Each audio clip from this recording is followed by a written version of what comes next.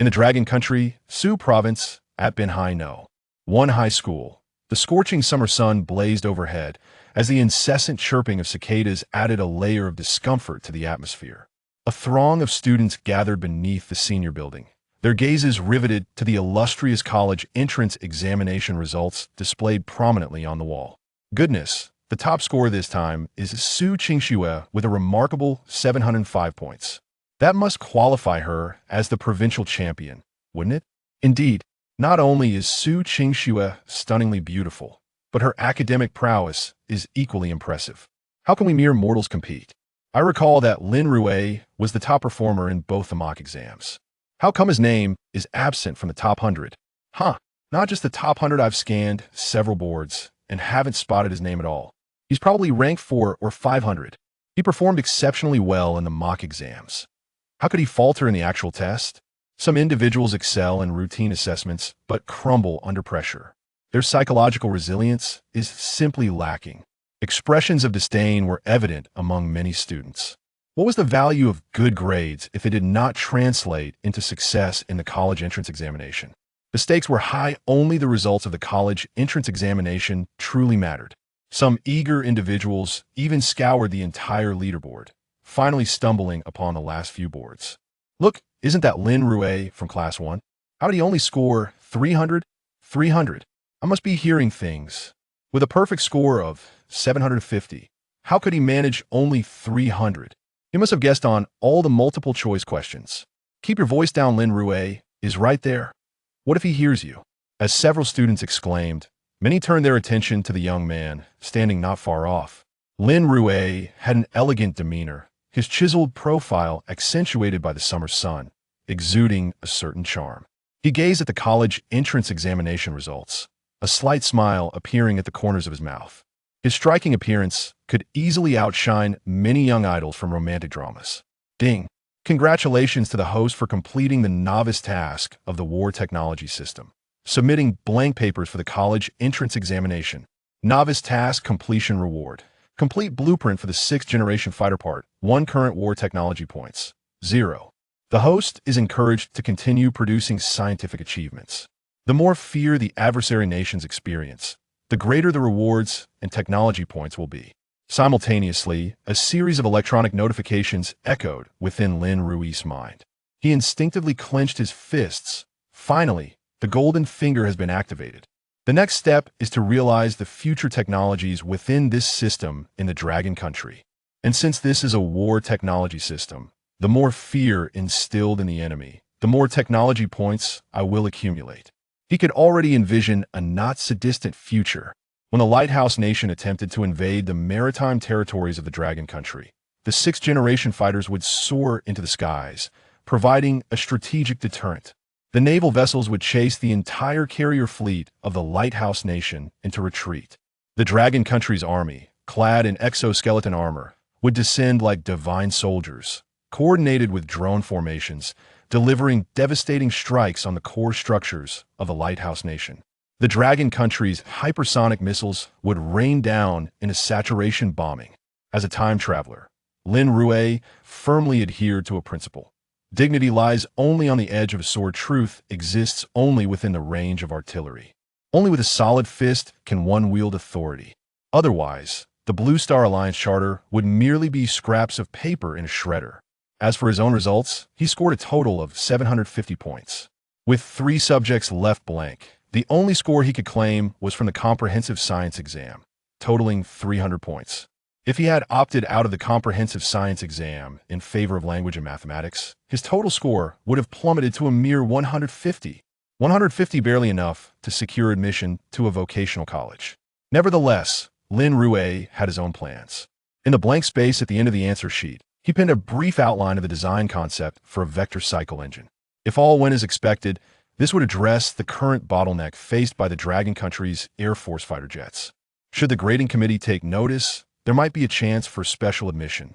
While Lin Rui contemplated, a melodious voice, akin to a lark, chimed beside him. Lin Rui, I can't fathom why you didn't perform well. However, I advise you to consider repeating a year and fighting again next year. Lin Rui glanced up to see Su Qingxue standing nearby. She was approximately 168 centimeters tall, her delicate oval face framed by sparkling eyes and ruby-red lips, complemented by a dazzling smile that revealed charming dimples. Her long, flowing hair was casually tied into a high ponytail, adorned with a pristine white school uniform, accentuating her graceful figure. Her long, slender legs slipped into white flats, exuding the vibrant energy of youth. It was indeed rare for someone to wear a school uniform with such elegance, and Su Qingxue was undoubtedly the school's belle. Repeat a year? Lin Rui murmured, then looked up at Su Qingxue. Are you suggesting I become your junior next year? That seems delightful, little junior. Su Qingxue smiled, her dimples deepening, captivating many classmates around them. Such a waste of time. Lin Rui shook his head. Indeed, it would be a waste. Now that he had activated the war technology system, attending one of the top universities in the Dragon Country, like Qingbei, would merely squander his time. After all, most professors there were still tethered to the current technological standards of the world. In fact, his system had deemed the prevailing technology as nothing short of rubbish. The entire Blue Star's cosmic civilization was merely at a level of 0.7. This was precisely why Lin Rui chose to tackle the comprehensive science exam. 300 points would at least secure him a place in a vocational college. In the Dragon Country, vocational colleges leaned towards practical education. Regardless of the teaching standards, an ordinary vocational college would still possess a standard laboratory. With access to a laboratory, Lin Rui could create various small inventions, achieving the effects of war technology. Naturally, Lin Rui aspired to enter a prestigious institution like the National Defense Science and Technology University, where experimental facilities were more abundant and funding was more substantial. If the grading teachers were perceptive enough to notice his brief outline on the vector cycle engine, it would be much more convenient. If they failed to comprehend, he had a backup plan. Having just completed the exam, he had already sent emails to the professors of the National Defense Science and Technology University. He hoped they would take notice upon hearing Lin Rui's dismissive words about wasting time. Su Qingxue frowned slightly and pouted. Lin Rui, what a waste of time. If you resign yourself to despair, that would truly be a waste. Unbeknownst to her, this statement resonated with a hint of disappointment among their classmates. Is that so? Well, I shall contemplate it carefully. Lin Rui paused, as if struck by an idea, then added, however, I refuse to be your junior. With that, he took his leave, leaving only his silhouette behind. Chapter 2. The 30 equations. A significant number of onlookers had naturally overheard the conversation. Isn't Lin Rui supposed to be a junior? It seems he won't be repeating the year. He certainly won't. It would be quite embarrassing for someone who was once the top student to be in the same class as the juniors. In a few days, we will know for sure where Lin Rui will end up once the admissions are finalized. If he isn't a junior, then what will he become? Perhaps a tyrant? What a ridiculous notion. How dare you malign the goddess? Haven't you heard the saying? As a child, I believed princesses resided in castles, but as I grew older, I realized they were in private rooms. Are you looking for trouble? However, I have heard that Su Qingxue and Lin Rui share a unique relationship. And now it seems as though the campus belle is pursuing him. Pursuing him? What nonsense. Why would the campus belle pursue Lin Rui? Is it merely because he was the top of the class or because of his handsome appearance? Strangely enough, upon hearing these words, the crowd regarded him with looks of incredulity. In Su Province, the college entrance examination grading committee convened. After the completion of grading for the provincial examinations, all papers were to be drawn for analysis, assessing the difficulty of this year's questions and gauging the students' mastery of the material, followed by the public announcement of the difficulty coefficients. This is also a method to evaluate the quality of the examination papers. In the office of the Comprehensive Science Grading Committee, the final physics problem this year was indeed exceedingly challenging, focusing on aerodynamics. Although the core formula was provided, the scoring weight was still insufficient. It was said that this physics exam was crafted by Master Su, an expert in the field of aviation, and there were orders from above that this examination should select students with a certain level of talent in foundational subjects.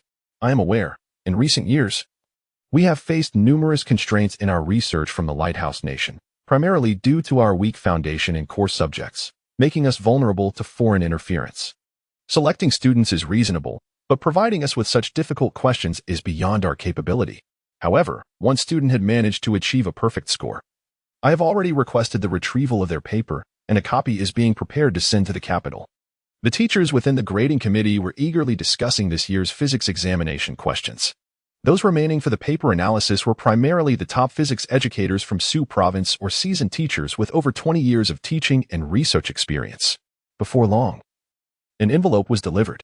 Upon opening it, a comprehensive science answer sheet was revealed.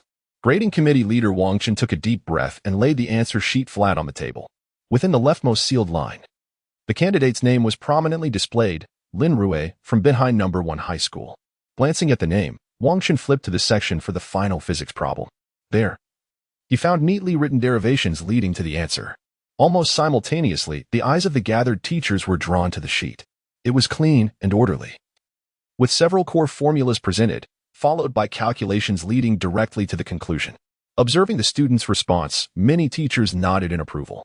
The total score for this candidate appeared to also be perfect. This student is quite fortunate. He must have a keen interest in aerospace, as it would be impossible to derive this differential dynamics equation solely from the background information provided in the question. Indeed, this differential dynamics equation incorporated delay functions, something I had also derived during my doctoral studies at Beihang University, but I had never seen it applied so adeptly before. This student must be the child of a professor from a certain aerospace university in Su Province. Otherwise, such a solid foundation would be implausible. Yet, for a high school student to achieve this level of understanding is indeed deserving of the title genius. With a perfect score in comprehensive science, his performance in other subjects is likely outstanding as well. Even if he is not the top scorer, he can certainly gain admission to a prestigious 985 university. With a promising future ahead? Wait, look at the back of the answer sheet. It seems he has written something. As the teachers circulated the answer sheet, one teacher happened to notice the backside. It was densely filled with text. This area is typically reserved for the final question. Upon hearing this, another teacher promptly flipped the answer sheet over.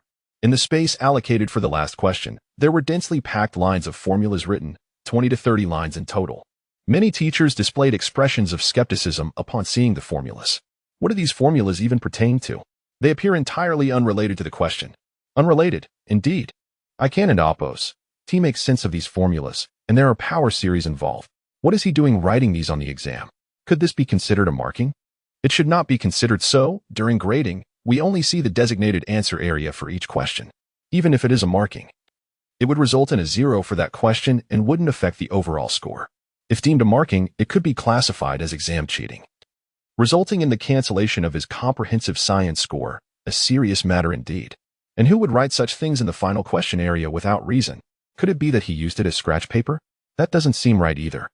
These formulas are beyond comprehension and even employ calculus methods that are certainly not part of high school curriculum. Many teachers shook their heads, believing that Lin Rui was simply scribbling random formulas. Within the 30 lines of equations, there were power series and mathematical analyses. Such content is not only beyond the grasp of a high school student, but would likely perplex even a doctoral student in mathematics, let alone these physics teachers with engineering backgrounds. Hold on. Just as the crowd was shaking their heads in disapproval, a doctoral graduate from Beihang suddenly exclaimed, "Xiaoli, what is it? No need for theatrics." Grading committee leader Wang Chen reprimanded, "We are seasoned educators. Let's not overreact." Leader Wang, these few lines of formulas seem to pertain to the stability criteria of aircraft, utilizing Lyapunov's stability theorem, Xiaoli exclaimed as he scrutinized the formulas, spouting numerous technical terms. "Xiaoli, there is no need to show off. This is a physics examination, and anything unrelated to the examination content is irrelevant." Wang Chen chastised him. Surrounded by so many exceptional educators, how could a young newcomer presume to outshine them? No, Leader Wang, I did not mean to boast. It appears that these formulas are an extension of the previous final problem, and from my understanding, they seem to derive the stability criteria for vector engine rotation in aircraft. Indeed, it cannot be mistaken. My advisor developed the vector engine technology, and I have seen the original formulas countless times. Yet I have never encountered such a clear analytical algorithm. Leader Wang, I am not exaggerating. If this is indeed authentic, it could potentially lead to a significant breakthrough in the vector engine technology barrier that has plagued the world for over a decade. Chapter 3. 15 years have passed. Could it be that these algorithms are indeed authentic? After all, a substantial breakthrough in the long-standing conundrums that have plagued the world for over a decade could emerge from this brief 30-line formula? The author is merely a high school student? A high school student resolving a dilemma that has troubled the globe for more than a decade. This is not merely a conjecture in mathematics, such as the P versus epi problem, but a tangible engineering issue concerning vector engines. Is this even feasible? Absolutely not. Listening to Teacher Li's words, Wang Chun furrowed his brow, pondering for a moment before responding gravely. Teacher Li, are you certain you are not jesting? A high school student tackling vector engine technology that has perplexed the world for over 10 years? It is essential to recognize that engineering is predicated on experimental foundations. It cannot merely be deduced through pen and paper. Is your conclusion not rather hasty? Wang Chen's remarks elicited nods of agreement from several physics teachers present. The evolution of technology is inherently a protracted process.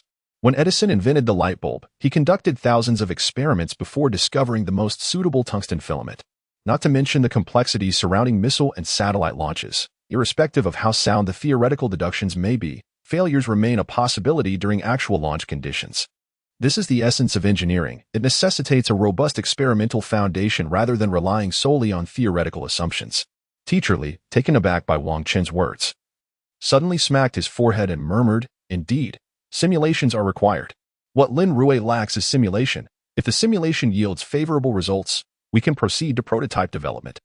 At this juncture, Teacher Li abruptly turned to Wang Chen. Group Leader Wang, you agree that these 30 lines of formulas do not pertain to examination content, correct? Wang Chen, somewhat perplexed, nodded in affirmation. Indeed, that is our collective consensus. Then, since it does not fall under the purview of the examination content, it implies it is not subject to the confidentiality regulations of the college entrance examination? Teacher Li gazed earnestly at Wang Chun. Theoretically, that is correct. Wang Chun responded earnestly. The confidentiality of the college entrance examination is lifted once it is administered. Each year, the top-scoring essays can also be published after a period of time. That's splendid. I shall transcribe a copy, as it should not constitute a violation. Teacher Li said nothing further and swiftly retrieved paper and pen, meticulously transcribing the entire formula. After completing the transcription, he carefully verified it.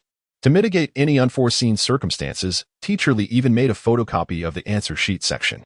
Once everything was in order, Teacher Li looked at Wang Chen and declared, "Group Leader, I must make a trip to Yanjing to report this research achievement to my mentor and conduct engineering validation. I may be unable to attend the upcoming review meeting, and if there are any responsibilities or losses, I am willing to bear them all." Wang Chen was momentarily taken aback by Teacher Li's statement.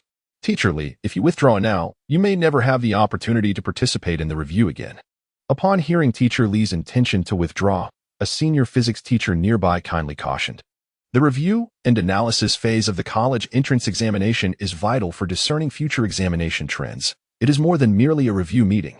Participation in this meeting is also a threshold for potentially Beck Chapter 4, the scientific achievements of Lin Rui in the Dragon Kingdom, at the Academy of Sciences. It was already past 10 in the evening. The entire office building and laboratory remained brightly illuminated. Through the windows below, one could observe figures bustling about, many individuals engrossed in their work. Li Zheng found himself pausing momentarily.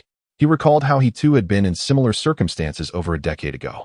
The words of Professor Su echoed in his mind. Science is an unvoiced battlefield. Should we exhibit even the slightest negligence, we shall forever fail to attain technological breakthroughs. After a brief pause, he turned his gaze towards Professor Su's office window, still aglow with light. Without hesitation, he strode into the slightly aged office building. Ascending to the 5th floor, he turned left, reaching the 3rd room. Having traversed this path countless times before, it felt as though he was stepping into a different era. He glanced at the nameplate on the office door, Academician Su Xinghua.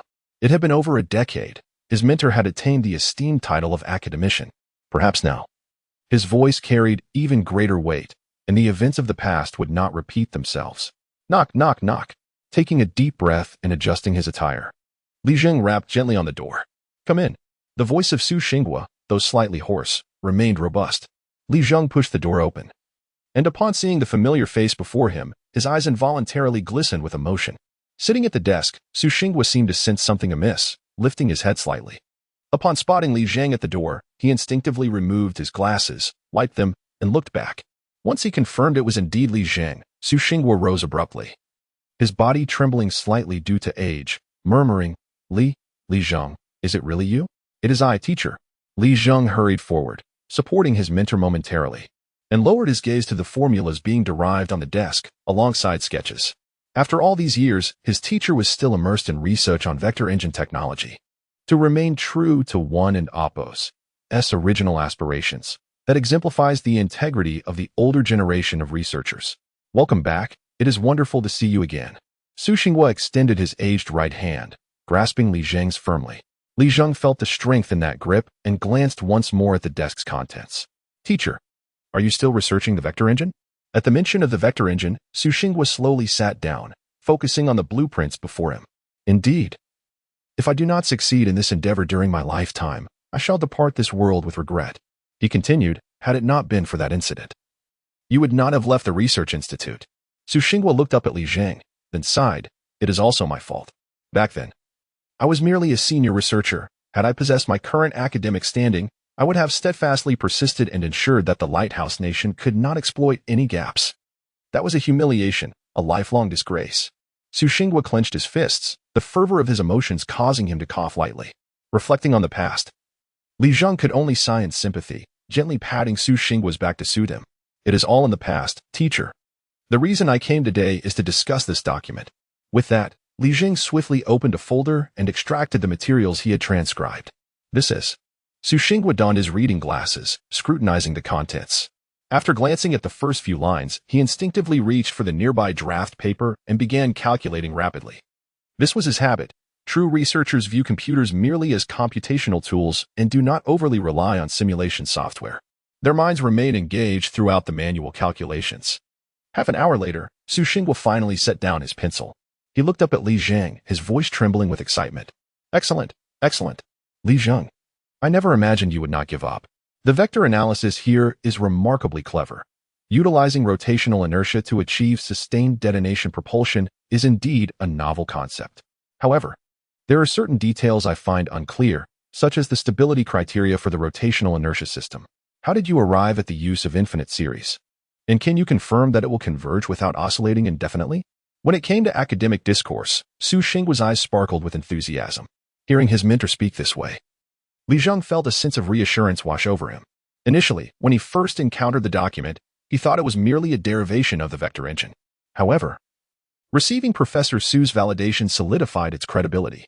Su's stature, having immersed himself in vector engine research for over 30 years, and having nurtured students who became chief designers of the nation's J-series fighter jets, lent immense weight to his endorsement.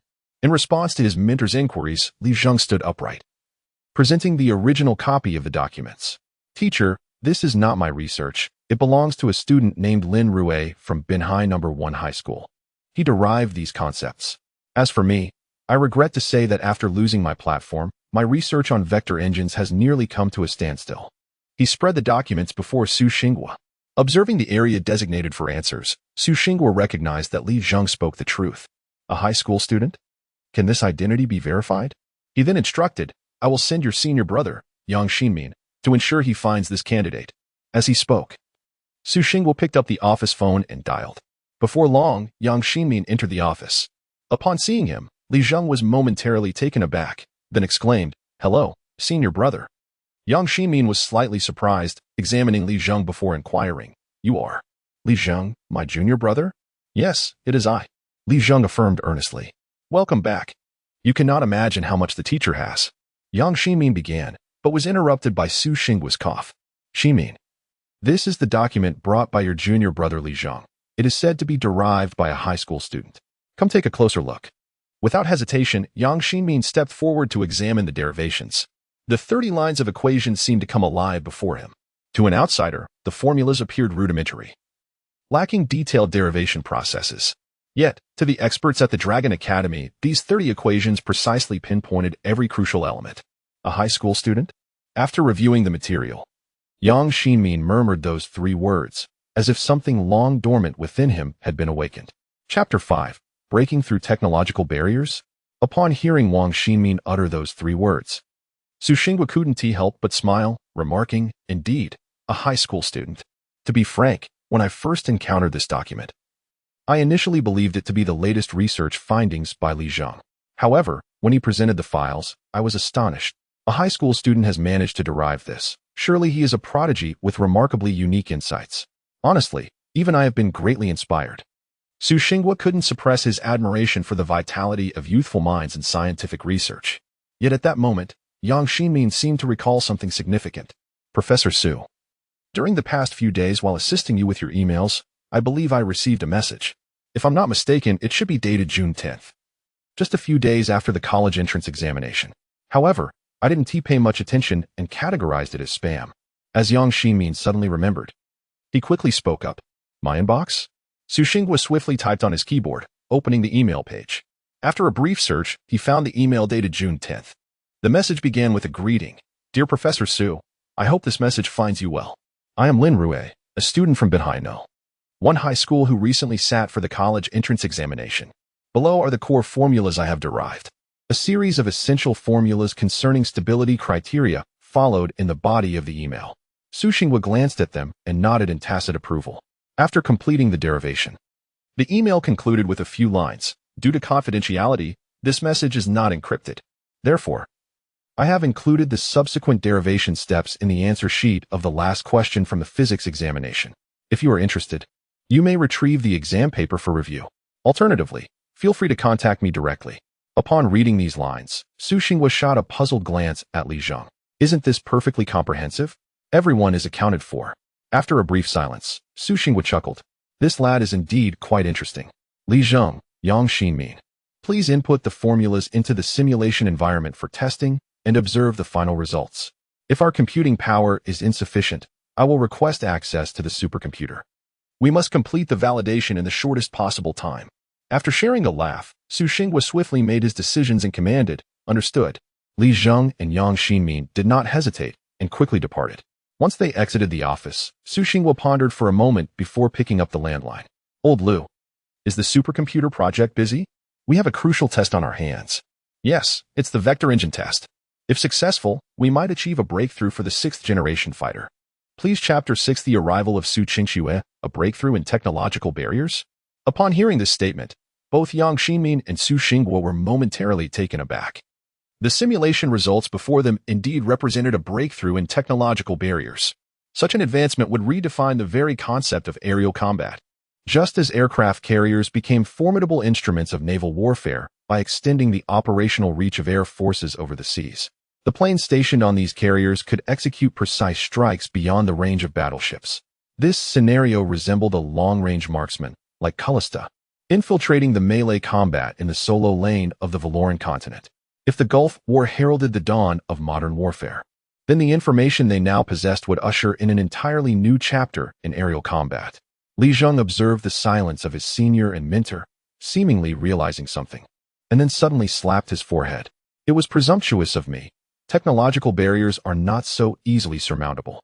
However, Teacher Lin Rui is undoubtedly a prodigious talent. We cannot let him slip away. While there are indeed numerous researchers in Longguo, the emergence of pioneers like Qian Lao and Oppenheimer is a rarity, as you well know, occurring perhaps once in several decades. Li Zheng spoke with palpable excitement.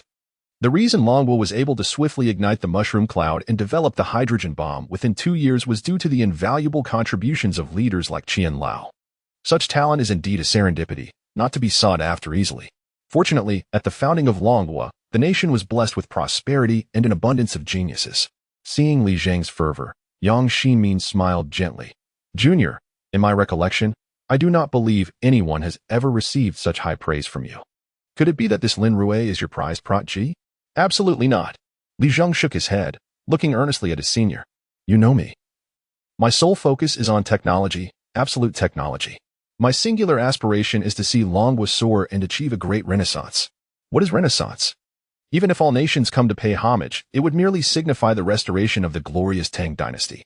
My vision of revival is for Longguo to stand unyielding among the nations of the world, free from humiliation and oppression. For years, we have been constrained by technological limitations.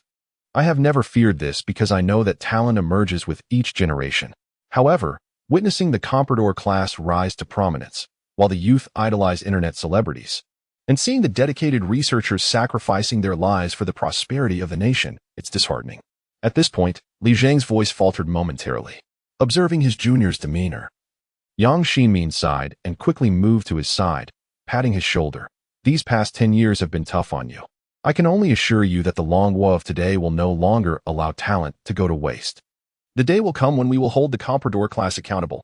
With a slight furrow in his brow, Yang Ximin picked up the desk phone and swiftly dialed a number. Hello, is this the Longguo Security Bureau? I have an individual's information that requires your investigation. His name is Lin Rui, a candidate from Binhai City this year. Meanwhile, in Binhai City, Lin Rui's parents sat at home, their faces etched with deep concern as they regarded the closed bedroom door. Since learning that their son had scored only 300 points in the college entrance examination, Lin Rui had completely isolated himself within his room. His father, Lin Jun, quietly peeked through the door, noticing his son at the desk, seemingly lost in calculations, which only heightened his anxiety. The couple decided to take leave from work to stay home with their child, fearing that Lin Rui might take drastic measures. Old Lin, what do you think is troubling Xiao Rui? His grades have always been good, but his performance in the exam. Lin Jun sat on the sofa, puffing on a cigarette, his face filled with confusion.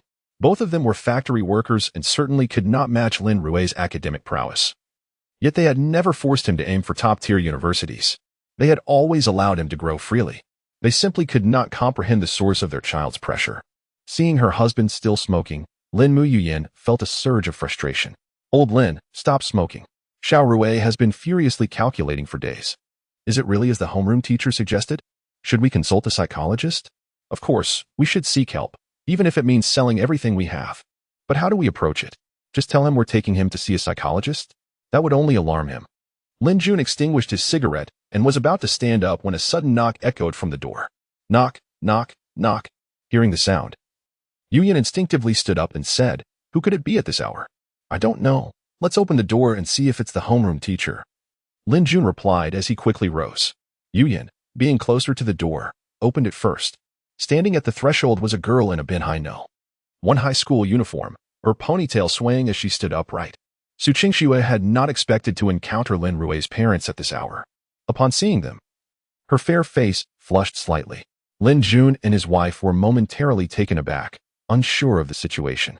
Just as they were about to greet her, Su Qingxue spoke first. "Auntie, uncle, I am Lin Rui's classmate. I came." Su Qingxue's voice trembled slightly, transforming her naturally melodious tone into something sharp. Upon hearing that she was their son's classmate, Lin Jun and his wife hurriedly welcomed her inside. "Come in, please. Old Lin, go get some fruit," Yiyan urged, opening the door wider to welcome Su Qingxue and prompting her husband to fetch some snacks.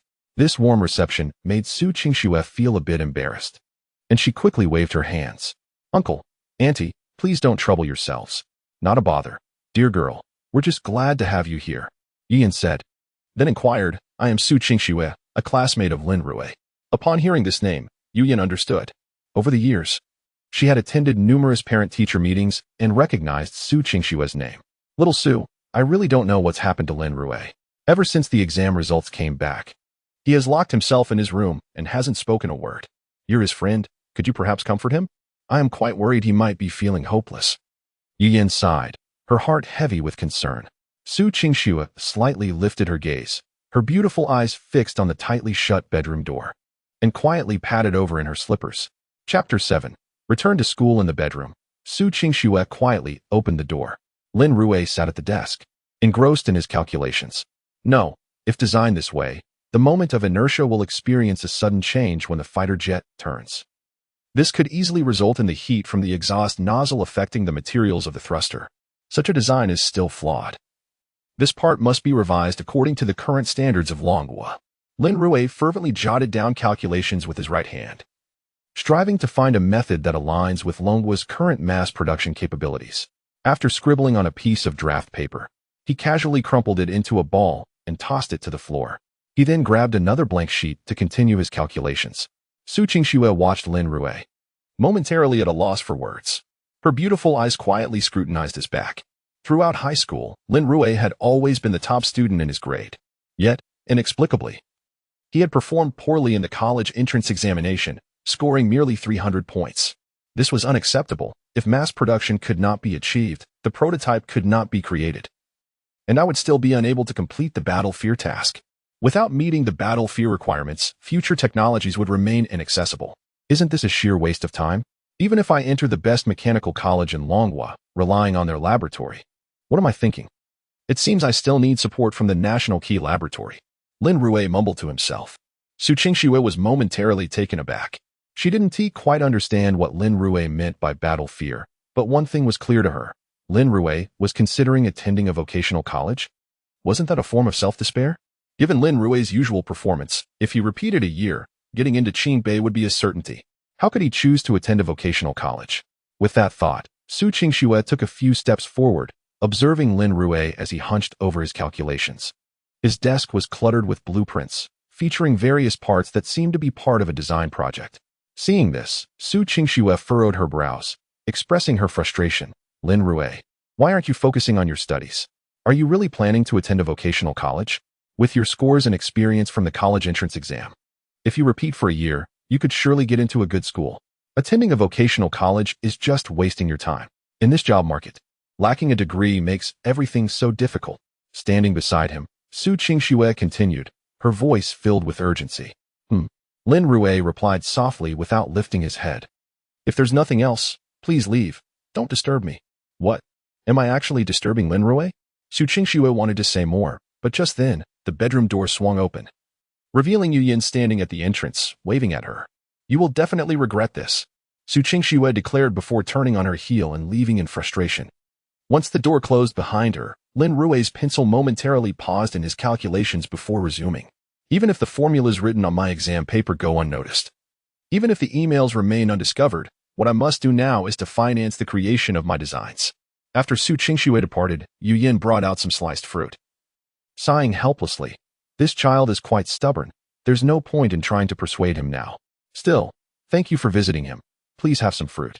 Su Qingxue took a piece of fruit, thanked her, and seemed to recall something. Auntie, in a few days, I will go to school to collect my graduation certificate. I'll talk to the homeroom teacher then and see if we can persuade Lin Rui. He absolutely cannot go to a vocational college. I think he was just too nervous for this college entrance exam. Having experienced it once, he should be fine next time. I know Lin Rui's capabilities. Even if he underperformed, he can at least get into a 211 university. Su Qingxue's persuasion caught Yu Yan's attention. This girl seemed genuinely concerned about Lin Rui. However, after a fleeting thought, Yu Yan remained polite. That would be a great help. Su Qingxue opened her backpack and took out her organized notes, placing them on the nearby table. Auntie, these are the key points I've compiled. Lin Rui can take a look if he needs. All right. Yu Yan nodded, seeing Su Qingxue off. After closing the door, Yu Yan exchanged glances with Lin Jun. After a moment of silence, Yu Yan finally spoke. Old Lin. This girl is quite remarkable. A week later, the day arrived for students to return to school and collect their graduation certificates. During that week, Lin Jun and Yu Yan moved their sleeping arrangements to the living room, fearing they might miss any unexpected developments with their son. With a soft click, Lin Rui opened his bedroom door, fully dressed in his school uniform. Regardless of the circumstances, he needed to collect his graduation certificate.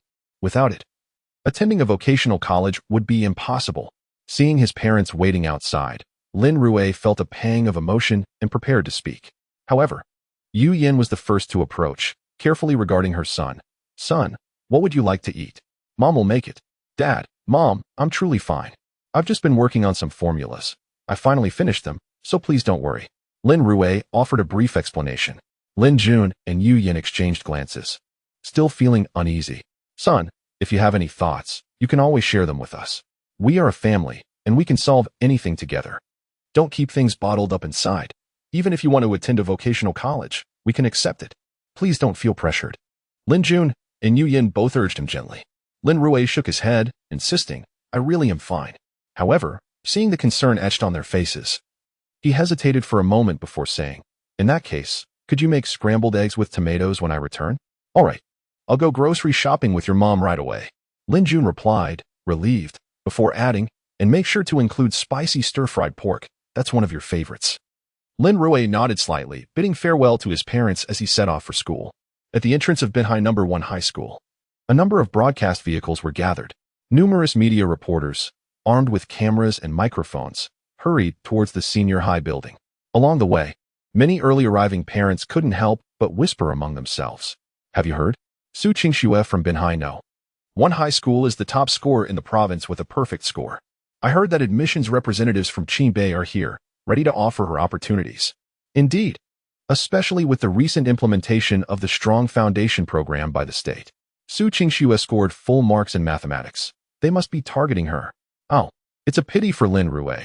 I heard he used to be quite exceptional, but who knows what happened this time during the college entrance exam.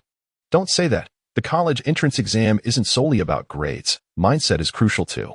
If someone can't maintain composure during significant events, what future can they expect? That's true. Grades aren't the only determining factor. Lin Rui's mindset isn't stable. Even if he got into Qingbei, it wouldn't matter. The murmurs around him quickened Lin Rui's pace. Chapter 8. The quarrel. Upon entering the campus, Lin Rui navigated his way to the classroom with ease. A number of classmates had already gathered there. Upon noticing Lin Rui's presence, they instinctively averted their gazes. Unperturbed by their stares, Lin Rui settled into his seat, casting a sidelong glance out of the window. The scenery outside remained unchanged. From this vantage point, he could clearly see the entrance of the school. Before long, a procession of black sedans rushed in, trailed by eager reporters. These individuals were likely representatives from the admissions offices of prestigious universities. Lin Rui scanned the scene, but saw no military license plates. He then lowered his head to check his email on his phone, finding no responses. Had he indeed failed? The formula he crafted had been simplified to its utmost extent. It appeared they still could not comprehend it, or perhaps they simply did not deem it worthy of attention. If that were the case, did he have only one path left? To develop a prototype? However, the cost of such an endeavor. Lin Rui's brow furrowed slightly. Yet, his troubled expression did not escape the notice of his peers. Lin Rui had previously been the top student in their class year after year. Now, witnessing Su Qingxue being fervently pursued, he felt destined to attend a vocational college. If it were me, I would surely be too embarrassed to sit in class. Isn't that obvious? Su Qingxue was bound to be a future prodigy. I heard rumors that they seemed to. Enough said. Didn't you see the look in class leader Lu Jian's eyes? He looked ready to erupt. I almost forgot. I think Lu Jian had a crush on Su Qingxue, but the answer was that Su Qingxue only liked the top student. Yet, the top student would always be Lin Rui. Do you think Lin Rui did this on purpose? Once monopolizing the top rank, acting as a shield for Su Qingxue, only to falter in the college entrance examination. Divine intervention, I dare you to maintain your top rank consistently. As the classmates exchanged whispers, the principal's office was abuzz with activity. At the elongated conference table, the principal and vice principal occupied the main seats, facing an assembly of admissions officers. Each instructor had a school nameplate before them. Representatives from all C9 universities in the Dragon Country had gathered. This could be regarded as the largest assembly since the establishment of Beihai No. 1 High School. Principal Wang could not help but sweat profusely. He turned to the vice principal and spoke in a hushed tone. Su Qingxue scored 705 points, ranking first in the province. But is it truly necessary for so many schools to be here? The vice principal, also wiping his brow, replied quietly, such a spectacle I have never witnessed before. But who cares? The fact that these admissions officers are here to compete for students is indeed a tremendous opportunity for our school. Principal Wang mumbled a few pleasantries before cheerfully welcoming the attendees. It is indeed an honor to have you all at Beihai No. 1 High School. Once the formalities concluded, the admissions officers exchanged knowing smiles. Then, the representative from Shuimu University, seated at the head of the table, slowly rose. Principal Wang. Allow me to introduce myself. I am Su Zheng, a second-level professor and the director of the National Key Mechanical Laboratory. Su Zheng extended his right hand, shaking hands with Principal Wang. A second-level professor? Principal Wang involuntarily shuddered. In the hierarchy of senior professors in the Dragon Country, there are 4 levels, with first-level professors being akin to academicians. A second-level professor is second only to an academician. While this may not be particularly noteworthy at a prestigious institution like Shuimu University, such a title is rare in provinces with few esteemed universities. A second-level professor could not possibly be an admissions officer. Suddenly, Principal Wang's expression shifted as a realization dawned upon him. In fact, my visit here was twofold. Firstly, to demonstrate Shuimu University's significant interest, and secondly, as the head of the National Key Mechanical Transmission Laboratory, I sincerely hope he will consider applying to our program. As Su Zheng spoke, a faint smile graced his lips. But he was abruptly interrupted by a clear, cold voice from beside him. Professor Su, your statement is fundamentally flawed. It is common knowledge that Shuimu University excels in engineering. Yet Yanjing University is renowned for its strengths in the humanities and sciences. While we may concede in engineering, We surpass you significantly in the sciences. Moreover, considering the current national trend, whether in the strong foundation program or various technological initiatives, it is evident that the country is in dire need of scientific talent. Therefore, it would be prudent for us at Yenjing University to nurture such exceptional students, as theoretical breakthroughs are essential for practical applications, which hold immense significance for the nation. Professor Li Ming of Yenjing University stood up assertively, directly countering Su Zheng. Xuemu University and Yenjing University, these are the two premier institutions in the Dragon Country. With the two titans voicing their opinions, many leaders from surrounding schools bowed their heads in silence.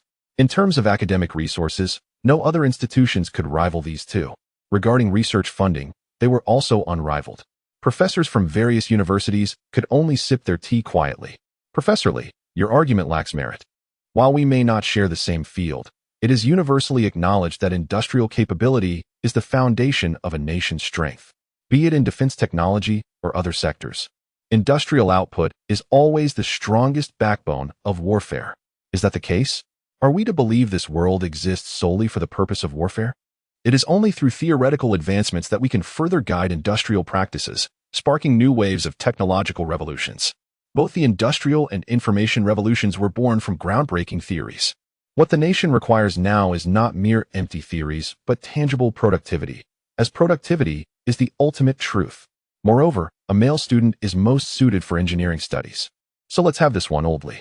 Next time, if you wish for a top science student, I shall not stand in your way.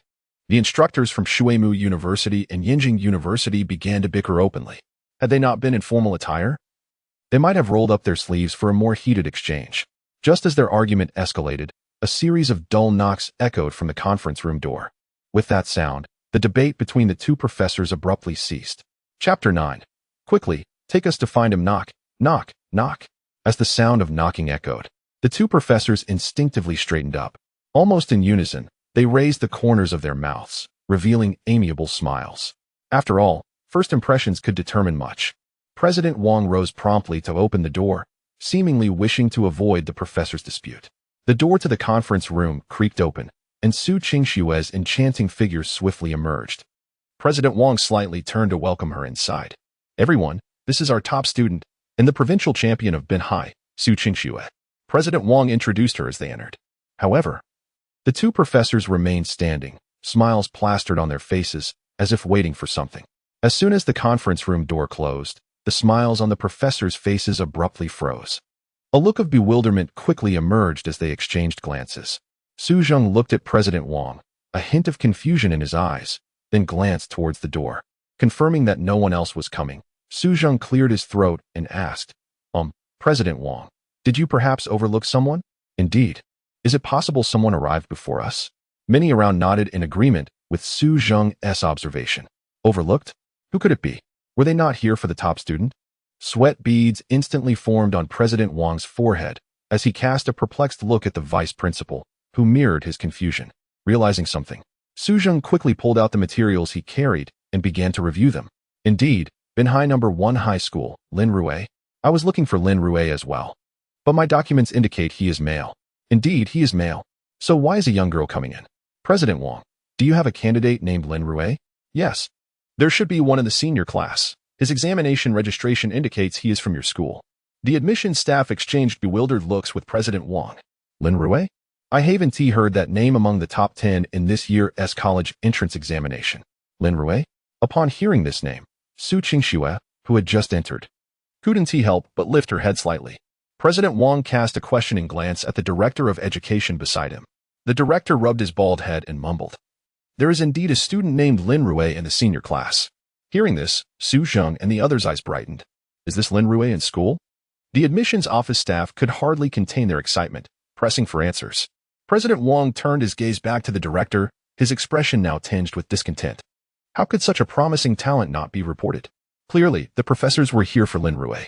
The fact that such a student was being hidden away made President Wang appear indifferent to the student's welfare. Feeling the escalating tension in the room, the director nervously rubbed his head, sweat pooling on his brow. President, this Lin Rui only scored 300 on the college entrance examination. Upon hearing this, President Wang visibly relaxed. 300? That was merely the threshold for junior colleges.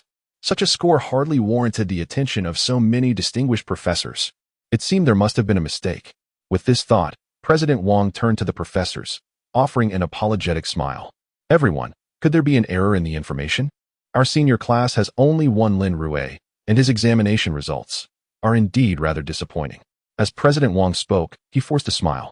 However, at that moment, Su Qingxue interjected, her brows furrowed. President Wang, esteemed teachers, Lin Rui scored first in both the mock exams, especially in the one closest to the difficulty of the college entrance exam, achieving a total score of 730. I don't know what happened this time. He only scored 300, but I believe he is an even more exceptional talent than I. Su Qingxue spoke with unwavering conviction. Yet, her words elicited nothing but slight shakes of the head from President Wang and the others. In their eyes, past achievements mattered little. The college entrance examination was the true test that determined one's future, even if one had scored full marks for 3 consecutive years. A score of 300 on the college entrance exam remained just that. Such a score would only lower the school's acceptance rate and average scores. The admissions staff buried their heads in their materials, leaning back in their chairs, engrossed in their phones. Their silence implied agreement with President Wang's assessment. Adults sometimes need not articulate matters explicitly. Observing the situation, especially with the row of individuals engrossed in their phones, an awkward atmosphere settled in. The director of education, rubbing his bald head, seemed to recall something and spoke. Esteemed teachers, Su Qingxue is the top science student in the entire Beihai city. Should you not consider? Su Zheng glanced over, his expression impassive. Student Su is indeed talented. The admissions office will contact you in due time. Rest assured. The scholarships from Shuemu University have clear stipulations. We will certainly not overlook talent. Su Zheng's response was decidedly formal, leaving the director at a loss for words. President Wang exchanged glances with the vice principal, who promptly understood the cue. Everyone, it's getting late. How about we have a meal nearby? These individuals were prominent figures in academia. One never knew when they might enter the Ministry of Education or other administrative departments. It was essential to maintain these relationships. Su Zheng remained silent, his gaze fixed on his phone screen. Professor Li Ming from Yenjing University offered a polite response. Let us not rush. We are verifying with the admissions office. Once confirmed, we can eat.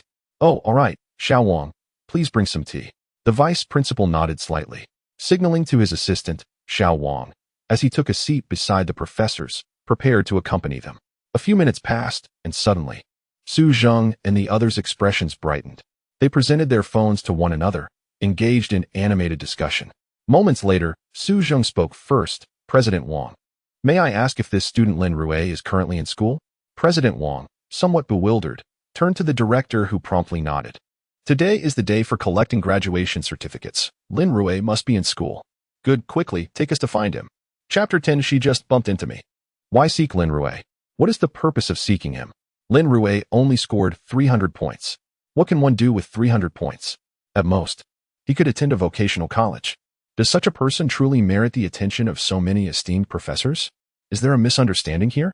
As this thought crossed his mind, the head of the teaching department discreetly glanced at the principal. If so many admissions office staff were here to find the wrong person, it would certainly become a laughingstock. Not to mention, there were numerous media reporters outside eagerly waiting to learn which school the provincial top scholar, Su Qingxue, had chosen to attend. Did these admissions officers really plan to rush out without a second thought? Realizing this, the head of the teaching department quickly stepped forward to block the door. Ladies and gentlemen, are you truly here to find Lin Rui, who only scored 300 points? Observing the slightly flustered Su Zheng and others, he rubbed his shining bald head. Do you know why he only scored 300 points? Su Zheng, looking at the head of the teaching department, chose not to respond to his question, but instead retorted, why is it only 300 points? Does this even require an answer? Lin Rui obtained that score himself. The head of the teaching department momentarily found himself at a loss for words, while Su Zheng continued, because the science comprehensive test only scores 300 points. The science comprehensive test only scores 300 points? This was common knowledge, wasn't it? Why bring it up now? The head of the teaching department's face displayed a look of utter confusion. This makes no sense. What is happening? Did the professors at Shuemu University not know that the science comprehensive exam only totals 300 points? Suddenly, Principal Wang recalled something and looked up at Su Zheng. Professor Su, are you suggesting that Lin Rui only took the science comprehensive exam? Thus, his score is merely 300 points? Wang's words instantly awakened the head of the teaching department from his stupor. He gazed incredulously at Su Zheng. Not only that, but even Su Qingxue could not help but widen her cherry-red lips in surprise. So that's it. Lin Rui only took the science comprehensive exam. Hence, his full score was only 300 points. In other words, every answer he provided was perfect. Su Zheng and the admissions officers nodded slightly, seemingly agreeing with Principal Wang's assertion. Witnessing this scene, everyone present was left speechless. This was absurd. The college entrance examination is such a significant event. How could one only take the science comprehensive exam? Principal Wang couldn't help but recall what Su Qingxue had just said. Lin Rui had consistently ranked first in his grade. At times, he even surpassed Su Qingxue. Now, Su Qingxue's full score was 705 points. If Lin Rui had taken all the exams, his score might have been even higher. If that were the case, the provincial top scholar this year should have been Lin Rui. Absolutely not Su Qingxue. But what is Lin Rui doing? Why would he choose to take only one subject in such an important examination? Was he attempting to create some form of sensational news? Recently, it had indeed been reported that some school administrators had pressured students, ultimately facing resistance. As this thought crossed Principal Wang's mind, he couldn't help but feel a jolt of concern. If that were true, then Binhai No. 1 High School would surely make headlines. He swallowed hard, looking at Su Zheng and the others, and quickly said, "In that case, I shall invite Lin Rui here." No, we should go find him instead. This is the respect such talent deserves. Su Zheng hastily waved his hand, preparing to step outside. At that moment, the vice principal, standing nearby, quickly reacted and said, "Everyone, there are still many media reporters outside. If we all rush out together, it will be difficult to explain later." Su Zheng and the others halted their steps. He was right. If so many people went out, it would indeed be challenging to clarify. Very well. Let us wait here for him. Su Zheng did not press further and returned to his seat. With the situation now stabilized, Su Qingxue swiftly exited the conference room and dashed towards her classroom. This Lin Rui, only taking the science comprehensive exam, hadn't he even informed her? How utterly mischievous. Upon reaching the classroom, Lu Jian was boasting animatedly. Out of the corner of his eye, he caught sight of Su Qingxue running in, breathless. "Qingxue, why are you in such a hurry? Do you need?" Lu Jian said, pulling out a pack of tissues from his pocket, attempting to appear suave as he offered them to Su Qingxue. Su Qingxue took a breath, her gaze fixed on Lin Rui by the window, and called out, "Lin Rui, come out with me." Lin Rui? Su Qingxue is actually looking for Lin Rui? Hearing his name called, Lin Rui turned slightly to glance at Su Qingxue at the door. "Qingxue, why are you looking for that useless Lin Rui? Don't be in such a rush. Wipe your sweat." Seeing Su Qingxue completely ignore him, Lu Jian leaned in closer and pulled out a tissue. "Sorry, I'm busy." Su Qingxue seemed to have just noticed Lu Jian, frowning slightly with impatience on her face. "Busy?" Lu Jian felt a jolt at her words. His mind raced as he pondered how to steer the conversation back. Just then, Su Qingxue extended her delicate arm and gestured aside. "Step aside, I need to find Lin Rui urgently."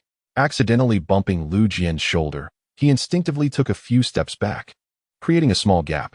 Su Qingxue quickly passed by him and reached Lin Rui's side, grabbing him. "Hurry up, the admissions office staff are waiting." Lin Rui paused, as if contemplating something, and then hurriedly stood up. The admissions office staff were looking for him? Could it be that his email had finally taken effect? Just as Lin Rui was lost in thought, Su Qingxue firmly pulled him and rushed out of the classroom. The handsome boy and beautiful girl sprinted out under the watchful eyes of their classmates. Only Lu Jian remained, staring at his arm with a smile on his face. After a moment, Lu Jian turned to his sidekick and pointed to his shoulder. "Did you see that? Su Qingxue just tapped my shoulder." "I didn't see it." The sidekick looked at Lu Jian in confusion and then shifted his gaze towards the door. "I think I just saw Su Qingxue pull Lin Rui out." The sidekick stammered. Lu Jian nodded repeatedly and then grinned. "Yeah, she bumped into me just now." Many classmates couldn't help but shake their heads at the class leader's words, looking at him as if he were a fool. Chapter 11. We are here for special recruitment in the principal's office. Numerous experts from the admissions office gathered, quietly awaiting proceedings. The door swung open, and Su Qingxue entered briskly alongside Lin Rui. Upon Lin Rui's arrival, the gazes of Su Zheng and others immediately fixated upon him. Lin Rui? Su Zheng was the first to approach Lin Rui, extending his right hand. "I am Su Zheng, a professor at Shuimu University's School of Mechanical Engineering. Pleased to meet you." Lin Rui nodded slightly, engaging in a courteous handshake. Given your remarkable talents in the sciences, Shuemu University is prepared to offer you a special recruitment plan, granting you admission into our mechanical engineering department, along with a full scholarship. Su Zheng continued. Furthermore, I have several promising projects at hand. Should you express interest, you are welcome to join us. Before he could finish, Li Ming, who was standing nearby, also rose. Lin Rui, I am aware of your outstanding academic performance. I believe that a nation's development relies not only on engineering, but equally on the advancement of fundamental sciences. Therefore, on behalf of Yinjing University, I extend a sincere invitation to cultivate you as a special student, investing resources in fundamental disciplines. You are likely aware that Yinjing University boasts a top-tier reputation in the sciences within the Dragon Kingdom, home to many distinguished mathematicians. Li Ming's earnest invitation was met with silent exchanges among the surrounding faculty, their expressions betraying a sense of helplessness. They felt utterly outmatched. However, Lin Rui scanned their faces without uttering a word. Su Zheng and Li Ming exchanged glances. Were their offers not enticing enough? A full scholarship. Such an opportunity was rare at Shuemu University. After a moment of silence, Lin Rui finally spoke. What is it that you see in me? The question left Su Zheng and the others momentarily stunned. What exactly had they noticed in Lin Rui? They were uncertain. Their information had only revealed that a prodigious student named Lin Rui had emerged during the college entrance examination, but they lacked any further details. Even Su Zheng, who had been dispatched from the graduate school for recruitment, was not well informed. Realizing the silence, Lin Rui understood these individuals were not the ones he sought. The 30 lines of formulas he had pinned on the exam paper had not captured their attention. What purpose would it serve to attend Shuemu University or Yinjing University? Without adequate recognition, even if admitted, he would face numerous constraints. Experiments could not be conducted at his discretion, and the oversight of mentors and other factors would always loom large. In that case, he might as well seek a vocational college. Most vocational colleges in the Dragon Kingdom focus primarily on engineering practice. If he could produce something noteworthy, the instructors at such institutions would likely offer their support. Observing their silence, Lin Rui shook his head with a hint of regret. I'm sorry, but I will not choose you. The refusal of both Shuemu and Yinjing Universities left Principal Wang and the others in shock, completely bewildered by Lin Rui's approach. Even Su Qingxue could not help but pout, wondering if Lin Rui genuinely intended to attend a vocational college. The other educators present, however, perked up at this unexpected turn. Yet, the two professors from Shuemu and Yinjing remained taciturn, hesitant to push their agendas further. Lin Rui, should you have any specific requests, feel free to voice them. Su Zheng, recovering from the shock of rejection, pressed on. I require an independent laboratory, accompanied by appropriate funding, and I expect to be solely responsible for all experiments conducted therein. Lin Rui stipulated firmly. The surrounding faculty were taken aback. An independent laboratory and accompanying funds? Such privileges were typically reserved for established professors or teams of experts and academicians. Furthermore, constructing an independent laboratory demands considerable financial investment. While the university might allocate funds, what could a high school student realistically achieve? Especially after Su Zheng had learned more about Lin Rui's background during his inquiries, it appeared Lin Rui had derived a remarkably significant theoretical concept. Yet he remained merely a high school student, far from actualizing it. Su Zheng's expression slightly shifted as he cleared his throat. Our resources at Shuemu University can accommodate that. But Lin Rui, I believe it is essential to take a gradual approach. Yes, you have just graduated high school. Your understanding of equipment is limited, and it would be prudent for a mentor to guide you. Li Ming from Yinjing University chimed in, echoing the sentiment. The other institutions fell into a profound silence, their funding insufficient to support the establishment of an independent laboratory. It was impossible for them to provide substantial financial backing for Lin Rui's experiments. Observing the situation, Principal Wang interjected, Lin Rui, you are still merely a high school graduate. Scientific research is a journey that requires patience. It cannot be rushed. I advise you not to overlook such a remarkable opportunity for special recruitment. Principal Wang understood the implications clearly. This was a special recruitment. Once the news spread, it would undoubtedly elevate the reputation of Binhai No. 1 High School. After all, it had been over a decade since Binhai No. 1 had successfully recruited any special candidates. Most students had gained admission through competition recommendations, which did not qualify as special recruitment. True special recruitment is reserved for those who have made outstanding contributions in specific areas. For instance, a candidate who once wrote an essay in Oracle-Bone script was accepted by Sichuan University.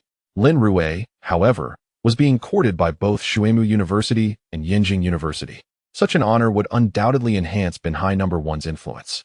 At that moment, as the crowd urged Lin Rui, the office door swung open once more.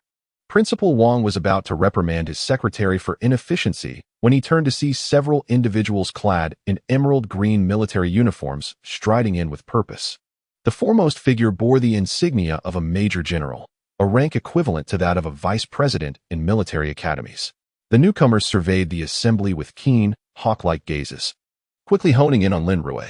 "You must be Lin Rui, correct?" The major general approached Lin Rui, extending his right hand with a polite introduction. "I am Yang Jianjun, the director of the admissions office at the National University of Defense Technology. It is a pleasure to meet you." Lin Rui regarded the major general with a composed demeanor, responding with a respectful greeting. Yang Jianjun smiled slightly, then continued, "Lin Rui, we have received your email. Upon preliminary verification, we find the content therein to possess significant research value. To be candid, I am here for special recruitment as well. Should you choose to apply to our institution, we can provide you with an independent laboratory and the necessary funding. If your research yields results that contribute to military capabilities, we will even offer corresponding monetary rewards.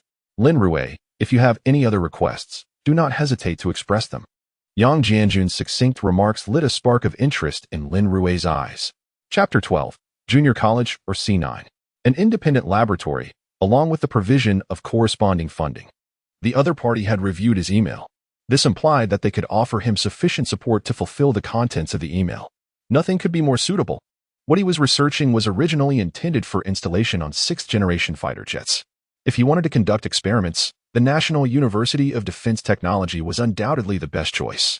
Lin Rui looked at Yang Jianjun before him, without any hesitation, stood up straight, raised his right hand, and saluted with precision. "I am willing to join the National University of Defense Technology." This simple declaration resonated with conviction. Observing the scene before him, Yang Jianjun was momentarily taken aback. He had expected Lin Rui to hesitate, but to his surprise, he agreed immediately, completely deviating from the expected script. Cough, cough. Yang Jianjun cleared his throat and regarded Lin Rui. "First, I must clarify a few points. The National University of Defense Technology is a military academy. Once you choose to apply here, it means you will join the military ranks. Compared to institutions like Tsinghua and Beida, your freedom will undoubtedly be quite restricted. Furthermore, we undergo military training annually, and there are certain standards for physical fitness. Have you considered these matters carefully?" Yang Jianjun gazed at Lin Rui, patiently awaiting his response. "Have you considered them carefully?" The corners of Lin Rui's mouth involuntarily curled upward. Such a smile caused Yang Jianjun to frown slightly, unsure of what Lin Rui intended to convey. "Colonel Yang, in our great nation, there is a saying, a good man is born to be a soldier. For me, while Shuidi University and Yinjing University are prominent domestically, most of their students study abroad. In such places, no matter how many benefits they offer, I would disdain them. As a citizen of our nation, I am not a warmonger. However, I am aware of one truth. Dignity resides only on the edge of the sword. And truth lies within the range of artillery.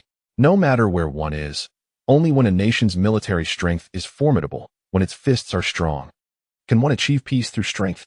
Lin Rui spoke these long-held sentiments with a grave tone. He knew very well that without absolute strength, even something like the Blue Star Alliance Charter was merely a piece of paper, utterly ineffective. A weak nation knows no diplomacy. Yang Jianjun, observing Lin Rui, could not help but stand up straighter. "Shali, present." A guard standing behind Yang Jianjun stepped forward and stood at attention. "Prepare a private room for me. Everyone else may proceed as per protocol. No one is permitted to leave the room without my orders." After delivering his concise command, the guard saluted and replied, "Yes." Upon hearing this, Principal Wang immediately stepped forward. "If you don't mind, you can use my office. It's just next door." "All right, thank you." Yang Jianjun had no more trivialities to discuss and signaled Principal Wang to lead the way. Principal Wang quickly escorted Yang Jianjun and Lin Rui to the adjacent office. After closing the door, Yang Jianjun exhaled in relief and gestured for Lin Rui to take a seat. "Comrade Lin Rui, we have received your email.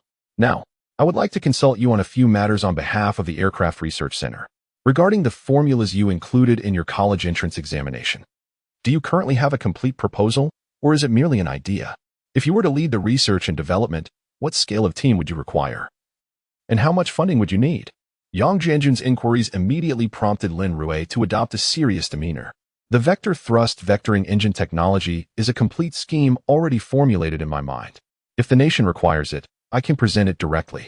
As for the research support, I will need CNC machine tools for mechanical production and some high-precision 3D printing technology. Developing a prototype should not pose any issues, Lin Rui stated confidently. Yang Jianjun assessed Lin Rui with a discerning eye. He felt reassured. During their journey, Professor Su Xingguo had informed him that the 30 lines of formulas Lin Rui provided were merely part of the core. Through computer simulations, they could replace the core components of the original vector engine with Lin Rui solutions to obtain preliminary simulation data. However, merely acquiring initial simulation data would be nearly impossible for developing a prototype. Lin Rui's decision to send the email was likely due to this understanding. The 30 lines of formulas demonstrated his capabilities, and even if leaked, the recipient would be unable to replicate them. Comrade Lin Rui, I hereby officially announce the resolution of the National University of Defense Technology's Aircraft Research Center. We are prepared to appoint you as the lead researcher for the vector engine project, with the project level designated as top secret. Throughout the entire research and development process, we will provide all necessary support, including equipment, funding, and personnel. You will be the primary researcher, and all resources related to the research will be under your discretion. Yang Jianjun presented a printed resolution to Lin Rui. Lin Rui glanced at it, and the word appointment stood out prominently. Appointment? Lin Rui expressed some confusion. Just as he furrowed his brow, Yang Jianjun promptly provided clarification. This is how it works. After our discussions, your academic status will temporarily be processed through the regular channels, affiliated with a junior college. This will maximize the concealment of your identity, while the National University of Defense Technology will employ you in this special capacity.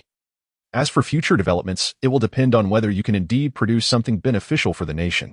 I understand that the admissions offices of C9 universities outside can use special recruitment quotas to get you into a prestigious school. We can facilitate that. However, should that happen, you may very well attract the attention of foreign powers. Yang Jianjun paused slightly, then continued, however. You also have a second option, to obtain a special recruitment quota and join a C9 university, from which we would temporarily assign you to work on the vector engine technology. There is still time to consider. I will be in Binhai for the next couple of days, and you can provide me with your answer at any time. 2 options lay before him. The first option presented him as a junior college student while actually being the specially appointed research lead for the National University of Defense Technologies project. The second option involved entering a C9 university, where he would likely serve as an assistant rather than a project leader due to not being part of the internal structure of the National University of Defense Technology. After all, excessive involvement in classified projects could pose significant risks of leaks. After Yang Jianjun finished speaking, he showed no inclination to pursue further questions, gathering his briefcase and preparing to leave. However, just as he stood, Lin Rui confidently declared, I choose to join the junior college. This statement was made with unwavering certainty. Even Yang Jianjun, who had just risen, paused mid-motion, gradually settling back into his seat. He slightly turned to the side, extended his right hand, and smiled gently. Welcome to the defense sector of our great nation. Chapter 13. Su Qingshue's determination. Welcome to the national defense endeavor. Hearing those words again momentarily disoriented Lin Rui. However, he quickly regained his composure and firmly clasped his right hand. To forge swords for the nation. These 4 simple words caused Yang Jianjun's gaze to sharpen, and admiration crept into his eyes as he regarded Lin Rui. In a country as populous as Longguo, there is no shortage of talented individuals. Yet, those who remain devoted to the nation are indeed rare.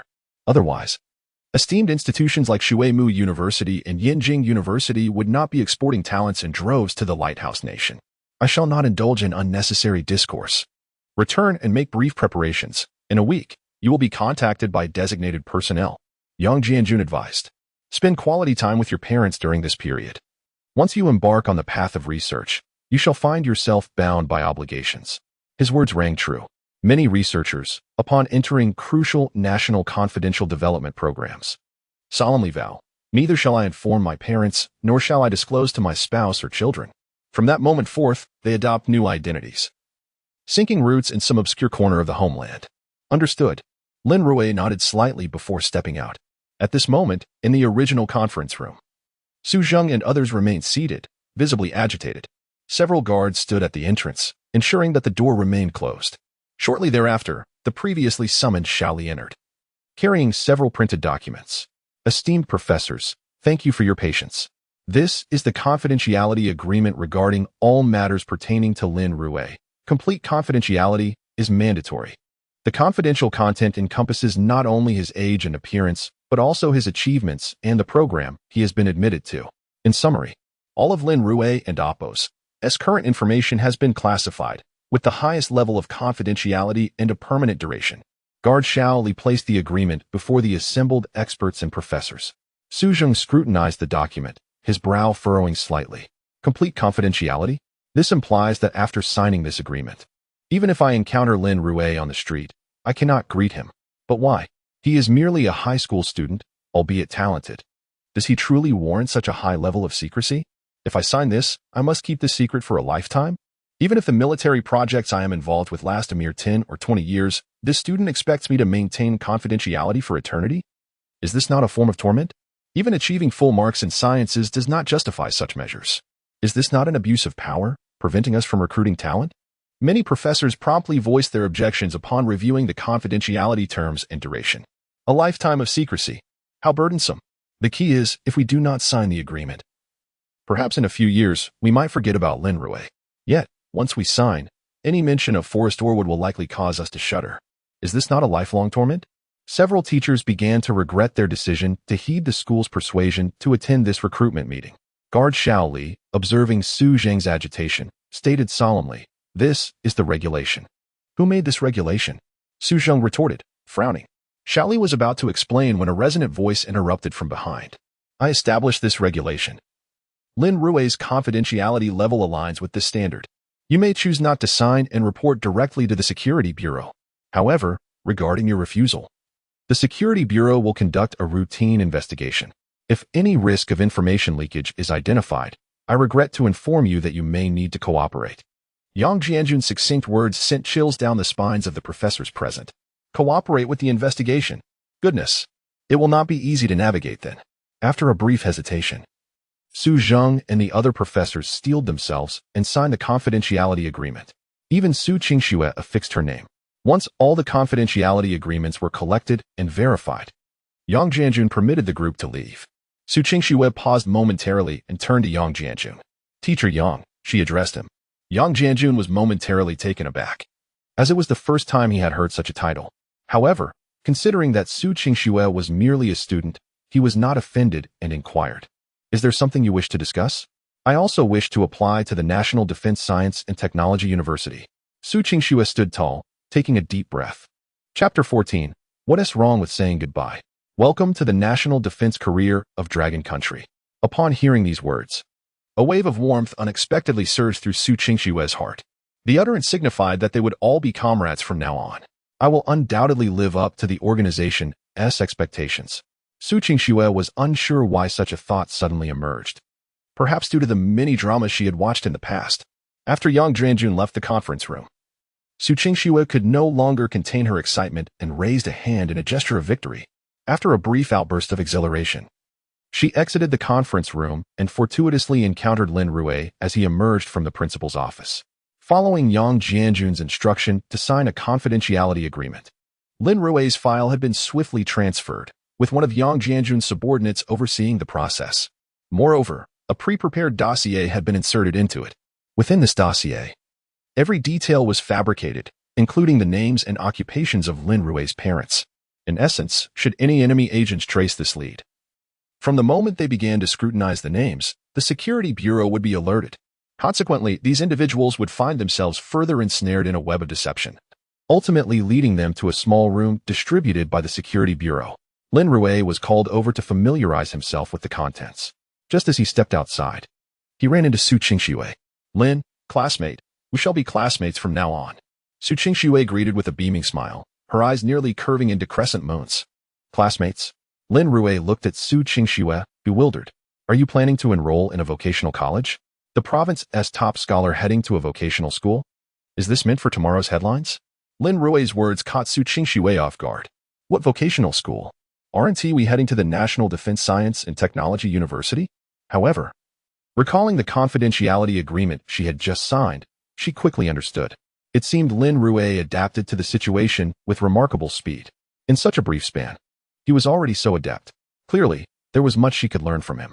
Since Lin Rui remained silent, Su Qingxue straightened her posture and declared earnestly, I too have applied to the National Defense Science and Technology University. After uttering this, she leaned in and whispered softly into Lin Rui's ear. I look forward to your guidance in the future. Su Qingxue had indeed applied to the National Defense Science and Technology University. Lin Rui couldn't help but mentally applaud her. In this era, a girl joining the military had to exert far more effort than her male counterparts, not to mention someone as stunning as Su Qingxue. However, his own role at the university would be that of a teacher, while Su Qingxue would be a student. The phrase I look forward to your guidance sounded somewhat awkward in this context. Then, I look forward to your guidance as well. Lin Rui replied succinctly, not lingering at the school for long before hastily returning home. Upon arriving home, standing in the hallway, he could already catch the scent of a delicious meal. The place he resided was a welfare housing unit provided by his workplace. Being a weekday, most people were at work, and it was not common for many to be cooking lunch. Lin Rui retrieved his keys and opened the door, the aroma of food intensifying as he entered. Upon seeing Lin Rui, both Lin Jun and Yu Yin hurried over, and upon noticing their son's calm demeanor, they simultaneously breathed a sigh of relief. It seemed he had overcome whatever had troubled him. Son, take a moment to rest. One more dish is almost done. Yu Yin called out before slipping back into the kitchen. Lin Jun sat on the sofa, observing his son. A moment of silence lingered between them, neither willing to break the quiet. Father, actually Son, actually. Neither had anticipated that after a brief silence, they would speak nearly in unison. You go ahead. Lin Rui gestured for Lin Jun to continue. Son, I believe that the college entrance examination is not an insurmountable hurdle, if necessary. You can always try again next year. Your life is long, and one setback is hardly significant. Lin Jun wished to continue his counsel, but upon observing his son quietly nod, he refrained from further comments, carefully preserving his child's dignity. Seeing that his father had fallen silent, Lin Rui nodded and stated, Dad, I have some good news to share. I have been specially recruited by the National Defense University. According to regulations, he should not have been the one to deliver this news, but the concern his parents had shown during this time compelled him to share it himself. However, upon hearing this statement, both Yu Yin, who was cooking in the kitchen, and Lin Jun, who was seated on the sofa smoking, instantly halted their activities. They exchanged glances, their eyes conveying a hint of suspicion. Yet soon, this suspicion morphed into worry. The unspoken understanding in their eyes was unmistakable. It appeared that their son was truly troubled.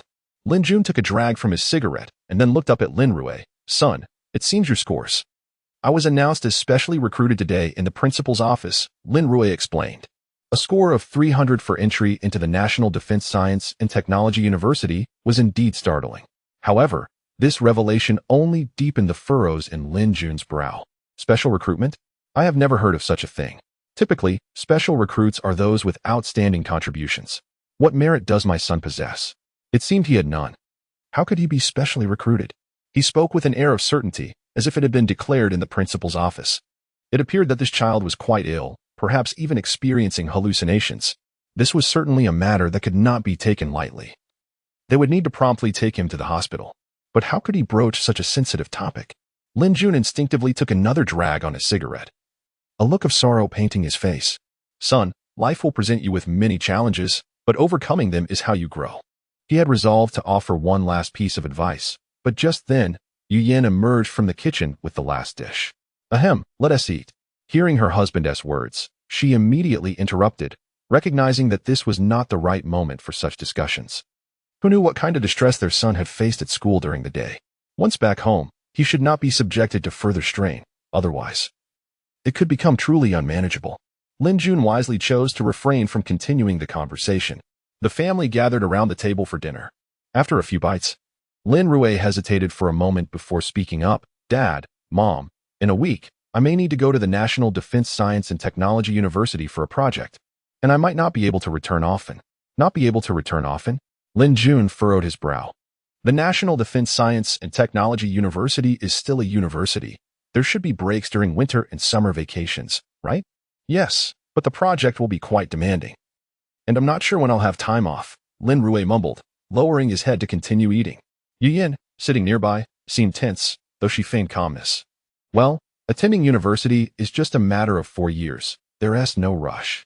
Lin Rui couldn't help but recall his past life, where he joined the National Defense Research and became part of the Nanchaman Plan, entering a classified program that kept him away from home for nearly a decade.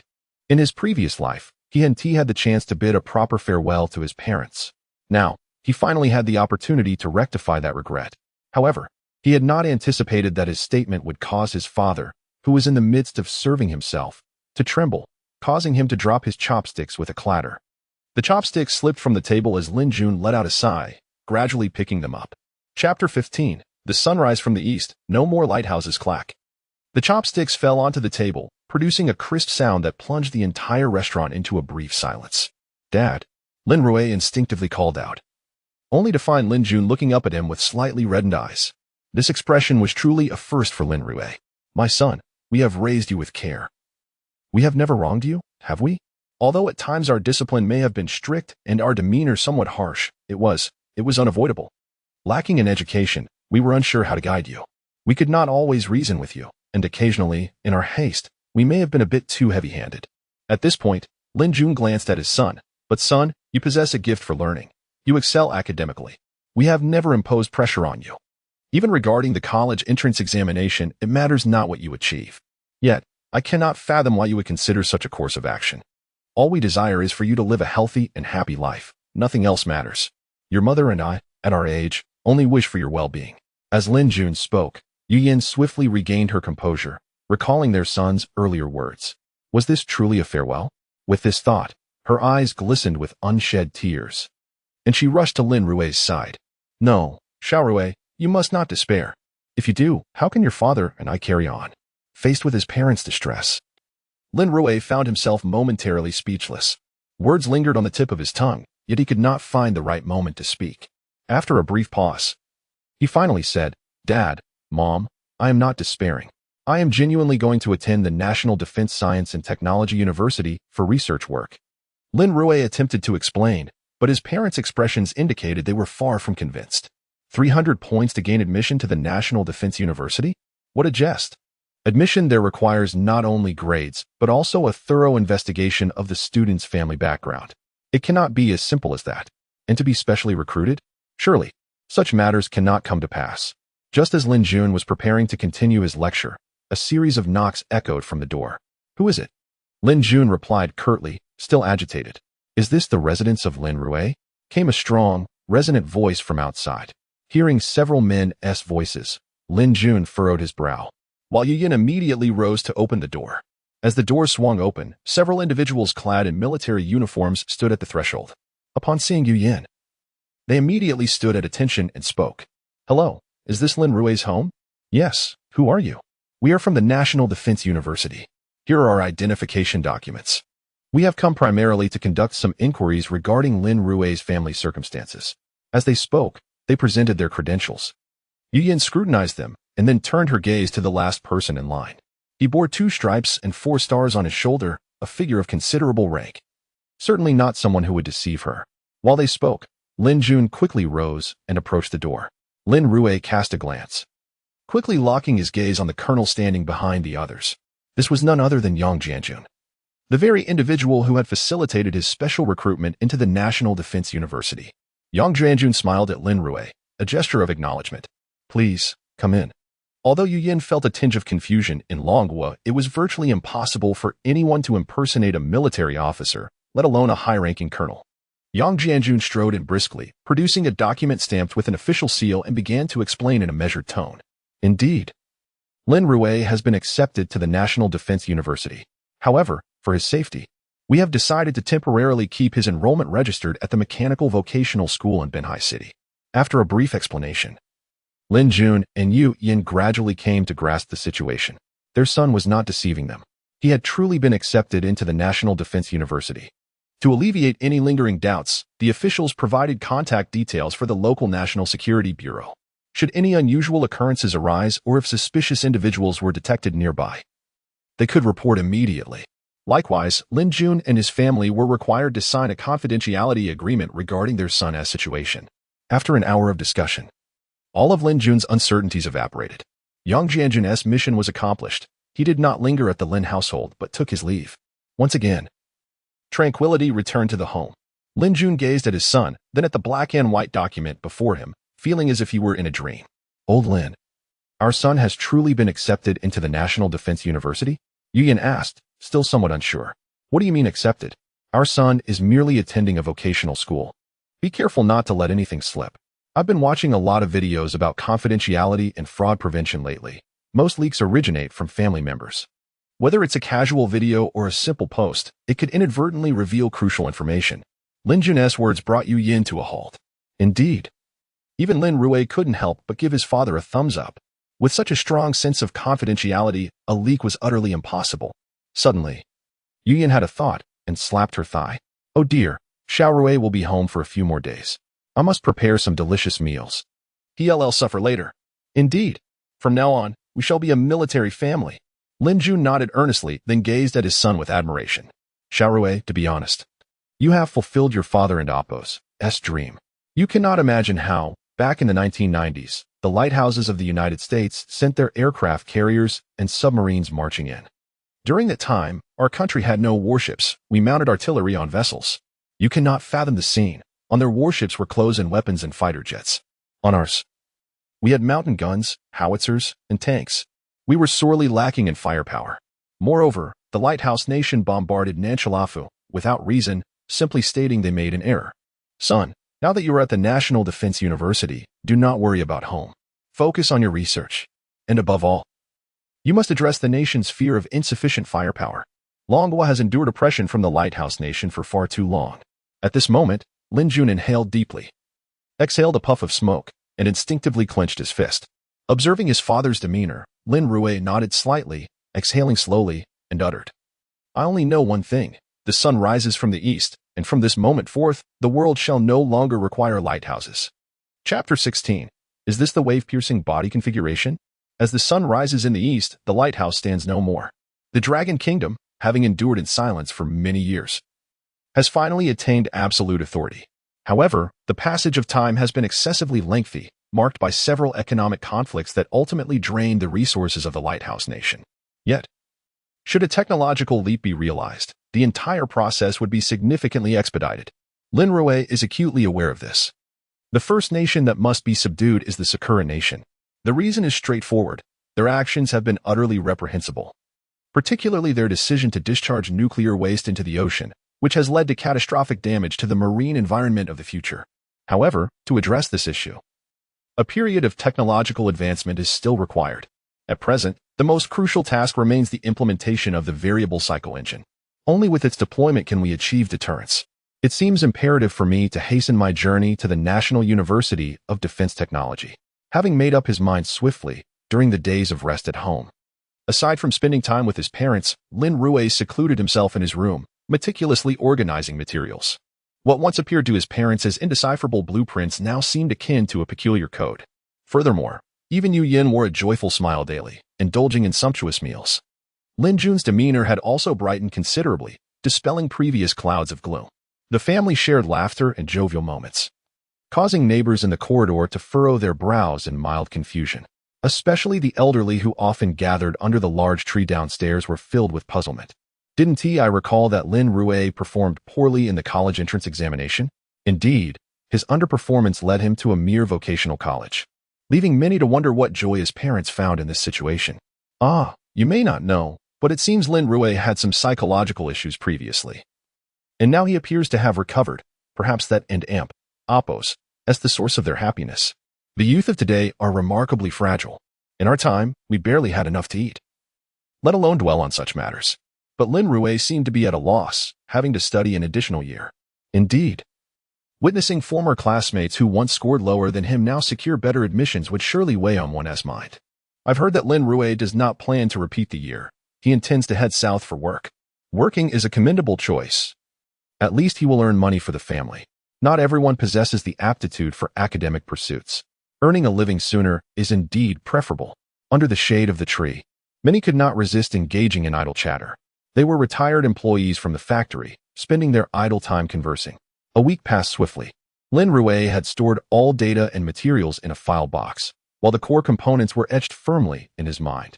Yang Jianjun personally oversaw the transfer of all materials through military channels into the National University of Defense Technology, with dedicated personnel, ensuring everything was secure. After completing all necessary arrangements, Lin Rui raised his gaze to his parents. "Mom and Dad, I am setting off now. Please take good care of yourselves. And do not overexert yourselves with work. Your health is of utmost importance, even if we do not witness the scenic wonders of our nation at 80 or 90. We can still explore its cities. At that time, let us relish the flourishing changes in our homeland and enjoy this era of prosperity." Lin Rui couldn't help but reiterate these sentiments. Listening to their son's words, Lin Jun and his wife were somewhat bewildered. This did not quite resemble their teenage son. Such utterances seemed more fitting for someone in their 40s or 50s. However, understanding their son, they refrained from further suspicion, merely feeling gratified at his maturity. After bidding farewell to his parents, Lin Rui boarded the special vehicle bound for the National University of Defense Technology. Upon entering the campus, specifically the Aerodynamics Research Institute, Lin Rui was directly escorted there by the car. After Yang Jianjun exited the vehicle, he tidied his attire and knocked on Professor Su Xinggua's office door. Lin Rui instinctively adjusted his clothing. Professor Su Xinghua has been dedicated to the development of aviation engines in the Dragon Kingdom. Even in the future, many of his students became core members of the South Tianmen project. Several were also Lin Rui's colleagues in a past life. From them, he gained a general understanding of Professor Su, particularly regarding the significant setbacks the Dragon Kingdom faced in aviation due to oppression from compradors, wasting many years of potential progress. As the office door swung open, Yang Jianjun led Lin Rui inside. "Professor Su, this is Comrade Lin Rui," he introduced briefly. Lin Rui stood at attention, saluting the elderly gentleman in military uniform, who was surrounded by numerous calculation drafts. Clearly, he had been immersed in computations prior to Lin Rui's arrival. "Lin, I have reviewed your formulas. I do have several inquiries concerning the core aspects," Professor Su stated, bypassing pleasantries and delving into the subject. Lin Rui immediately leaned in closer. Professor Su pointed at the Stokes equations of aerodynamics. "This section has undergone numerous simulation experiments, yet the results have been quite unsatisfactory. I have solved the momentum balance equations many times, but to achieve the experimental parameters you provided, the current model appears to be somewhat." Professor Su adjusted his glasses and indicated Lin Rui's formula. "Indeed, while the current fighter jet model initially aligns with fluid dynamics, its overall drag remains substantial. Therefore, to attain optimal performance, a complete redesign of the fighter's structure is imperative. I have also sketched a preliminary design during these few days." As Lin Rui spoke, he slid his structural diagram across the table. "Oh, is that so? I suspected that the original design had some issues." Professor Su instinctively adjusted his glasses, his attention drawn to Lin Rui's blueprint. However, as his gaze locked onto the diagram, his expression shifted to one of gravity. He extended his right index finger to examine the drawing closely, yet hesitated, fearing the sweat on his finger might mar the paper. He appeared somewhat uneasy. Lin Rui, sensing the moment, handed him a pencil, saying, "No worries, this diagram has long been etched in my mind. Feel free to draw." Professor Su accepted the pencil, casting a skeptical glance at Lin Rui, seemingly wanting to inquire further, yet unable to contain his curiosity about the diagram. After a good 10 minutes, Professor Su's breathing grew somewhat rapid. "Is this the wave-piercing body configuration?" Chapter 17. Are you attempting to independently create a hypersonic aircraft with a wave-riding configuration? As Su Xinghua uttered these words, he could hardly contain his excitement, swiftly turning to Lin Rui, his eyes brimming with hope. "Indeed, this is the design scheme for the wave-riding configuration. Based on this configuration, the aircraft generates lift by harnessing the pressure from shock waves produced during flight, akin to riding on the wave surface, thereby achieving hypersonic flight." Lin Rui provided a brief explanation, and Su Xinghua nodded continuously, affirming that only the wave-riding configuration could attain this theoretical speed. "After reviewing your calculated parameters, I have considered the wave-riding configuration. But this structure has primarily been applied to rocket missiles and has yet to be utilized in aircraft. However, Su Xinghua, while contemplating the structural integrity of the aircraft, indeed considered the wave-riding configuration. The reason is simple. Missiles can accelerate over long, straight distances, whereas the maneuverability required for fighter jets is not as high, making the wave-riding configuration well-suited for them. However, in the case of fighter jets, this remains merely a proposed concept, one that has yet to be realized. Suddenly, Su Xinghua leaped up as if his tail had been stepped on. Wait, are you suggesting that the vector engine you designed is hypersonic? Su Xinghua inhaled deeply. A hypersonic fighter jet, as opposed to a supersonic fighter jet, merely differs by one adjective, high. Yet, the level of difficulty is not even comparable. After breaking the sound barrier, a sonic barrier forms, with surrounding airflow creating immense resistance. One must either increase thrust to maintain the original speed, which necessitates more potent fuel, a brute force approach, or effectively reduce aerodynamic drag through design. However, this task is exponentially more challenging than simply enhancing thrust, by dozens or even hundreds of times. It is evident that Lin Rui intends to focus on structural design. This demands an exceptionally clever design of the entire structure. Otherwise, any minor failure during loading or problems arising from multiple flights could lead to catastrophic failure. The complexity of structural design can be illustrated by the concept of a perfectly smooth water droplet. Presently, with Lin Rui's design of the wave-riding configuration, it is clear he aims to push the boundaries of hypersonic flight. Not yet.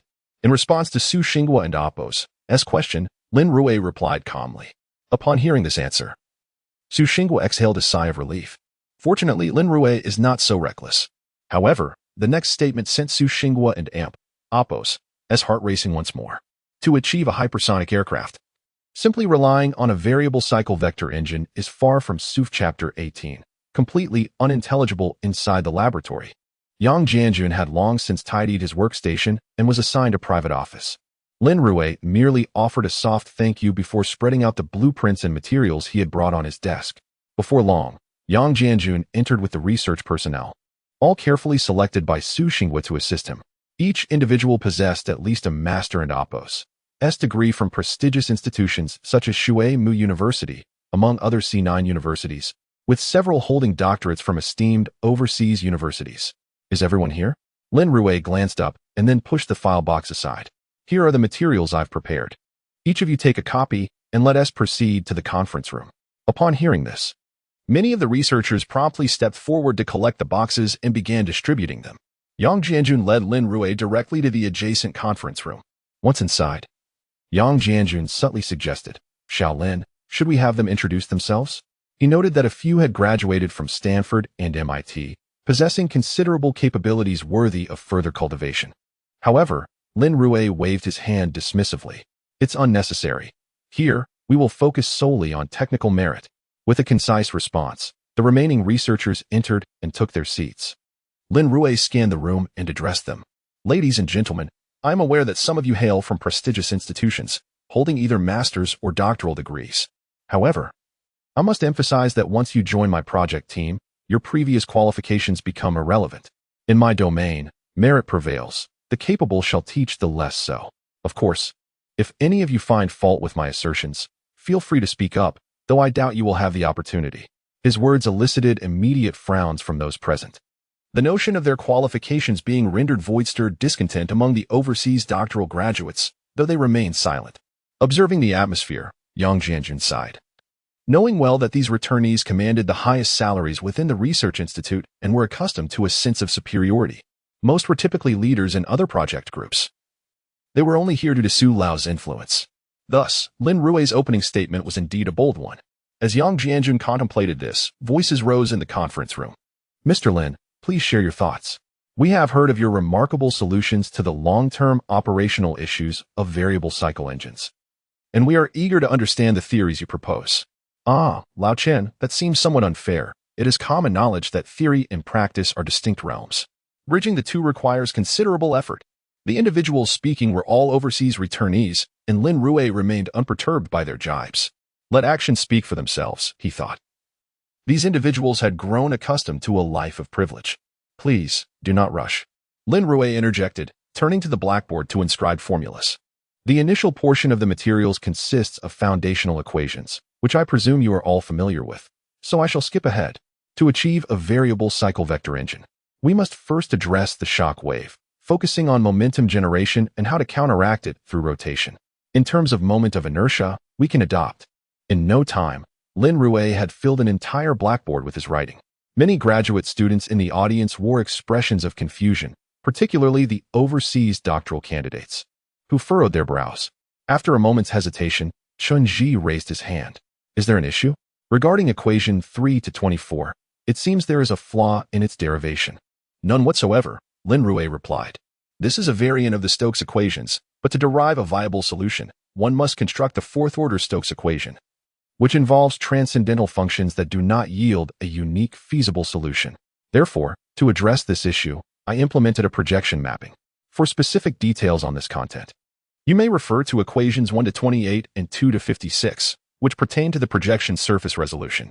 With a mere glance, Lin Rui articulated a detailed response. Chunji, without hesitation, flipped through his materials. Since Lin Rui had previously categorized these equations as foundational, they had been overlooked. Not only Chunji, but many researchers around him began flipping through their documents as well. Upon discovering the contents, many wore bewildered expressions. Chunji frowned deeper. Professor Lin, your solution involves mapping to four-dimensional space? Not entirely. While four-dimensional space does not exist in reality, it can be conceptualized in mathematical analysis. In many situations where a solution remains elusive, one must resort to dimensional elevation. Lin Rui succinctly explained, then continued, four-dimensional space is difficult to envision. However, it can be decomposed through mapping. Even the most advanced vector engines calculate rotation based on quaternions, specifically through bearings. Listening to this, beads of sweat began to form on Chunji's forehead. This was indeed a four-dimensional solution. In mathematical analysis, methods involving dimensional elevation for analysis had been established.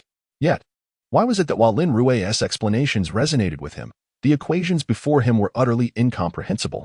To grasp these intricate formulas, one would require a solid foundation in mathematics. Chunji felt the perspiration gathering on his brow.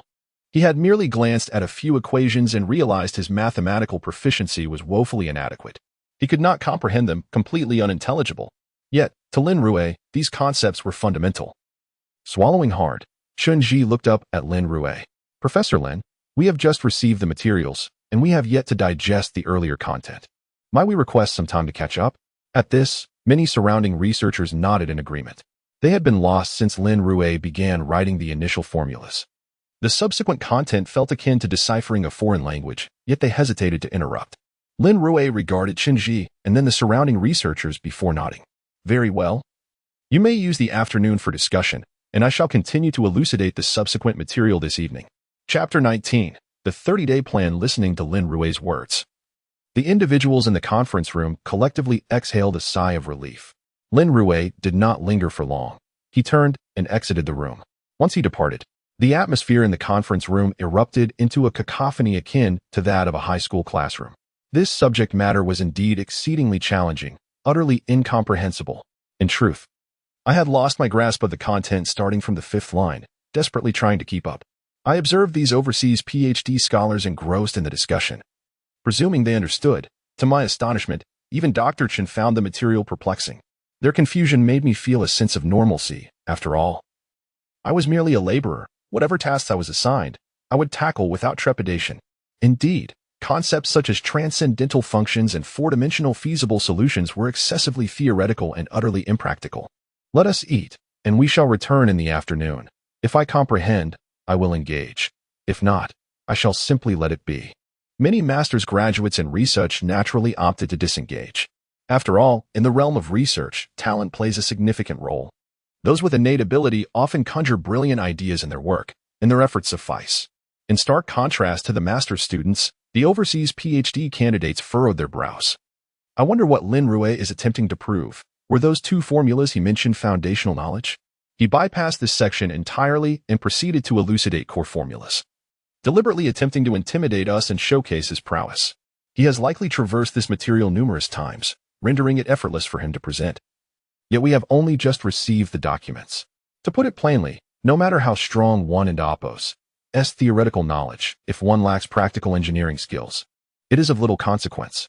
Theory and practice are entirely disparate. We are engineers, not mathematicians. Dr. Chun, let us go for lunch. There is no need to wrestle with this, suggested a fellow overseas PhD candidate. Indeed, old Chen, let us head to the cafeteria. The surrounding overseas PhDs called out. But Dr. Chen remained engrossed in calculations, not lifting his head as he replied, "You all go ahead. I am not in a hurry. Once I have completed this section, I will join you." After Dr. Chen spoke, he resumed his calculations. Observing this, the other PhDs shook their heads and swiftly departed. In the afternoon, the conference room was open, and many returned after lunch, settling down to peruse their materials. An hour later, as the number of attendees dwindled, gradually, individuals began to depart. Once one person left, a wave of others followed. 3 hours later, merely a dozen individuals remained in the conference space. 5 hours later, the number had dwindled to nearly 10. Among the overseas PhDs, only Dr. Chen persisted in his calculations. Beside him lay a stack of scribbled notes, while several master's researchers sat behind him, also engaged in their computations. Occasionally, they turned to discuss their findings, but most of the time, they were focused on mastering the materials at hand. At this juncture, Lin Rui, accompanied by Yang Jianjun, approached the side of the conference room. Through the window, they could observe the 10 individuals still diligently working. "Teacher Yang, I only require these 10. Please return the others." Lin Rui's words caused Yang Jianjun's eyelids to flutter. He had originally brought over 40 individuals. "Teacher Lin, while they may grasp the theory, once it comes to experimentation, we may find ourselves shorthanded." Yang Jianjun could not resist offering a gentle reminder. "Teacher Yang, you must understand that the path of research has never been determined by numbers. It is the quality, not the quantity, that matters. A select few suffices, while an excess may hinder progress. I do not have the luxury of time to meticulously explain my theories. Most of the time, they must learn independently, and those departing only highlight their lack of interest." Lin Rui's words were succinct and to the point. Engaging in research necessitates genuine interest. Without it, efforts are futile. Yang Jianjun said little more, merely nodding slightly in acknowledgement. "By the way, Teacher Yang, please order 10 boxed lunches and prepare some instant noodles." Lin Rui stated this before pushing the door open and stepping inside. The creaking of the conference room door startled those immersed in calculations, prompting them to look up. "Excellent.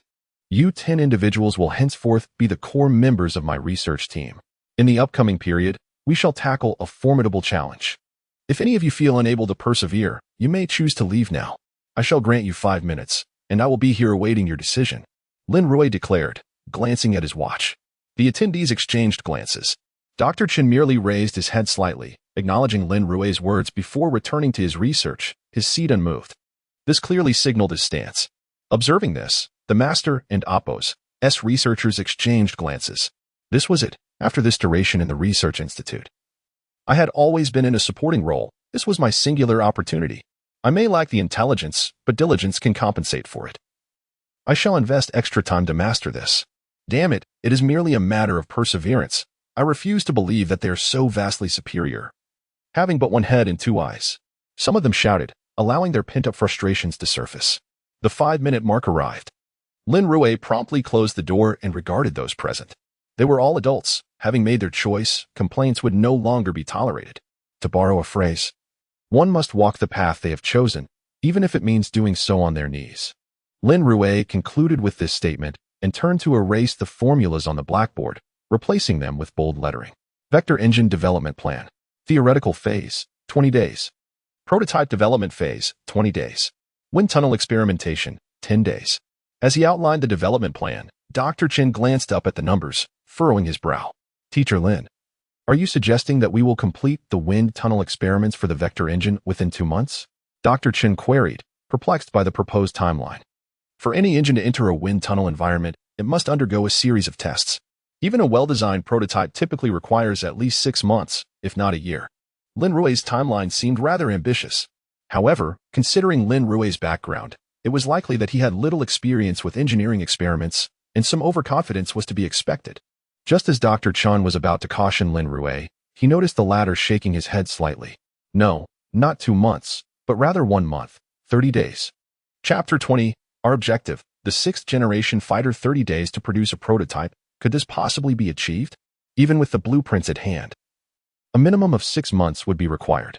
Moreover, Lin Rui is currently still entrenched in the theoretical phase, lacking even the drawings. To think of commencing wind tunnel experiments directly seems rather hasty. Furthermore, wasn't it you who wrote the timeline on the blackboard? The first 2 segments were 20 days each. Yet the final segment has morphed into 30 days. At this juncture, Chenji coughed twice and raised his hand. Teacher Lin, might this be a bit too rushed? We have yet to obtain the complete blueprints, and we haven't even finalized the theoretical aspects. 30 days does seem somewhat excessive, Chenji expressed, albeit in a rather tactful manner. Faced with such remarks, Lin Rui shook his head. I submitted the blueprints to the Ministry of Industry before this meeting. They are working diligently on the prototype. Thus, the 20-day time frame is not assigned to you, but runs concurrently with the primary project. Your responsibility is merely to oversee the acceptance of the components manufactured by the ministry and the overall prototype. Lin Rui's words caused a palpable tension among those present. The blueprint segment had already been submitted to the ministry. Were they merely here to learn? Chenji's eyes reflected confusion, since the blueprints have been finalized. What about the experimental site? Teacher Yang Dranjun is in charge of constructing and renting the site. News will arrive shortly, Lin Rui replied candidly. Chenji found himself at a loss for words. It appeared that Lin Rui had orchestrated the entire project, and they merely needed to assist in the subsequent testing phases. Testing, a task that could be purely laborious, could be managed by a few graduate students. There seemed no need to form a dedicated project team. Wasn't this a waste of time? Pondering this, Chenji furrowed his brow. Teacher Lin, while the theoretical innovations are indeed remarkable, from what I gathered, the blueprints have already been finalized, and the subsequent work is merely optimization and improvement. Theoretical studies can be conducted at any time. There is no need for us to remain here in a concentrated manner. Chenji and Apos' implication prompted a slight nod from Lin Rui, indicating his understanding of the sentiment. Dr. Chun, concerning the variable cycle engine, I have indeed completed all tasks except for testing. However, it is essential for everyone to grasp the overall theoretical framework, as the current variable cycle engine cannot be adapted to the primary fighter aircraft models. Therefore, our true objective is to develop an entirely new 6th-generation fighter. Lin Rui and Apos' declaration resonated powerfully. A new 6th-generation fighter. Chenji and Apos' eyes gleamed at this revelation. The designation of a 6th-generation fighter is not a mere nominal upgrade. To earn this classification, it must achieve hypersonic speeds. Furthermore, it requires exceptional maneuverability and firepower capabilities. All of this necessitates a comprehensive enhancement of the avionics and energy systems. To realize these ambitions, the foremost requirement is to attain hypersonic standards. Presently, neither the Lighthouse Nation nor Longguo has succeeded in producing a fighter jet that exceeds Mach 3, which falls short of the hypersonic threshold. Yet, an idea suddenly struck Chenji. Lin Rui had just stated that the variable cycle engine developed thus far could not be adapted to the current primary fighter models. Hence, to reach hypersonic speeds, there seems to be but one possibility. A term swiftly leapt into Chenji's mind, the wave-riding body configuration. It appears that this configuration is currently the most viable option. However, the wave-riding body design has traditionally been employed in missiles, with no precedent for its application in fighter jets. Should such a concept be transposed, it would not merely involve a change of exterior. Everything, from the positioning of the engine and ammunition bay to the pilot's control stick, would necessitate a complete redesign. Any minor deviation could prevent the wave-riding body configuration from realizing its advantages. After all, given the current industrial standards, the precision control of components remains inadequate. Cumulative discrepancies in the designed airframe could result in significant deviations. Chenji glanced at Lin Rui, his lips trembling slightly. Teacher Lin, could it be that your vision entails? Indeed, it is the wave-riding body configuration, Lin Rui affirmed. Chenji felt an inexplicable mixture of relief and anxiety wash over him. Was it truly the wave-riding body configuration? In stark contrast to Chenji's astonishment, the surrounding graduate researchers exchanged bewildered glances. What is the wave-riding body configuration? Are you familiar with it? I have no idea. I and Apos' never even heard of it. Is it really that impressive? I just consulted Baidu if this concept is realized. Is this a fighter jet? It looks like something out of extraterrestrial technology. Surely, this isn't from a sci-fi film? Many researchers displayed expressions of incredulity. A fighter jet designed with the wave-riding body configuration would exhibit a streamlined form, reminiscent of a bullet sliced in half, truly the pinnacle of technological aesthetics. Moreover, during hypersonic flight, the shock waves generated by airflow would appear akin to a shark gliding across the ocean's surface. Such imagery is typically only witnessed in foreign science fiction films. Chenji looked at Lin Rui, still struggling to believe. Teacher Lin, since you have the wave-riding body concept, Why not directly proceed to the design and research of the wave-riding body structure? Quite simply, because you cannot comprehend it. Lin Rui's response was devoid of any pretense, delivering a candid truth. The wave-riding body configuration is primarily intended to reduce aerodynamic drag, necessitating synchronization with the engine to achieve optimal performance. Without a clear understanding of the engine aspect, how could one design the wave-riding body configuration? Even if I presented a preliminary proposal, you would only grasp the surface, unable to effectuate subsequent optimizations. Lin Rui's words rendered Qinji's face slightly flushed. He realized he had been overly eager, failing to recognize the gravity of his inquiry. Embarrassed, he scratched his head, nodding in acknowledgement. Teacher Lin, I have no further questions. Very well, let us proceed. Lin Rui stood at the podium, opening the materials in hand, preparing to continue his exposition when a commotion erupted from outside the door. Hearing the disturbance, Lin Rui frowned slightly, but walked over to the entrance. Upon opening the conference room door, he found a group of individuals he had dismissed standing outside. Chapter 21. 10 days had passed. The individuals before him were all researchers whom Lin Rui had directly expelled. The leading figures among them were none other than the overseas returnee PhDs who had previously sat alongside Qinji. Mr. Lin, what does this mean? Are we not allowed to participate in the project anymore? We abandoned our ongoing work to come here. You simply tell us we cannot join, and that is it? After wasting so much time, how do you account for that? We have arrived, and our previous tasks have been handed over. Are we to return and redo the project? Several overseas returnee PhDs led the charge, and many others behind them echoed their sentiments. Wasting so much time? The conference room is right here. If you were genuinely interested, you would have diligently caught up. But what did you do? After an hour or two, you went off to do your own things. In my eyes, scientific research has always been a silent battlefield. Our nation, at any time, has no room for deserters. And you are deserters. Lin Rui's words left no room for rebuttal, as he swiftly turned and closed the door. Bang! The heavy sound of the door slamming shut rendered the overseas returnee PhDs speechless. Indeed, the conference room was right there. They had left of their own accord. It could not be said that Lin Rui had driven them away. He had merely retained those who wished to stay. Once the door was closed, Lin Rui returned to the podium. To what extent have you all progressed? He opened the documents in his hand and spoke in a calm tone. Qinji glanced back at the researchers behind him. Their progress seemed slightly slower than his own. Teacher Lin, our progress is a bit slow. A few of the lagging researchers raised their hands under the scrutiny of those around them. Do not rush. Take your time. Lin Rui and Apos' tone softened considerably, a stark contrast to his earlier demeanor towards the deserters. In the Research Institute, Su Xinghua and Apos' office, Yang Jianjun entered after knocking. Mentor, did you call for me? Jianjun, how is Lin Rui's project team faring? Su Xinghua inquired with curiosity. That young man is too impulsive. He was initially assigned so many people, yet only 10 remain. The rest went to the conference room to stir up trouble, but they were all sent back. And he called them deserters. Yang Jianjun sighed in exasperation. Oh, hearing this piques my interest. He retained only 10? How did Lin Rui manage that? Yang Jianjun recounted the events in detail after Lin Rui's morning lecture and the self-study session he had scheduled for the afternoon. Su Xinghua listened attentively, seemingly deep in thought. After a moment, he nodded with a smile. This Lin Rui possesses courage. Teacher Su, courage? Isn't he offending people? Yang Jianjun shook his head with a bitter smile. Yang, you have been in the institute for too long. When you were younger, what did you desire most? Was it not for merit to speak for itself? Whoever has the ability deserves respect. Su Xinghua regarded Yang Jianjun seriously. How did our nation produce mushroom eggs? Was it based on seniority? No.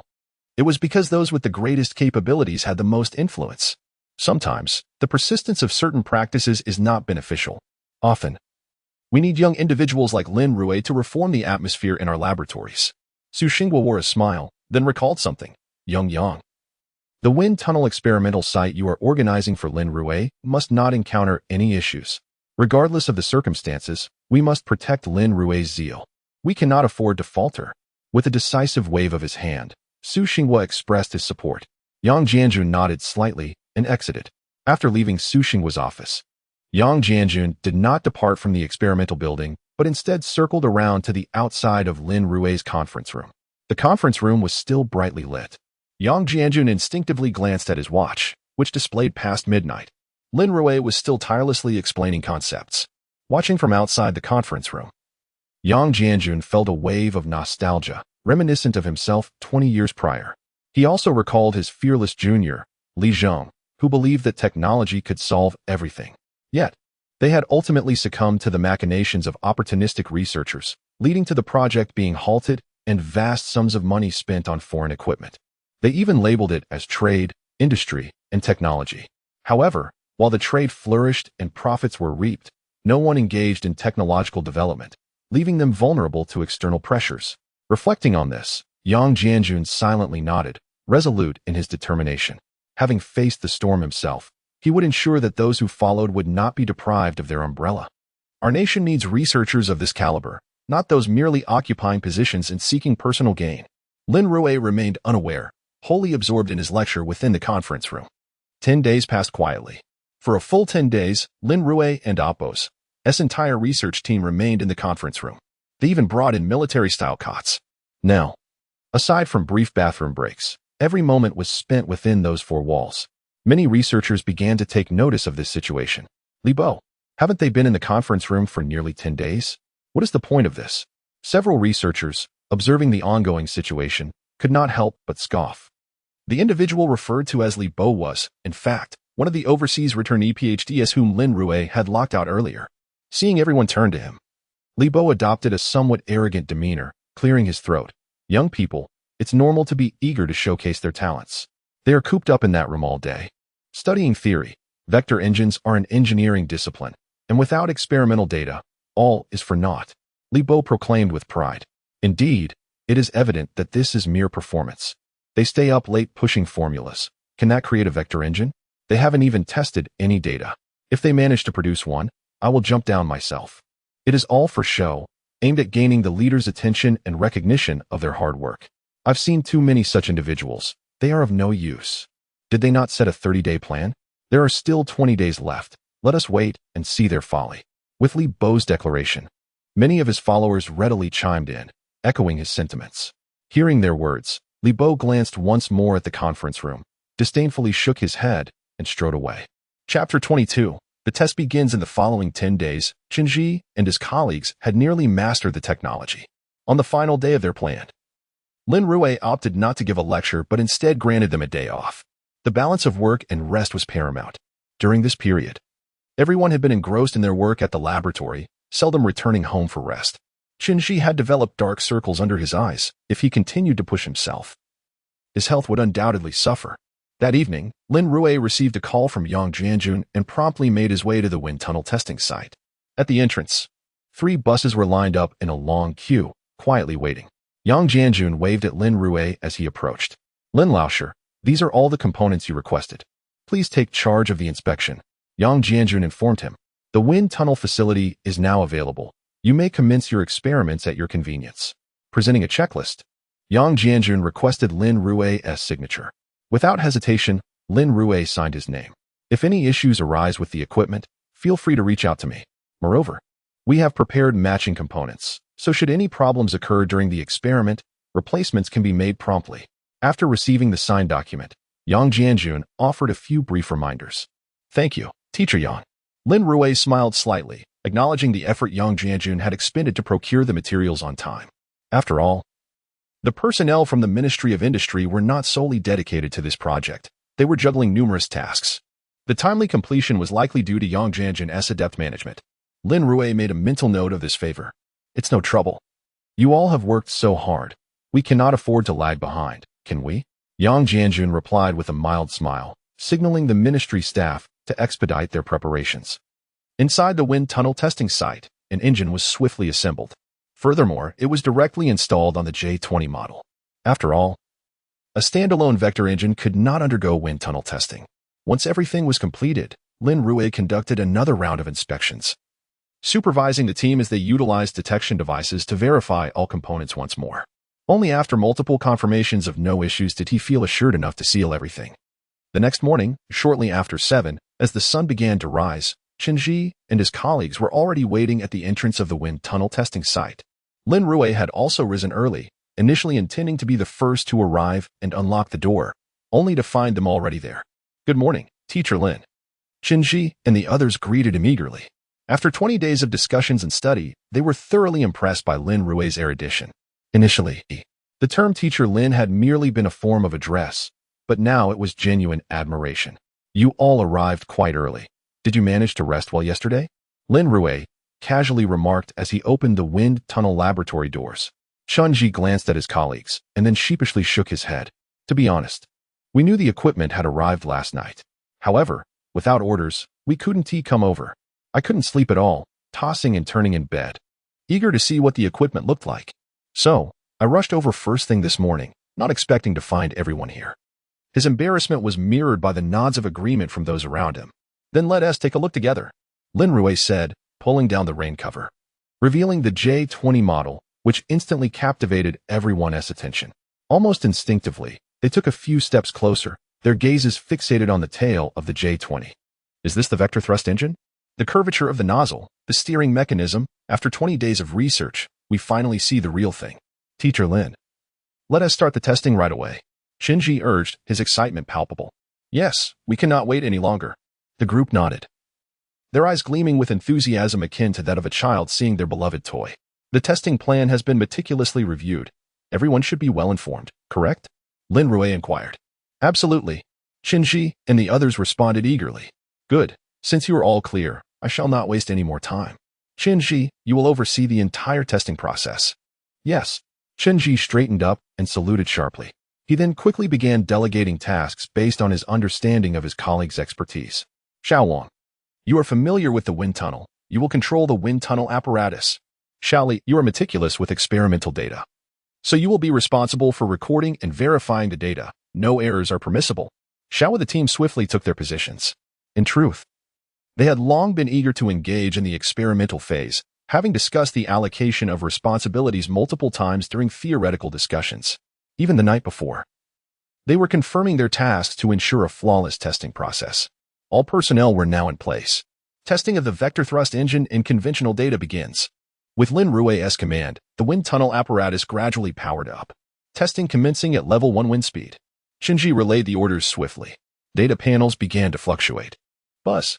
Half an hour later, the first batch of testing data was delivered to Lin Rui's desk. The experimental data documentation, freshly printed, still radiated warmth. Teacher Lin. The maximum flight speed has reached 6 Mach, achieving supersonic levels. The vertical maneuverability is stable. At 6 Mach, the turning time is 3 seconds. The aircraft's performance is stable, with a thrust-to-weight ratio of 20 for the J-20, allowing for the carriage of additional missiles. Chunji reported the key findings accurately. 6 Mach, you say? Lin Rui stroked his chin thoughtfully. That speed is satisfactory, considering it is not a Wave Rider configuration. If we could transition to a Wave Rider design, theoretically, it should be capable of approaching 10 Mach. It seems I need to find a way to apply for more funding. Lin Rui frowned at the data before him. Teacher Lin, transitioning to a Wave Rider configuration would maximize the engine's performance advantages. However, I worry that, given Longguo's current industrial capabilities, producing a Wave Rider configuration may still pose significant challenges. Shinji hesitated for a moment but ultimately voiced his concerns. Chapter 23. We must achieve what others cannot. The design of the wave-propelled body configuration. Given the current industrial standards of the Dragon Nation, we might still be lacking somewhat. Lin Rui could not help but frown slightly. Indeed, the design complexity of the wave-propelled body configuration does not reside merely in its overall structure. The most significant challenge lies within the production phase of the entire apparatus. To achieve greater thrust, the surface of the device must be impeccably smooth, akin to the surface of a droplet in the three-body problem.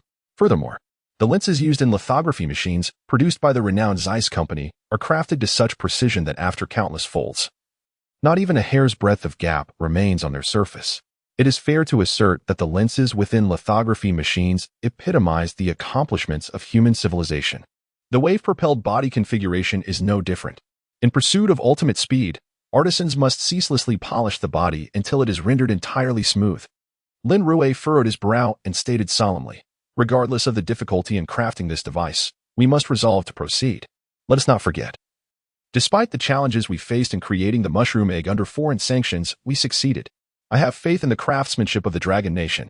Lin Rui offered these brief words of reassurance.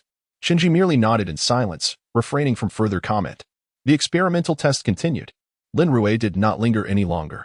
The blueprints were provided by the system, and as long as production proceeded without error, there could be no issues. Testing was merely a process of verification to deepen their understanding. Over the course of the next 10 days, Lin Rui prepared to refine the wave-propelled body configuration, determined to present a stable and reliable plan. In the following days, Qinji and his team relocated their workspace to the laboratory. Compared to the mentally taxing tasks of the past, the testing phase was relatively straightforward. They needed only to operate the equipment and record data to complete their work. After 5 days, all routine tests for the fighter jet were accomplished, encompassing over 3,000 tests in total. Under Qinji's guidance, one group conducted experiments while another meticulously compiled the experimental reports. Lin Laoshi, we are about to conduct the vertical takeoff and landing experiment. This is a completely new phase of testing that previous fighter jets have never attempted, and we require your guidance. Qinji remarked as he handed the routine test report to Lin Rui. Very well, let us proceed to observe. Lin Rui gathered his materials and followed Qinji towards the wind tunnel testing facility. Upon entering the wind tunnel, the fighter jet was positioned vertically. The wind tunnel maintained a horizontal wind speed, while the entire fighter jet needed to ascend and descend nearly perpendicular to the wind speed. This was the greatest challenge. However, it was an experiment that had to be conducted. Currently, the fighter jet's takeoff and landing relied on the length of the deck for gliding.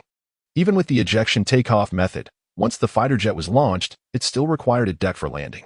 However, with vector engine technology, everything changed. It allowed for swift maneuvers in midair, facilitating deceleration and enabling the jet to land on the deck at minimal speed, thereby avoiding unnecessary complications. After all, once engaged in combat, if the enemy were to destroy your airstrip, all aircraft within the hangar would effectively become useless heaps of metal, devoid of any lethality.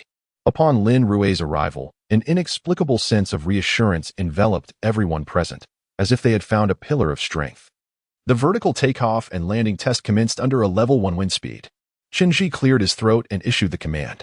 The wind machine roared to life, and the J-20 model swiftly lifted off the ground with ease. The fighter jet's takeoff was normal, its structural stability intact, and the rocket engine's thrust was as expected. The ascent angle and maneuverability were satisfactory, meeting flight permissions. Soon, all parameters were promptly reported back. Lin Rui nodded slightly at the data. Proceed to level 5 wind speed. With this command, all testing phases commenced anew. Everything was functioning normally. Data collection was completed. Level 8 wind speed. Lin Rui swiftly issued the operational command. Qinji glanced at Lin Rui and quietly cautioned, Lin Laoshi, no fighter jet can take off in level 8 winds. Qinji was well aware that under such conditions, no nation's fighter jets could achieve flight.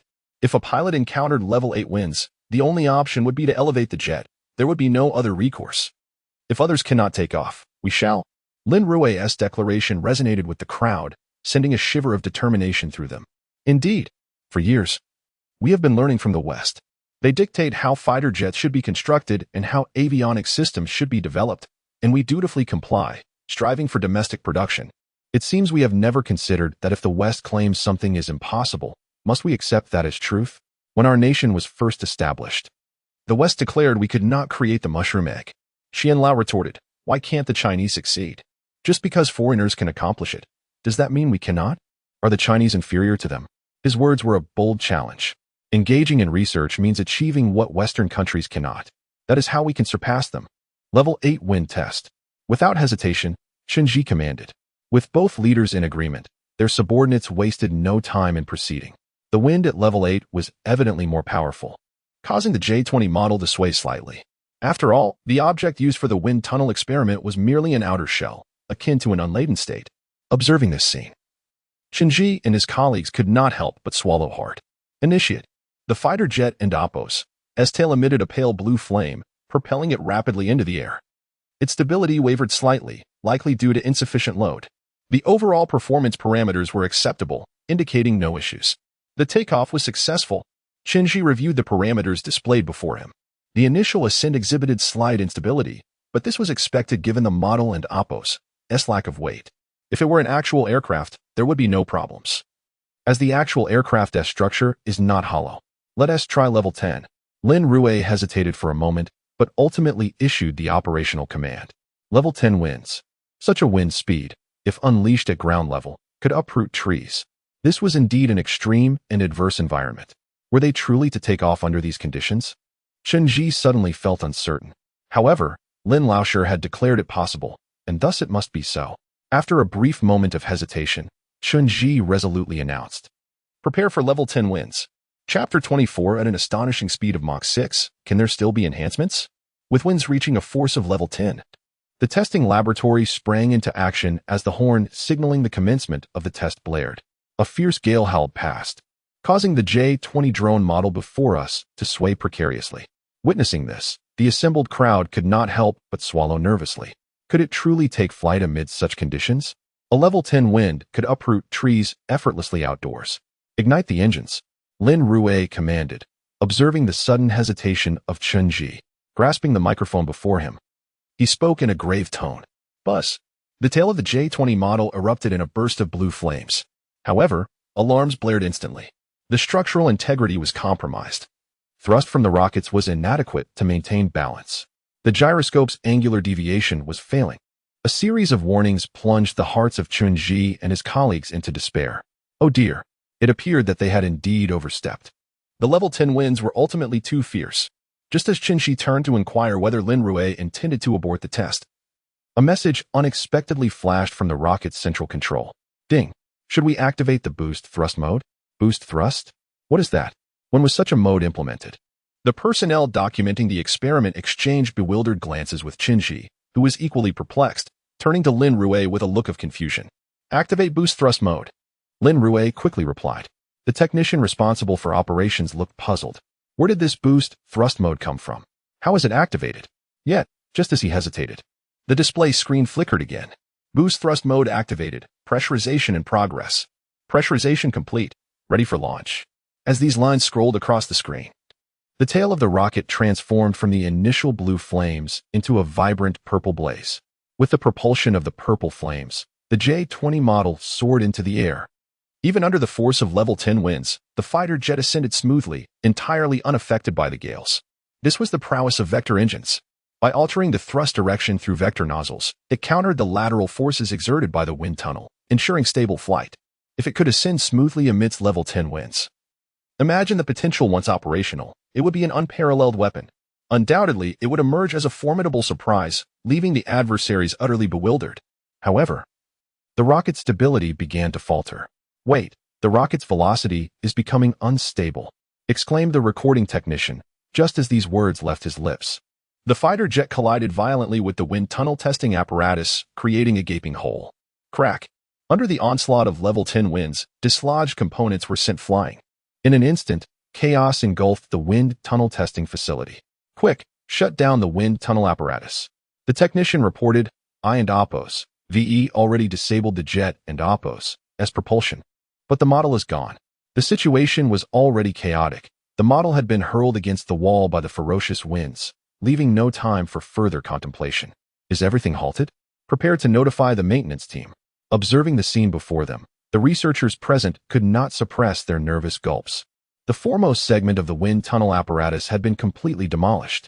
Large sections had broken off and were blown against the opposite wall, with some substantial structures lodged there. Moreover, the J-20 model had fractured in two. The engine lay strewn on the ground while the severed nose was flung against the wall, resembling a battle-damaged fighter. Seeing this, Lin Rui pondered momentarily before retrieving his phone to call Yang Jianjun. Professor Yang, I need to inform you about an incident. There has been a malfunction at the wind tunnel facility. Upon receiving the call, Yang Jianjun hurried over. When he arrived and beheld the scene, he was left momentarily speechless. Lin Rui, is this merely a malfunction? The entire wind tunnel laboratory was practically rendered inoperative. Was this simply a minor issue in Lin Rui and Oppos' eyes? Well, perhaps the malfunction is a bit more significant than anticipated. Lin Rui explained. Chunji, how could this happen? You are a seasoned employee of the Institute. How could such a disaster occur? Yang Jianjun turned to Chunji, who appeared somewhat distressed. In truth, the root of the issue lay with me. During the experimental testing, I wished to test the vertical takeoff capability at a wind speed of level 10. But I did not foresee. Lin Rui candidly addressed the matter. Yang Jianjun frowned, instinctively responding, Professor Lin, the vertical takeoff experiment was approved. The primary issue lies with the operation and wind speed.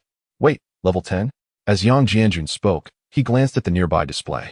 which prominently displayed the historical record of the last usage, level 10 winds. Achieving vertical takeoff under such conditions? It was not merely a question of vertical takeoff. Even under normal circumstances, an aircraft encountering such weather would have to turn back. Yet Lin Rui had managed to succeed. Realizing the implications, Lin Rui quickly added, "Based on the current situation, level 10 winds can indeed facilitate vertical takeoff. Furthermore, it can maintain stable flight and exhibit certain combat capabilities." Achieving a maximum speed of up to Mach 10, Lin Rui presented the previous test results before Yang Jianjun, who had been at the forefront of research. With just a glance, he comprehended the truth. Indeed, it was genuine. Under level 10 winds, not only could vertical takeoff be achieved, but the flying speed could also be sustained at Mach 6. Chen Ji, eager to clarify, chimed in. Initially, level 10 winds should have prevented takeoff, but unexpectedly, Professor Lin implemented a boost thrust mode, enabling immediate ascent. Boost thrust mode? Yang Jianjun looked at Lin Rui, seeking further explanation. It's nothing significant.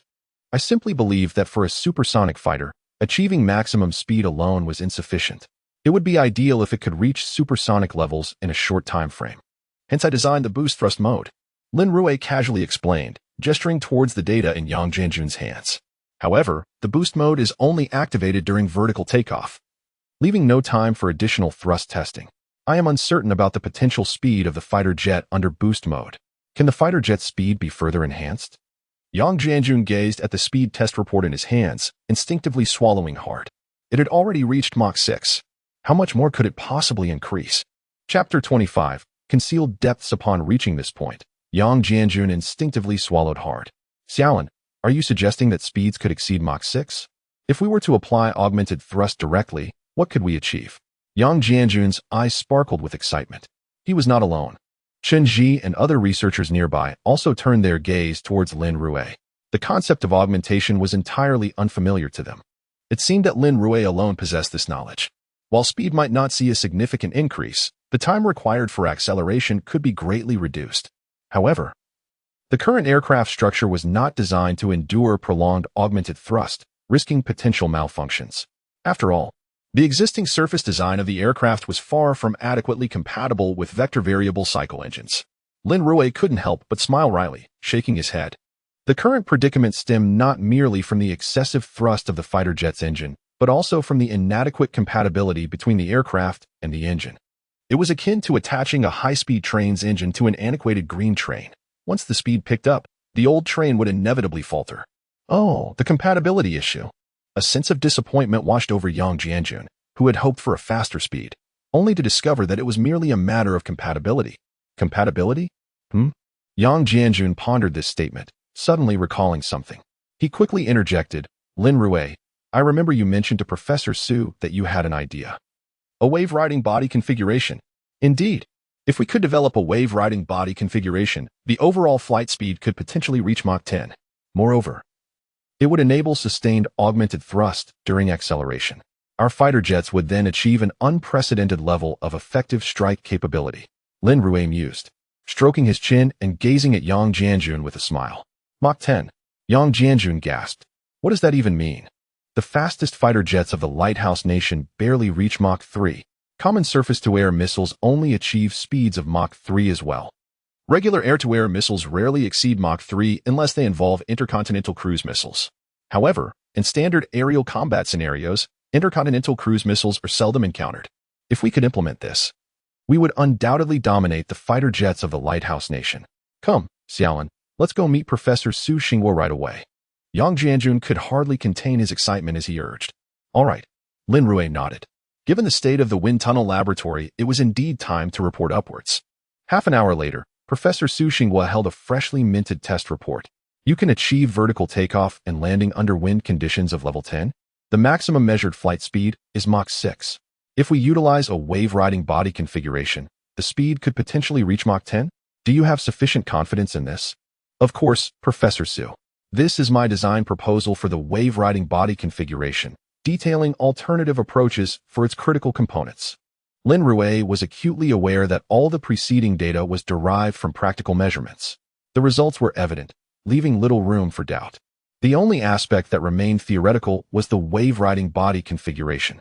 Is that so? Su Xinghua's eyes lit up as he accepted the design materials from Lin Rui. Reviewing the summary section, he nodded approvingly. The wave-riding body configuration primarily involved the refinement of the aircraft's surface, as well as the engine and associated components, including turbine blades. Lin Rui had indicated alternative manufacturers for several key components. This preliminary design for the wave-riding body configuration, where did your reference materials come from? Su Xinghua inquired. Glancing at the listed manufacturers with curiosity, I sourced these technical documents from the database, comparing their recent production processes over the last couple of years to infer the precision of their CNC machines. Lin Rui flipped to the subsequent pages, detailing the parameters and justifying their feasibility. You gleaned this from the database?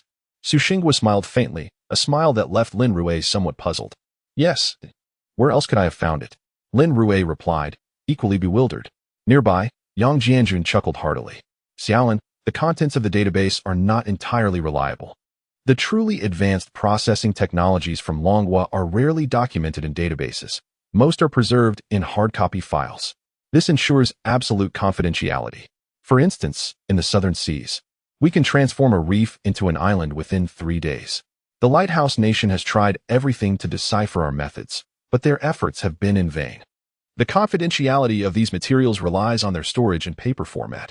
Yang Jianjun's words illuminated Lin Rui's understanding. So, according to your assertion, my deductions may not be accurate. In other words, Longguo's industrial capabilities far surpass those reflected in the database. Lin Rui could not suppress his excitement. Why would there be lower-tier alternatives? Isn't it due to insufficient technology that we resort to lower-tier substitutes? But if there are no technical issues, why opt for lower-tier alternatives? We should simply utilize the advanced technology. That may be the case, but the specific technologies require thorough analysis. Su Xinghua remarked after a brief contemplation. I will immediately fly to Yanjing to report on the entire technical proposal. During this time, you all should take a well-deserved break. The wind tunnel laboratory has been damaged. Yang Jianjun, please coordinate with maintenance personnel to address the repairs. With just a few succinct words, Su Xinghua had nearly resolved the situation. Understood. Yang Jianjun nodded slightly, acknowledging the instructions. After leaving the office, Yang Jianjun looked at Lin Rui. Xiaolin, you've worked hard during this period. Take a good rest, allow yourself a break, and let the whole team rejuvenate. After all, while you are young, many in the team have not been home to spend time with their families for quite a while. Yang Jianjun implied. Lin Rui nodded in agreement. Thank you for the reminder, Teacher Yang. It is indeed time for them to balance work and rest. Whether your ideas will be approved depends on Professor Su's situation in Yanjing, Yang Jianjun concluded, offering a brief nod. Chapter 26, Hawk or Dove? Soon. News of the wind tunnel laboratory's suspension from maintenance spread throughout the campus. Have you heard? It seems that Lin Rui's project team has completely dismantled the wind tunnel laboratory. I heard it and Oppos. That's because Lin Rui is utterly incompetent. He just barged in and started messing things up. Now the entire wind tunnel laboratory is in ruins. He's probably on the verge of being expelled. I've heard the place is a complete disaster, and it will take at least several million to repair. Several million? You might be underestimating the situation. Let me put it this way. The maintenance crew arrived and came out in tears. This time, even Yang Jianjun won't be able to save him. Lin Rui is finished. I just don't understand why they allowed him to wreak such havoc. Don't even mention Yang Jianjun. Even Su Xinghua won't be able to help him. Numerous researchers around wore expressions of disdain. No one held any hope for Lin Rui. Yet, the very protagonist, Lin Rui, remained locked in his dormitory, engrossed in calculations. Sheets of draft paper were carelessly strewn across the floor. Until 10 o'clock that night, a series of urgent phone rings echoed. Lin Rui answered without hesitation. On the other end was Yang Jianjun's voice. Mr. Lin, Teacher Su wants us to head to Yanjing immediately. Yang Jianjun's tone was laced with excitement. Perhaps due to the nature of the call, he did not elaborate. Only taking a deep breath. The car I arranged will be at your dorm door shortly. No need to pack extra clothes. We'll only be gone for a day or two. I understand. Lin Rui quickly hung up the phone, unable to suppress a slight smile. The fact that Su Xinghua summoned him to Yanjing overnight indicated that there had been results to report, and this result required his presence for a direct report. Grabbing a few pieces of clothing, Lin Rui left in a hurry. He opened the car door to find Yang Jianjun waiting inside. Teacher Yang, is it? Yes. Teacher Su has accurately reported our findings to the higher-ups, and the outcome is favorable. Yang Jianjun offered no further words. The gravity of his statement hung heavily in the air. Lin Rui nodded slightly, falling silent as he leaned back against the seat and dozed off. After a night of travel by car and helicopter, they finally arrived in Yinjing at dawn. Exhausted from the journey, Yang Jianjun appeared weary, while Lin Rui remained vibrant and alert. "Ah, to be young." Yang Jianjun couldn't help but exclaim. "Would you like to rest for a bit?"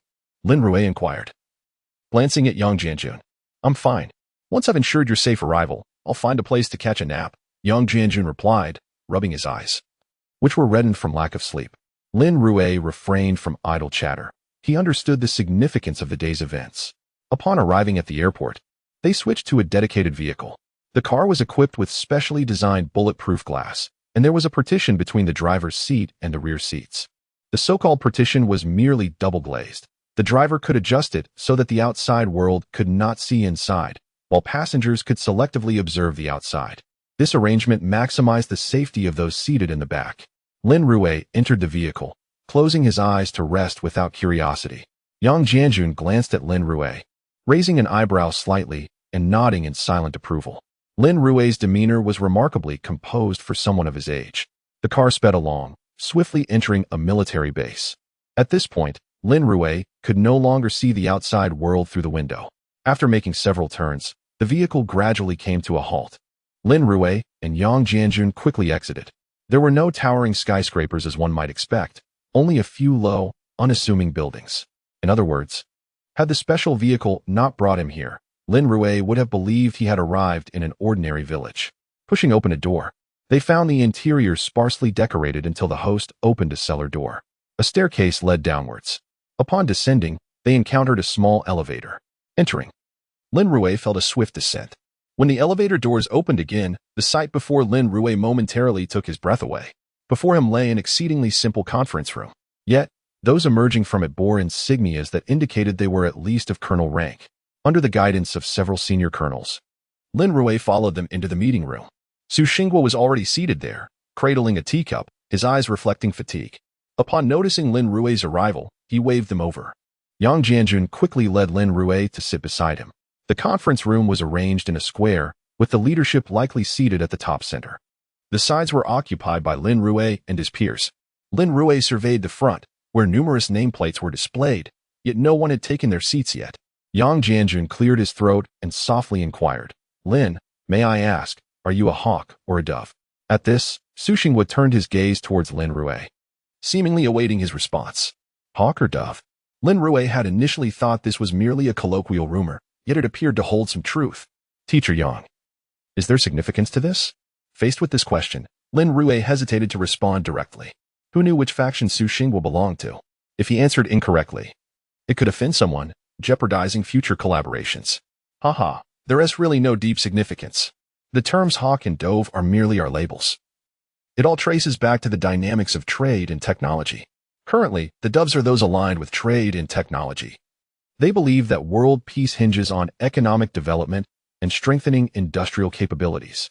Therefore, to advance industry, they prefer to procure foreign equipment, which allows them to catch up with global industrial standards as swiftly as possible. Once they and Oppos acquire the necessary technology and funding, they can gradually shift towards research and development. Yang Jianjun offered a brief explanation, his gaze instinctively shifting forward.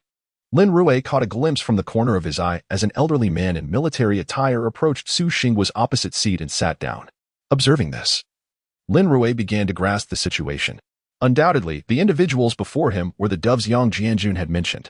Meanwhile, he had evidently aligned himself with the hawks. Given this context, Lin Rui pondered for a moment before seemingly feigning surprise and remarking, "Teacher Yang, does that mean the doves are akin to what we call compradors?" Chapter 27. Why can't the people of Longguo succeed? Are the doves merely compradors? Lin Rui's voice was not loud, yet it resonated clearly across the room. Yang Jianjun furrowed his brow, taken aback by Lin Rui's sudden elevation in tone. At that moment, all eyes from the newly arrived group turned towards them. The term comprador darkened the expressions of many present. It could be considered accurate. After all, they had long heralded trade, industry, and technology, accumulating wealth. Yet the enhancement of technology remained elusive. Yang Jianjun retorted without hesitation, his words directed not only at Lin Rui, but also at the individuals across the table. "What do you mean by that, Yang Jianjun?" The elder at the forefront remained silent, but the colonel seated behind him, named Li Wenguang, spoke with a heavy tone. Li Wenguang, what is your point? Yang Jianjun pressed on. You speak of exchanging space for time, yet I only see space lost. Have we recovered our time? Yang Jianjun, without a hint of courtesy, stood up and slammed his palm on the table. What do you understand? We must learn from the strengths of others to overcome them. Our nation, Longguo, began as an agricultural entity, and we cannot match the centuries of industrial accumulation that foreign nations possess. It is no simple task to catch up. For all the years of criticism aimed at trade, industry, and technology, it must be acknowledged that they have indeed accelerated the development of Longguo's industry. With wealth, both private and national industries have made significant strides. At these words, Lin Rui disdainfully shook his head. Yang Jianjun, catching this gesture from the corner of his eye, chose not to speak further, instead directing his gaze towards Lin Rui, his intentions unmistakable. Lin Rui, seizing the opportunity, stood upright. The debate of trade, industry, and technology versus technology, trade, and industry will inevitably be evaluated by history. However, I wish to highlight that you all must be aware of the peace model plan. How much did we invest, and what did we ultimately obtain? Mentioning the peace model plan rendered the opposition momentarily silent. At that time, we had no alternatives. Our fighter jets lagged behind others. And with the Northern Bear cutting off supplies, we found ourselves generations behind the lighthouse nation. This was a burden we never wished to bear. Li Wenguang sighed, displaying a sense of helplessness. Observing this, Lin Rui grasped the essence of their stance. Doves and hawks, it seemed, merely differed in their ideologies. Yet both aspired for national prosperity. If that is the case, there is still much to discuss. Should the opposition merely seek to appease, I would choose to withdraw. I refuse to engage with sycophants. At that time, we were indeed powerless. But what about now? When the lighthouse nation severed GPS signals, our merchant vessels drifted aimlessly at sea for 40 days. Moreover, our missiles were rendered ineffective.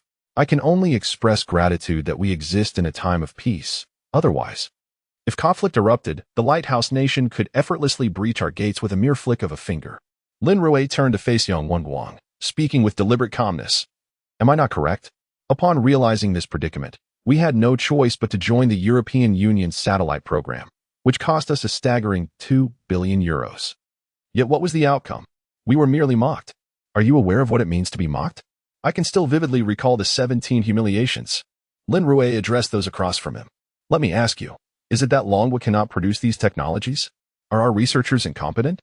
Or is it that you, the compradors, possess such ignorance that you hastily declare our inability to innovate and insist on purchasing from abroad? You self-proclaimed experts assert that Longguo wouldn't develop a positioning system in 3 decades, and it is precisely your influence that has delayed this technology by over a decade. Having a father and a mother is inferior to self-sufficiency. If Longguo can produce mushroom bombs, it can certainly create a positioning system. Look up at the skies and see what is flying above. Is it not our own positioning system? Do you not feel a sense of shame? Lin Rui and Appo's fervent admonition left Li Wenguang momentarily speechless. Indeed, the initial deception came from certain compradors who returned from studying abroad, claiming Longguo could not develop a positioning system. After being restricted by the lighthouse nation, they had no choice but to turn to Europe, only to find that their funds yielded nothing in return, a bitter loss. Had it not been for those so-called public intellectuals and highbrow academics, Longguo's capabilities would have been even stronger than they are today. As Lin Rui continued his discourse, an elderly figure appeared at the entrance of the conference room, adorned with 3 gleaming stars on his shoulder. He remained silent, merely standing at the doorway. Yet he attentively absorbed Lin Rui's words. How many losses have we endured at the hands of the lighthouse nation? What does this signify? The lighthouse nation is utterly unreliable. No nation in the world can be depended upon. For Longguo to thrive, we must rely on ourselves. It is our domestic researchers who have made remarkable strides. Longguo today is not the Longguo of 50 years ago. All foundational engineering disciplines have been established within our nation. In certain fields, we have already cultivated our own technological prowess. Now is the time for Longguo to foster technological self-confidence. Let me pose a question. In the realms of aerospace and naval manufacturing, how many researchers toiled diligently, often in anonymity, day and night? What is their compensation? What is their annual income? They forge weapons for the nation without ever considering personal wealth or glory. To be blunt, their salaries pale in comparison to those of mere entertainers who lack any real talent. Yet do they ever contemplate retreat? No. Their minds are solely focused on hastening progress. Racing against the Lighthouse Nation, striving to triumph in this silent battle of research. They are all valiant warriors on the battlefield of innovation, relentlessly bridging the gaps in our nation's capabilities. Why do they do this? ISNT it to ensure that one day, Longguo will no longer endure the indignities imposed by the Lighthouse Nation. Thus, I must ask you, why can't the people of Longguo succeed? What is it that they lack compared to those from the Lighthouse Nation? Is it merely a matter of fewer voices or less sight? Lin Rui spoke with measured cadence. His words sent a shiver through many present, echoing the sentiments of Elder Qian. Upon hearing Lin Rui's assertions, Li Wenguang fell silent, and the entire venue was engulfed in a profound stillness. Just then, a solitary applause resonated from outside the door. The elder adorned with 3 stars entered, slowly clapping his hands. Chapter 28. No one understands better than us. As the elder entered, the previously animated discussion fell into an abrupt silence. All eyes turned towards him, including Su Xinghua, who stood up. Only Lin Rui's gaze revealed a hint of confusion. This man was the 3rd leader, Yang Jianjun. Noticing the bewilderment in Lin Rui's eyes, timely supplemented the relevant information. The 3rd leader, Lin Rui, could not help but gasp in astonishment. Indeed, it was the 3rd leader. It should be noted that the 1st leader is the venerable figure who has guided the prosperity of Longguo. The significance of the 3rd leader is self-evident. The 3rd leader walked directly to his seat, and as he passed Lin Rui, he offered him a slight smile. Lin Rui, in turn, scrutinized the elder. From the 3rd leader's visage, Lin Rui discerned nothing but kindness. Once seated, the 3rd leader turned to Su Xinghua and remarked, "Xinghua, this must be your young friend Lin Rui, correct?" "Indeed, leader," Su Xinghua replied, standing tall and straight. "Quite right. The youth is formidable." The 3rd leader nodded slightly, affirming Lin Rui's assertions. He then directed his attention to the Dove faction, speaking leisurely, whether technology is exchanged for money or vice versa. As times evolve and national strength transforms, we must adopt a dialectical perspective. In the earlier days, our Longguo was impoverished and devoid of resources. Our only recourse was to exchange money and resources for technology, which was an unavoidable circumstance. With technology firmly in the hands of Western nations, they naturally wielded influence, rendering us vulnerable to exploitation. The 3rd leader's succinct remarks instantly alleviated the previously tense atmosphere. Even Su Xinghua could not help but nod in agreement. Initially, exchanging resources for technology indeed enriched foreign entities. However, in retrospect, without foreign capital's influx, it would have been impossible for us to establish such extensive industrial production lines in such a short span, laying a solid industrial foundation. At this juncture, the 3rd leader paused momentarily. Nevertheless, this does not imply that everything foreign surpasses us. The integrity of our researchers must not falter. We must retain the courage to confront challenges and the spirit to overcome all difficulties. In our early days, we possessed nothing, living in desolate deserts with scarce fresh water. And even industrial terms were alien to us. Moreover, there was but a single malfunctioning computer, with researchers divided into teams relying on abacuses for calculations. During that era, hunger was ubiquitous, yet we persevered, dedicating a decade to the emergence of the mushroom egg. As the 3rd leader spoke, it seemed as though the audience was transported back to that era. Thus, this young comrade Lin speaks well. How can the people of Longguo be incapable? We have produced the mushroom egg, and we can develop new energy sources. I firmly believe that in the future, we will also create technologies such as lithography machines that are crucial to our advancement. Not only must we achieve this, but we must also strive to lead the world in these technologies. As the 3rd leader concluded, the room erupted into a fervent applause.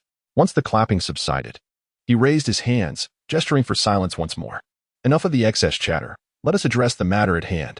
Su Xinghua, please introduce your research achievements. The 3rd leader settled into his seat, and the others followed suit. Su Xinghua adjusted the microphone before him. Ladies and gentlemen, the development of the 6th-generation fighter jet has always been a focal point, as it is a pivotal element in the future of warfare. As a researcher, I have devoted over a decade to the study of vector engines. As Su Xinghua spoke, the audience nodded in acknowledgement. They were all familiar with one another, well aware of each other's contributions. Recently, vector engine technology has made significant advancements. We have achieved vertical takeoff and landing at wind speeds of level 10 and can accelerate to Mach 6. Currently, these test results have been conducted based on the J-20 fighter jet S airframe. Yet the latest findings indicate that the J20 structure cannot withstand the thrust of the vector engine. Following extensive discussions and deliberations, Su Xinghua paused briefly. Our research team formally submits a proposal to the third leader, suggesting the establishment of a research laboratory for wave-riding body configurations, classified as top secret, while assembling a technical task force of mechanical engineers from across the nation to fully realize the design and production of the wave-riding body prototype. As his words fell, a collective gasp echoed throughout the room. The wave-riding body configuration. Not only was it about developing a prototype, but it also entailed establishing a production line. Were they prepared to formalize this? At this moment, Li Wenguang from the Dove faction raised his hand, addressing Su Xinghua. Professor Su, I have a question. How many experts have validated the design of the wave-riding body configuration? Has the entire plan undergone a formal review? Your request essentially initiates production and reallocates technical personnel to finalize the prototype design. These individuals are undoubtedly the backbone of their respective fields. Their reassignment will inevitably stall other projects. If your technical plan encounters issues and ultimately fails, I do not wish to curse your endeavors. But in the unfortunate event of failure, can we bear the monumental responsibility and losses? Li Wenguang's words prompted furrowed brows from both Su Xinghua and Yang Jianjun. He was referring to the formal processes. Expert discussions, suggestions, and subsequent revisions would consume at least half a year, if not an entire year. Even if they managed to secure the experts, there remained the logistics of reallocating personnel and a myriad of other considerations, leading to an indeterminate delay. Su Xinghua narrowed his eyes, fixing his gaze on Li Wenguang. Allow me to inquire, how much of the technical documentation placed before you can you comprehend? How many experts nationwide can grasp its intricacies? Even if discussions are held, what substantive advice can they offer? Can they assist in optimizing the wave-riding configuration or the vector engine? Such expertise is beyond their reach, and from a purely technical standpoint, there is no one in the country who understands this technology better than we do. Su Xinghua and Apos' words resonated with conviction. Chapter 29 6 months, military order across the nation. No one understands technology better than us. Su Xinghua's declaration was undeniably arrogant. Yet, one must admit, there was truth in his words. He had dedicated over a decade to studying vector engine technology, making him a seasoned expert in the field. As for the design of the wave-riding body configuration, there had been no experts in the country who had ventured into this territory, even though it had been utilized in missiles. That was a mere application in a different domain. The distinction between missiles and fighter jets is significant, particularly when one must also consider stealth capabilities and payload capacity. This aspect of design is incredibly intricate. Upon hearing his statement, many from the dovish faction instinctively fell silent. Su Xinghua remained steadfast, surveying the individuals before him, and calmly continued, "If there are no objections, I shall proceed. I propose that Lin Rui be appointed as the chief designer of the wave-riding body configuration, with all project team members reporting to him. A special account shall be established for funding, granting him the highest authority over expenditures, with minor costs requiring no extensive approval." Su Xinghua and Apos' words left many experts present momentarily stunned. The hawkish faction remained composed, as they understood Su to be a reliable ally, and his choice of Lin Rui was undoubtedly well-founded. However, the dovish faction was entirely taken aback. An elder with graying hair seated at the front coughed twice and remarked solemnly, "Old Su, while Comrade Lin may possess talent in research, he is too young to assume the role of chief designer. Is that not a bit?" At this, many from the dovish faction nodded in agreement. The design of the wave-riding body configuration would entail a complete overhaul of existing fighter jet designs, requiring an investment of at least several billion and potentially 3 to 5 years of development. To entrust such a monumental project to an inexperienced individual raises considerable concerns. As discussions ensued, the third commander fell into a contemplative silence, casting his gaze towards Su Xinghua as if awaiting his response. However, at that moment, Lin Rui interjected, raising his right hand to grasp the microphone placed before him. "As for my capability to lead this project, I leave that for you to judge. Regarding the wave-riding body configuration, I believe I have some authority on the matter. If provided with the necessary personnel, I can complete the prototype within 3 months. As for funding, I require only 50 million. Lin Rui's assertion elicited wide-eyed astonishment from many in the dovish camp. Li Wenguang scoffed, "Truly Navi, you think you can complete a wave-riding body prototype in 3 months? Do you have any idea how long the J20 and Apos' design and development took? Can you guarantee that your wave-riding body configuration will succeed on the first attempt? And did you just say you need 50 million? 50 million for the wave-riding body configuration? Are you certain? This prompted several researchers from the dovish faction to display sardonic smiles. It was indeed a preposterous claim. 3 months and 50 million? What could possibly be achieved in that time frame? The J-20 and Oppo's design alone had consumed hundreds of millions and spanned 5 to 6 years, with countless revisions and several major overhauls of the overall plan. Lin Rui and Oppo's assertion of completing it in 3 months could only be considered a jest. Upon hearing Lin Rui's statement, Yang Jianjun couldn't help but furrow his brow and lowered his voice slightly. Lin Rui, have you lost your mind? Completing the wave-riding body configuration in 3 months? Are you joking? Do you even know how long production takes? Moreover, throughout the production process, we may encounter numerous unforeseen challenges due to processing capabilities. Yang Jianjun's subtle gestures did not escape the notice of Li Wenguang and others across the room. Although they could not discern the precise words exchanged, they could surmise that he was cautioning against the brevity of the timeline. Li Wenguang glanced at Lin Rui before shifting his gaze to Su Xinghua. Professor Su, is this truly the chief designer you have chosen? To claim the wave-riding body configuration can be produced in 3 months during such a serious meeting? Professor Su, you have always been a meticulous scholar. How could you select someone who merely boasts? Li Wenguang's remarks were pointed, clearly seeking to regain some dignity after having suffered a setback at Lin Rui's hands earlier. Su Xinghua frowned slightly, contemplating how to respond, but Lin Rui seized the microphone once more. This is a military camp, and everyone knows one principle. There are no empty words in the military. I, Lin Rui, promise that if I say I can achieve this in 3 months, I will deliver. Should I fail to produce the wave-riding body prototype within that time frame, I am willing to accept any punishment. Lin Rui's declaration sent a ripple of astonishment through the assembly. He had just issued a military order before so many witnesses. Such a commitment was binding, and even Su Xinghua would be unable to intervene. The third commander narrowed his eyes, observing Lin Rui, and suddenly smiled faintly. Indeed, a spirited youth. But remember, in the military, there are no empty promises. I will grant you 6 months. If you fail to deliver, you will face the consequences according to military law. As for the personnel and resources you require, you may allocate them as you see fit, and I will increase the funding by 60%, totaling 80 million. The funding was directly raised to 80 million. The timeline extended to 6 months.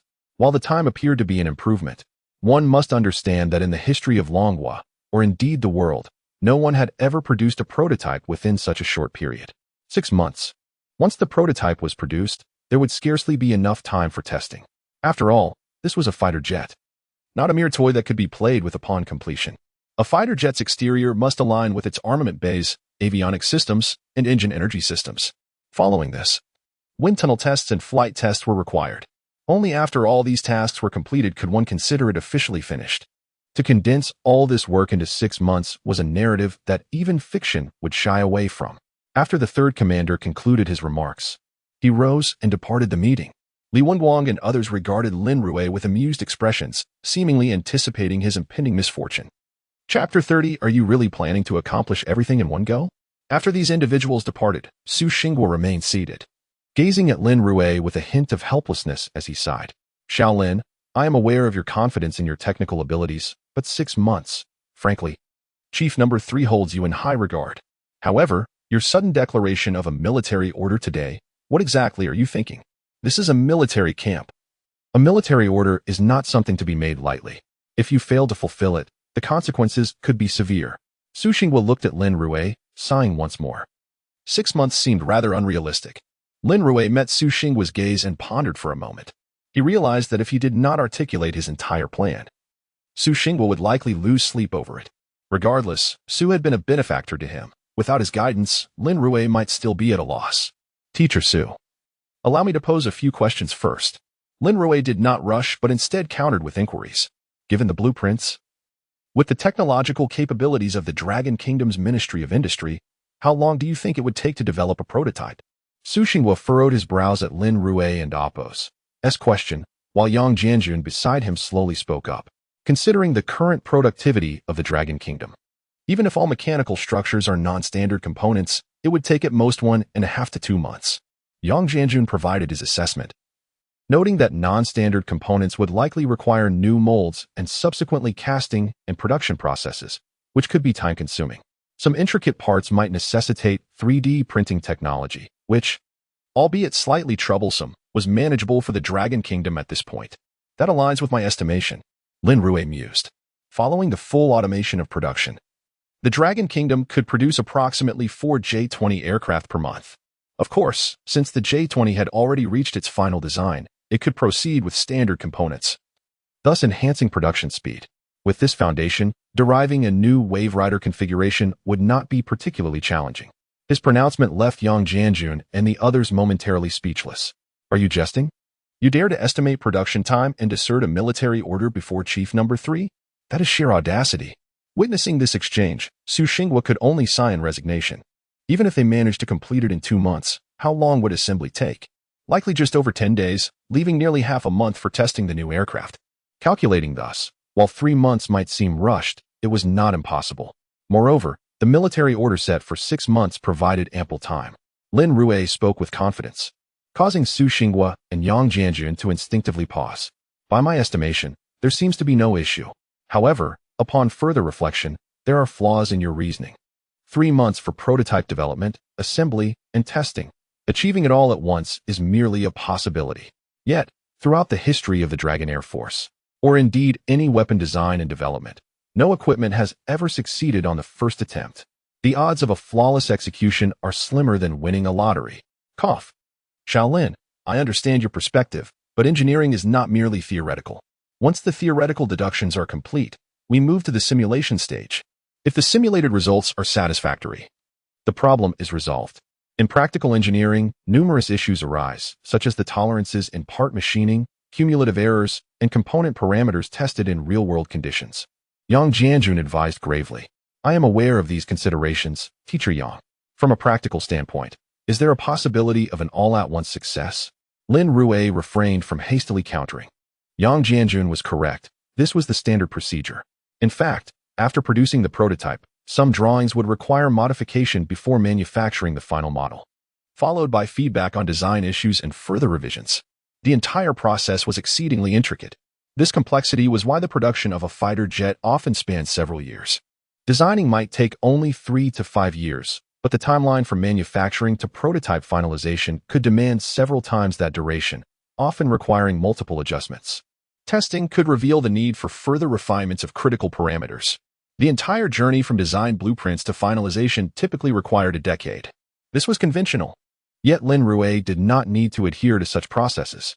The Design Blooper Chapter 31. There seems to be an issue with the data near the Wind Tunnel Laboratory of the National University of Defense Technology. Numerous researchers could not help but frown and voice their complaints upon seeing the notice declaring comprehensive repairs and a temporary halt to operations. What is this? The Wind Tunnel Laboratory has posted a notice, yet no repairs are in sight. What repairs? Do you not realize that the entire laboratory is essentially in ruins? I have no idea when my experiments can commence. Is this not a waste of time? My simulation and modeling have already been completed, and the prototype has been finalized by the engineering department, yet testing remains prohibited. If this situation continues to drag on without resolution, what are we to do? We will have to borrow wind tunnel apparatus from other provinces, which will certainly waste a considerable amount of time. Let us submit a report and see when we receive approval from above. Repairs will undoubtedly be conducted. Amidst the crowd, Li Bo's brow was tightly furrowed as he instinctively clenched his fists. He had been expelled from the research group by Lin Rui. Upon returning to his original team, he found that the projects had already been handed over. He had become the superfluous one. Even now, he had yet to secure a project within the group, and anxiety began to gnaw at him. Without a project, not only could he not publish relevant papers academically, but his bonuses would also be significantly reduced. He had initially believed that joining Lin Rui's research group would offer entirely new and cutting-edge opportunities, with ample funding available. Moreover, since everyone was in the exploratory phase, he thought he might easily seize some advantageous chances. He envisioned a relaxed work environment with a substantial salary increase. As for whether the projects would yield results, he was indifferent. After all, it was merely an exploratory phase, and failure was entirely normal. However, he had not anticipated being outright expelled by Lin Rui. Following his dismissal, he lost his year-end bonus. It was particularly disheartening to witness his former project group achieve significant breakthroughs, while the individual who took over his responsibilities received a bonus equivalent to several months of his salary after just a few days. His dissatisfaction grew exponentially. Now, standing before the wind tunnel laboratory and listening to the discussions around him, Lin Rui interjected, "What good does it do? Submitting reports is hardly a new endeavor. Do you know who is responsible for this damage to the wind tunnel? Let me tell you, it's Lin Rui. He is a favored protege of Su Xinghua. I suspect the wind tunnel will remain out of commission for quite some time, especially since I've heard that Professor Su and Appos, as funding is also quite limited. Is it possible that this brat has caused the wind tunnel to be utterly destroyed without facing any repercussions?" Came the incredulous response. "It's very likely. Professor Su is quite protective of his students. 10 years ago, his student Li Zheng." Lin Rui's brief remarks ignited a flurry of discussions among those nearby. With just a few words, he managed to capture a wealth of information. After meticulously documenting all the details, he swiftly returned to his dormitory.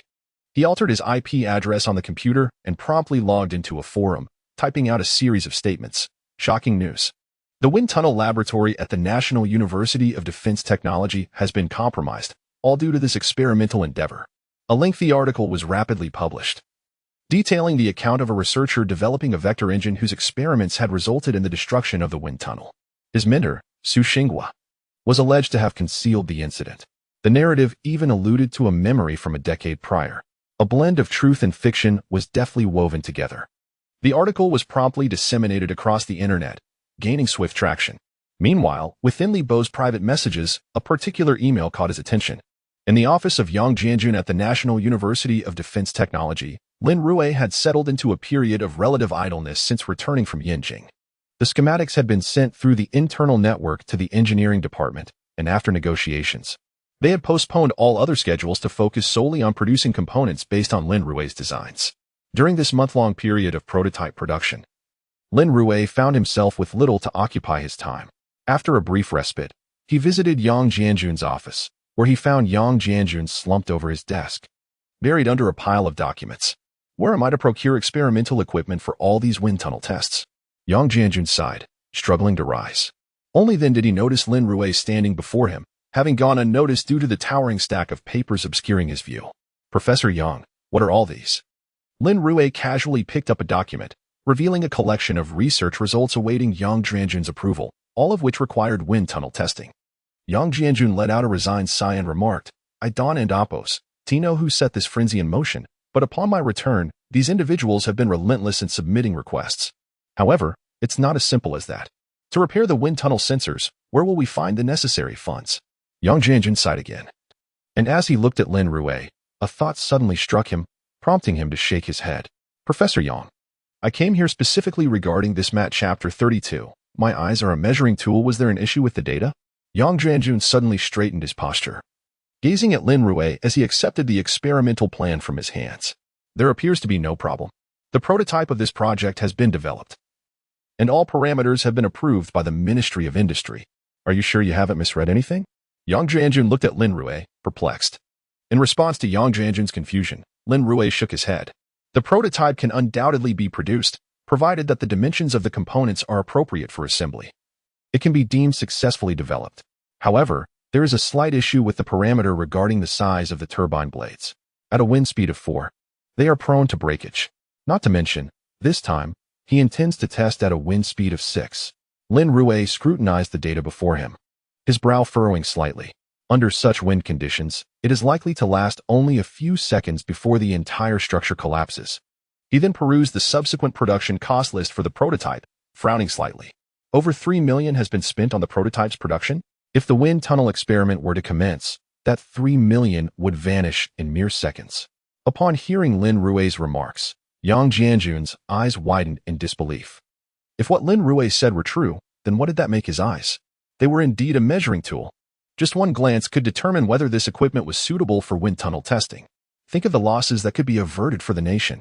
Furthermore, such an ability could not even be replicated by supercomputers. After all, if supercomputers could simulate everything, there would be no losses in practical wind tunnel experiments. Lin Rui, are you certain? Yang Jianjun asked, his uncertainty palpable as he regarded Lin Rui. Absolutely.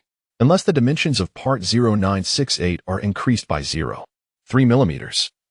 The entire structural design will require a significant overhaul. Even then, the volume will increase considerably. This seems inconsistent with the original experimental design. as Professor Fong has overly prioritized the miniaturization of the overall equipment, which has resulted in insufficient interference resistance and rigidity. Lin Rui flipped through the materials, noting that the project leader was Fong Yongning. Yang Jianjun also glanced at Lin Rui's documents and felt a sudden unease upon seeing the name Fong Yongning. Fong Yongning, a seasoned expert in aircraft structural design with nearly 20 years of experience. Could there truly be an issue with something he designed? Yet, this was a dilemma. If they were to reject the approval, considering Professor Fong and Appo's personality, Yang Jianjun felt a wave of frustration wash over him. Lin Rui caught a glimpse of Yang Jianjun's turmoil and, having lived 2 lives, instantly understood his concerns. Let us approve it. I recommend increasing the size of part 0968 by 0.3 mm, redesigning the overall structure, and then resubmitting it for the wind tunnel experiment. Without further ado, Lin Rui swiftly penned his approval. Yang Jianjun stared at the elegant handwriting before him, momentarily at a loss for words.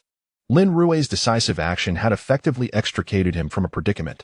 Rejecting Professor Fong's wind tunnel experiment would surely provoke a confrontation, given the professor's character.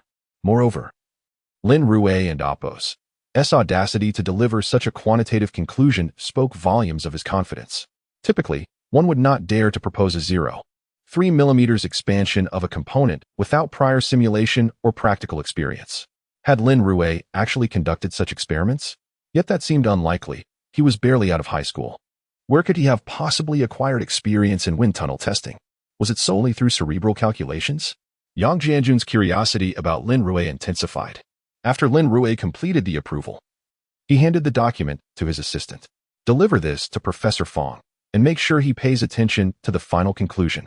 This was not out of malice. The document would eventually reach Professor Fong and Appo's hands. Sending it now, right after Lin Rui and Appo's approval, would allow the professor to confront Lin Rui directly if he wished to dispute it. Once he had given his instructions, Yang Jianjun returned to his office. He found Lin Rui seated at his desk, engrossed in reviewing a series of documents. After glancing at the testing simulation parameters and the pricing, he began to issue a flurry of approvals, most of which were rejections. The reasons cited were varied and numerous: issues with material selection, recommendations to increase the tungsten content in the alloy, otherwise, the overall rigidity would be inadequate. The 53rd joint should not employ a splicing method during high-speed rotation, where from inertial friction may occur. A one-piece cast would effectively prevent damage from wear. He suggested reducing the fuel ratio. In high-altitude, low-temperature environments, combustion efficiency improves, and decreasing the fuel ratio can significantly reduce weight for greater propulsion effectiveness, ensuring complete combustion without concerns of fuel shortage. One by one, Lin Rui processed the documents with remarkable speed. Soon, the once towering pile of paperwork had been swiftly dealt with. His efficiency was astonishing. If Yang Jianjun were to review the materials, each document would take him at least 1 to 2 hours. For particularly complex experiments, he might require half a day. Yet, for Lin Rui, this task took merely a matter of minutes. In the end, he completed a final document comprising nearly 500 pages, encompassing over 80 wind tunnel experiment plans in just half an hour. Was this the distinction between genius and the ordinary? After approximately 3 hours, every document had been processed. As Lin Rui stretched and appeared slightly fatigued, Yang Jianjun felt a mix of emotions. He stood by, responsible for stamping approvals. All the documents had been returned. Besides providing reasons, Lin Rui had even offered improvement suggestions. One document explicitly stated the consequences of conducting the wind tunnel experiment. He was truly a walking experimental testing machine. Wait, Lin Rui, have you rejected all the reports? Yang Jianjun inquired while stamping the documents, casting a glance at the conclusions. All were marked as disapproved. Seeing this outcome caused Yang Jianjun's heart to sink slightly. If everything were rejected, there could be significant repercussions. The research project teams might perceive it as an intentional sabotage of the wind tunnel laboratory, leading to further complications. However, there was one approval. The equipment and Appo's cost was only 500,000, a minor component. Although it would likely fracture upon entering the wind tunnel, Lin Rui believed that hands-on experimentation was essential in research. Even if it broke, 500,000 was trivial compared to the millions invested in the equipment. Lin Rui's reasoning struck Yang Jianjun profoundly. The sole reason for project approval was its affordability. Chapter 33. Truly remarkable. Can this be done mentally? The project has successfully passed the wind tunnel experiment. It is merely because the equipment is inexpensive that its damage is of little concern. This may be the most absurd approval response since the wind tunnel laboratory of the entire school began to operate. However, it is still a good sign. Lin Rui's approval of this does not amount to a complete rejection. Moreover, if this equipment does indeed suffer damage, as Lin Rui predicted, wouldn't he that affirm that the previous assessments were correct? At that time, it could silence the multitude of dissenting voices. While pondering this, an urgent voice suddenly came from outside the door. Teacher Fong, please remain calm. Just wait a moment. Teacher Yang is currently engaged in a project discussion. Please do not enter. The voice of a research assistant echoed outside. Immediately after, Fong Yongning's voice followed. It's all right. I just want to speak with Teacher Yang for a moment. I won't disturb him. Hearing this voice, Yang Jianjun's eyelids involuntarily twitched. He had indeed come. He didn't expect him to arrive so quickly. Without further thought, Fong Yongning had already pushed the door open and walked in. Teacher Fong, you. Yang Jianjun hurriedly approached. Fong Yongning, upon seeing Yang Jianjun, disregarded formalities and stepped forward, seizing his collar. Yang Jianjun, was it you who wrote the rejection response? Fong Yongning gripped Yang Jianjun firmly, taking a deep breath, his eyes wide open like brass bells. No, Teacher Fong, please calm down and listen to me.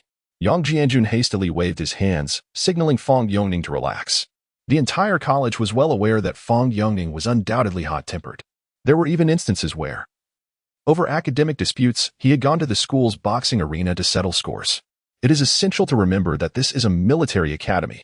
Not only does it focus on technological command, but physical training is also a crucial part of the curriculum. Both teachers and students must complete physical training assessments annually, resulting in excellent physical fitness.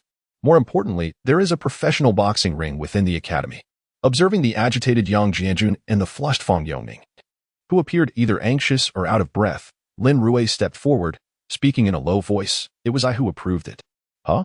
Fong Yongning turned to Lin Rui, scrutinizing him from head to toe. His first impression of Lin Rui was that of youth. He seemed indeed far too young, resembling a student. You? Do you comprehend the design and structure of aircraft? Fong Yongning could hardly believe it. Having immersed himself in this field for over 20 years, he had achieved modest success. The young man before him appeared to be no more than 20 years old. He assumed Lin Rui had not even grasped the fundamental concepts. How could he possibly understand his blueprints? Perhaps, I have a slight understanding of the surface aspects. Lin Rui humbly remarked, then casually extracted a document from nearby. This is the archived version of the materials you provided earlier. In aircraft design, you focus too much on volume and payload, opting for the lightest metal materials. This choice is not problematic in itself. However, you overlook the thermal contraction effect of the materials. While the prototype may perform well initially, prolonged flights or exposure to extreme wind conditions could easily cause component cracking. As Lin Rui spoke, he laid the blueprints on the table, simultaneously retrieving a pencil from a holder and began sketching with ease. These components, if all goes as expected, are made from your new alloy material. The thermal contraction effect is something you have not accounted for. If the component near the engine cracks due to excessive heat, just consider the consequences. Without further comment, Lin Rui lightly circled the component adjacent to the engine with his pencil. Fong Yongning furrowed his brow, his gaze focused intently on the component before him. If this part were to shatter due to excessive rotational inertia, the mild outcome would be mere vibrations at the tail of the aircraft. However, in a severe case, the debris could collide directly with the engine, resulting in a stall and potential crash. Fong Yongning nodded seriously. He indeed recognized this issue. Acknowledgement aside, he was incapable of proposing a solution, given his current abilities.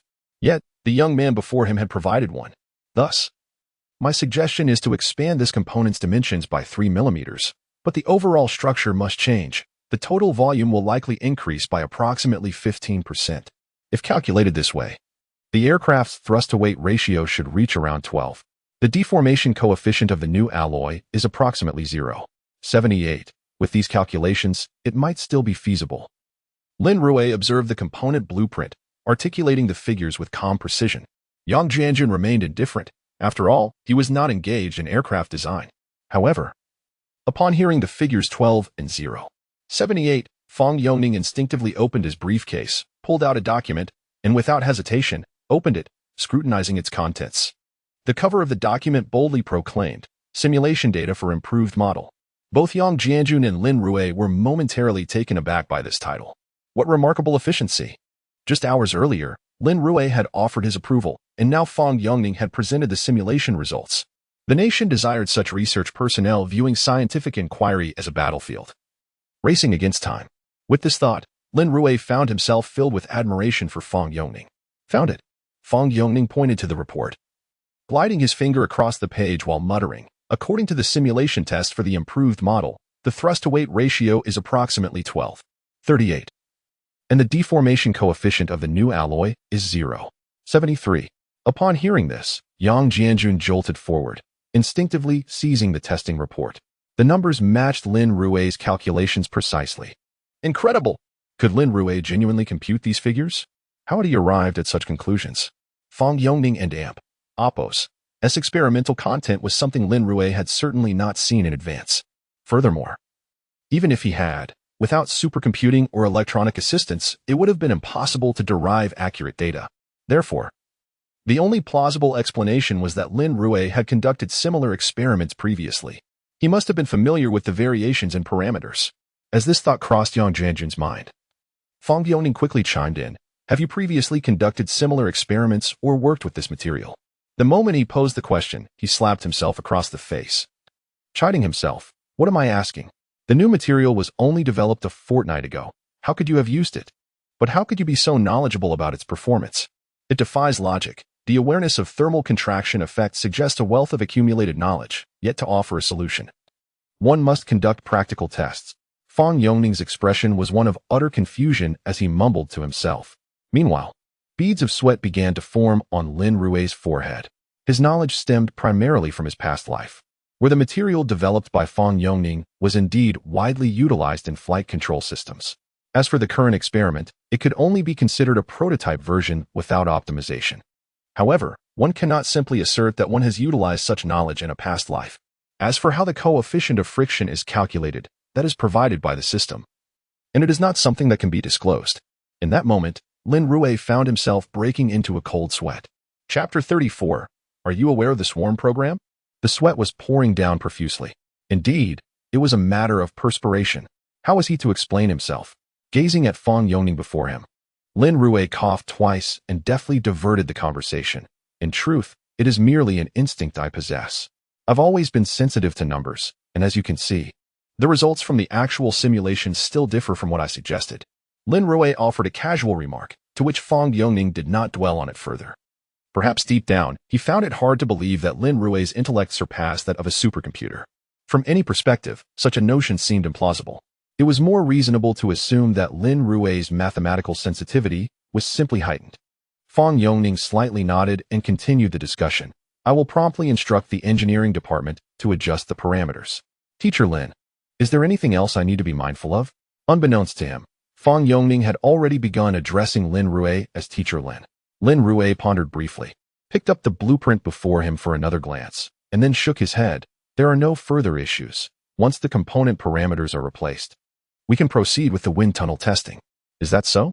Once the tests succeed, I shall treat you to a meal. Fang Yongning and Oppos' words brimmed with excitement. Success? It was highly improbable. Lin Rui shook his head. The reason I suggest the wind tunnel test is that after the modifications, the entire structure will not sustain damage, and the single loss will not exceed 100,000. However, to meet your initial requirements, there remains a lengthy road ahead. Lin Rui's statement momentarily left Fang Yongning in a state of shock. Wait a minute. The ability to conduct wind tunnel experiments was not due to the excellence of his design. It was purely because the wind tunnel laboratory would yield minimal impact. Fang Yongning, observing Lin Rui, no longer held his previous disdain, but instead regarded him with utmost seriousness and respect. Teacher Lin, to be frank, we have encountered quite a significant bottleneck recently, which has stymied us for several years. The development of new materials was intended to facilitate the portability and miniaturization of drones. Yet, as you know, adjusting for overheating has necessitated a considerable increase in the size of our fighter jet, which utterly fails to meet our demands. Do you have any good suggestions? Fang Yongning spoke with a troubled expression. In research, the most daunting predicament is when one becomes ensnared at a particular juncture, often leading to a dead end.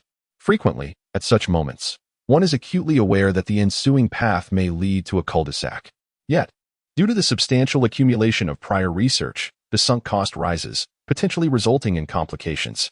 One easily finds oneself trapped in a quagmire, reluctant to abandon earlier foundations of study.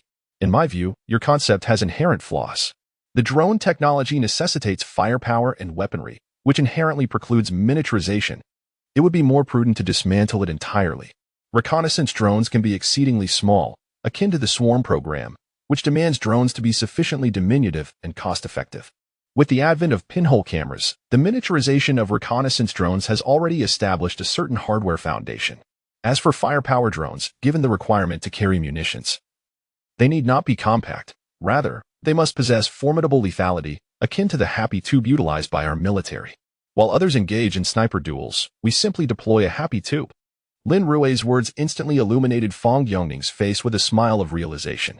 Indeed, in combat, the presence of diverse military units working in unison is crucial, exemplified by the establishment of heavy armored composite brigades in the Dragon Kingdom. Thus, drones, too, can adopt multi-unit collaborative tactics. We can construct aerial carriers, comprising reconnaissance clusters and firepower units. We might even establish an aerial supply station akin to a maritime carrier. When this is considered, the combat efficacy of the entire drone system could multiply exponentially, rather than striving to create a singular, multifunctional unit. Fong Yongning suddenly slapped his forehead, clarity dawning upon him. He had previously fallen into a certain misconception. Had it not been for Lin Rui's guidance, he might have squandered countless hours.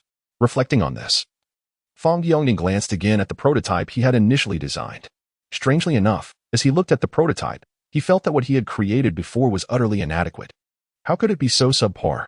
All of this was unnecessary. The new materials could further reduce costs, and if that were the case, Fong Yongning mused. But Lin Rui bluntly interrupted his thoughts. For reconnaissance drones, new materials are unnecessary. The cheaper, the better. Lin Rui's succinct statement left Fong Yongning momentarily speechless. Cheaper? Why? Inexpensive materials imply subpar performance, which could lead to significant issues during reconnaissance. Fong Yongning continued to mumble. However, at that moment, Yang Jianjun quickly grasped the implication. Teacher Fong, the essence of the swarm concept lies in numerical superiority. Suppose the cost of your reconnaissance drone is merely a couple of hundred yuan. What would be the total for 100 units? Nearly a couple of thousand. Yet, to destroy those 100 units, what would the enemy require? Aerial bombs? How much does a missile cost? At least several 100,000. If they were to indulge in luxury and utilize anti-aircraft missiles, that would escalate to millions. If the drones were even slightly intelligent, capable of evading attacks and flying swiftly, it is unlikely they would be taken down by just 2 shots. Warfare is fundamentally about economics. While they expend millions on a single artillery shell, we invest merely tens of thousands, saturating the area with reconnaissance. If you were in their position, would you not feel utterly frustrated? Yang Jianjun and Appo's remarks elicited laughter from Fong Yongning. Indeed, this is no swarm. It is akin to a swarm of flies, impossible to shoo away and thoroughly bothersome. To attempt to eliminate them would be sheer agony. I understand now. The most crucial aspects of reconnaissance drones are the signal transmission and engine acceleration. Everything else is superfluous. A couple of 100 yuan is inconsequential to the entire operation. Fong Yongning could not help but shed tears of laughter. As the laughter subsided, he looked at Lin Rui and softly expressed his gratitude. Thank you. Had it not been for your words, I would have remained stuck in a dead end. Lin Rui's simple statement had resolved the academic bottleneck that had plagued Fong Yongning for years. It is nothing, Teacher Fong. We are all forging swords for our nation. In a single phrase, everything was for the resurgence of the Dragon Kingdom. This time, we hold a winning hand, should the S3 season commence. We shall make the lighthouse nation aware that the sun has risen in the east, and the world no longer requires a lighthouse. Chapter 35. I did not disclose confidential information. The sun has risen in the east. The world no longer requires lighthouses. This phrase echoed repeatedly in Fong Yongning and Appo's mind as he nodded silently, solemnly responding, I have learned. It and Appo's nothing, Teacher Fong. I was equally astonished when I first heard this statement. However, upon reflection, I believe Teacher Lin and Appo's words hold profound truth. This world indeed requires guidance.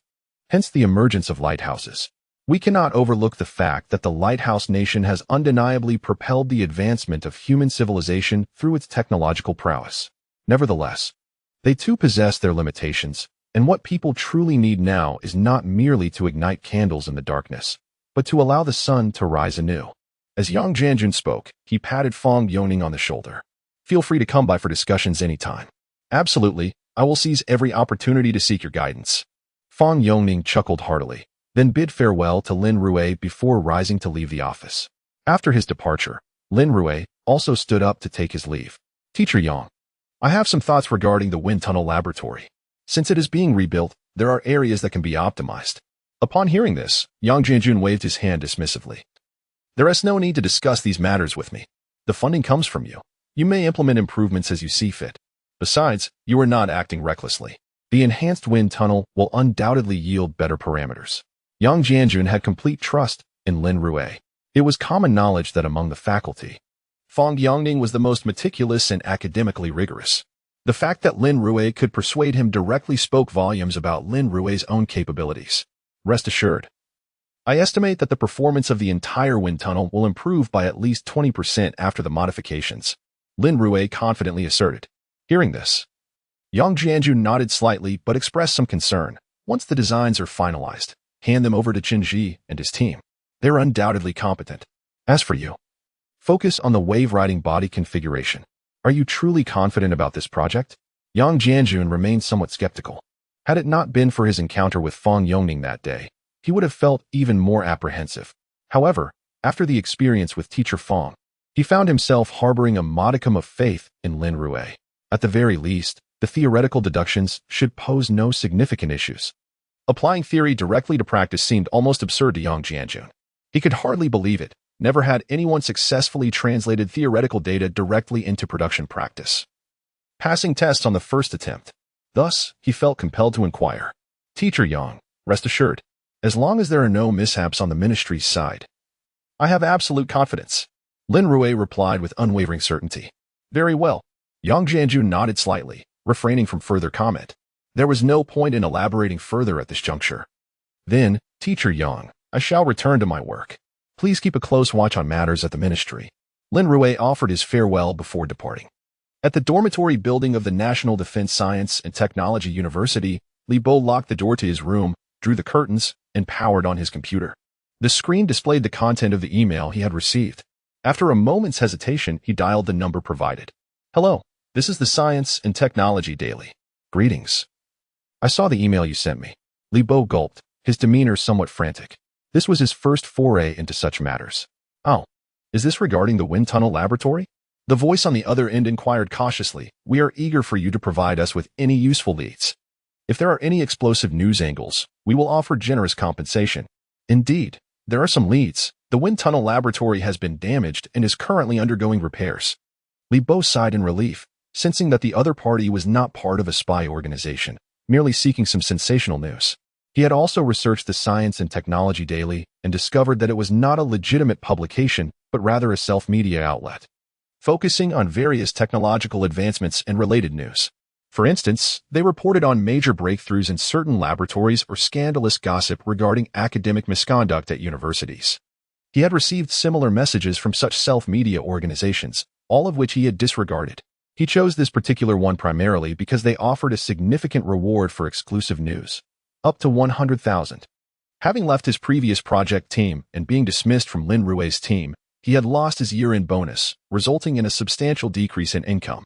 He was now in dire need of this money. Otherwise, he would struggle to meet his mortgage, car loans, and household expenses, leading to a chilly homecoming. After Li Bo relayed the information, there was a brief silence on the other end before the voice resumed, though I am an outsider. I understand that the wind tunnel laboratory has certain protective mechanisms, and safety checks are conducted before each experiment to ensure that the experimental apparatus does not affect the wind tunnel. With such a significant incident occurring, could there have been issues with the safety checks? Or perhaps there was negligence on your department's part? Or could there be allegations of academic corruption involved? Negligence? Academic corruption? Clearly, this was a self-media outlet eager for sensational gossip. Such stories, once sensationalized, could quickly go viral and attract followers. I believe there must be some truth to it. The team conducting the vector engine experiment did not follow the proper protocols. Furthermore, what team begins with a wind speed of level 10? That is utterly reckless. By the way, I forgot to mention, the project leader for this experiment is quite peculiar. He was not initially a faculty member at our university but suddenly appeared, seemingly connected to the school's leadership. As Li Bo shared these scandalous tidbits, he felt an immense sense of relaxation. The voice on the other end nodded frequently, inquiring about various potential connections, such as whether Yang Jianjun might be involved in bribery or the identity of Lin Rui. Li Bo answered all inquiries truthfully. Thank you very much for your insights. We are consistently vigilant against such unfair practices. We will compile this information for our editor's review, and once finalized, we will transfer the promised reward of 100,000 to you, provided you agree to an exclusive report. The voice addressed Li Bo's primary concern. Very well, I shall await further news. Li Bo chuckled as he hung up the phone, reflecting on how he had merely traded a few rumors, which hardly constituted a breach of confidentiality, yet stood to gain a considerable sum equivalent to half a year's salary. This evening, he would surely share the good news with his wife, perhaps treating her to a chicken leg or two. Chapter 36. Step by step into the abyss. As Li Bo reveled in his delight, on the other end of the line, several individuals from the Lighthouse Nation wore sardonic smiles. Mike, this is a significant catch. If we manage to ensnare him, we might acquire valuable intelligence. The Dragon Country had made strides in vector engine technology, and it appeared that Su Xinghua and Yang Jianjun were at the helm. Su Xinghua had long been a subject of our surveillance. However, this individual is notoriously unyielding, making it challenging to sway him. We must instead leverage our current informants to unearth information regarding Lin Rui. A grave expression washed over the faces of the Lighthouse Nation operatives. The Science and Technology Daily, a mere self-media platform, was nothing but a fad to conceal their espionage activities, designed solely to procure more intelligence. Li Bo could continue to be engaged. We must find a way to manipulate him. Mike gestured for his team to act swiftly. Then turned to the copywriter beside him, hastened the preparation of a document for dissemination across the internet. Remember, the internal and external networks must convey different narratives. The internal network should focus on rumors of corruption, diverting attention towards Lin Rui and Yang Jianjun.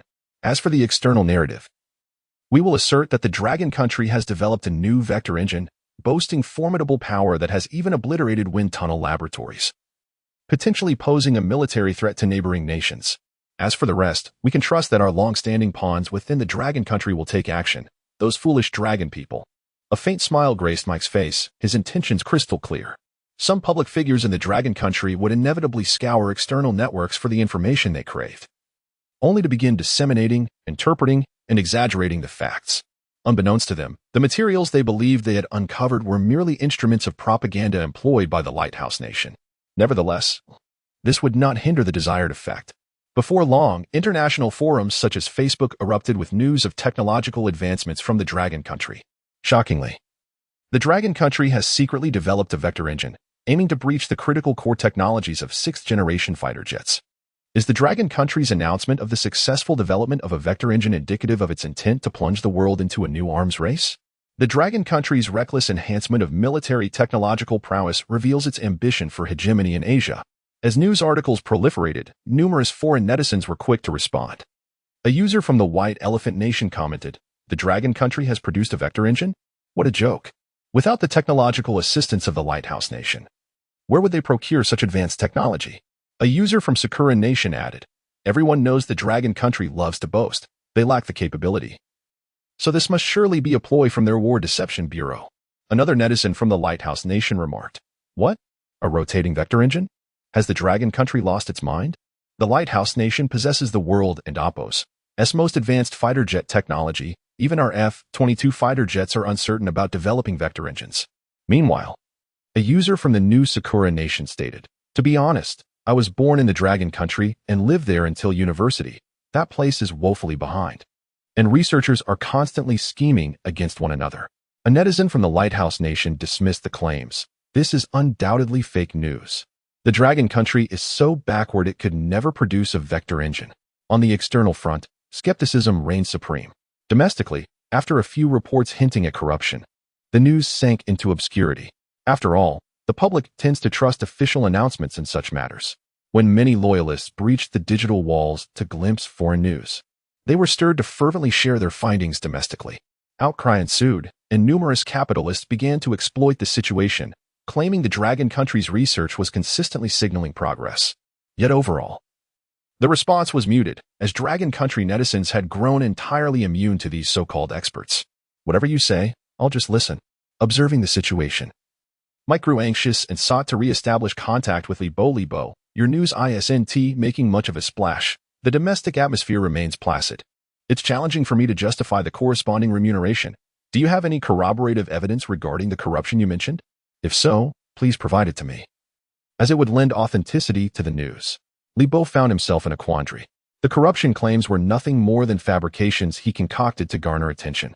Where could he possibly uncover evidence of such misconduct? Moreover, the National Defense Science and Technology University was a critical institution.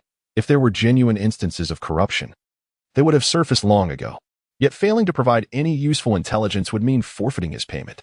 He had boasted to his wife the previous night, indulging himself afterward. If this opportunity slipped away, he would face a bleak dinner once more. At that moment, Mike seemed to detect Li Bo and Appo's predicament and coughed lightly. I understand that obtaining substantial evidence may be challenging. However, if you cannot, there are alternative methods. Haven't many of you recently faced delays due to issues with the wind tunnel laboratory? You could unite and create a stir. Snap a few photos as evidence, though I must stress the importance of discretion. Ideally, if everyone starts petitioning, the issue will escalate, and the news coverage will follow suit. Mike subtly suggested. Upon hearing this, Li Bo felt a surge of realization. This is feasible. Just recently, they were indeed petitioning, but I failed to capture any photographs. Many projects are currently stalled. I can easily incite a few familiar individuals to rally support. Li Bo readily agreed. However, Mike chuckled and kindly reminded him, by the way, the National Defense Science and Technology University is a classified institution. You must exercise caution while photographing to avoid mistakes. Furthermore, if any regulations of the Dragon Country are breached, we won't be able to utilize the materials, and your remuneration will remain unfulfilled. Mike's admonitions eased Li Bo's apprehensions. Not only was the payment prompt, but Mike also displayed a commendable concern for ensuring compliance. Where could one find such a benevolent media organization? With this thought, Li Bo nodded with a smile. Rest assured, I am more familiar with confidentiality protocols than you are. There will absolutely be no issues. Hearing this, Mike chuckled and responded, Excellent. I look forward to our collaboration. Chapter 37. A narrow path of enmity. After hanging up the phone, Li Bo wore a beaming smile. He tidied himself up briefly and set off towards the wind tunnel laboratory. The task at hand was exceptionally easy. The prolonged delay at the wind tunnel laboratory had the potential to stir public outrage. If this escalated to higher authorities, even Su Xinguo would struggle to protect Lin Rui. This was not personal vendetta. It was entirely for the welfare of the institution and the research team. Surely, if the wind tunnel laboratory was compromised, there should be some form of punishment. Muttering to himself, Li Bo's mind was preoccupied with the impending reward of 100,000 yuan, causing him to unconsciously quicken his pace. However, upon arriving at the entrance of the wind tunnel laboratory, the anticipated scene did not materialize. He had expected a crowd gathered at the entrance, yet it stood eerily deserted. How peculiar. Where had everyone gone? Had the wind tunnel laboratory been repaired? No. The maintenance sign was still prominently displayed. Just as Li Bo was lost in thought, a passing researcher greeted him enthusiastically. Where did they all go? Li Bo inquired. Oh, it seems they went to find a leader. There is some announcement. The researcher replied succinctly. A smile crept across Li Bo and Appo's face. They were seeking the leader? Excellent. It appeared they had finally initiated some substantive action. Most likely, they were providing feedback to the higher-ups. This meant he could capture a wealth of video content. Upon receiving this information, Li Bo hurriedly made his way to the office area. He first circled the top floor, only to find the leader's office enveloped in silence, completely devoid of any signs of a dispute. This left Li Bo perplexed. Hadn't they come to argue? Why was it so tranquil? After a fruitless search, he reluctantly returned to the laboratory. As soon as the elevator arrived at his floor, the sound of an escalating argument reached his ears, instantly brightening his expression. You're seriously asking me to reduce the dimensions of the components? If we proceed with this, the entire structure will require redesigning. You think that's bad? Look at my situation. The feedback I received stated that my design was excessively crude, suggesting it could lead to catastrophic failure in the wind tunnel. They advised against conducting wind tunnel tests altogether. The surrounding researchers were vocal in their grievances. Listening to their complaints, Li Bo's smile widened as he turned to face them. With such discontent, why not directly report it to the higher-ups? At this, the room fell into an abrupt silence, as if someone had pressed the pause button. Li Bo stared, bewildered, at the gathered crowd. Had he said something amiss? There were indeed issues. Why not relay them to the authorities? After a brief pause, one of the researchers finally spoke up. What's the point of reporting? The suggestions provided were quite reasonable. My components do have flaws, and downsizing them has broken through a bottleneck we've faced for years. Indeed, my prototype was somewhat rough. I miscalculated the angle of wind speed, which would indeed lead to damage in the wind tunnel. His suggestions are entirely justified. Li Bo, you wouldn't believe it. A genius from our unit came in, not even using supercomputing resources, and in just one afternoon, approved all our application materials, providing invaluable feedback. At this revelation, the surrounding researchers nodded in agreement. What? A genius arrived at our unit? Without using supercomputers, he managed to approve over 30 projects in a single afternoon? What a farce. In the past, it would take nearly 2 weeks to get all 30 projects approved. Now, it's done in an afternoon with such excellent suggestions? How could that be? Li Bo shook his head in disbelief, looking at the assembled group. Are you all out of your minds? Just because he says there and oppose, a problem. Does that mean there is? Just because he says to downsize the components, you all comply? Reaching the wind tunnel testing phase indicates that the design is sound. How can you presume it will fail without even conducting the test? We are all researchers. Even supercomputers can't predict everything. Li Bo's anxiety grew as he grappled with the unexpected turn of events. This is an engineering experiment. To draw conclusions without any tests? If that's the case, we might as well scrap the wind tunnel altogether and just consult him directly. No, even research could be bypassed. We could simply ask him for the standard parameters, and that would be the end of it. However, to his astonishment, the researchers continued to gaze at him with expressions of confusion, as though he were a mere jester. You clearly don't understand. Professor Fang Yongning, for instance, ran simulations with supercomputers. The results he provided closely matched the simulated data, proving his assertions to be accurate. Moreover, the feedback I received, while I'm unaware of the specifics, was exceptionally insightful and enlightening for my research. One researcher spoke, his voice laced with admiration. Is that so? Li Bo replied, momentarily stunned. Fang Yongning was renowned for his academic rigor throughout the institution. He hadn't anticipated that even he would acknowledge the validity of the feedback. Could it be that a true genius had indeed arrived at their unit? Curiosity piqued, Li Bo inquired, who is this genius you speak of? Who else could it be but Lin Rui, the one who blew up the wind tunnel laboratory? Honestly, I never would have imagined Lin Rui possessed such capabilities, especially to the extent of destroying the wind tunnel laboratory. It's quite the irony. They refused to let us conduct wind tunnel experiments for fear of destruction. Yet he preemptively demolished it. Have you heard? The vector engine technology Lin Rui developed has seemingly gained national recognition and received substantial funding, with plans for renovations to the wind tunnel laboratory using this money. Thus, I believe Lin Rui's act of destruction was not due to the inadequacy of his prototype, but rather a means to test the wind tunnel's performance for future improvements. That makes sense, I thought. Anyone capable of offering such suggestions could hardly fail to recognize their own prototype as flaws. It seems Lin Rui was indeed contemplating this, Li Bo casually remarked, only to find himself unwittingly unearthing a significant secret. The genius they spoke of was none other than Lin Rui. What a twist of fate it was. Chapter 38. Rewards for War Technology Points. Unexpectedly, it was Lin Rui. Observing the situation, Li Bo silently exited. After gaining a general understanding, he returned to his dormitory, drew the curtains, and dialed the number of the Science Daily Media. Mr. Li, have you obtained first-hand material? The voice on the other end was clearly agitated. It seemed implausible to incite them to create a disturbance now. The Lin Rui mentioned earlier had, for some unknown reason, given his approval. Li Bo relayed the situation truthfully, his tone tinged with helplessness. Upon hearing this, the voice on the other end turned notably cold. Mr. Li, this is unacceptable. Without any evidence, how can we ascertain the veracity of your claims? Moreover, as of now, we lack even a single piece of evidence regarding the maintenance of the wind tunnel laboratory. Upon hearing this, Li Bo quickly interjected, of course I have it. I will send it to you right away. He responded swiftly. He could sense the shift in tone from the other end. If he failed to present something tangible, the prospect of the reward could evaporate.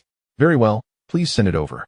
In truth, if they did not cause an uproar, the matter would not escalate beyond this, though it would be prudent to disclose some technological information.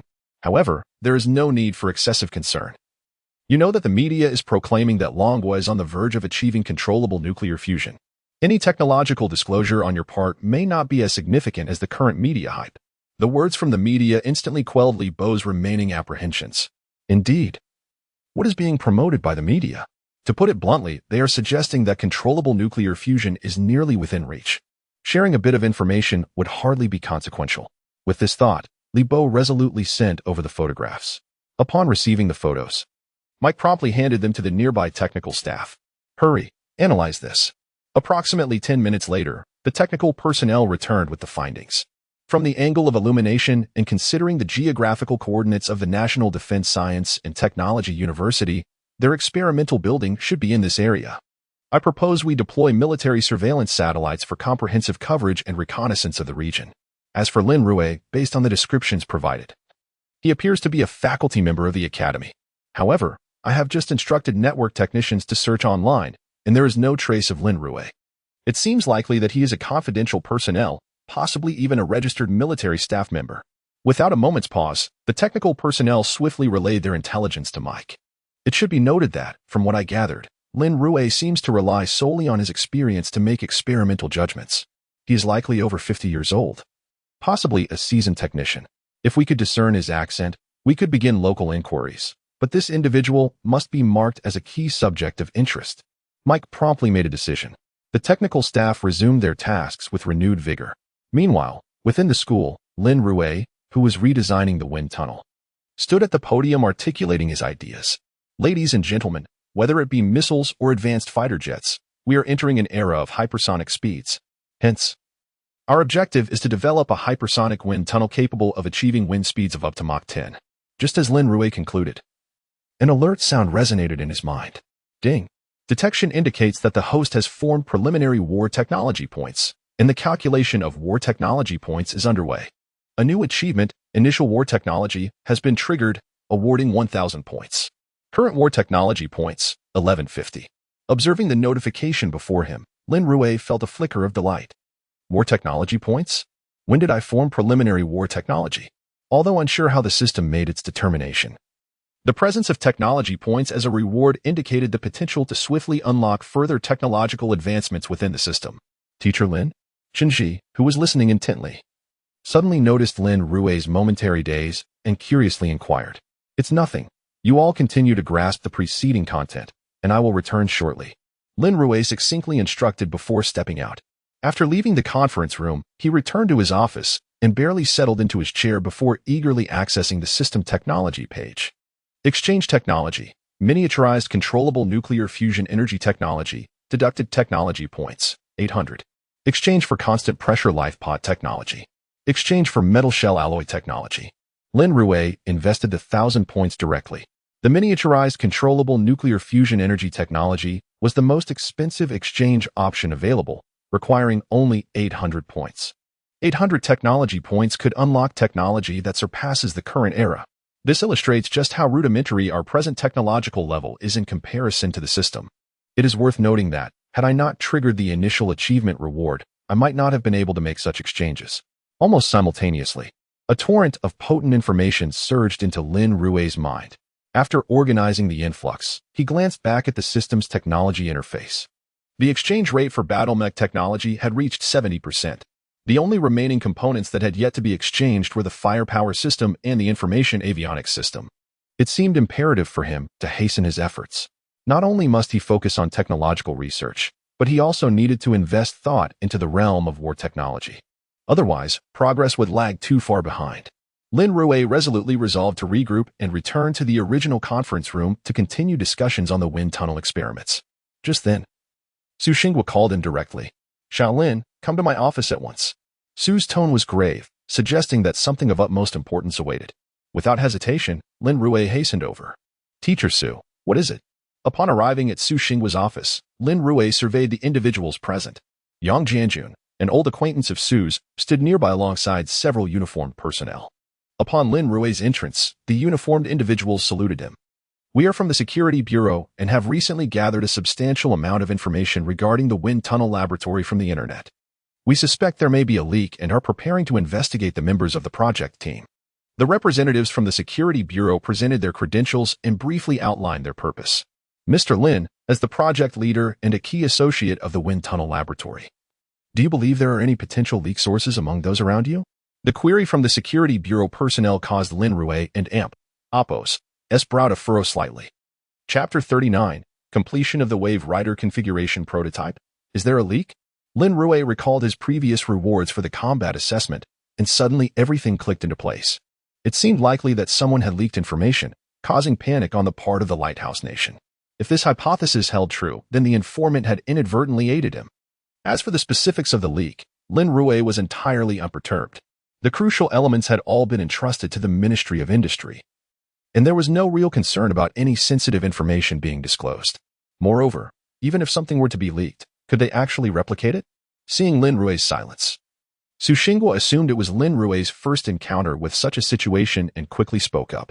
There is no need to worry, just state the facts. They are merely here to investigate. Su Xingguo and Appos, as comforting words prompted Lin Rui to nod slightly. May I inquire about the evidence you have collected? Instead of answering directly, Lin Rui posed a question about the evidence. As far as he was aware, the only thing circulating online was the news of the successful development of the Dragon Nation's vector engine and the 6th-generation fighter jet. Additionally, rumors of damage to the wind tunnel laboratory had surfaced. The relevant personnel from the Security Bureau summarized the situation. Faced with such circumstances, Lin Rui understood immediately and responded. Based on this, it seems that only some information has leaked from the periphery. They are unaware of the specifics of our experiments or any related parameters. If that is the case, it could very well be anyone from the school, considering that the incident at the wind tunnel laboratory is not confidential. Everyone is aware of it. Lin Rui and Appos' response caused the Security Bureau personnel to furrow their brows slightly. Are you suggesting we temporarily overlook this? Or are you considering covering it up? However, Lin Rui shook his head. Not at all. A leak is always a grave matter. Perhaps this time it yields no useful information, but no one can guarantee that the next instance won't be more damaging. Since we lack critical leads, it is wiser to extend our approach and reform the confidentiality protocols within the entire institution. I can assure you that even if they gleaned some information, they couldn't replicate it, even if it reached the Lighthouse Nation. The Lighthouse Nation does not possess the comprehensive industrial system of the Dragon Nation. Furthermore, the core code of the entire flight control system is exclusively in my possession. I will not disclose it to anyone until the flight tests are finalized. Lin Rui regarded the personnel before him and slowly extended his finger.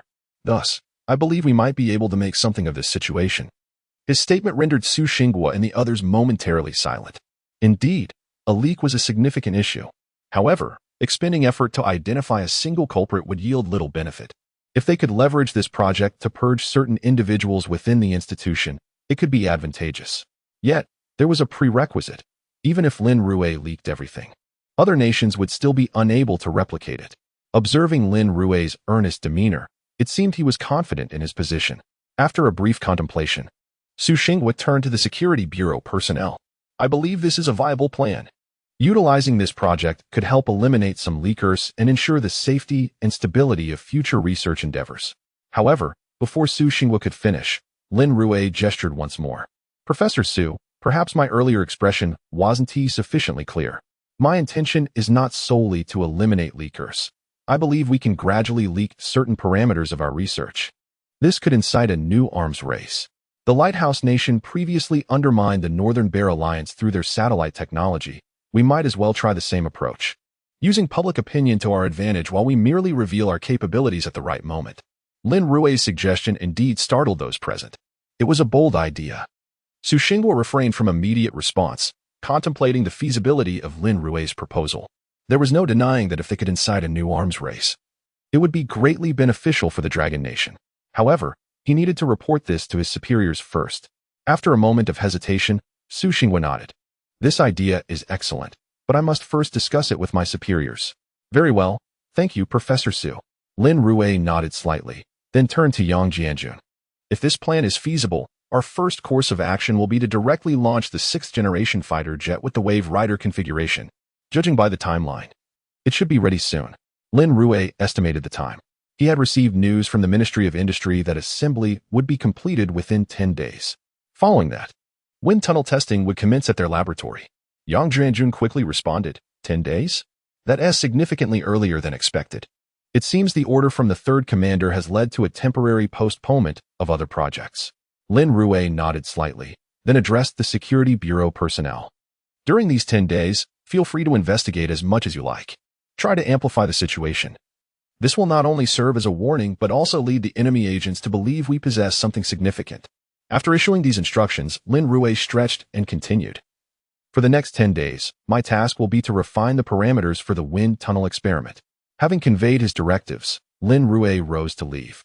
Now, he would await the gradual unfolding of the situation regarding the leakers. 10 days slipped by quietly. During this time, Lin Rui and his research team completed the optimization of the entire wind tunnel laboratory. The design blueprints had been handed over to Qinji, who would now oversee the laboratory's maintenance. Lin Rui took a back seat, accompanying Su Xinghua and others on the nearest flight to Yanjing. Yanjing, Ministry of Industry. The Ministry of Industry serves as the core hub for industrial research and development in the Dragon Nation. All instruments, industrial equipment, and military technology are of the highest quality found within the nation. From 3D printing technology to CNC machine tools and stamping devices, all military equipment undergoes prototype development, production, and testing here before being finalized. Once finalized, the equipment is disassembled and distributed to various military factories for separate production. The produced components are then transported back to the ministry for assembly, should time be of the essence or mass production be necessary. The assembly task can be assigned to a factory not currently engaged in production, thereby minimizing potential issues and mitigating the risk of leaks. Currently, the production workshop of the ministry is brightly lit, with numerous military leaders gathered in anticipation of the Wave Rider configuration design that Lin Rui had mentioned. The extensive mobilization was indeed a direct result of the military order issued by Lin Rui. Chapter 40. Testing of Wave-Piercing Body Configuration, a Military Order. This was a solemn vow made in the presence of the Third High Command. The factions of hawks and doves gradually assembled. Li Wenguang gazed towards the distance where Lin Rui and others stood, and approached leisurely. Professor Su, I didn't expect you to finish so swiftly. There is still ample time. It's beneficial to complete it early so that any issues during the experiment can be rectified in a timely manner. However, I must say, the likelihood of success for something produced in such haste is rather low. Many, including Li Wenguang, were expressions of amusement. Su Xinghua remained silent. As a junior member of the Dove faction, Li Wenguang's incessant chatter hardly warranted a response from Su Xinghua. Witnessing Li Wenguang's arrogance, Yang Jianjun could no longer contain himself. What is this, Professor Li? You seem quite eager for a failure? Regardless, this is the first wave-piercing body configuration fighter jet of Longguo. Are you suggesting that Longguo should remain in the shadows? As a soldier of Longguo, shouldn't you aspire for our nation to achieve technological breakthroughs instead of perpetually singing its misfortunes? This is the duty of a soldier. Yang Jianjun and Oppos. S words left Li Wenguang momentarily speechless. He opened his mouth, his throat moved slightly, yet no words escaped. Stand straight. The Third High Command has arrived. Just as the atmosphere grew somewhat awkward, an unknown voice called out. The crowd instinctively straightened, their gazes fixated on the entrance. The Third High Command's official vehicle slowly rolled in.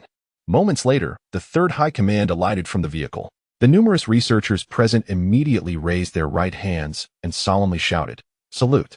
With these words, the entire assembly was impeccably synchronized. Lin Rui, too, stood tall, his eyes fixed on the Third High Command. Thank you all for your hard work. This is the inaugural wind tunnel test for the wave-piercing body configuration. And to be honest, I am quite exhilarated. The Third High Command addressed the researchers, his voice trembling with emotion. I recall in April of 01. When the fighter jets of the Lighthouse Nation invaded our airspace, our pilots took to the skies in J-8 fighter jets to intercept them. At that time, our fighter jets lagged a generation behind those of the Lighthouse Nation. Consequently, they dismissed us entirely, coercing our aircraft with their aerial surgical precision. You cannot imagine how our strongest fighter jet, the J-8, was rendered helpless, scattered like leaves in the wind stirred by their surgical blades. Moreover, their fighter jets forcibly landed at our airports, a grave affront to our national dignity. Yet, in our weakened state, we had no choice but to endure. As the Third High Command recounted this event, a deep sigh escaped him. Whether it was the incident in the southern seas in 01 or the peace model plan of the last century, we swallowed our grievances in silence, enduring the bullying of these Lighthouse Nation individuals. Yet, it is precisely due to such events that we have witnessed the resilience of the Longguo people. They shall never yield, nor shall they be subdued. The Lighthouse Nation severed our retreat, leaving us with no choice but to rely on ourselves. Generations have toiled, not for any other reason but to reclaim our dignity. Now, we not only possess the J-10 and J-20, but also a multitude of aircraft ready for export. Today, I stand here witnessing the wave-piercing body configuration fighter jet produced by the Ministry of Industry of Longguo, undergoing testing. I feel immense pride and excitement. This experiment, regardless of its outcome, signifies that we have taken the first step towards the development of the sixth-generation fighter jet. As the words of the Third High Command resonated, thunderous applause erupted throughout the hall. However, once the applause subsided, the expressions of the hawks and doves varied distinctly. Clearly, the Third High Command had characterized this endeavor as the inaugural step towards the sixth-generation fighter jet development. Since this was merely the first step, it implied a transition from non-existence to existence. As long as a few of the hundreds of wind tunnel performance tests were passed, it could be deemed a success, thus granting Lin Rui and his team a notably low threshold for success. This leniency did not escape the hawkish Su Xinghua and others, who understood the implications. Although their thoughts diverged, they all followed the Third High Command towards the wind tunnel testing site. The Third High Command took his position on the observation platform. Through the bulletproof glass, he could clearly observe the actual conditions of the wind tunnel testing facility. Furthermore, on the large screen above, various parameters were displayed to ensure the transparency of the entire experiment. The Third High Command glanced at Su Xinghua seated beside him. Xinghua, how confident are you regarding the success of this experiment? Reporting to the command, I believe. Su Xinghua began, but was interrupted by the Third High Command raising his hand. Now is not the time for formalities. We are old friends, so let us have a casual chat. Tell me, how confident are you? Su Xinghua quickly grasped the intention of the command. This was an opportunity for the command to gauge the situation, preparing for what lay ahead. Without hesitating, Su Xinghua answered candidly. To be honest, from a rational standpoint, I perceive no probability of success. Yet, this is Lin Rui. I have faith in his capabilities. His succinct response was remarkably diplomatic. The Third High Command nodded slightly, indicating his understanding. Once everything was in place, Lin Rui ascended to the control console. Behind him, numerous eyes were fixated on the screen, eagerly awaiting his data. The structural connections are normal. The wind tunnel laboratory is prepared. Data transmission is functioning properly. The vector engine pressure is stable, and the internal pressure of the body is consistent. The verification test of the aircraft is complete. Everything is normal, and we are ready to commence the wind tunnel experiment. Please, Command, give your instructions. Lin Rui turned to the Third High Command seated nearby, patiently awaiting his command. Proceed according to plan. Yes, Lin Rui replied without hesitation. Swiftly relaying the command, initiate the first item of the wind tunnel test. As his words fell, the wind tunnel emitted a resonant hum. Simultaneously, the wave-piercing body configuration fighter jet appeared on the television screen, captivating the attention of all researchers present. Chapter 41. No need for modesty on the screen. The perfect black wave-riding body takes the form of a wedge and a cone, resembling a droplet that has been meticulously carved. Moreover, the surface features a series of arc-like designs that minimize wind resistance to the utmost degree, enhancing the shockwave effect. This necessitates an exceptionally smooth surface across the entire body. Even Sun Qing, the venerable leader of the Dove faction, could not help but nod slightly at such a design. It must be said that this configuration is indeed remarkably flawless. During flight, the air streams separating at the tip can provide lift to others. Without further ado, I wholeheartedly endorse this wave-riding body mechanical structure design. Senior officials, including the third chief, held a document detailing the primary parameters of the wave-riding body configuration, along with the objectives to be accomplished in today's wind tunnel experiment. Upon receiving the technical documents, Sun Qing had already begun to peruse them. Despite being part of the Dove faction, his ascendance to this position speaks volumes of his formidable capabilities. Hearing Sun Qing's remarks, the third chief smiled slightly. If I understand correctly, this experiment has yielded fruitful results. Indeed, the mechanical structure design is ingeniously crafted. However, to develop a sixth-generation fighter jet, it is not merely the mechanical structure that matters. Technologies such as vector engines, avionics systems, and strike reconnaissance systems are all crucial. Even after resolving individual technical challenges, issues may arise during assembly and integration, which must be contemplated gradually. As soon as Sun Qing finished speaking, the results of the wind tunnel experiment were displayed on the screen. The test aircraft's thrust-to-weight ratio was 30, in contrast to the J-20 fighter jet's standard ratio of 10.87. The maximum maneuvering flight speed of the wave-riding body configuration reached 8 Mach, without the activation of thrust augmentation. The maximum thrust was 45 tons, exceeding the J-20 fighter by approximately 30 tons. The stealth performance test for the wave-riding body was currently underway.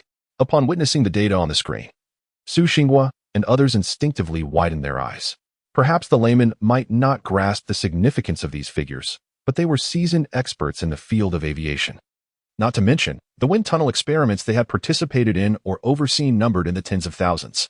Observing the two pieces of data before him, Su Xinghua suddenly felt a surge of confidence. It's done. Almost instinctively, Su Xinghua exclaimed.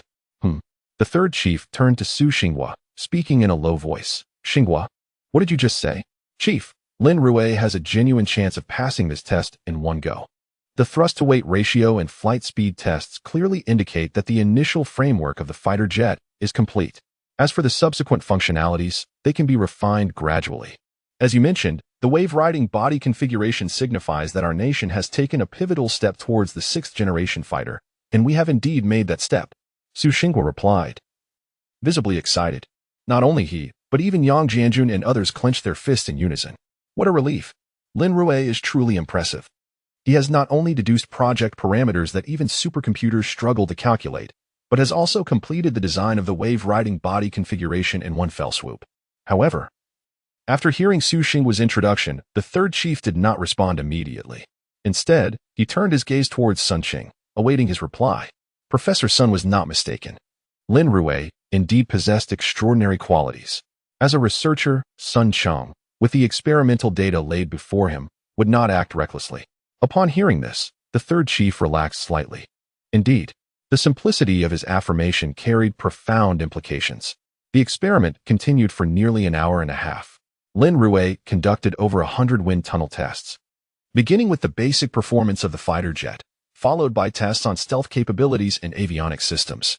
He even simulated tests on missile positioning and tracking systems. All tests were successfully completed, with every parameter meeting the standards. Simply put, aside from live-fire tests, all other projects had been thoroughly evaluated. The data report was swiftly compiled and presented. Upon reviewing it, the third chief gestured for the two nearby researchers to take a copy each. Take a look. Does this wind tunnel experiment count as a success? Su Xinghua and Sun Qing received the reports, carefully perusing them before nodding slightly. Indeed, the core parameter test data has far exceeded that of the current J-20 fighter. The various parameter indices are comparable to those at the time of design. We can confidently say that the entire test has been successfully completed. Su Xinghua was the first to respond.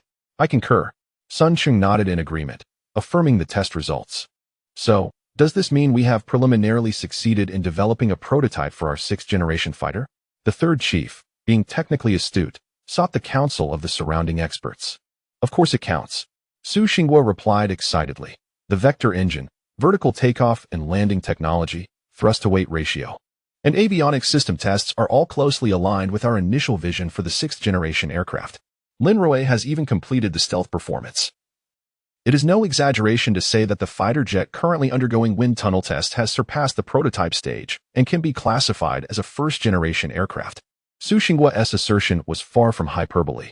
A prototype typically refers to a fighter jet that meets specific performance parameters, if all parameters are met. It transcends the prototype designation and becomes an initial model. Wonderful.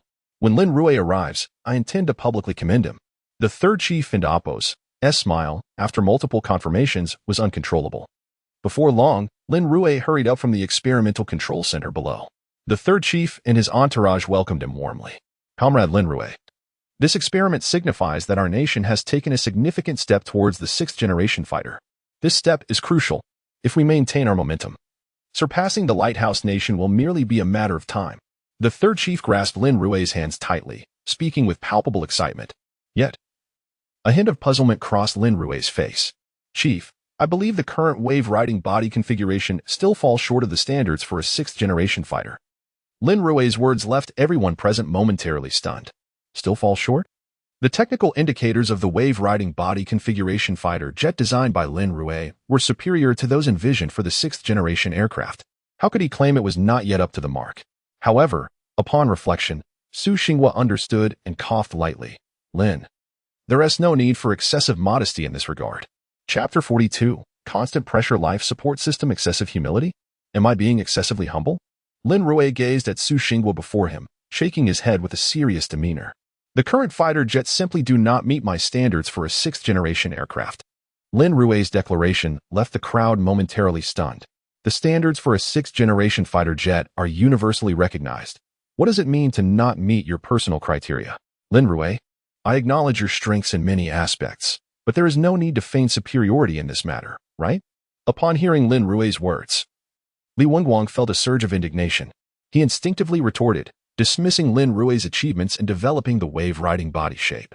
This young man is audacious enough to act superior. Lin Rui furrowed his brow at Li Wenguang and Appo's somewhat aggressive remarks. The standards for a sixth-generation fighter jet are universally accepted? Then I must inquire, who exactly proposed these standards? Lin Rui asked, his voice low. It goes without saying. They were proposed by the Lighthouse Nation and other Western countries. They developed their fifth-generation fighter jets before us and were the first to establish standards for sixth-generation fighters, which can serve as a reference. Li Wenguang explained. The Lighthouse Nation's prowess in fighter jet technology has always surpassed that of Long Nation. Therefore, it is entirely reasonable for them to set the standards for sixth-generation aircraft. Lin Rui scoffed, unhurriedly stating, why should we adhere to the standards set by them for our domestically produced fighter jets? Should we simply follow their whims? I truly do not comprehend your reasoning. If the Lighthouse Nation arbitrarily establishes an unattainable standard, does that imply that sixth-generation fighters will never be developed? Lin Rui directly addressed Li Wenguang. You are grasping at straws. According to your argument, what should the standards for sixth-generation fighters be? Should we just make them up as we go along? Can the standards we propose gain worldwide recognition? Li Wenguang looked at Lin Rui with disdain. Such standards must not only be self-defined, but also gain global acceptance. Otherwise, it would merely be self-indulgent and a source of ridicule. Professor Li, I genuinely believe you're unworthy of conducting research in Long Nation. You might as well go to the Lighthouse Nation, where you can serve and receive scraps. Or perhaps the leftover bones meant for dogs. Lin Rui, feeling a surge of anger, rebuked him sternly. As for my standards for sixth-generation fighters, they are quite simple. They must be capable of defeating any fifth-generation fighter with absolute superiority. That is the criterion for a sixth-generation fighter. The standards of a sixth-generation fighter have never been dictated by others' definitions of functionality, but are instead established through strength. As Lin Rui's words resonated, the crowd's expression shifted, their eyes narrowing. The standards for sixth-generation fighters have never been dictated by others and Appo's definitions. It is a matter of strength. This is akin to the historical transition from battleships to aircraft carriers. The reason aircraft carriers transformed naval warfare was their ability to dominate the battleships of their era. Well said. After a brief silence, the third leader suddenly applauded. Hearing this, many experts gradually emerged from their previous days. We cannot blindly trust the standards set by the Lighthouse Nation for sixth-generation fighters. Any standards proposed by any nation should only serve as a reference. Only through genuine confrontation can we ascertain whether our current fighter jets meet the standards of sixth-generation aircraft. The third leader looked at Lin Rui with a slight smile before swiftly turning his gaze to the researchers behind him. In the past, Long Nation faced numerous challenges and had to learn many technologies from the West. This has burdened many researchers with the notion that our innovations must gain Western approval. If the West does not propose a standard, your first instinct should not be to doubt their judgment, but to question yourselves. This lack of confidence in technology has deeply rooted itself in your generation of researchers. In this regard, you should learn from Comrade Lin. The third leader's words elicited nods from the researchers present. Sun Qing also cast a meaningful glance at Lin Rui. After today, Lin Rui is likely to become a favored individual in front of the third leader. With this thought, Sun Qing nodded slightly. Indeed, I eagerly anticipate the day we can conduct practical tests. It should not be far off. Once the wind tunnel tests are completed and the overall performance assessed, we can hand it over to the test pilots for flight trials. Lin Rui continued from Sun Qing's remarks. After the overall performance evaluation, it can be handed over to the test pilots? This might be the fastest entry into flight testing for a fighter jet in Long Nation's history. Is that so? I wonder how long it will take to reach the flight testing phase. Will we be able to observe the trials? Li Wenguang seemed to have grasped something and spoke up consecutively. It should be soon. Currently, one module remains incomplete. Lin Rui stroked his chin, his face revealing a contemplative expression. What else remains unfinished? All technical specifications of the fighter jet meet the standards. According to Long Nation's procedures, we should be ready for actual flight testing already. Many researchers around them displayed puzzled expressions. The constant pressure life support system. The wave-riding body shape can achieve greater flight speeds. However, under the pressure of 10 Mach, the physiological limits of the pilot cannot endure such immense force, necessitating constant pressure treatment for the cabin. Lin Rui's statement left the attendees momentarily speechless once again. The constant pressure life support system? What does this mean? Not only did the third leader appear puzzled, but even Sun Qing and Su Xinghua wore bewildered expressions. I do not recall hearing about a constant pressure life support system for fighter jets, Su Xinghua remarked, slightly furrowing his brow, connecting the dots. If I remember correctly, such systems are typically employed in space rockets, right? Indeed, rockets can ascend at speeds of up to 10 Mach, and undoubtedly, the pilots would endure tremendous pressure. In other words, the current wave-riding body shape requires pilots with astronaut-level physical capabilities to manage effectively. However, with the introduction of the constant pressure life support system, all pilots can immediately operate the wave-riding body shape fighter jets, thus forming aerial combat capabilities. As Lin Rui's words concluded, the third leader's eyes sparkled with newfound clarity. Chapter 43. May I meet the designer? The ambition is to enable all pilots to operate the wave-riding body configuration. If this can indeed be realized, current pilots could seamlessly transition to flying 6th-generation fighter jets, significantly enhancing the combat capabilities of the Dragon Kingdom's Air Force. This is not to suggest that the physical fitness of the Dragon Kingdom's astronauts is inadequate. Rather, the number of Air Force personnel who meet astronaut standards is far fewer than the current number of fighter pilots. As Lin Rui articulated this notion, Su Xinghua frowned. The operation of a rocket and APO's constant pressure cabin is feasible because, during a rocket launch, external conditions do not require observation. However, this is not the case for fighter jets, where the cockpit is confined, and the introduction of a constant pressure system outside would obstruct the pilot's ability to perceive changes in the surrounding environment, thus impairing combat visibility. Furthermore, even with a constant pressure cabin, it merely balances the external atmospheric pressure. It cannot counteract gravitational acceleration. Su Xinghua raised his concerns. The real challenge lies in enduring the tremendous gravitational pressure that arises during acceleration. A constant pressure system cannot address this issue. Moreover, if it were merely a constant pressure cabin, such systems have already been effectively utilized in both rockets and commercial airliners. Sun Cheng had also considered this point, but as a Dove faction member, he refrained from voicing it, fearing that the Hawks would perceive him as nitpicking. Fortunately, Su Xinghua had expressed his reservations. In light of the situation, Lin Rui smiled slightly and concurred. Indeed, a conventional constant pressure life support system would be utterly insufficient. But what if this life support system possessed anti-gravity capabilities? Lin Rui and APO's assertion startled everyone present. An anti-gravity constant pressure life support system?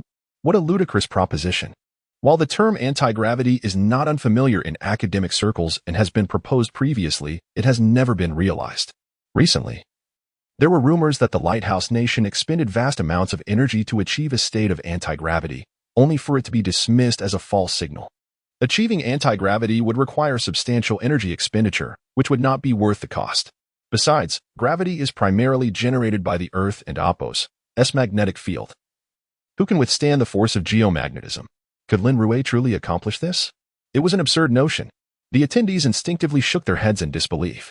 Yet, Lin Rui appeared to have anticipated their skepticism, unfazed as he produced a USB drive. I have completed the design for the anti-gravity constant pressure life support system. The personnel from the Ministry of Industry will likely have a bit of a challenge ahead in bringing the blueprints to fruition. His words sent another shockwave through those present. What was this? He had already developed it? The theoretical derivations had yet to be completed, and he was presenting blueprints? What level of expertise was this? Had he single-handedly resolved a challenge that the Lighthouse Nation had grappled with for decades?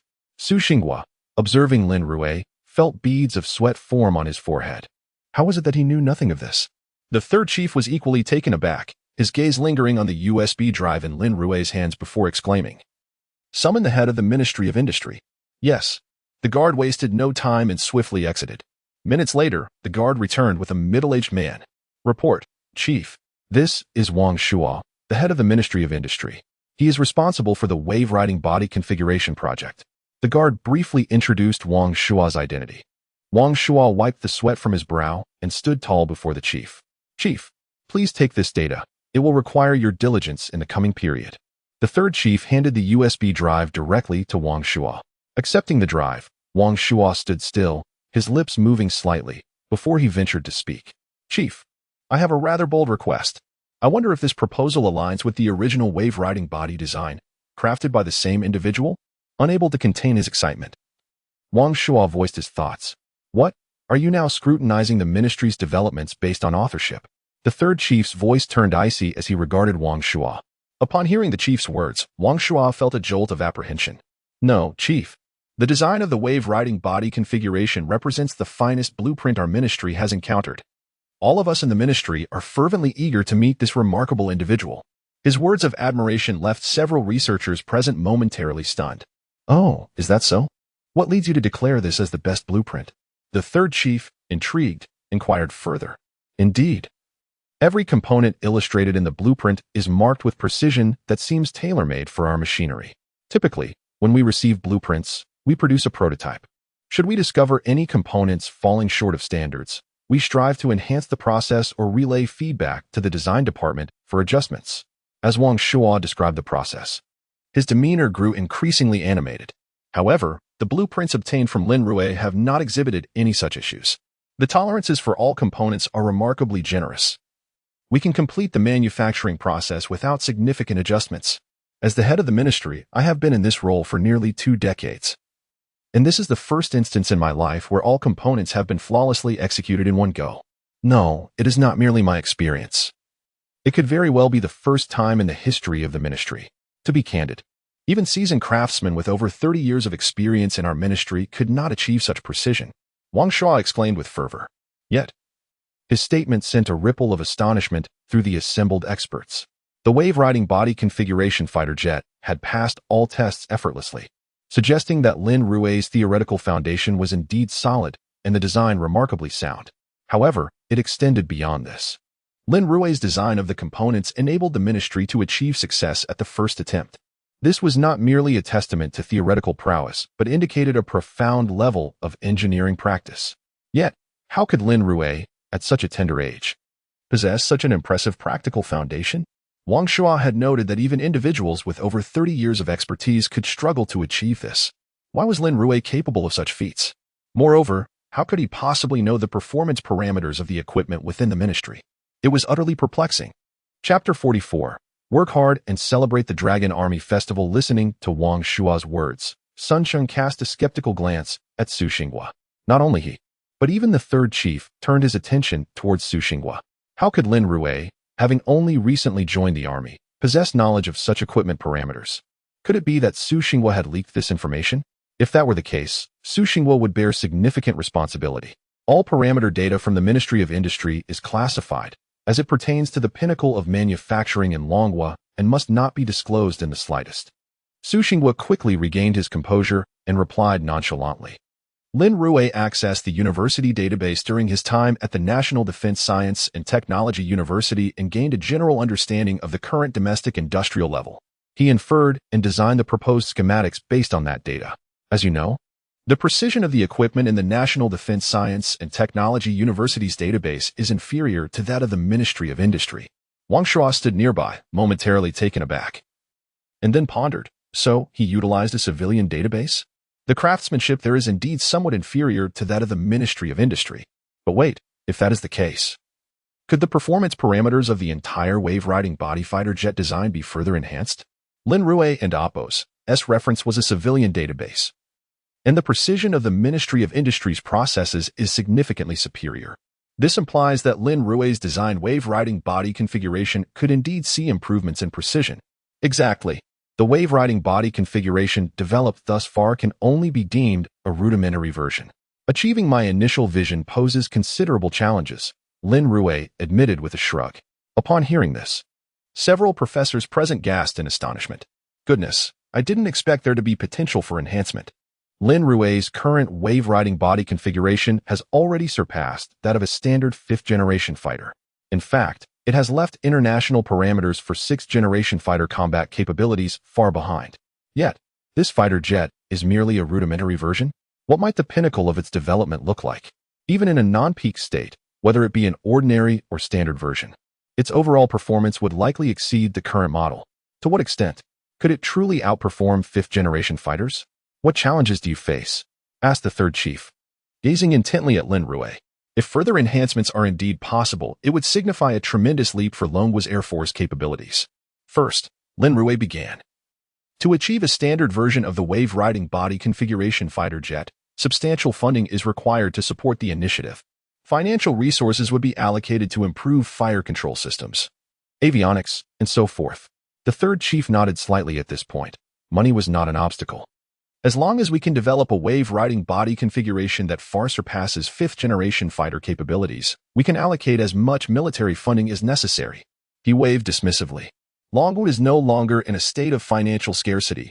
What it lacks is truly cutting-edge technology, particularly that which enhances military combat effectiveness. The second issue involves the technological upgrades of the production line.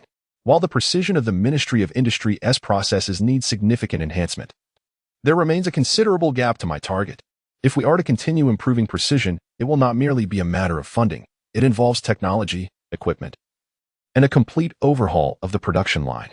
Lin Rui articulated the two main challenges he faced: funding and production line technology. These are the most daunting obstacles. While Longguo may have the financial means, the comprehensive technological upgrades of the production line require the efforts of many over several years. After Lin Rui's report, the third chief fell silent, deep in thought. He understood the implications of this undertaking. Upgrading the production line could elevate Longguo's military prowess, but the financial cost would be staggering and not achievable overnight. Observing the third chief's silence, Lin Rui quickly grasped the situation and solemnly added, "Chief, if we are truly determined to enhance the production line, I can present a complete technical proposal. I can submit it through Professor Su Xinghua for your review." Lin Rui did not rush. Instead, he offered a pathway forward. The third chief smiled slightly, nodding, "Please submit the proposal, and I will promptly organize experts for a review. As for the anti-gravity life support system you mentioned, expedite its production at the Ministry of Industry, aiming to complete a prototype within a month. If we finish before August, it will perfectly coincide with our nation's celebration." The chief's words instantly transformed the expressions of many attentive individuals in the room. Completing it by August for the nation's celebration. Many present appeared exhilarated upon receiving this news. "We will ensure the task is completed," Longguo declared, straightening his posture and saluting. Observing the excitement among the crowd, Lin Rui felt somewhat bewildered, suspecting that many were clandestinely absorbing information. However, given their enthusiasm, it was likely that something significant was afoot. "Well, I shall refrain from excessive chatter and look forward to your good news." The third chief waved his hand and departed in his official vehicle. Once they left, numerous experts and scholars around quickly engaged in fervent discussions. "Did you see? Most of the information appears to be genuine. It seems our Dragon Army Festival this year will indeed involve exercises in the Pacific Ocean. Is this even a question? Did you not hear the third chief just instruct Lin Rui to prepare adequately for our nation's celebration? Goodness! Do you think our military exercise will yield effective results?" The Philippines and Japan have been quite provocative lately, and there are numerous naysayers online. This exercise holds profound significance if Longguo and Appo's sixth-generation fighters can take to the skies simultaneously. The impact will be monumental. The discussions of those nearby reached Lin Rui's ears. "It seems the Dragon Army Festival is set to feature exercises in the South China Sea? My goodness. Although this is merely speculation, it cannot be baseless. There must be some internal intelligence. Conducting exercises during the Dragon Army Festival would be directed at the Philippines and Japan. Furthermore, given the typical posturing of the lighthouse nation, it is likely that their naval vessels from Okinawa will also make an appearance. If we could seize this opportunity to make a statement directly among their naval fleet, it would not only demonstrate our national strength, but also yield considerable technological points." Wooden and Appo's. After all, this would not merely be a matter of public opinion. It would be a direct confrontation with the lighthouse nation. If successful, imagine the technological points we could acquire. Perhaps it would even unlock the potential for fighter mechs. The prospect of fighter mechs ignited Lin Rui's enthusiasm. Chapter 45. He is Lin Rui. The smile that graced Lin Rui's face could not escape the notice of Su Xinghua and others. "Little Lin, you heard, didn't you? This year in Appo's Dragon Army Festival may unfold military exercises in our southern waters. There is even the possibility that we will celebrate with a few grand fireworks." Su Xinghua's face radiated excitement as he mentioned the military exercises. One must understand that since its founding, the Dragon Nation has gained renown primarily through its army. while its air and naval forces have historically been relatively underdeveloped. Following the disintegration of the Northern Bear Nation, the world entered a period of peace, during which the Dragon Nation focused on economic development, finding little opportunity to advance its military. Consequently, the naval and air branches of the Dragon Nation have seen many of their capabilities stagnate. In recent years, however, with an increase in military expenditure, many pieces of naval and aerial equipment have begun to be updated. Nevertheless, it remains a fact that no nation has yet witnessed the Dragon Nation display its might in the South China Sea. Undoubtedly, this upcoming exercise presents an opportunity for the Dragon Nation to showcase its strength. How could one not feel exhilarated by such prospects? Fireworks? Lin Rui momentarily lost his train of thought, murmuring softly to himself. Soon enough, however, he grasped the true implication of this statement. Fireworks. In the Dragon Nation, the only thing that could be referred to as fireworks would be missiles. One cannot simply toss around mushroom bombs. Thus, missiles have become the primary strategic weapon of deterrence. After all, with a mere change of the warhead, who could discern what is being launched? With this in mind, should he not also add some flair to the upcoming military exercise? Just as this thought crossed Lin Rui and Oppo's mind, Wang Shuo from the Ministry of Industry approached. However, instead of addressing Lin Rui, he positioned himself directly in front of Su Xinghua. Professor Su, I would like to inquire about the designer of the Wave Rider configuration. Wang Shuo began, but was interrupted by the third chief, leaving him without the answers he sought. With Su Xinghua still present, Wang Shuo shifted his gaze, feeling somewhat embarrassed, as his identity was somewhat sensitive and not easily disclosed. Su Xinghua smiled slightly. Upon hearing this, Wang Shuo's expression turned slightly bitter. I understand. But I truly wish to meet him. To design such intricate blueprints, he must undoubtedly be a master craftsman. Wang Shuo exclaimed. To be honest, my entire team remained silent for half an hour after thoroughly reviewing the plans. You may not realize, but not only is the Wave Rider design exceptional, but the entire blueprint is a flawless work of art. Unable to contain his admiration, Wang Shuo glanced around before returning his gaze. In fact, I have been observing the crowd since I entered. I have seen nearly all the older individuals here. Surely, none of them could be the chief designer of the Wave Rider configuration. Professor Su, as old friends, if there is a chance to meet this chief designer, could you possibly arrange for him to provide me with some guidance? Wang Shuo muttered. Several nearby individuals could not help but smile at his words. Wang Shuo searched for Lin Rui among the crowd, but his direction was misguided. How could he possibly find Lin Rui among the elderly? Just as Su Xinghua was about to speak, Lin Rui's voice rang out from behind. By the way, Chief Engineer Wang, the blueprint you have is not urgent for production. There are issues with it that require some revisions. Lin Rui suddenly recalled something. Since additions were to be made, the blueprint would naturally need corresponding modifications. Issues with the blueprint? Wang Shuo looked up, noticing that the speaker was remarkably young, and he couldn't help but furrow his brow. Have you seen the blueprint? What problems could it possibly have? During the earlier experiments, Wang Shuo had been outside and was unaware of what transpired within. Only when Lin Rui presented the anti-gravity constant pressure life support system was he called in by the third chief. At that moment, he merely glanced at Lin Rui, as the presence of such a young individual beside the third chief indicated an extraordinary identity, but he assumed the individual was merely a researcher and did not delve deeper. Indeed, this blueprint is my creation. Lin Rui nodded slightly and continued, earlier, when I mentioned celebrating the Dragon Army Festival with fireworks, I thought it prudent to make slight improvements, reserving space for weaponry and ammunition bays.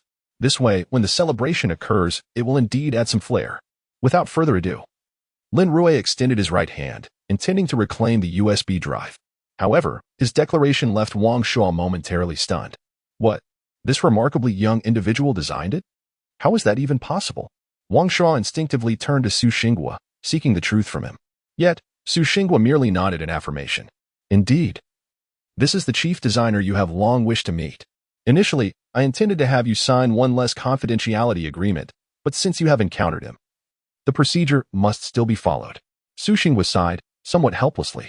Those in the military industry understand that it is often better to avoid complications. Knowing too much can be detrimental. Yet, who could have anticipated such a serendipitous encounter? Upon hearing Su Xinghua and Oppo's words, Wang Shuo felt a buzzing in his head. The chief designer was so young? This was undeniably a prodigy. A sudden wave of disappointment washed over him. as he realized that while he would require over 30 years of accumulation, this young man effortlessly grasped it all, having barely begun his journey in industrial design. The stark contrast felt like a heavy blow to his heart. However, this moment of dismay was transient. Wang Shuo quickly regained his composure. Although this individual was a genius, a marvel, he was also a genius of the Dragon Nation. With such talent, the industry of the Dragon Nation would surely soar to new heights. This was indeed a positive development. Greetings, I am Wang Shuo from the Ministry of Industry. May I know how to address you? Wang Shuo extended his right hand in a polite greeting. Lin Rui, but you may call me Xiao Lin. Lin Rui replied succinctly. Since they had made introductions, any future discussions regarding technology would be facilitated. No, Chief Engineer Lin, you just mentioned that there are issues with the design of the blueprint? Wang Shuo quickly waved his hand, speaking humbly. Would it be acceptable if we find a place to make revisions while I learn from you? That sounds good. Lin Rui nodded in agreement. However, I wouldn't call it learning. Rather, we shall engage in mutual discussion. Excellent. I am familiar with that area. I know of a meeting room over there. Observing Lin Rui and Apos, as humility, Wang Shuo felt an increased admiration. A young person achieving early success, yet displaying no arrogance and remaining so modest, is surely destined for great accomplishments in the future. Chapter 46. The Land of Cherry Blossoms. Do they dare to come? In the subsequent days, Lin Rui immersed himself in the design modifications of the wave-riding body configuration. This section requires a reserved energy supply module. Indeed, the dimensions need slight adjustments. The design will take on a curved shape, effectively reducing wind resistance, especially at this angle, which will maximize backflow after shockwave launch, thus enhancing speed. Lin Rui continuously sketched on the blueprints while Wang Shuo watched in astonishment. It turns out, there are so many possibilities. After submitting the blueprints to the Ministry of Industry, Lin Rui began to enhance the rudimentary wave-riding body configuration fighter jet. Wang Shuo had no choice but to return and oversee the improvements of the entire wave-riding body configuration. Half a month passed, and Lin Rui's anti-gravity maintenance system had been completed after intensive development by the Ministry of Industry and was now entering the final installation phase. Meanwhile, in the vicinity of the Pacific Ocean near Blue Star, several high-ranking military officials from the Cherry Blossom Nation and the Lighthouse Nation gathered. General Kojiro Kenjin of the Cherry Blossom Nation stood first, introducing himself. Ladies and gentlemen, my name is Kojiro Kenjin, and I am primarily responsible for this Pacific military exercise. I hope that during this month-long drill, we can cooperate seamlessly to achieve a successful military demonstration. Furthermore, I aspire that through this exercise, we can deliver a strong deterrent to surrounding nations such as the Dragon Nation. As Kojiro Kenjin concluded, a look of disdain spread across the faces of the officers from the Lighthouse Nation. The Dragon Nation only flaunts its power within Asia. Their air force has been established for only a few years, although they appear to have developed several fighter jets. In reality, they lack unified tactics and cannot form effective combat capabilities. Regardless of how arrogant the Dragon Nation may seem, their maritime operations still rely on the number of aircraft carriers. While they have recently launched a few carriers, they have yet to establish a true combat force. Colonel Tom, the primary officer in charge of the exercise from the Lighthouse Nation, scoffed. Hearing this, Park Soon-chong, the representative from the Stick Nation, chimed in. Deterring the Dragon Nation is quite simple. We can deploy a few fighter jets directly into their airspace. We can also position our aircraft carriers right at their borders. This year marks the 95th anniversary of the Dragon Army's establishment. It is time to prepare a grand gift. As Tom spoke, many around him wore smiles of amusement. What kind of grand gift could they prepare? With the Lighthouse Nation's stance clear, Kojiro Kenjin felt a sense of relief. Thank you all. Regarding public opinion, our agents within the Dragon Nation will swiftly disseminate information. We intend to deliver a resounding slap to the Dragon Nation, inflicting pain and fear upon them. As Kojiro Kenjin's words intensified, he clenched his teeth. Rest assured, as long as the Lighthouse Nation stands, the Dragon Nation will never rise. Over the years, we have effectively contained them within the first island chain without allowing them any opportunity to break free. When our carrier group, combined with your fleet, encircles them at their borders, public opinion will erupt, leading to the internal disintegration of the Dragon Nation. The group analyzed the upcoming exercise's situation. The exercise begins in 3 days. My proposal is for the Cherry Blossom Nation's Air Force to deploy 2 fighter jets into the Dragon Nation's airspace for reconnaissance. When the Dragon Army Day arrives, our carriers and fleet will be positioned nearby for deterrence. Colonel Tom swiftly finalized the operational strategy, and corresponding mission tasks were generated promptly. 3 nights before Dragon Army Day, at the Cherry Blossom Nation's Air Force Base, 3 squadrons of pilots quickly assembled. As the overall commander of the exercise, Kojiro Kinjin approached the 3 squads. Gentlemen, you are the Empire's finest soldiers in the vanguard of this exercise. You are equipped with the Lighthouse Nation's latest F-22 fighter jets, and your mission is to penetrate the Dragon Nation's airspace. Within their territory, you must attract their fighter jets while executing aerial maneuvers without engaging in combat, ensuring that their jets are forced to crash. This marks the first strike against the Dragon Nation. We aim to make their Dragon Army Day the biggest joke in the world. Kojiro Kinjin then distributed sake, walking up to squadron leader Yamamoto Koichi. Yamamoto-kun, you are the Empire's finest soldier and an exceptional fighter jet instructor. I have complete confidence in your execution of this mission. Yes. Yamamoto Koichi bowed deeply, whispering, everything for the glory of the Empire. To the glory of the Empire, we shall destroy the enemy. The flight squadron raised their sake and consumed it in one gulp. Upon your successful return, I will reward you all. Let us strive for the glory of the Empire. Depart. With Yamamoto's command given, the Cherry Blossom Nation's fighter pilots hurried into their F-22 jets. The engines roared to life as the 3 aircraft swiftly approached the Dragon Nation's airspace under the cover of darkness. Meanwhile, in Bihai City, Lin Rui's hometown and a coastal city of the Dragon Nation, the upcoming Dragon Army Day military exercise was set to take place in the external waters.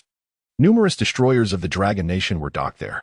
Lin Rui glanced around, realizing that the dream vessel, the 055 destroyer, was conspicuously absent. This is strange. Shouldn't the 055 destroyer have already been commissioned by now? How could it miss such a grand military event? Lin Rui pondered, his steps unconsciously leading him to Professor Su Xinghua's office. Professor Su, Lin Rui greeted, preparing to speak when an urgent message crackled over the radio. Report. 3 F-22 fighter jets have been spotted off the coast of the Dragon Nation. They are approaching our territory, and we have sent a radio request for their departure. But they have not responded. We are preparing to launch J-20 fighter jets for escort. Upon hearing the intelligence, both Lin Rui and Su Xinghua felt a sudden chill run down their spines. Chapter 47. Urgent. Request for rescue. An F-22 fighter jet has infiltrated the airspace of Long Nation. Professor Su, we should investigate. Lin Rui instinctively reminded upon hearing the news. Su Xinghua nodded slightly and swiftly exited the tent. Although he was a teacher at the National Defense Science and Technology University, he was also a soldier. As a soldier, safeguarding the security of one's homeland was both a mission and a duty. Lin Rui followed closely behind, the roar of the fighter jet echoing not far behind them. Clearly, Long Nation had initiated corresponding countermeasures. Su Xinghua stepped into the command center. The guard at the entrance saluted and promptly allowed him entry. Have we clarified the situation? Which country do these F-22 fighter jets belong to? Su Xinghua inquired directly upon entering the operations command center. Report. These should be the F-22s purchased by Sakura Nation. A personnel member at the command center displayed a high-definition image of the invading fighter jets, emblazoned with the flag of Sakura Nation. Hearing that the jets belonged to Sakura Nation, Su Xinghua let out a sigh of relief. What is the current location of our fighter jets? He asked immediately. They are currently in a phase of rapid ascent, expected to reach the same altitude for formation flying in approximately 10 minutes, came the reply. The Sakura jets are approaching our Fujian province. Should we proceed with a further expulsion? The communications officer responsible for tracking the Sakura jets promptly reported to higher command. Issue a warning to expel them. Came a deep voice over the phone. Upon hearing this voice, Su Xinghua's eyes sparkled with recognition, and he took the microphone. Is that you, Old Lu? There was a brief pause on the other end before a voice filled with surprise responded, Old Su? What brings you here? I suspected you must be in charge since I haven't seen the commander in the command center for so long. Su Xinghua chuckled. Are you on the front lines? Indeed. I came to inspect the warships, but I never expected the Sakura folks to show up. If it weren't for the fear of revealing our exact coordinates, I would have taken them down myself. Damn it, with Dragon Army Day approaching, these Sakura folks choose this moment to stir trouble. The overall commander of the military exercise, Lu Weiguo, cursed angrily over the communication channel. Before this exercise began, covert operational orders were issued. The purpose was to make a stunning appearance on Dragon Army Day. But who would have thought Sakura Nation would sneak in first? Old Lu, it seems Sakura Nation has ill intentions. If things go awry, the atmosphere on Dragon Army Day will be quite tense. Let them be tense or not, Old Sue. Haven't you heard the saying? When impoverished, tactics intermingle. When affluent, firepower prevails. How many years of silence have we endured for this Dragon Army Day? As long as I am permitted to make an appearance, I shall take down their arrogant fighter jets immediately. Lu Weiguo retorted angrily. Old Lu, hold your horses. Let me tell you, this time Su Xingwu began, turning to introduce Lin Rui. But when he turned around, Lin Rui was nowhere to be found. Guard, where is he? Su Xingwu called out. Report. He ran out while you were conversing. The guard replied truthfully. Ran out? Why didn't you stop him? Su Xingwu snorted coldly, saying, mobilize the entire security team. We must locate Lin Rui. Additionally, assign a squad to ensure Lin Rui's safety, especially after the exercise commences. If anything goes wrong, you all shall bear collective responsibility. Su Xingwu admonished sternly. The guard felt somewhat helpless. The Lin Rui they had just seen bore no military insignia and was likely a research technician. He had rushed out without a second thought, and it hardly seemed worth the concern. Besides, Lin Rui's hasty departure indicated that he had pressing matters to attend to. What are you waiting for? Execute the orders. Su Xingwu shouted in anger, just as a cacophony of noise erupted from the communications radio. Report. We are experiencing an intrusion in our communication channel. Damn it. Expedite the fault investigation and locate the source of the intrusion. Su Xingwu barked. Sakura Nation's fighter jets may have invaded our airspace, but we cannot allow them to breach our communication channels. We can afford to be embarrassed, but Long Nation cannot. As soon as Su Xingwu's voice fell, the communications technician ahead heaved a resigned sigh. It has already been fully compromised. There is no way to intercept it. It happened too quickly. We set up 5 layers of firewalls, and they breached them in just 3 seconds. This is a complete technical crush. Sakura Nation, no. They lack such capabilities. Could it possibly be the might of Lighthouse Nation? No way. Where would Lighthouse Nation get such strength? The technician, having given up, swiftly commenced troubleshooting. They were unafraid of failure.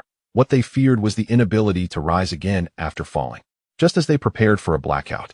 Lin Rui and Appo's voice resonated through the communication channel. Report, Pilot Lin Rui, requesting to engage. Pilot Lin Rui, requesting to engage? Su Xingwu was taken aback. When did Lin Rui become a pilot? And requesting to engage at that? Not only Su Xingwu, but even Lu Weiguo's voice swiftly emerged from the command center. Which unit do you belong to? What is your designation? This is utter disorganization. State your information. Lu Weiguo's voice deepened in reprimand. The essence of a soldier is obedience. Just as Lu Weiguo was about to continue his tirade, Lin Rui's voice came through the communication channel again. I am affiliated with the research department. Lin Rui responded candidly. Quickly adjusting the control buttons, the wave-riding fighter jet surged directly toward the sea. Meanwhile, the command center received alarming intelligence. Report. Our wave-riding prototype is heading straight for the sea and is in a state of uncontrolled descent. Emergency, the wave-riding prototype is out of control. As these 2 reports sounded, Lu Weiguo's expression turned to one of astonishment as he seized the intercom. Old Sue, what is happening? Is this Lin Rui part of your team? Explain to me why the wave-riding fighter jet has suddenly lost control. Is that brat on the aircraft? Lu Weiguo was utterly bewildered. Yet, before he could finish speaking, the communication channel did not relay Su Xingwu's explanation, but rather a panicked voice. Quick, organized naval rescue. Lin Rui has not undergone flight training. He is the chief designer of the wave-riding craft. We absolutely cannot afford any mishaps. Su Xingwu's 2 urgent statements instantly weighed heavily on Lu Weiguo's heart. Chapter 48. Fear not. They cannot escape. They have not undergone professional flight training. Moreover, they are the chief designer of the wave-piercing body. To dare pilot an aircraft without any flight training, one cannot help but wonder if this is sheer folly or ignorance. No wonder they have recklessly launched the aircraft beyond the coastline. However, the subsequent statement sent a jolt to Lu Weiguo's heart. This is the chief designer of the wave-piercing body. During this exercise, there had been explicit instructions to ensure the safety of the chief designer. Unexpectedly, before he could even meet him, the latest news revealed that he had taken off in a wave-piercing fighter jet. Not only that, it seemed he had lost control and shot out into the sky. All personnel, initiate rescue operations. Lu Weiguo commanded immediately. Yet, deep down, he understood that should a real fighter jet encounter mishap, survival was nearly impossible unless one could parachute. But would Lin Rui know how to parachute? Without any flight training, how could he possibly eject? With this thought, Lu Weiguo felt an overwhelming sense of dread. The odds were stacked against them. As he pondered, the communications officer swiftly reported. Report. The wave-piercing fighter jet is taking off from the sea. What? Lu Weiguo furrowed his brow upon hearing this and beckoned the reconnaissance team. Switch to the live feed of the wave-piercing fighter jet taking off from the sea. The technicians promptly complied, and the screen flickered before displaying the real-time footage of the wave-piercing fighter jet. The image showed the flat, wedge-shaped body of the aircraft, with two pale blue flames erupting from its rear, propelling it forward like a manta ray. As the flames met the water's surface, a plume of white mist rose. At that moment, the speed of the wave-piercing configuration rapidly escalated, shattering the sound barrier at an astonishing rate. Surrounding the wave-piercing configuration, one could clearly see swirling white vortices of gas. Report: the wave-piercing fighter jet piloted by Lin Rui has surpassed the maximum radar tracking speed. Our radar can no longer maintain a lock. Report: the wave-piercing configuration has exceeded the highest detection altitude and has activated satellite positioning reconnaissance. The satellite images soon confirmed that the wave-piercing configuration had reached 10 times the speed of sound and was now hovering over the airspace of Sakura country's fighter jets. A flurry of reports flooded in, and Lu Weiguo instinctively glanced at the time. As a military man, he was particularly attuned to the passage of time. From the moment the wave-piercing jet ignited its afterburners to when it finally broke the tenfold sound barrier, only a little over a minute had elapsed.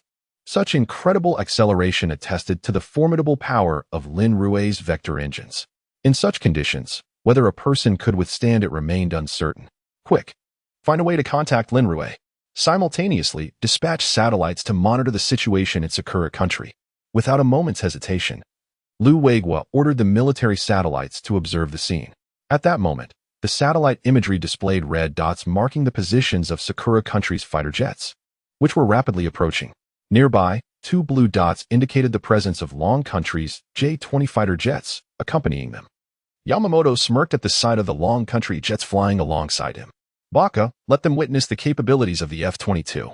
Everyone, full speed ahead. Then, it will be our time to celebrate.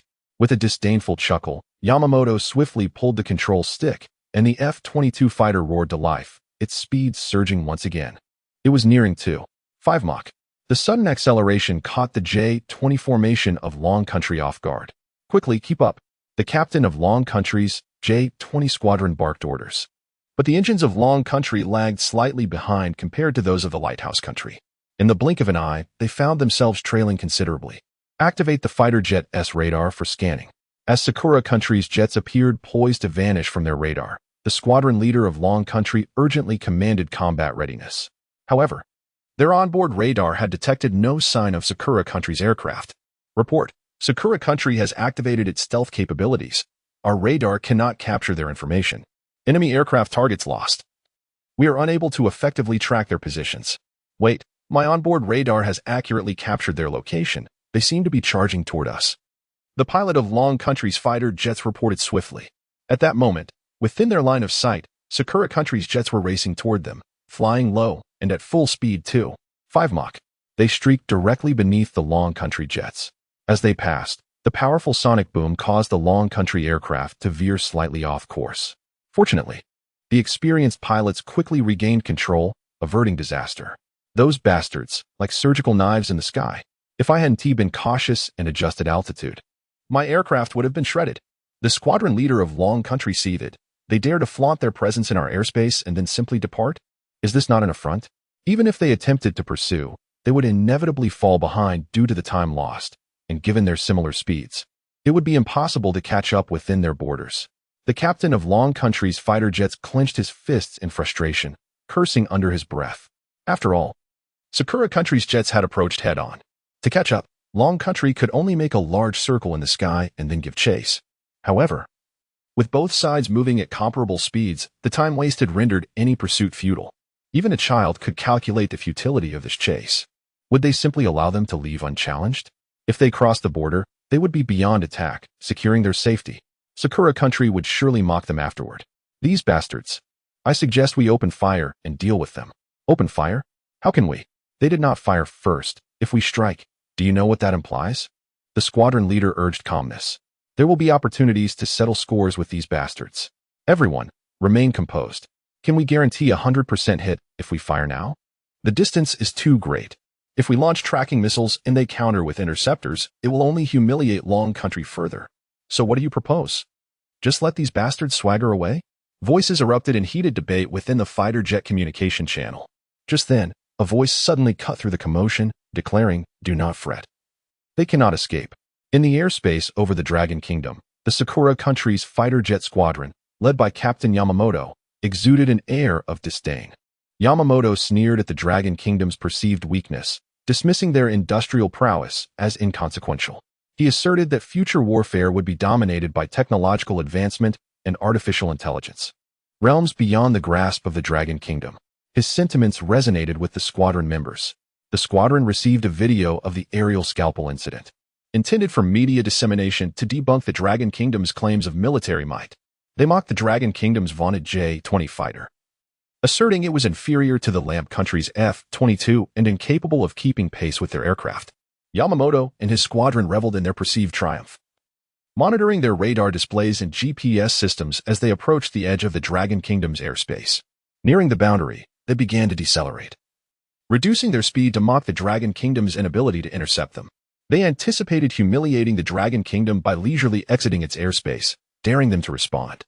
They reasoned that any attempt to intercept them, whether by fighter jets or missiles, would be futile once they crossed the border into international waters. Launching a missile attack would be construed as an act of aggression, shattering the Dragon Kingdom and Oppo's image as a peace-loving nation. Deploying surface-to-air missiles would only underscore the Dragon Kingdom's aerial inferiority. The Sakura country's fighter jet squadron observed the Dragon Kingdom's belated response through their cameras, confident in their ability to escape unscathed. Yamamoto, glancing at the GPS display, noted their proximity to the airspace boundary.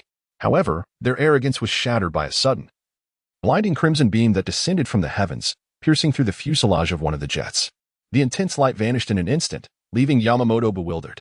The affected aircraft experienced catastrophic engine failure, a compromised pressure system, and a precipitous drop in temperature. Amidst the chaos, the pilots scrambled to eject, but only Yamamoto succeeded. The remaining 3 fighter jets plunged into the sea, engulfed in flames upon impact.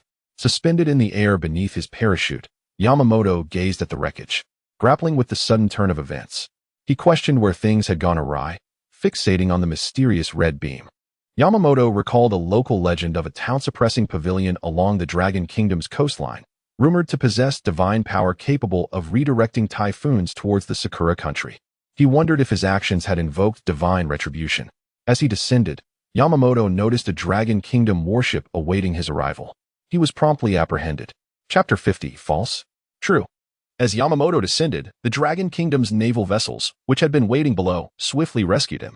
Upon witnessing the situation, Yamamoto's vision faded to black, and he lost consciousness.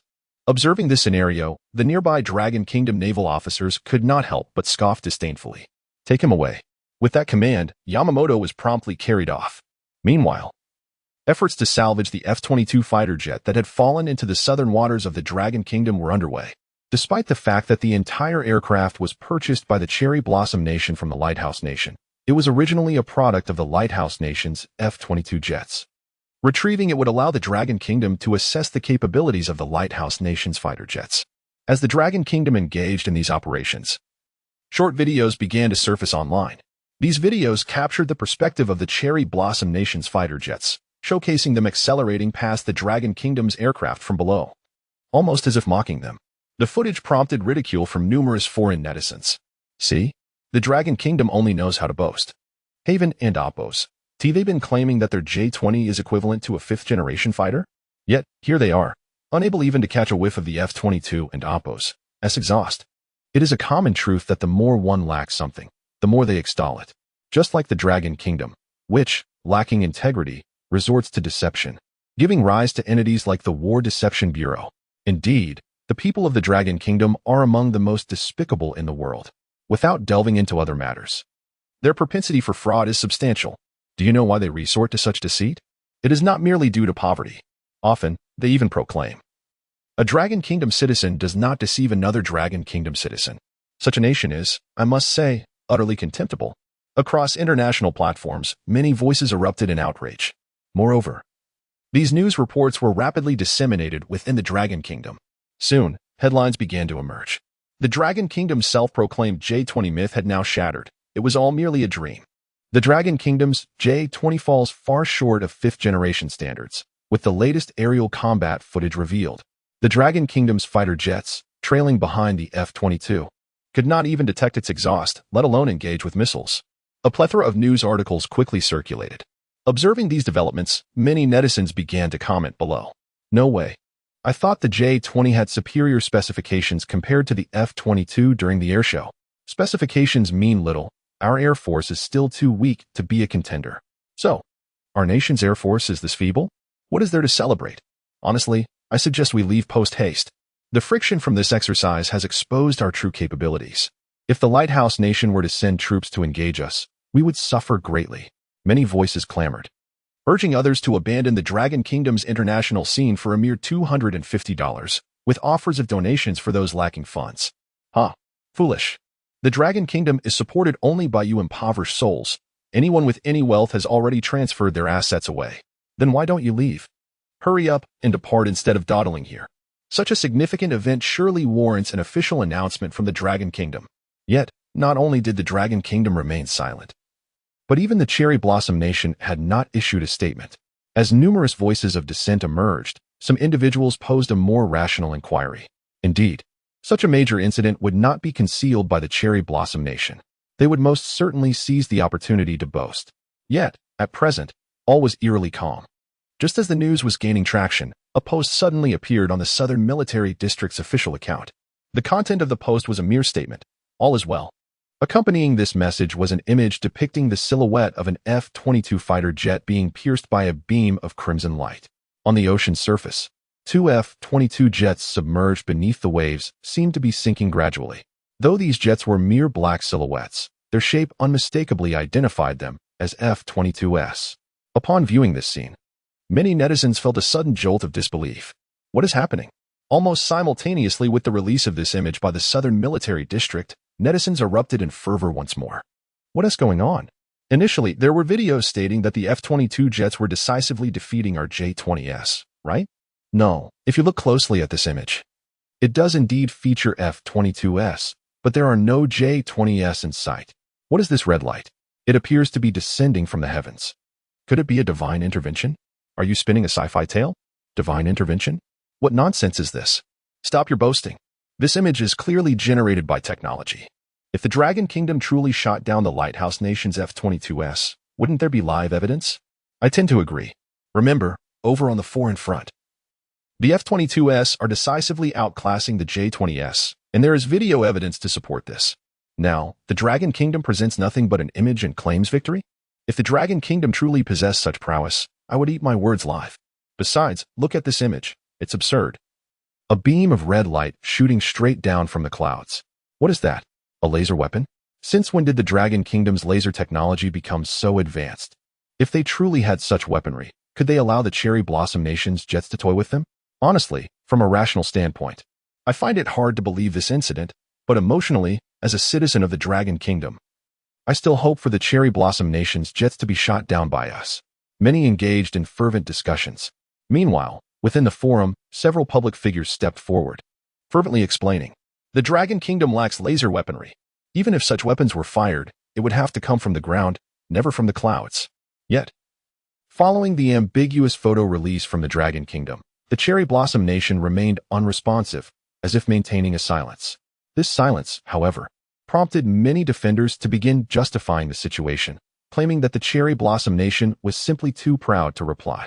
Yet, half a day later, the Cherry Blossom Nation issued another announcement that ignited the internet once more.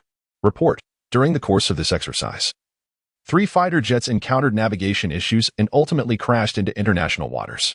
The Cherry Blossom Nation has dispatched naval vessels for rescue operations and hopes for support from all involved parties. This news release instantly caused a stir among netizens on the Dragon Kingdom's forums. Chapter 51. A step ahead. 3 drones plunge into the high seas. Since it is the high seas, why is support from relevant parties necessary? This relevant party nearly divulged the identity of the Dragon Nation. Upon seeing this news, citizens of the Dragon Nation could no longer contain themselves. Where are the barking sheepdogs now? Did you not claim that the Cherry Blossom Nation had remained silent? They have now responded. 3 fighter jets have fallen into the sea. Honestly, I truly do not comprehend why you, a group of deluded individuals, are making such a fuss. This world indeed reveals that patriotism is the last bastion of the impoverished. When you cannot win at anything else, you resort to comparing who loves their country more. I genuinely wish not to berate you, but initially, when the Dragon Nation announced that they had shot down 3, you dismissed it, stating that the Cherry Blossom Nation had not said anything, thus it did not count.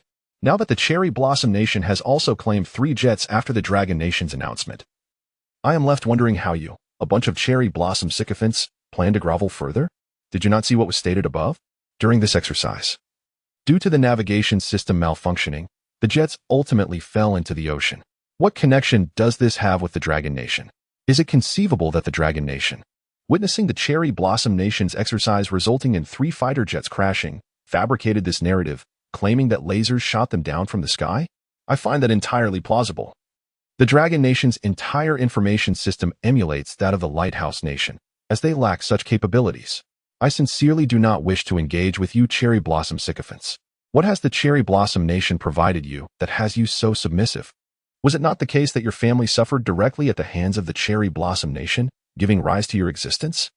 No wonder I often question why there are so many traitorous elements in the Dragon Nation. It appears they are all gathered here. The forum erupted in heated exchanges between both sides. Meanwhile, at the command center of the Lighthouse Nation, the discussion regarding the intelligence relayed by the Cherry Blossom Nation's fighter jets ensued. Tom presented the contents of the intelligence directly. Prior to their crash, Yamamoto and his crew utilized radio communication tools to transmit the offensive footage. This is the aerial perspective from the fighter jets. A red beam struck directly.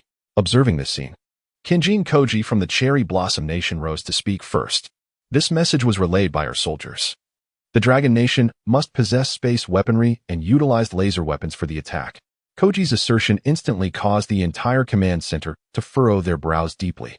Park Sunchong, a general from the Stick Nation, scoffed derisively. Are you joking? Are you suggesting that the Dragon Nation possesses formidable laser weapons capable of striking from above? If it were indeed from above, then where is the point of origin? Setting aside whether the Dragon Nation's satellites could generate such powerful energy, it is worth noting that the Lighthouse Nation's satellites, stationed on the periphery of Blue Star, detected no such strikes. This only indicates that the Dragon Nation did not employ satellite strikes. Park Sunchong regarded Koji with a calm demeanor.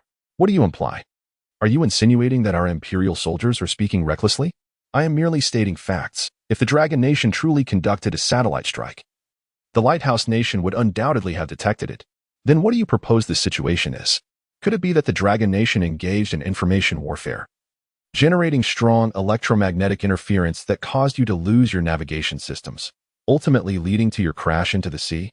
Park Sunchong observed Koji sternly, noting that the Dragon Nation has been diligently researching electronic warfare.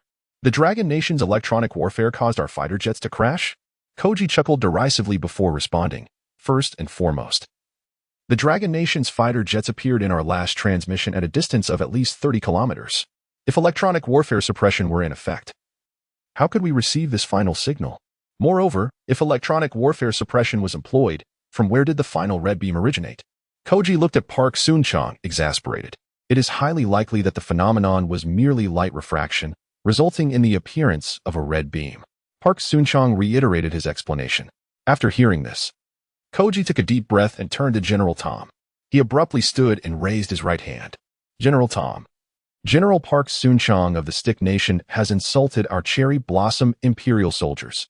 This is intolerable. The Dragon Nation's tactical weaponry has destroyed our fighter jets, and our Imperial soldiers have valiantly transmitted data, only to be met with skepticism from the Stick Nation. This is an affront to our Imperial soldiers. If they do not believe us, they may send their fighter jets and missile systems to scout the Dragon Nation. Upon uttering this, Koji was met with Park Sunchong's immediate rebuttal. However, at that moment, General Tom, seated at the head of the table, gently cleared his throat. Ahem. Upon hearing this cough, Park Sunchong immediately fell silent. Engaging in this argument is of no consequence. We currently share a common adversary, the Dragon Nation. Therefore, our immediate objective is to expedite the recovery of the F-22 fighter jet that has fallen into the waters near the Dragon Nation.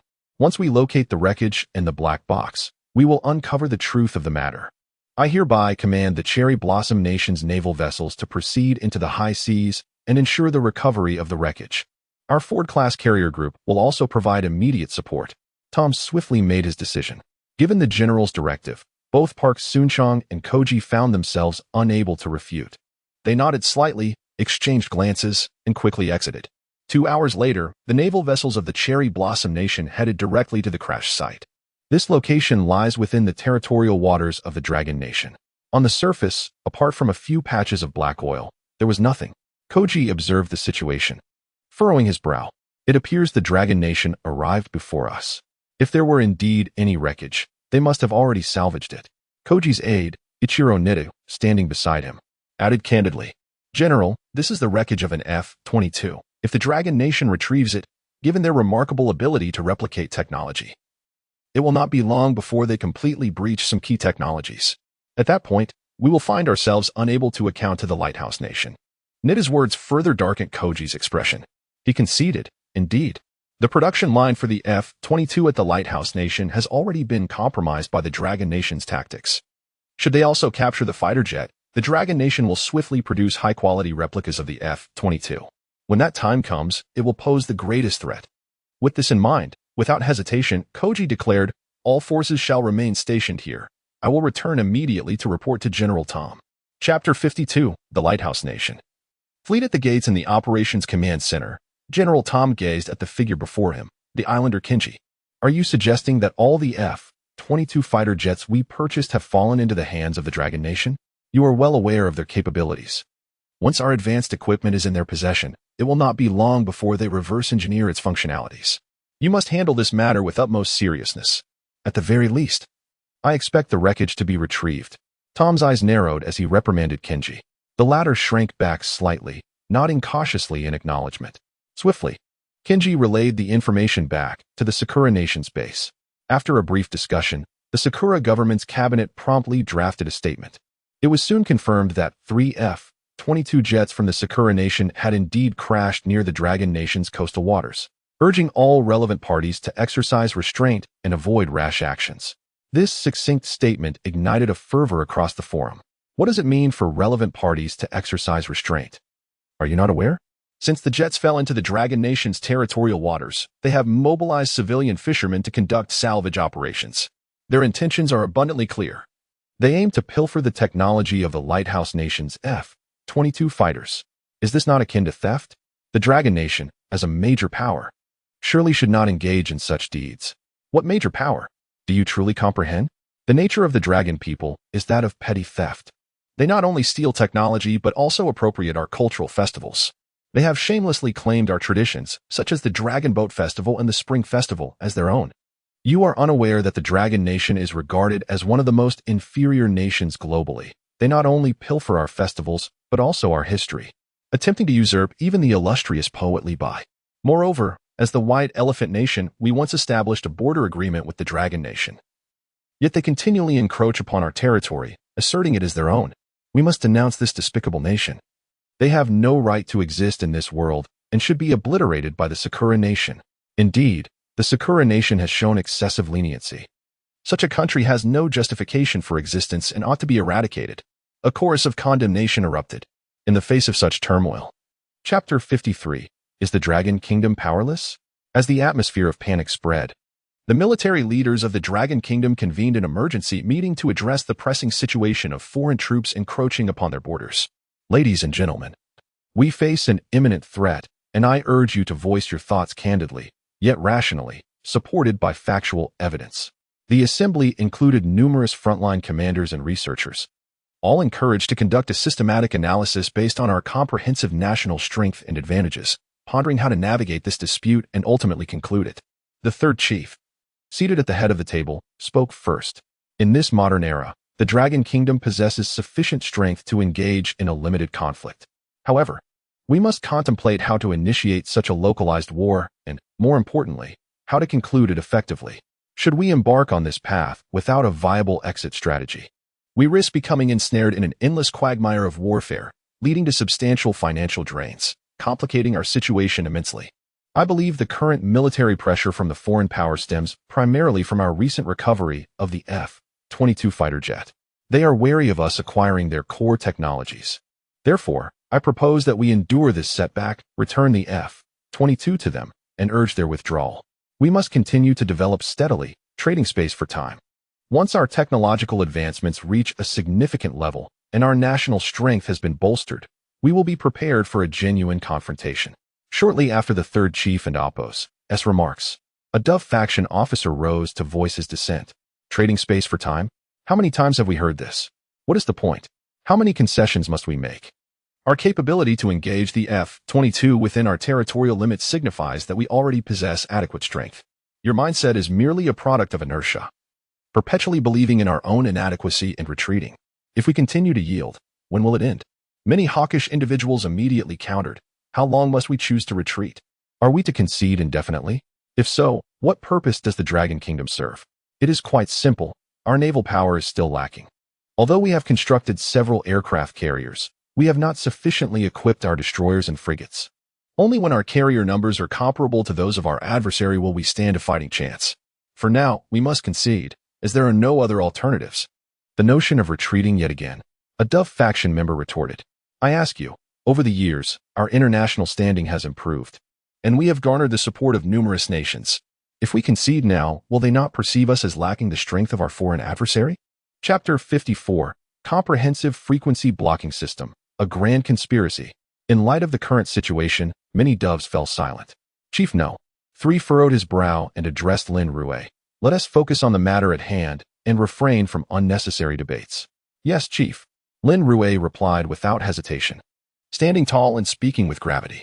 Esteemed leaders, have you ever heard of the Peace Model Project? The Peace Model Project? Chief No. 3 squinted, seemingly oblivious to Lin Rui's intent. The Doves present were equally perplexed. The so-called Peace Model Project was a scheme concocted during the ambiguous phase between the Lighthouse Nation and the Dragon Nation. Its purpose was straightforward. The Dragon Nation would invest substantial funds for the Lighthouse Nation to upgrade its J-8 fighter jets. However, the outcome was far from satisfactory. Nearly 200 million was expended, yielding only a few avionics systems in return. The J-8 fighter jets were ruthlessly deconstructed by the Lighthouse Nation, with their vulnerabilities laid bare for the Dragon Nation's adversaries. This marked a profound humiliation for the Dragon Nation. Lin Rui's mention of the Peace Model Project elicited confusion among many present. When the project concluded, the Lighthouse Nation had decoded our main combat aircraft and shared the intelligence with hostile nations, only to later accuse us of stealing their technology. Why not replicate the Peace Model Project ourselves and publicly disclose all parameters of the F-22 fighter jet? Upon hearing this, many in attendance widened their eyes in disbelief. To make the F-22 fighter jet's parameters public? If we possessed the capability to reveal all technical details of the F-22, we could indeed effectively counter the Lighthouse Nation's unfounded accusations. Su Xingwa suddenly clapped his hands. This is an excellent strategy. It not only refutes the Lighthouse Nation's baseless allegations, but also serves as a warning that we possess the capability to directly produce the F-22. It was widely acknowledged that the Lighthouse Nation no longer had the industrial capacity to mass-produce the F-22. This assertion quickly garnered the approval of other hawks in the vicinity. However, the Doves promptly voiced their dissent. No, directly analyzing this technology would irrevocably offend the Lighthouse Nation. Consequently, we would face endless retaliation. Can the current Dragon Nation withstand such wrath? The Doves swiftly raised their objections. Lin Rui waved his hand gently, turning to Chief No. 3 and slowly extending 3 fingers. In 3 days, I will demonstrate our capability to contend with the Lighthouse Nation.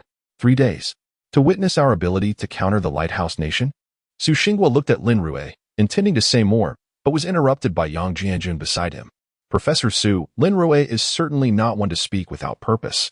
His request for 3 days signifies he possesses absolute confidence. Very well, I grant you 3 days. Chief No. 3 nodded without hesitation. However, if you fail to present effective data after 3 days, I will still opt for a relatively conservative approach. The Dragon Nation has come this far, and it is better to err on the side of caution than to make a mistake. Chief No. 3 spoke solemnly. Choosing conservatism was unavoidable. After all these years, the accumulation of efforts by countless individuals cannot be squandered so easily. I will not betray your trust, Chief. Lin Rui affirmed resolutely, saluting before taking his seat.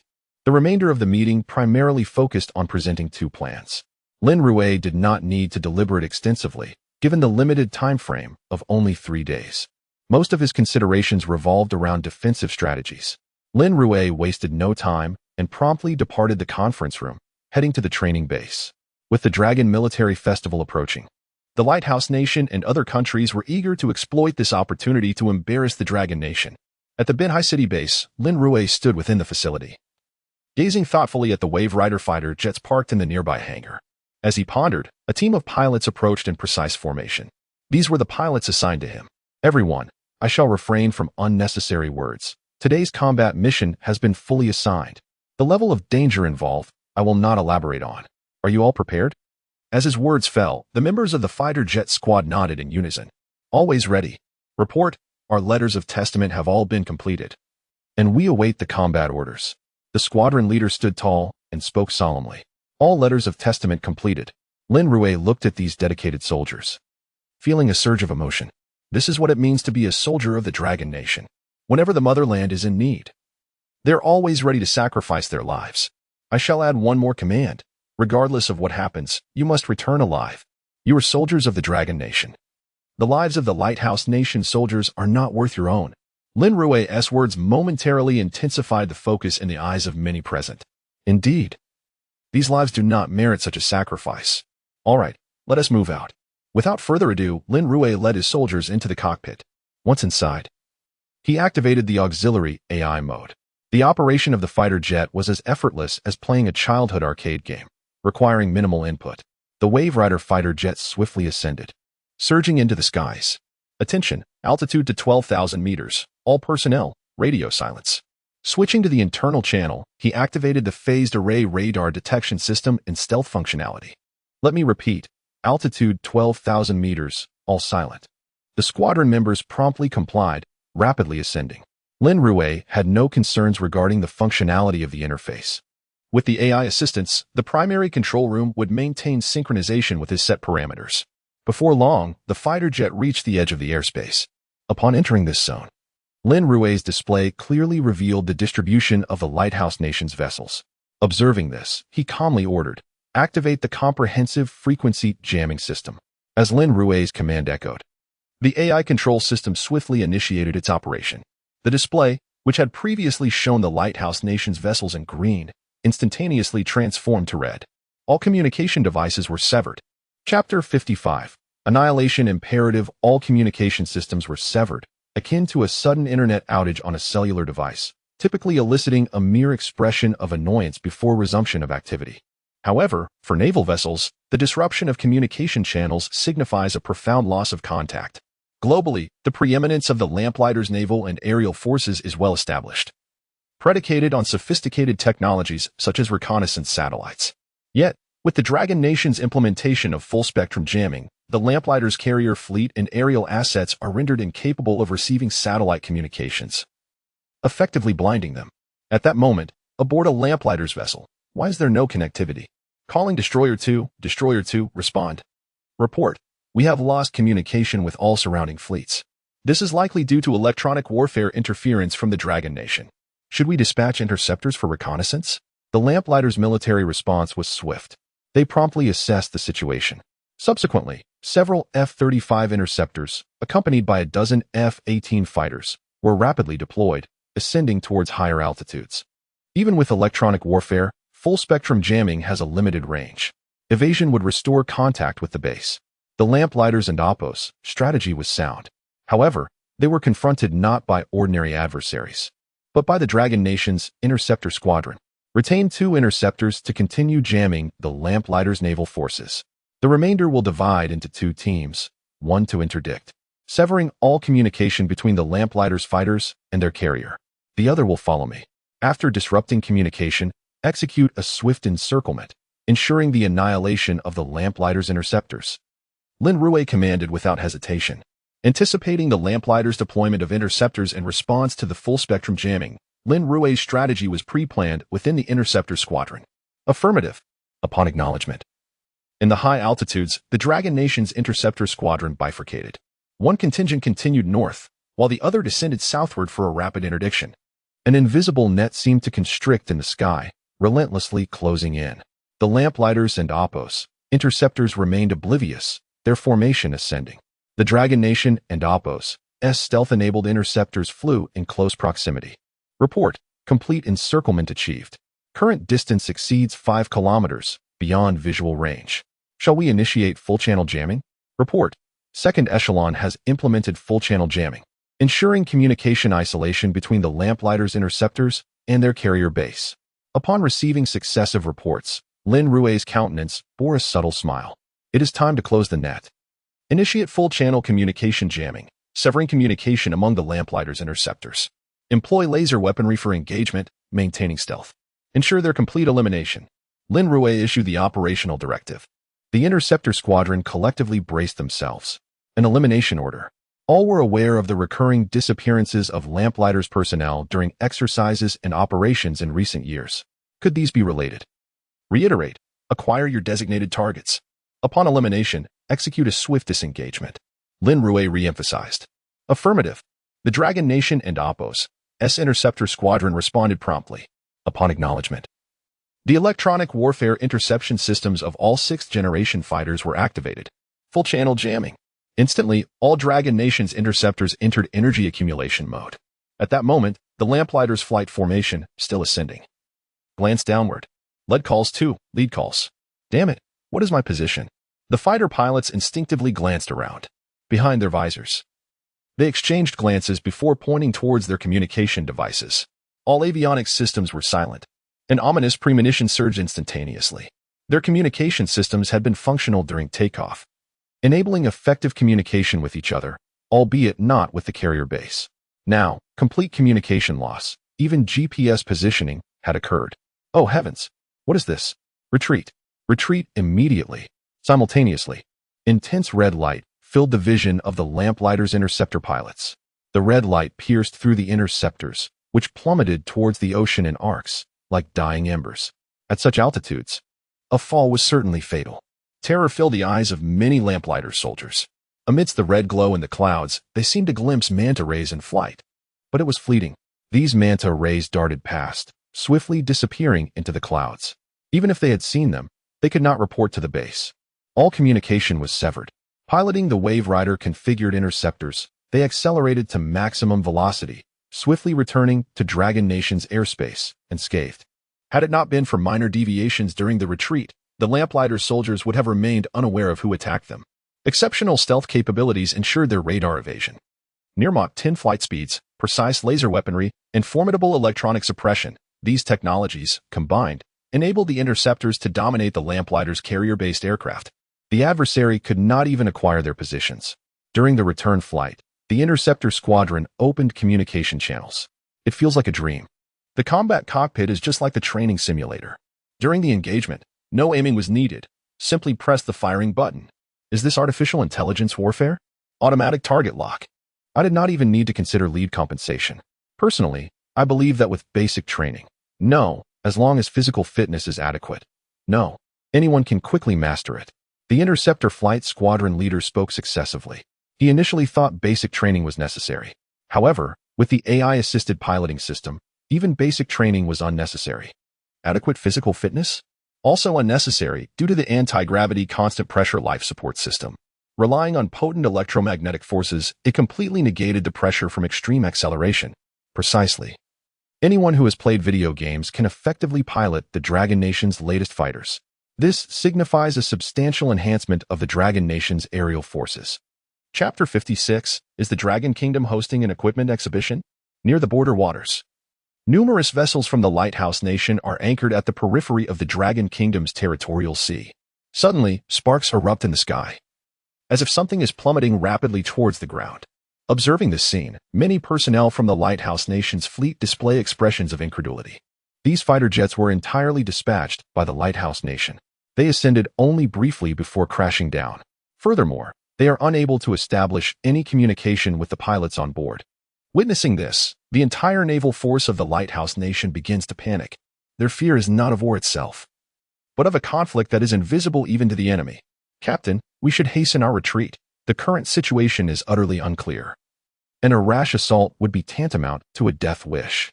We are completely out of touch and have no idea what is happening outside. If the Dragon Kingdom dares to target our fighter jets, they will surely not hesitate to strike at our warships. The issue is not that. Who among us can prove that this was the work of the Dragon Kingdom? Without evidence, it will ultimately come down to mere rhetoric. and the adversary will never concede. On the warships of the Lighthouse Nation, many are furrowing their brows, articulating their opinions. Retreat. The captain of the Lighthouse Nation's warship, upon hearing their views, promptly issues the command. The once ominous fleet stationed at the Dragon Kingdom's border swiftly alters course, racing back to their respective bases. As they begin their withdrawal, numerous fishermen near the Dragon Kingdom's coastline are among the first to receive the news. Consequently, a plethora of videos surface on the Dragon Kingdom's short video platform. What on earth just happened? Why did they all retreat? ISNT, there is saying that all these capitalist nations are paper tigers, impressive in appearance, but ineffective in reality? Why do you think they retreated? They were so arrogant before, demanding we hand over F-22 fighter jets, and now they leave without a word? I don't know. But it seems that the Dragon Kingdom took action, completely suppressing them, which led to the Lighthouse Nation's withdrawal. Are you joking? That was the Lighthouse Nation's carrier group, along with the allied forces of the Cherry Blossom Nation and the Stick Nation. How could the Dragon Kingdom possibly drive them away? The entire coalition had been stationed within the territorial waters of the Dragon Kingdom for 2 to 3 days without any military response from them. Therefore, I believe the Dragon Kingdom must have reached some sort of agreement with the coalition, prompting their withdrawal. Could it be that they signed some kind of accord? Or are we going to discuss some procurement projects with them? Certainly, given the current capabilities of the Dragon Kingdom, they're in no position to contend with the navy of the Cherry Blossom Nation. I truly don't understand what you lot are barking about all day long, claiming the Dragon Kingdom lacks strength. How much do you really know about their military capabilities? You're just barking without any knowledge. Well, since you think the Dragon Kingdom is formidable, I must ask, what exactly did they rely on to drive away the Lighthouse Nation's navy? In stark contrast to the discussions online, the Dragon Kingdom opts for silence. Moreover, both the Lighthouse Nation and the Cherry Blossom Nation also naturally choose to remain taciturn. At this moment, Lin Rui is leading a squadron of fighter jets as they safely land at the Coastal Operations Base. After the jets come to a halt, many individuals rush over to their location, with Su Xingguo being the first to approach. He gazes at the fighter pilots nearby and then at Lin Rui, his face etched with urgency. How did it go? Mission accomplished. Lin Rui removes his flight helmet and, with a calm demeanor, addresses Su Xingguo. The Lighthouse Nation's fighter jets were completely annihilated, and their overall performance met our expected standards. The difficulty of operating the jets is relatively low, and our current pilots can easily handle them. The stealth capabilities and electronic warfare firepower coverage, as well as the targeting and strike functionalities, have all been preliminarily validated.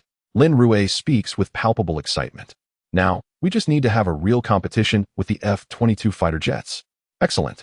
Su Xingguo exhales a sigh of relief. It seems that Lin Rui's commitment to his military oath is likely to be fulfilled as promised. I propose we initiate mass production of the wave-riding configuration fighter jets. The production line is complete, and the overall cost can be further reduced. Simultaneously, the comprehensive analysis of the F-22 fighter jets can be scheduled for Dragon Military Day. Lin Rui articulates his next course of action. Su Xingguo hesitates when suddenly, a secretary rushes over in haste. Report. According to our latest reconnaissance, all the vessels from the Lighthouse Nation circling near our territorial waters have returned to their respective bases. Upon hearing this news, Su Xingguo is taken aback and instinctively replies. They retreated? They just left like that? Indeed, there was no notification. All vessels in the border area have turned back. The assistant nods earnestly. Great. Fantastic. Su Xingguo initially thought that Lin Rui's fighter jets merely went out to exert pressure. However, he never anticipated that the Lighthouse Nation and its neighboring countries would choose to withdraw entirely. Come, Shaolin. You must accompany me to Yanjing once more and discuss your subsequent ideas with the superior. Without hesitation, Su Xingguo takes Lin Rui along as they prepare to board a helicopter bound for Yanjing. Just as they set off, the media of the Lighthouse Nation releases a news report. In order to maintain world peace, we hope countries worldwide will cease the research on space weapons. Upon this announcement, the global community erupts in astonishment. What a joke. Which nation is developing space weapons? In this day and age, is there really a country with the capability to create space weapons? Think about it, on a global scale, apart from the Lighthouse Nation. Only the Dragon Kingdom remains capable of developing new space weaponry. Has the Dragon Kingdom developed satellite weaponry? Would you believe that? To be honest, I would be skeptical too. What is this all about? Yet, it is indeed peculiar that the Lighthouse Nation gathered near the Dragon Kingdom, seemingly preparing for military confrontation, only to suddenly retreat. Could it be that the Dragon Kingdom possesses space weapons, scaring the lighthouse nation into retreating? This possibility is indeed plausible. Numerous netizens engage fervently in discussions on the forums. At this moment, the Dragon Kingdom leisurely issues a statement in celebration of Dragon Military Day. The Dragon Kingdom is set to host an equipment expo to showcase its currently advanced weaponry to the world. With the emergence of this news, the global network once again ignites in fervor. Chapter 57. The Dragon Army Festival commences. The Lighthouse Nation questions the necessity of researching space equipment. In immediate response, the Dragon Nation announces an equipment exhibition during the Dragon Army Festival. Upon hearing this news, numerous countries in the desert were filled with excitement. The Camel Nation exclaimed, "Our elder brother, the Dragon Nation, is holding an equipment exhibition. Quickly, prepare the cash. We must make grand purchases." The Lion Nation remarked, "Oh my God." The Dragon Nation is once again putting their equipment up for sale, and this time, it is rumored they will offer weapons that rival the F-22 fighter jets. The Iraqi representative expressed, "Heavens, with the assistance of the Dragon Nation, I have mastered mushroom egg technology. If only we could procure some fighter jets to bolster our air power." The Desert Camel added, "We are grateful for the bounties of the desert. After years of cultivation, we are finally beginning to reap our rewards." Many Middle Eastern nations were filled with anticipation. At the Lighthouse Nation's naval base, naval commanders from several countries, including Sakura Nation and Stick Nation, gathered.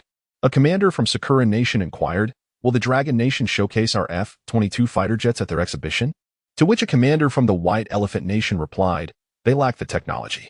Although the Dragon Nation has made strides in aerospace, they have yet to fully grasp the core technologies of the F-22. If they had mastered the core technology, why would they bother salvaging the F-22? It would have been at the bottom of the sea long ago. In just a few days, the Dragon Nation certainly cannot possess the capability to decipher it. Thus, this is likely a mere show of bravado to buy themselves more time. Surrounding nations echoed similar sentiments. In light of this situation, General John of the Lighthouse Nation nodded slightly. With the Dragon Army Festival imminent, we must attend this exhibition. Therefore, Sakura Nation and White Elephant Nation, arrange for your technical personnel to attend, even if it means merely recording. We must directly copy their technical proposals. Additionally, take note of which countries maintain close ties with the Dragon Nation and document everything for future considerations. John swiftly issued commands, and the assembled commanders nodded in agreement. In the following days, numerous international flights arrived at various airports in the Dragon Nation. Many nations from the Middle East arrived in organized groups, predominantly adorned in white scarves. Upon their arrival, they were met with a warm reception, including a banquet and dedicated hosts to assist with translations and other hospitality duties. In contrast, allies from the Lighthouse Nations, such as Sakura Nation, received only casual arrangements for their hosts, and after reaching their hotels, there was a complete lack of further reception. The two parties exhibited starkly different attitudes.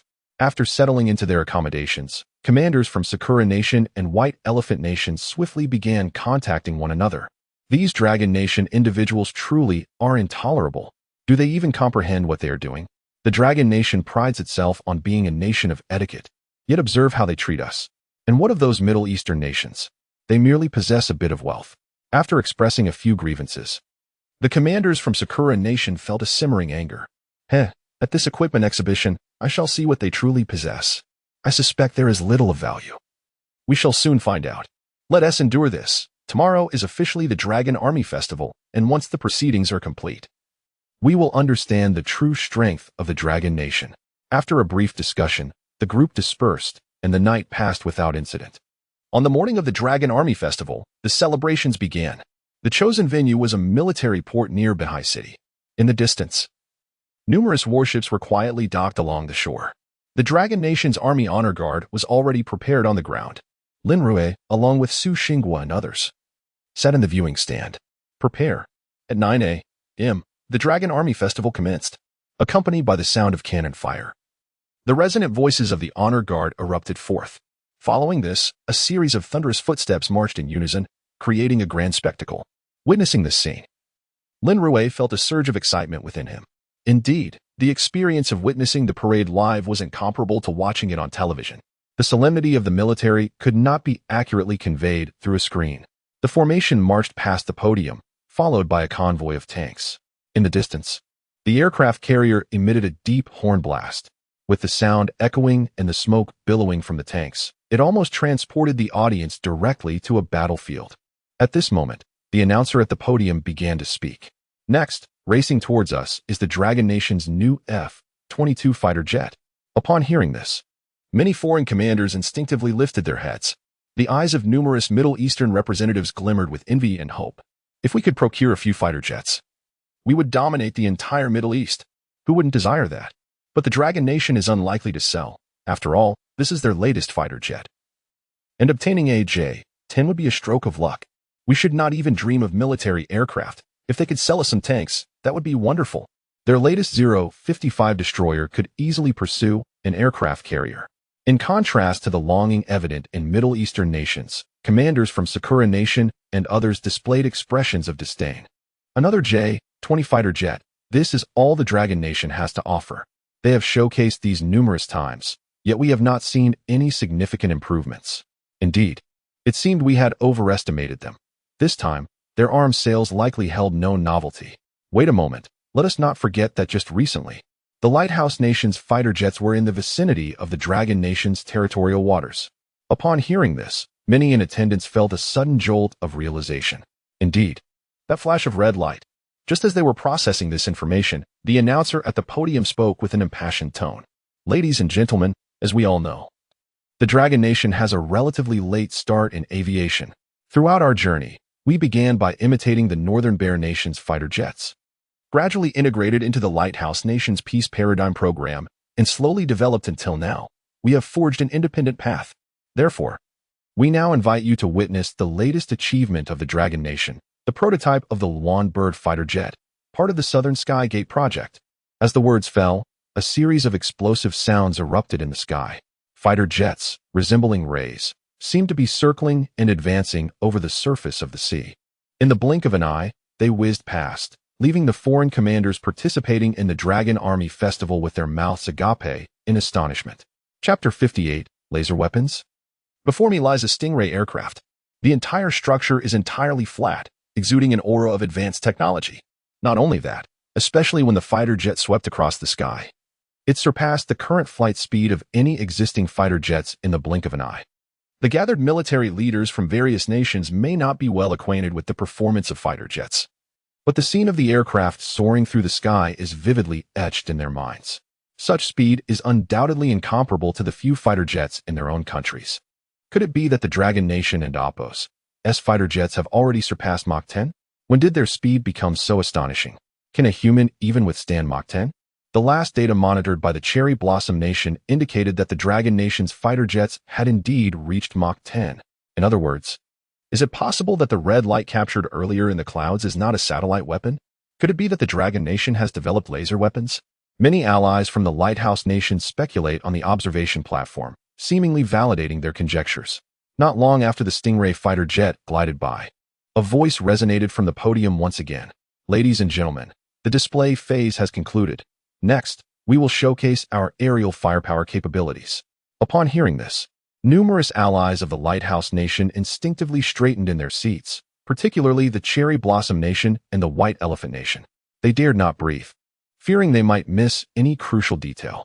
Shortly thereafter, several aircraft carrier models gradually emerged on the sea surface in the distance from the podium.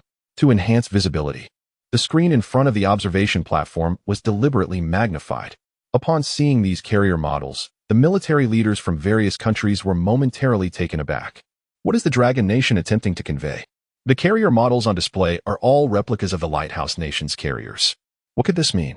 Is the Dragon Nation treating the Lighthouse Nation as a hypothetical enemy, not even pretending otherwise?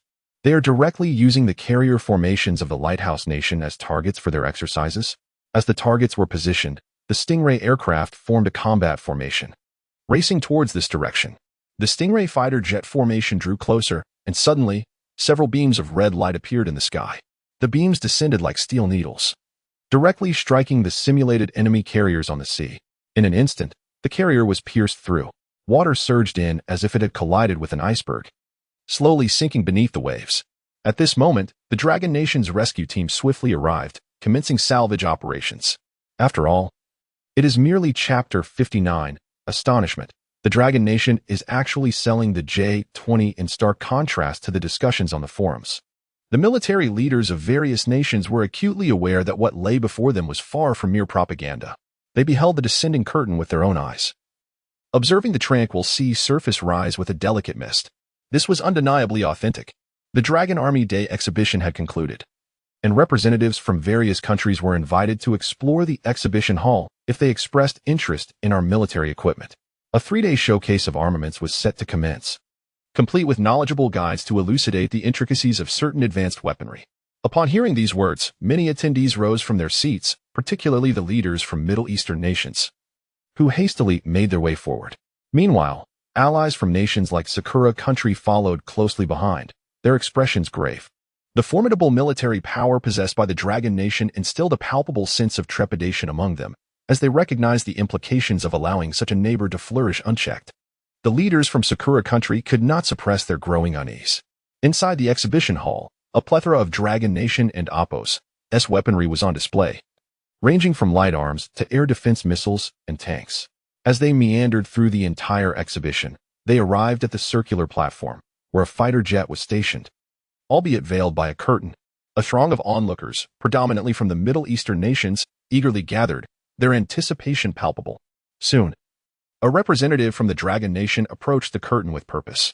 Standing before it, he spoke with measured composure. This exhibit is particularly unique, as it is a fighter jet we recently acquired through direct capture. Following its seizure, we conducted a comprehensive analysis of its structural components. Therefore, today, we are prepared to disclose all parameters of this fighter jet to the public. As his words echoed in the air, he unveiled the curtain, revealing an F-22 fighter jet to the astonished gaze of the audience. Observing such a marvel, representatives from nations like Camel Country instinctively swallowed hard. They had initially assumed the Dragon Nation was merely boasting, but the reality was far more impressive. The representative then gestured towards the Dragon Nation's fighter jet and continued, "Ladies and gentlemen, please take note of the sleek aerodynamics of the entire airframe. This design minimizes aerodynamic drag to the greatest extent possible. However, I must point out that there exists a significant vulnerability at the junction of the nose and the fuselage during flight. If we were to target this area, or employ a surgical strike approach, the resulting wind shear could inflict severe damage." As the audience absorbed his words, the military leaders stood wide-eyed in disbelief. Was the Dragon Nation truly presenting this information? They glossed over the advantages in a mere few phrases while thoroughly expounding upon the drawbacks, leaving no flaw unmentioned. It appeared the Dragon Nation was not merely showcasing their prowess, they were instigating a challenge. The representatives around them exuded excitement, recognizing the wisdom in forging an alliance with the mightiest nation on earth. In contrast, Lin Rui had ventured into the office of Su Xinghua. "Professor Su," Lin Rui called out. Su nodded slightly, speaking in a low tone. "The plan has been approved. The entire initiative is codenamed Morning Star." Upon hearing this title, Lin Rui instinctively paused. Morning Star. In the Dragon Nation, the Morning Star is also known as Venus, symbolizing the dawn of a new day. The significance of such a name was unmistakable. It heralded the arrival of illumination, rendering beacons unnecessary. Standing tall, Lin Rui saluted with precision, addressing Professor Su. "Professor, regarding this plan." "This initiative is classified as top secret," Su interjected. "Currently, aside from us, only a select few are privy to its details. The objective is to invest time and resources into cultivating talent across various fields, ensuring that we achieve technological supremacy over the Lighthouse Nation, thereby illuminating the world. You will have considerable autonomy in executing this plan. However, you are aware that funding may not be limitless." Su smiled slightly, handing Lin Rui a document. As Lin Rui perused its contents, a smile crept across his face. "Everything is in order. Well, it and Appos' time to depart," Su declared, having clarified all necessary details. And turned to leave. Lin Rui quietly followed him. After navigating a corner, they entered a nearby conference room. Shortly thereafter, a delegation from the oil-rich nation arrived, bustling in with purpose. At the helm sat their diplomat, flanked by several representatives from allied desert nations. Once settled, the diplomat from the oil-rich nation spoke up. "Greetings, esteemed allies from the Dragon Nation. We come with sincerity to engage in discussions." As he spoke, he adjusted the scarf atop his head. "This is our comrade Lin Rui, the primary negotiator for our talks. Despite his youth, he possesses decision-making authority. Su Xinghua and others shared a light-hearted exchange, given their familiarity from past collaborations. Lin Rui greeted them warmly. The diplomat, a middle-aged man with a bushy beard, regarded Lin Rui with an inexplicable respect, not due to his position, but because he represented the Dragon Nation. Lin Rui instinctively sat up straighter. Esteemed colleagues, today we are offering for sale the J-20 fighter jets currently in active service within the Dragon Nation. As Lin Rui's words resonated, incredulity spread across the faces of the delegation from the oil-rich nation. What? The Dragon Nation is indeed selling the J-20 fighter jets? Chapter 60. The Frenzied Rush. Could it be true that the Dragon Nation is selling the J-20 fighter jets? Several diplomats from affluent oil-rich countries exchanged incredulous glances, their eyes reflecting disbelief. Could it be that they had indulged a bit too much in drink today? The J-20 fighter jet is a flagship model of the Dragon Nation. It is not an exaggeration to say that it rivals the F-22 fighter jet of the Lighthouse Nation, a fifth-generation aircraft. However, it did not take long for nations like the Camel Country to regain their composure. Just recently, they had witnessed the latest fighter jet of the Dragon Nation streaking overhead. Could it be that the Dragon Nation had developed an entirely new fighter jet? If so, it might indeed be time to phase out the J-20 series. With this thought, the diplomat's smiles grew even broader. So, dear Dragon Nation, how much do you intend to sell the J-20 series for? The diplomat from the affluent oil nation looked expectantly at Lin Rui. Lin Rui, with a calm demeanor, raised 3 fingers. 300 million? The diplomat was momentarily taken aback. Yet, recalling that just a few years prior, the price of the F-22 fighter jet had soared to nearly 400 million, it suddenly seemed reasonable. The currently improved J-20 series is not inferior to that of the Lighthouse Nation. A price of 300 million is quite normal. After all, 300 million is not a staggering sum for the oil-rich countries, who pride themselves on their wealth. The diplomat of the affluent oil nation immediately clapped and nodded. No problem, we accept the price of 300 million US dollars. However, we have one request. We want the latest J-20 fighter jets. Upon hearing the offer from the diplomat of the affluent oil nation, not only did Lin Rui's eyes widen, but even Su Xinghua couldn't help but raise an eyebrow in surprise. 300 million? What a miraculous price! As one of the contributors to the Ray Fish fighter jet, he was acutely aware of its pricing. The cost incurred by Lin Rui for development was merely in the tens of millions, still in Dragon Nation currency. When converted to US dollars, it amounted to only a few million. The disparity between that and 300 million was nearly 100-fold. In other words, selling one F-22 fighter jet could almost be exchanged for 100 Ray Fish fighter jets. And that was merely the price for a prototype. If production lines were fully operational, costs could decrease even further. Goodness gracious. The higher-ups had only intended for Lin Rui to resolve part of the research funding. Little did they know that he not only resolved it but managed to cover the entire research budget for the Dragon Nation's Air Force. Not just Su Xinghua, but Lin Rui himself was equally bewildered. He had merely raised 3 fingers, believing that a sale price of about 30 million US dollars would suffice at a 1-to-10 ratio. Yet, before he could utter a word, the diplomats from the oil-rich nation had raised the bid to 300 million without hesitation. In retrospect, these individuals were likely the least concerned about lacking money.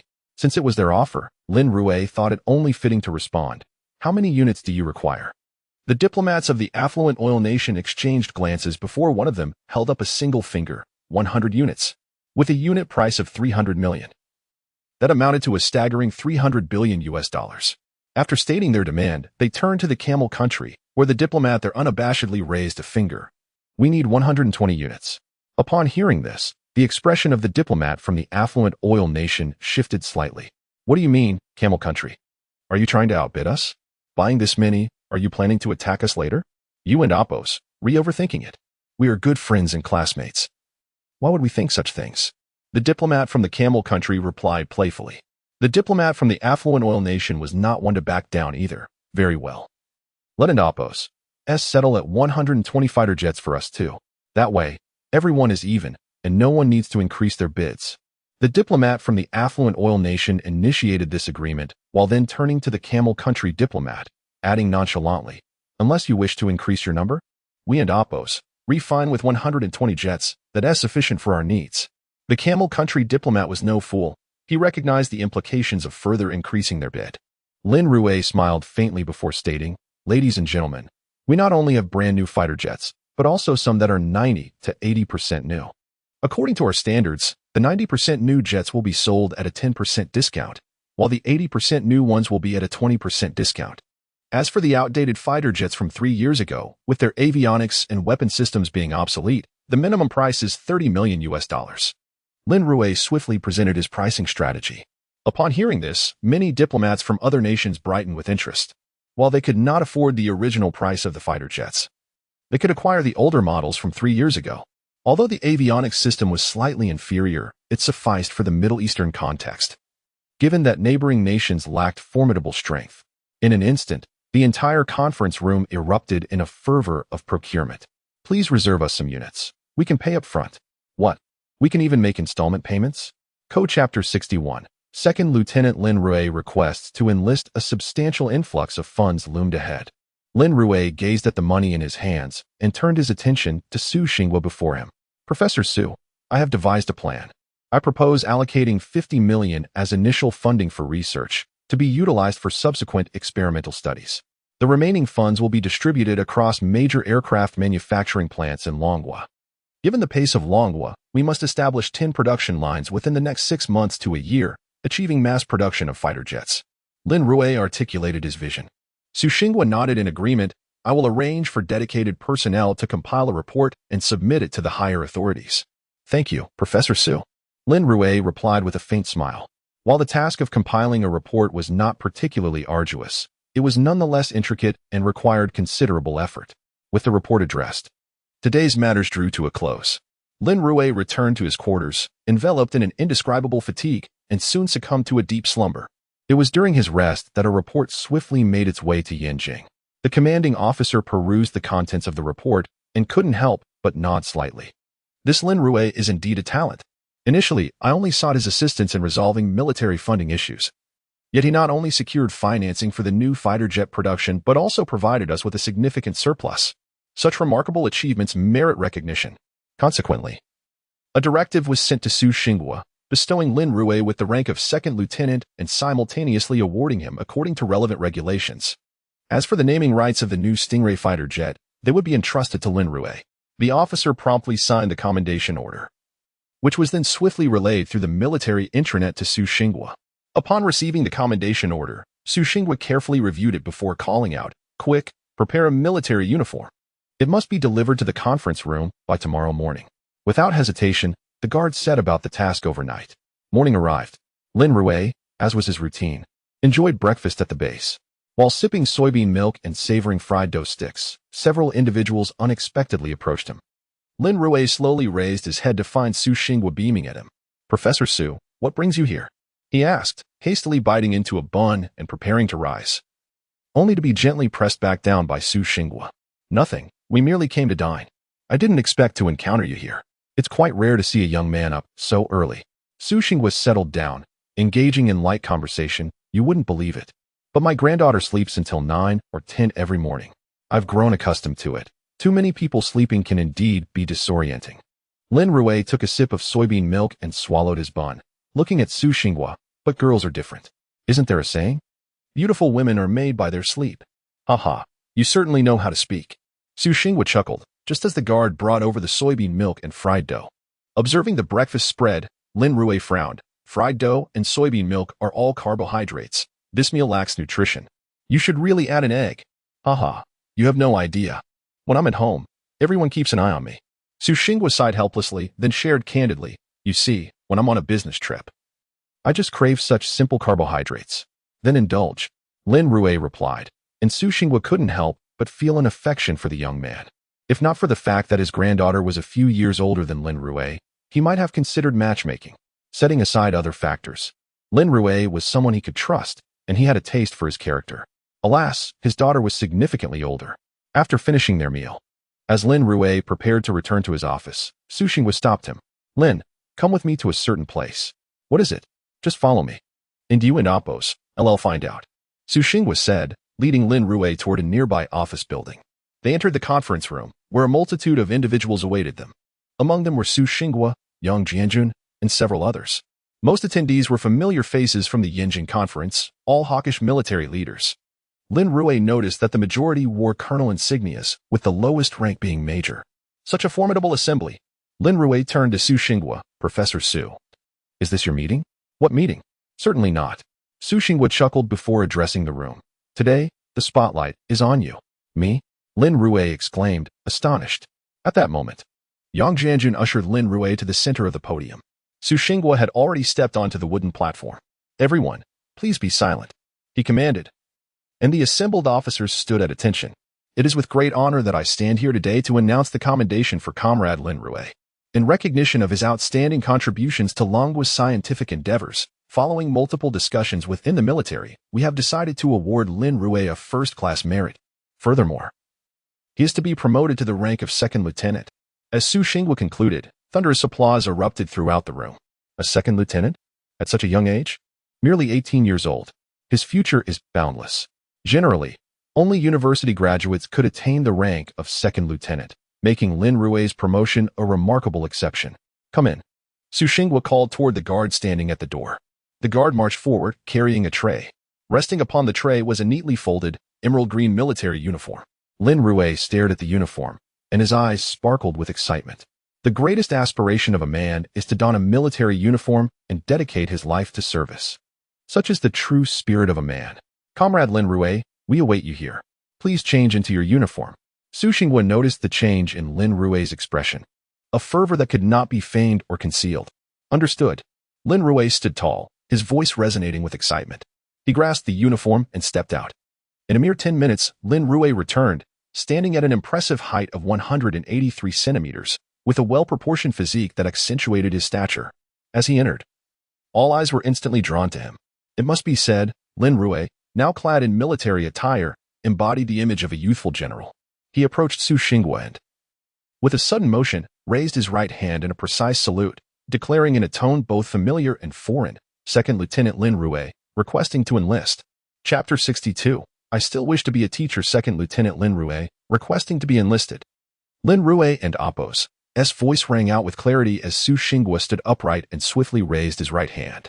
Enlist. After the command was issued, Lin Rui promptly turned around. His fists naturally clasped at his waist, and he jogged with purpose to stand before Su Xinghua. The latter retrieved the insignia of second lieutenant from an aide standing nearby. Lin Rui slightly bowed, and Su Xinghua fixed the insignia on Lin Rui's shoulder, giving it a firm pat. Keep up the good work. These simple words conveyed the elder generation and Appo's hopes for the newcomers. The insignia ceremony concluded, and Su Xinghua raised his right hand in salute to Lin Rui, who returned the gesture. The audience erupted into enthusiastic applause. Standing tall, Lin Rui saluted the crowd. To have so many officers present to witness his promotion was a matter of immense pride in any military unit. As he gradually lowered his right hand, preparing to descend from the podium, Su Xinghua coughed twice and spoke in a serious tone. Lin Rui, considering your role as a confidential personnel, we shall take care of your uniform. The mention of confidentiality momentarily startled Lin Rui. Su Xinghua, somewhat helpless, shrugged. It cannot be helped. It's fine. Lin Rui replied softly, slowly unbuttoning the top button of his uniform. Having been a researcher on state secret projects in his previous life, he had long since grown accustomed to this reality. All the fame and fortune did not belong to him.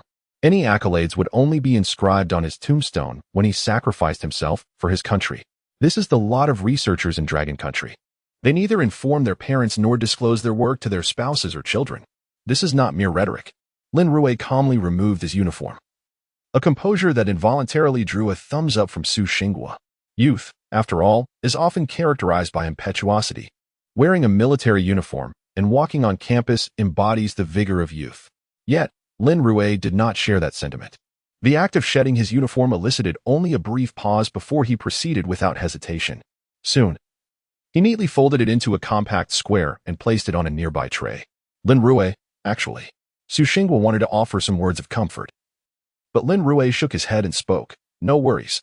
Everything is for the rise of Dragon Country. Hearing this declaration from Lin Rui, the assembled leaders erupted into another round of fervent applause. Su Xinghua sealed the uniform and gestured for someone to take it away, marking the official conclusion of the ceremony. As many leaders began to exit, Su Xinghua turned his attention to Lin Rui. Young Lin, what are your plans moving forward? He asked earnestly.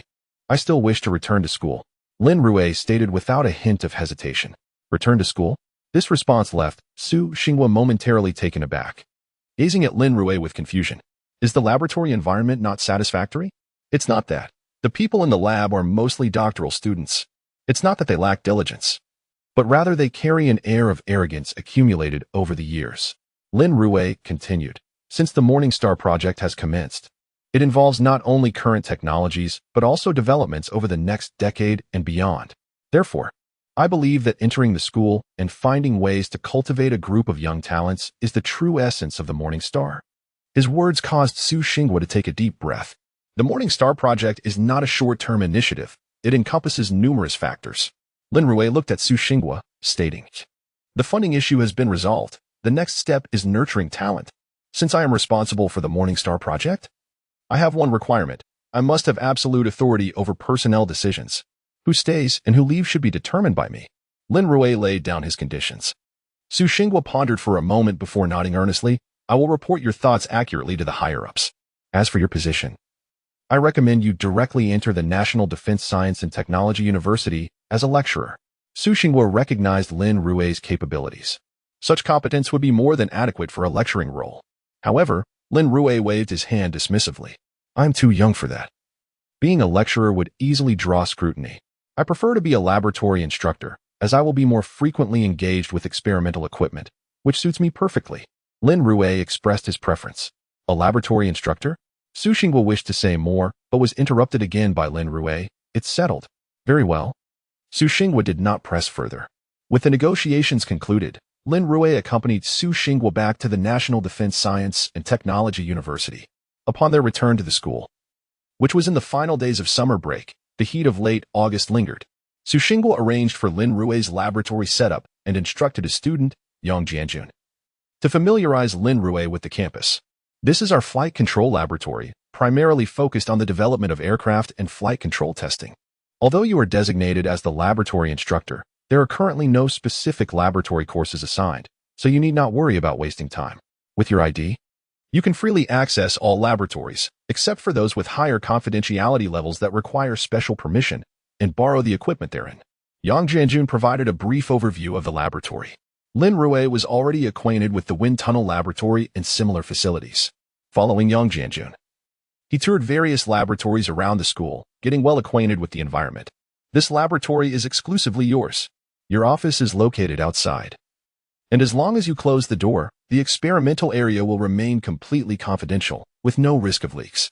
Yang Jianjun remarked, leading Lin Rui to a laboratory at the end of the corridor. The laboratory was divided into two sections. The outer area contained a square table and a desktop computer, while the inner room was secured with a fingerprint access lock. Lin Rui quickly entered his fingerprint, revealing an empty laboratory devoid of equipment. Observing this, Yang Jianjun chuckled awkwardly. We've only just set up the laboratory. If you need any instruments, feel free to inform me or Teacher Su. Our funding is ample. Indeed, I have some ideas regarding experimental equipment. I will prepare a list for you. Lin Rui promptly replied. After touring the laboratory, Yang Jianjun guided Lin Rui to the dormitory. Lin Rui's accommodation was a single room in the staff dormitory. He had no excessive demands regarding living conditions. After discussing all necessary matters, Yang Jianjun took the paper Lin Rui handed him and began procuring equipment. Chapter 63. Another reward? After tidying up his room, Lin Rui went to the cafeteria for a meal before returning to his office. Just as he departed, a gaze fell upon him. Li Bo scrutinized him closely and followed Lin Rui to the experimental building. He watched as Lin Rui's figure vanished within the confines of the structure. Lin Rui had returned. Moreover, it appeared he had acquired his own office. Could it be that not only was he unharmed, but he had also been promoted? Li Bo furrowed his brow, quickly noting this development. After leaving, he hurried back to his dormitory, powered on his computer, and connected to a VPN, seeking to reach out once more to Mike, the journalist from the Science and Technology Daily. Hello, my old friend. Is there any news lately? Upon receiving Li Bo's message, Mike responded with his usual jovial tone. During their recent interactions, Mike had gathered a considerable amount of intelligence from Li Bo, yet he still lacked core parameters. It seemed Li Bo harbored some reservations, or perhaps his status precluded him from accessing more substantial data. However, those engaged in intelligence work are well aware of the necessity for patience. Sometimes, the most marginal individuals, whom one may overlook, can yield unexpectedly crucial information. Mike, it's not really useful intelligence, just that Lin Rui has returned. And it seems the previous incident with the wind tunnel did not adversely affect him.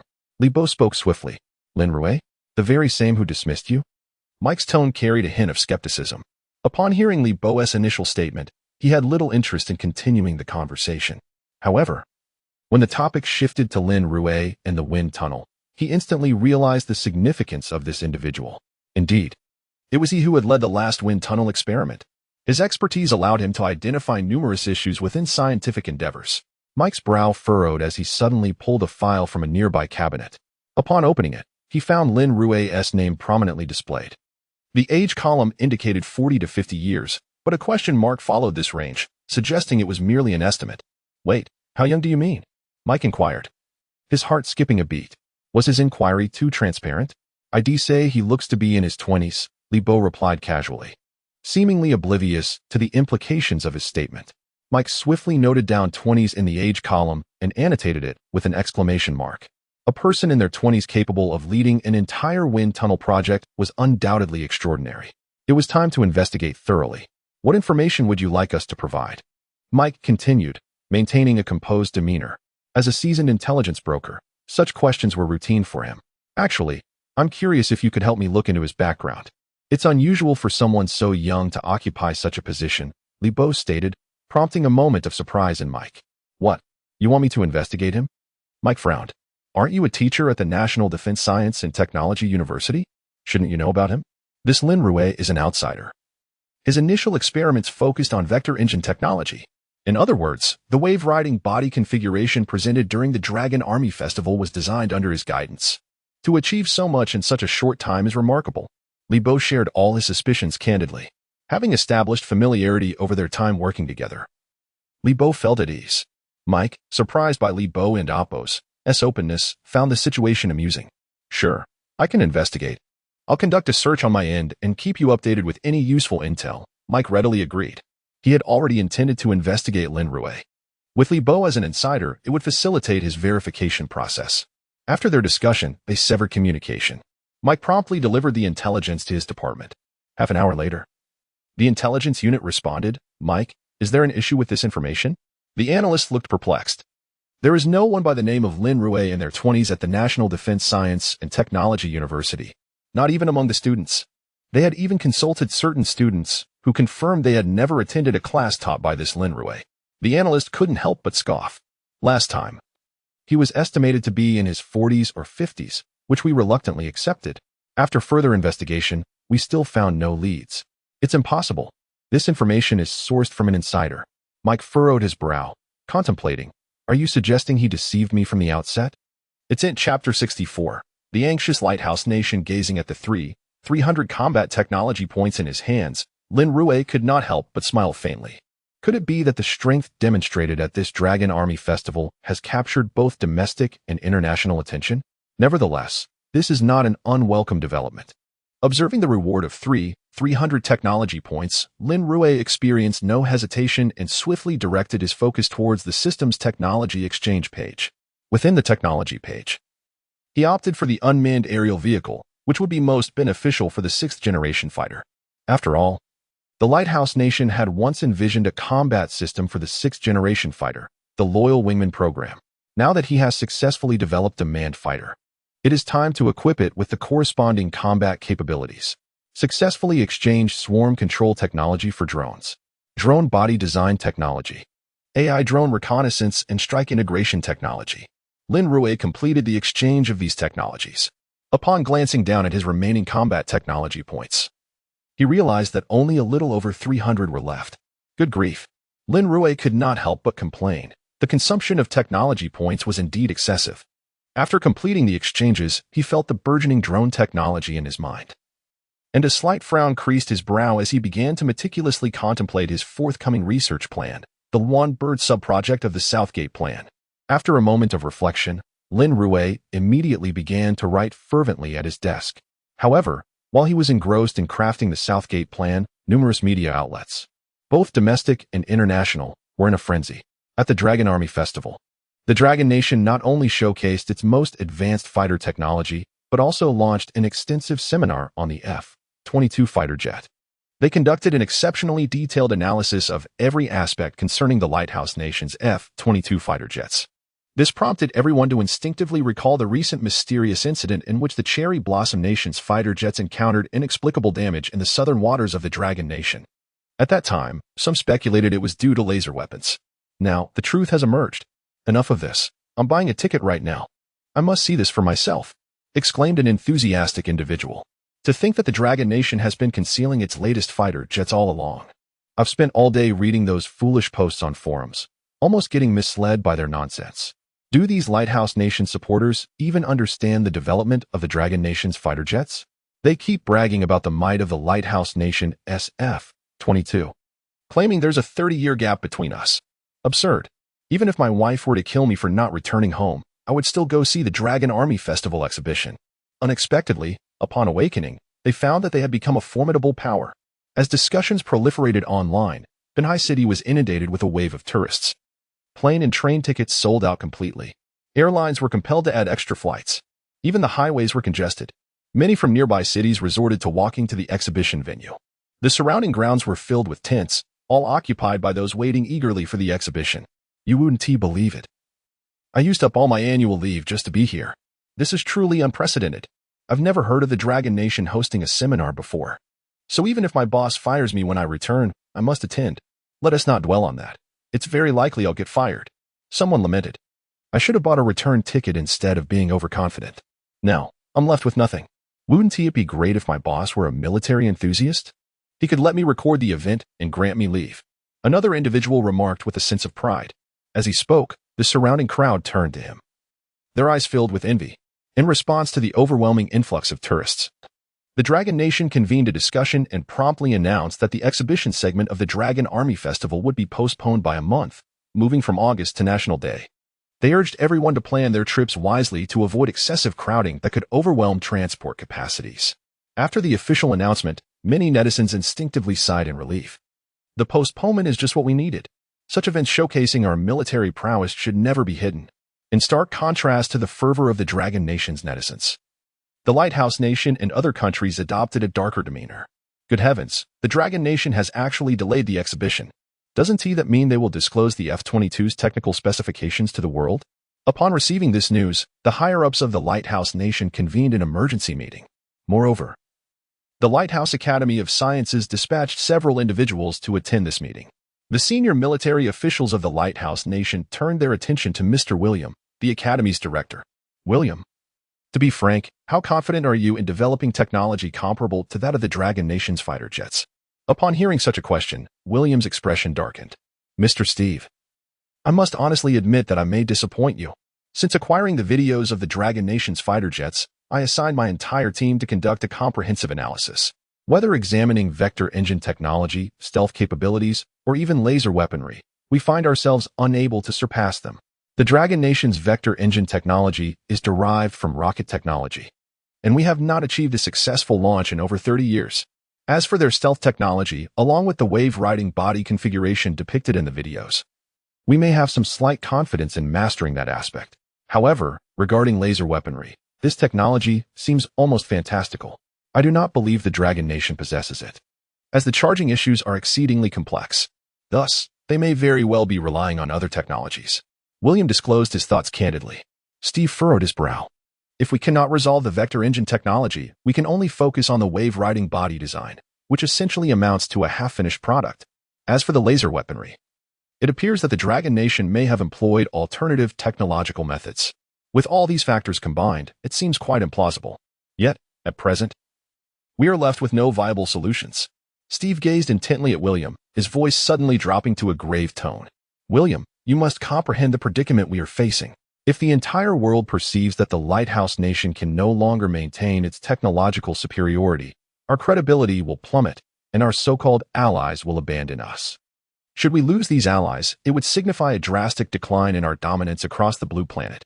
Therefore, I implore you to spare no effort in developing the wave-riding body fighter jets.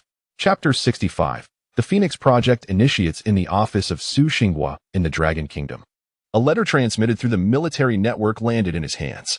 According to credible intelligence, The Lighthouse Nation's Academy of Sciences is poised to intensify its efforts in the development of sixth-generation wave-riding fighter jets.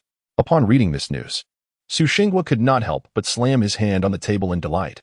Excellent. Quickly, summon Lin Rui. Half an hour later, Lin Rui, upon reviewing the internal network correspondence, could not suppress his joy. It reminded him of the time when the Lighthouse Nation devised a space program to undermine the Northern Bear Nation, compelling them to launch a multitude of spacecraft, ultimately crippling their economy. One must admit, the tides have turned. The Lighthouse Nation now finds itself ensnared in a similar trap. The Morning Star program presents two choices: either follow the Morning Star to its inevitable dimming, or directly dismantle it. Lin Rui could not help but smirk slightly. Does the Lighthouse Nation possess the strength to dismantle the Morning Star? No. The rise of the Lighthouse Nation was entirely due to its geographical advantage, being distanced from the Eurasian continent, which attracted numerous scientists from around the globe. Now, with the elder generation of scientists having nearly all departed, the technological lineage in the Lighthouse Nation has been severed. Looking around, the Dragon Kingdom presently flourishes with vigor. By the way, your last report has been approved. I hereby appoint you as the chief designer of the Morning Star program, with absolute authority over personnel decisions. Moreover, the higher-ups wish for you to name the wave-riding fighter jet you develop, as preparations for mass production are underway. Su Xinghua remarked, handing Lin Rui an official appointment letter. Lin Rui stood tall, cautiously accepting it. After reviewing it thoroughly, he placed it on the adjacent desk. For the wave-riding fighter jet, I proposed the name Phoenix Project. Of course, the current design of the wave-riding configuration can only be regarded as the prototype of the Phoenix Project. I will gradually refine it in the near future. Lin Rui declared confidently, gazing at Su Xinghua. This time, the technological points exchanged yielded substantial rewards that could greatly enrich the Phoenix Project. In due course, the Phoenix will transcend being merely a wave-riding configuration and evolve into an aerospace combat aircraft. Su Xinghua, not pondering further, simply remarked, Phoenix, splendid. A name imbued with national elegance. Very well, I will report this. As for the laboratory, the equipment will arrive shortly. Su Xinghua nodded, committing the name to memory. Lin Rui instinctively clenched his fists. No one understands better than him what the Phoenix Project signifies. In his previous life, he served as the project leader of the Phoenix Project, ultimately sacrificing his life in the line of duty. Fortunately, fate granted him another chance, allowing him to traverse into this realm. Now, with the Phoenix Project reignited and himself once again at the helm, he felt an uncanny sense of déjà vu. After addressing these matters, Lin Rui stepped out, preparing to return to his laboratory. Upon reaching the lower level of the experimental building, he heard a buzzing sound above. Instinctively, Lin Rui looked up to see a drone hovering in the air. Observing the drone, he scanned the vicinity and spotted several students nearby, seated on the ground, calibrating the drone's control system. Could it be that the drone's targeting system is still inadequate? It must hover in the air before launching. The hovering technology belongs to Jiang, and our entire course design remains incomplete, lacking any innovation. Wu Zheng, perhaps we should consider a different direction. Many companies have already perfected drone technology, and we cannot penetrate the market. Several individuals voiced their concerns. However, a student named Wu Zheng shook his head vigorously. Indeed, while many drone technologies have reached product-level maturity, cooperative drones remain our Achilles heel. The issue of aerial ordnance deployment presents numerous challenges, thereby complicating drone usage. The Lighthouse Nation proposed the Unmanned Wingman program long ago, aspiring for drones to collaborate with fighter jets in combat, while we still require operators for our drones, failing to achieve true cooperative combat. This problem has persisted. If we do not endeavor to research it, shall we simply allow it to linger? If the Lighthouse Nation develops unmanned wingmen first, we will be left in the dust. Wu Zheng declared, his fists clenched tightly. Yet, the other group members merely shook their heads slightly. Wu Zheng, we are only sophomores, aren't we? The issue you raise is far too grand for us to tackle at this moment. If you are truly determined, pursuing further studies or a doctorate in the future is plausible, but certainly not now. If we cannot produce results, we risk failing the course. Teacher Fong is exceptionally rigorous about academics. If we present nothing, we are doomed. Please, I do not wish to fail. I have aspirations for postgraduate recommendations. The group members stood up, brushing off the dust from their clothes, casting glances at Wu Zheng. Let me think. Allow me to ponder further. Observing Wu Zheng's stubbornness, the other members shook their heads in unison and walked away. Only Wu Zheng remained seated, gazing at the program he had written. Lost in thought, Lin Rui stood nearby, having caught snippets of their conversation. They must be students of Fong Yongning, seemingly engaged in a drone course project. Lin Rui approached Wu Zheng and glanced at the screen. At this moment, Wu Zheng was entirely absorbed in the program before him. Likely mistaking Lin Rui for a fellow group member, he continued to modify the code without concern. The issue of ballistic prediction had arisen during missile launch. The intense recoil caused the drone to deviate. Yet, this problem appears insurmountable. Recoil is inevitable. And the drone's lightweight nature makes it susceptible to losing balance and crashing during mobile firing. Wu Zheng stroked his chin, fully aware of the situation yet finding no viable solution. Witnessing this scene, Lin Rui could not help but smile slightly and offered a gentle suggestion. Have you ever observed how birds navigate through strong winds? Lin Rui and Appo's words startled Wu Zheng, who instinctively turned to look. Who are you? Nothing much. I consider myself an enthusiast of drones. Seeing you test fly here, I thought I might learn a thing or two. Lin Rui fabricated a casual excuse. Wu Zheng scrutinized Lin Rui with suspicion.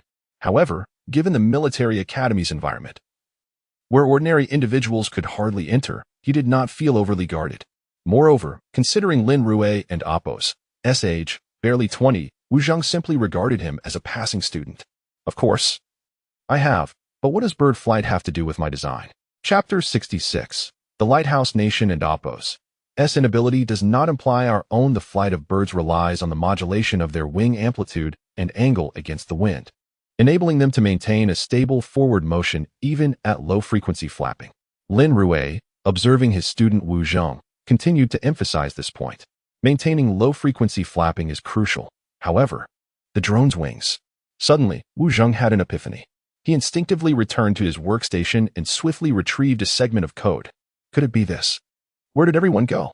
Wu Zheng abruptly looked up, intending to seek Lin Rui, only to discover he had already departed. It must be said that Wu Zheng had inspired Lin Rui. The task ahead of him pertained to the control of drones. Naturally, the most adept individual within the institution for this subject was Professor Fong Yongning, who had dedicated his research to unmanned aerial vehicles, UVs. Moreover, his character was undeniably trustworthy, particularly regarding academic rigor. Should he take the lead and collaborate with the existing research team, they could significantly reduce unnecessary time. With this thought in mind, Lin Rui proceeded without hesitation to Fong Yongning's office. At that moment, Fong Yongning was seated at his desk, clad in a shirt, diligently calculating something with a somewhat serious expression. Lin Rui arrived at the door and knocked gently. Come in. Fong Yongning replied without looking up. Lin Rui merely glanced at him, continuing towards Fong Yongning and Appo's desk. Are you here to submit materials or a course report? Place the course report in front and the materials to the left. I will review them shortly. Fong Yongning sensed someone beside him but seemed engrossed in a critical derivation. Responding without raising his gaze, Lin Rui lowered his head to observe Fong Yongning and Appo's calculations, quickly comprehending that he was working on multi-agent swarm control technology for drones, which involved distributed computing and real-time communication technology. Lin Rui furrowed his brow slightly. It appeared Fong Yongning had made an error in his derivation. Without hesitation, Lin Rui seized a pencil from the nearby holder and swiftly circled a segment of data. This action caused Fong Yongning to frown deeply, instinctively rising from his seat. What do you mean by this? Who told you to scribble? Fong Yongning looked up, only to find Lin Rui standing before him with a smile. Professor Fong, in this section, you neglected to calculate the delay parameters within the main controller during swarm control, which will lead to significant deviations in the subsequent controller's timing. This deviation accumulates gradually, and the system you have chosen is time-variant. Lin Rui succinctly explained. Upon hearing this, Fong Yongning glanced at the circle Lin Rui had marked and felt a sudden jolt. Indeed, he had miscalculated. With a resigned sigh, Fong Yongning promptly crossed out the subsequent derivation process, realizing that if the initial calculations were erroneous, every subsequent step would be flawed. Although it was the result of his hard work, he acknowledged the mistake without any attachment. It's all right. The time delay function was merely a constant from the outset. If overlooked, considering the lag at the end does not necessitate total elimination. Lin Rui's comments left Fong Yongning momentarily speechless. He gazed at the formulas on the draft paper, already marked with several slashes. After a brief pause, he sincerely shook his head and then smiled. Never mind, it seems I lacked rigor. Thinking that if the beginning was incorrect, everything else must be flawed. I need to quickly reinforce my understanding of this knowledge area and resume the derivation later. Fang Yongning wasted no time and quickly refocused himself. This exemplifies the genuine attitude of a researcher. A mistake is simply a mistake. They do not attempt to rationalize or defend themselves. In the face of absolute truth, even the slightest error is unacceptable. Lin Rui, did you come to see me for something important? Fang Yongning set his pen aside and looked up at Lin Rui. Professor Fang, you have been researching drones, correct? Lin Rui politely inquired. Fang Yongning nodded earnestly. Indeed, I have been studying the medium and small UAVs of our nation. Some well-known domestic companies, such as Dajong UAV, are our collaborators. We once partnered with a domestic express delivery company to develop a drone, and later, Fang Yongning provided a brief overview of his research endeavors. Lin Rui nodded slightly, confident that with Professor Fang's meticulous nature, there was no exaggeration involved. Professor, if tasked with developing a large drone, do you have any thoughts? Lin Rui asked with unwavering determination. A large drone? Fang Yongning instinctively paused, then looked at Lin Rui with some confusion. Are you referring to military unmanned transport aircraft? Not just that. I'm envisioning something even larger. Military drones, whether for transport or bombing, still rely on operators using remote satellite radar for control, which does not meet my desired standards. Lin Rui paused momentarily before continuing. Are you aware of the loyal wingman concept proposed by the Lighthouse Nation? I am familiar. It involves granting drones sufficient autonomy to interact and cooperate with the main fighter jet without human control. Fang Yongning certainly recognized what Lin Rui was referring to. However, the technology involved is exceedingly complex. Firstly, the loyal wingman must exhibit exceptional autonomy. In other words, the intelligent algorithms of the loyal wingman must be advanced, even reaching the proficiency of a human pilot. Beyond that, the relationship between the wingman and the main aircraft is not merely about cooperative defense. It requires a profound level of synergy. This synergy must be personalized and customized. After all, each fighter pilot has unique operating habits. The challenge of machines fully learning this is evident. Not to mention, even identical twins, having grown up together, may not achieve perfect harmony in certain circumstances, let alone emotionless machines. The Loyal Wingman program was initially proposed by the Lighthouse Nation, yet, to be candid, they have yet to produce anything reliable or effective. Fang Yongning, having diligently cultivated his expertise in drone technology, was acutely aware of the research landscape both domestically and internationally. Indeed, they are incapable of achieving it. Lin Rui regarded Fang Yongning and paused for a moment before asserting, however, their inability does not imply that we cannot. Chapter 67. Indeed, there is a shortage of personnel. The Lighthouse Nation cannot produce them. However, we may not be incapable. Fang Yongning raised his head to gaze at Lin Rui before him, as if sensing something. At this moment, Lin Rui also nodded slightly. Indeed, a brand new research plan had been issued from above. The confidentiality level of this plan is exceptionally high. If you are interested, you may apply to join. Lin Rui observed Fang Yongning intently. Participation in such a significant scientific project is an immense honor for any researcher. However, choosing to join such a national-level classified project also entails relinquishing many other opportunities. Given Fang Yongning's age, he is not at a disadvantage compared to Lin Rui himself. This decision is entirely one of personal benefit. Without hesitation, I will apply to join. Fang Yongning replied decisively. Lin Rui did not engage in further pleasantries. Lightly patting his shoulder, Old Fang, from now on, we will be brothers in the same trench. Then to whom should I submit this report? You can go directly to Professor Su Xinghua. He will assist you with the subsequent matters. Lin Rui provided a brief overview, and then stood to take his leave. After securing Fang Yongning's involvement, Lin Rui felt a weight lift from his chest. With Professor Fang's research team, the project could at least commence. Shortly after Lin Rui departed, Fang Yongning's door was once again knocked upon. Wu Zheng rushed in excitedly, clutching several sheets of paper. Professor Fang, we have made a groundbreaking advancement. The miniaturized drone experiences recoil during bomb deployment.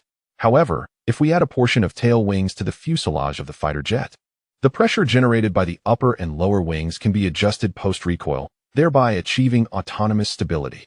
Wu Zheng exclaimed, gesturing animatedly with his right hand. Fang Yongning studied Wu Zheng's data, momentarily taken aback. The results from the simulation were exceptionally smooth. Professor, I have only conducted a simulation thus far. I am preparing for modifications and then physical tests on the fighter jet. However, time is currently limited.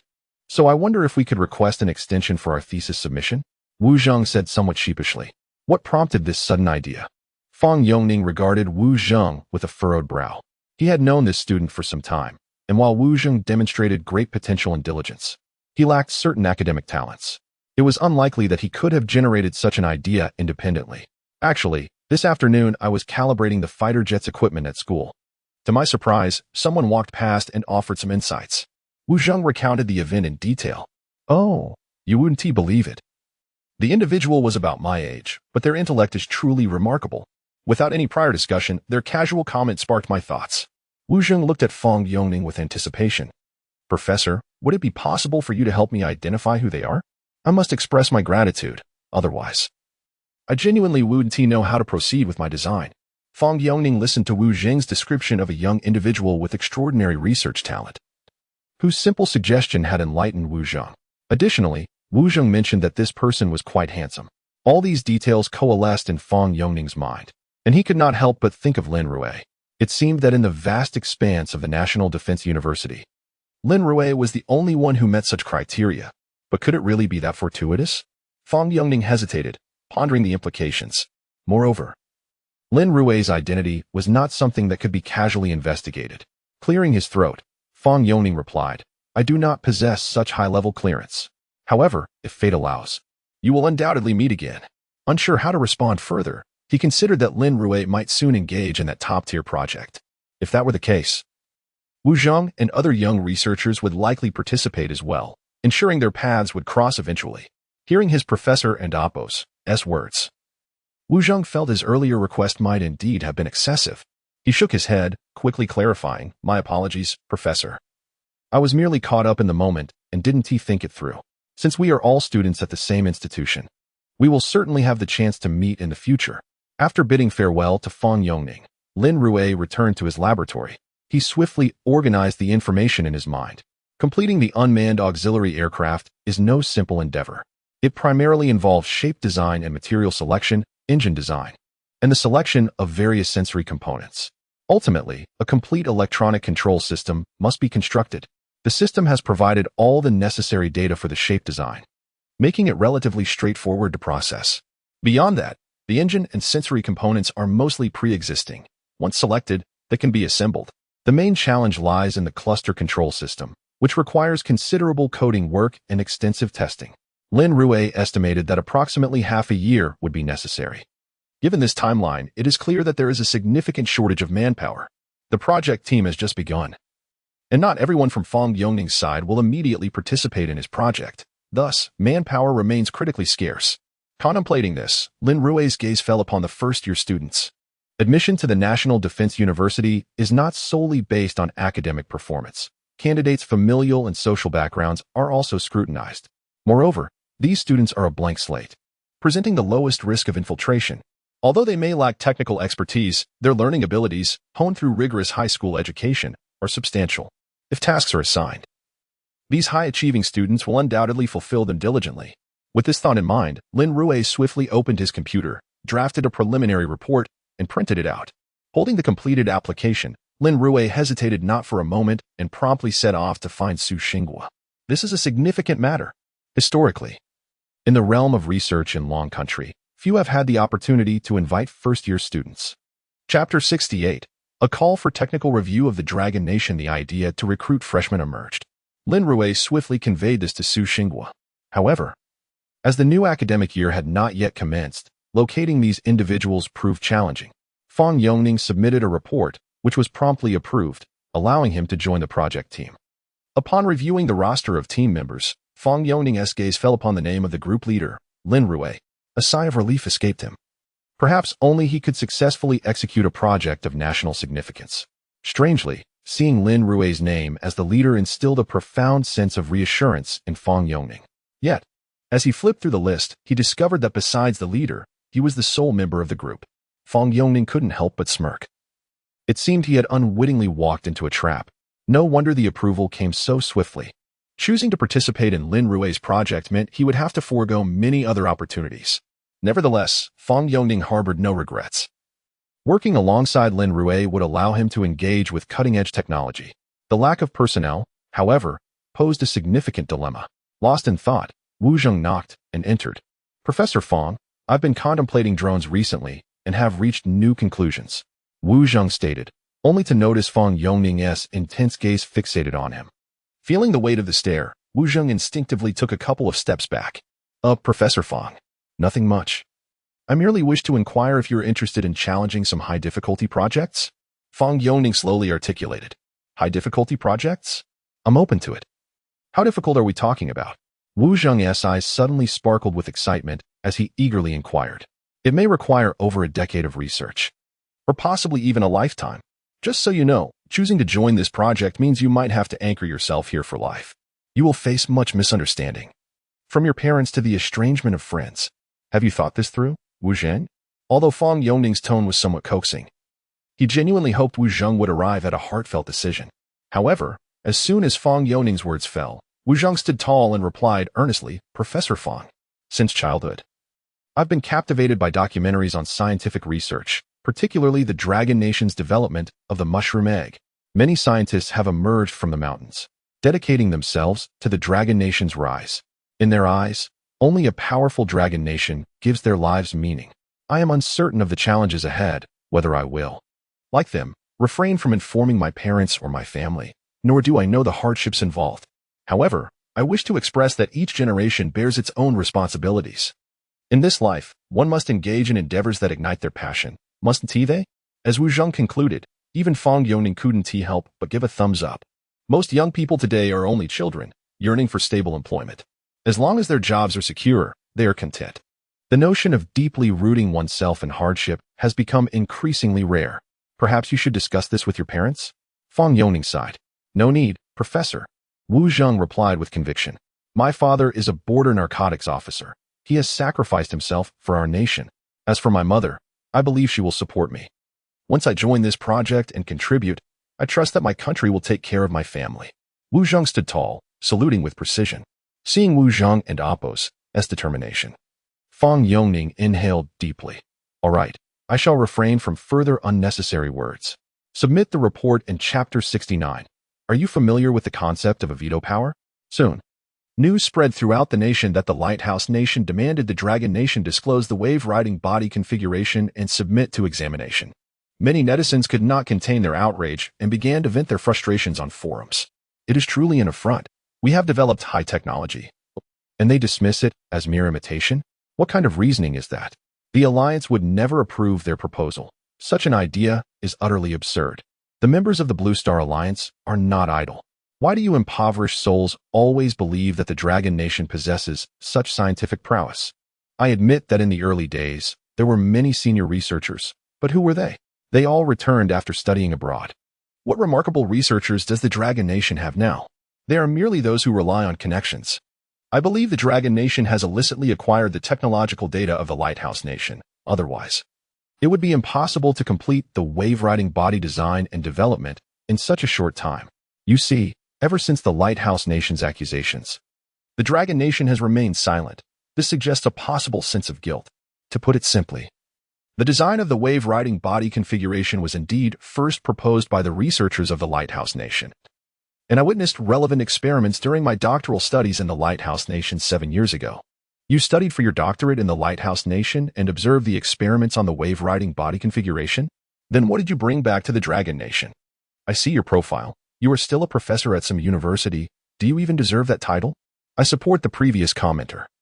If that Lighthouse Nation PhD is wanted by them, I would even donate money and resources to rescue you. But if you are not, then I believe it is time to investigate you thoroughly. On the forum, many people clamored to express their opinions. Just as the discussions in the Dragon Nation's forum were heating up, the Blue Star Alliance unexpectedly announced the approval of the Lighthouse Nation as proposal, demanding that the Dragon Nation submit to an examination by a research team organized by the Lighthouse Nation. Moreover, the Blue Star Alliance has already begun organizing a research team to travel to the Dragon Nation for this examination. Faced with such news, the previously silent Dragon Nation finally spoke up. The Blue Star Alliance and Appo's accusations against us are utterly unreasonable. The technology developed by the Dragon Nation does not require notification to any other country, nor is there any justification for accepting scrutiny from any nation. The Lighthouse Nation initiated the development of the mushroom egg without notifying any country in the world. As for the Blue Star Alliance's unilateral formation of a research examination organization, We oppose this. Such an organization holds no legal authority. The remarks of the Dragon Nation's diplomatic spokesperson instantly ignited fervor among netizens from various countries. The Cherry Blossom Nation commented, "The Dragon Nation certainly has a lofty sense of self-importance. Who do they think they are? Just because they say it doesn't make it true." The White Elephant Nation added, "They are clearly feeling guilty. The Blue Star Alliance is a global organization, and their research team will undoubtedly be impartial." The Dragon Nation is simply nervous. A netizen from the Northern Bear Nation remarked, "I must ask you, do you have any self-awareness? First of all, the Dragon Nation possesses veto power. The Alliance made this decision without convening a meeting or discussion, and it was passed so directly. Does that mean if the Lighthouse Nation has any cutting-edge technical data, we can simply form a research academic evaluation group to pilfer your technological information?" The Northern Bear Nation's comment seemed to touch a nerve for netizens from the Cherry Blossom and White Elephant Nations. "How dare you speak like that?" The veto power of the Dragon Nation was granted by the Blue Star Alliance. The White Elephant Nation retorted, "Let us not forget, we are currently the most populous nation, surpassing the Dragon Nation, and our advanced information technology is not inferior. We will soon secure a permanent seat in the Alliance." A netizen from the Stick Nation asserted, "Dragon Nation, do not forget that it was you who shamelessly sought to join the Alliance. Had it not been for the Lighthouse Nation's pity at that time, you likely would not have gained membership." In response to such remarks, many Dragon Nation netizens smiled faintly. "Oh really? You are spewing too much nonsense. The Dragon Nation's entry into the Blue Star Alliance was achieved through sheer force. Looking back, whether it was you or the then most powerful Lighthouse Nation, who was not directly subdued by us? Stop your incessant prattle. Do you even know what veto power means?" Many Dragon Nation netizens laughed. The Dragon Nation entered the Alliance because of the Lighthouse Nation's connections? Nonsense. It was the Lighthouse Nation that sought the Dragon Nation's entry. Otherwise, the world would be in chaos. Do you understand what veto power means? A netizen from the Stick Nation commented, "Look at these barbarous individuals from the Dragon Nation. They know nothing and begin to boast." A netizen from the White Elephant Nation replied, "No one understands veto power better than we do. We have long aspired to be a council member of the Alliance, yet several times we were directly vetoed by the Dragon Nation." A netizen from the Cherry Blossom Nation remarked, "The Dragon Nation achieved this through force? If it had not been for our divided forces and the incompetence of our generals who recklessly sought war with the Lighthouse Nation, would we have lost?"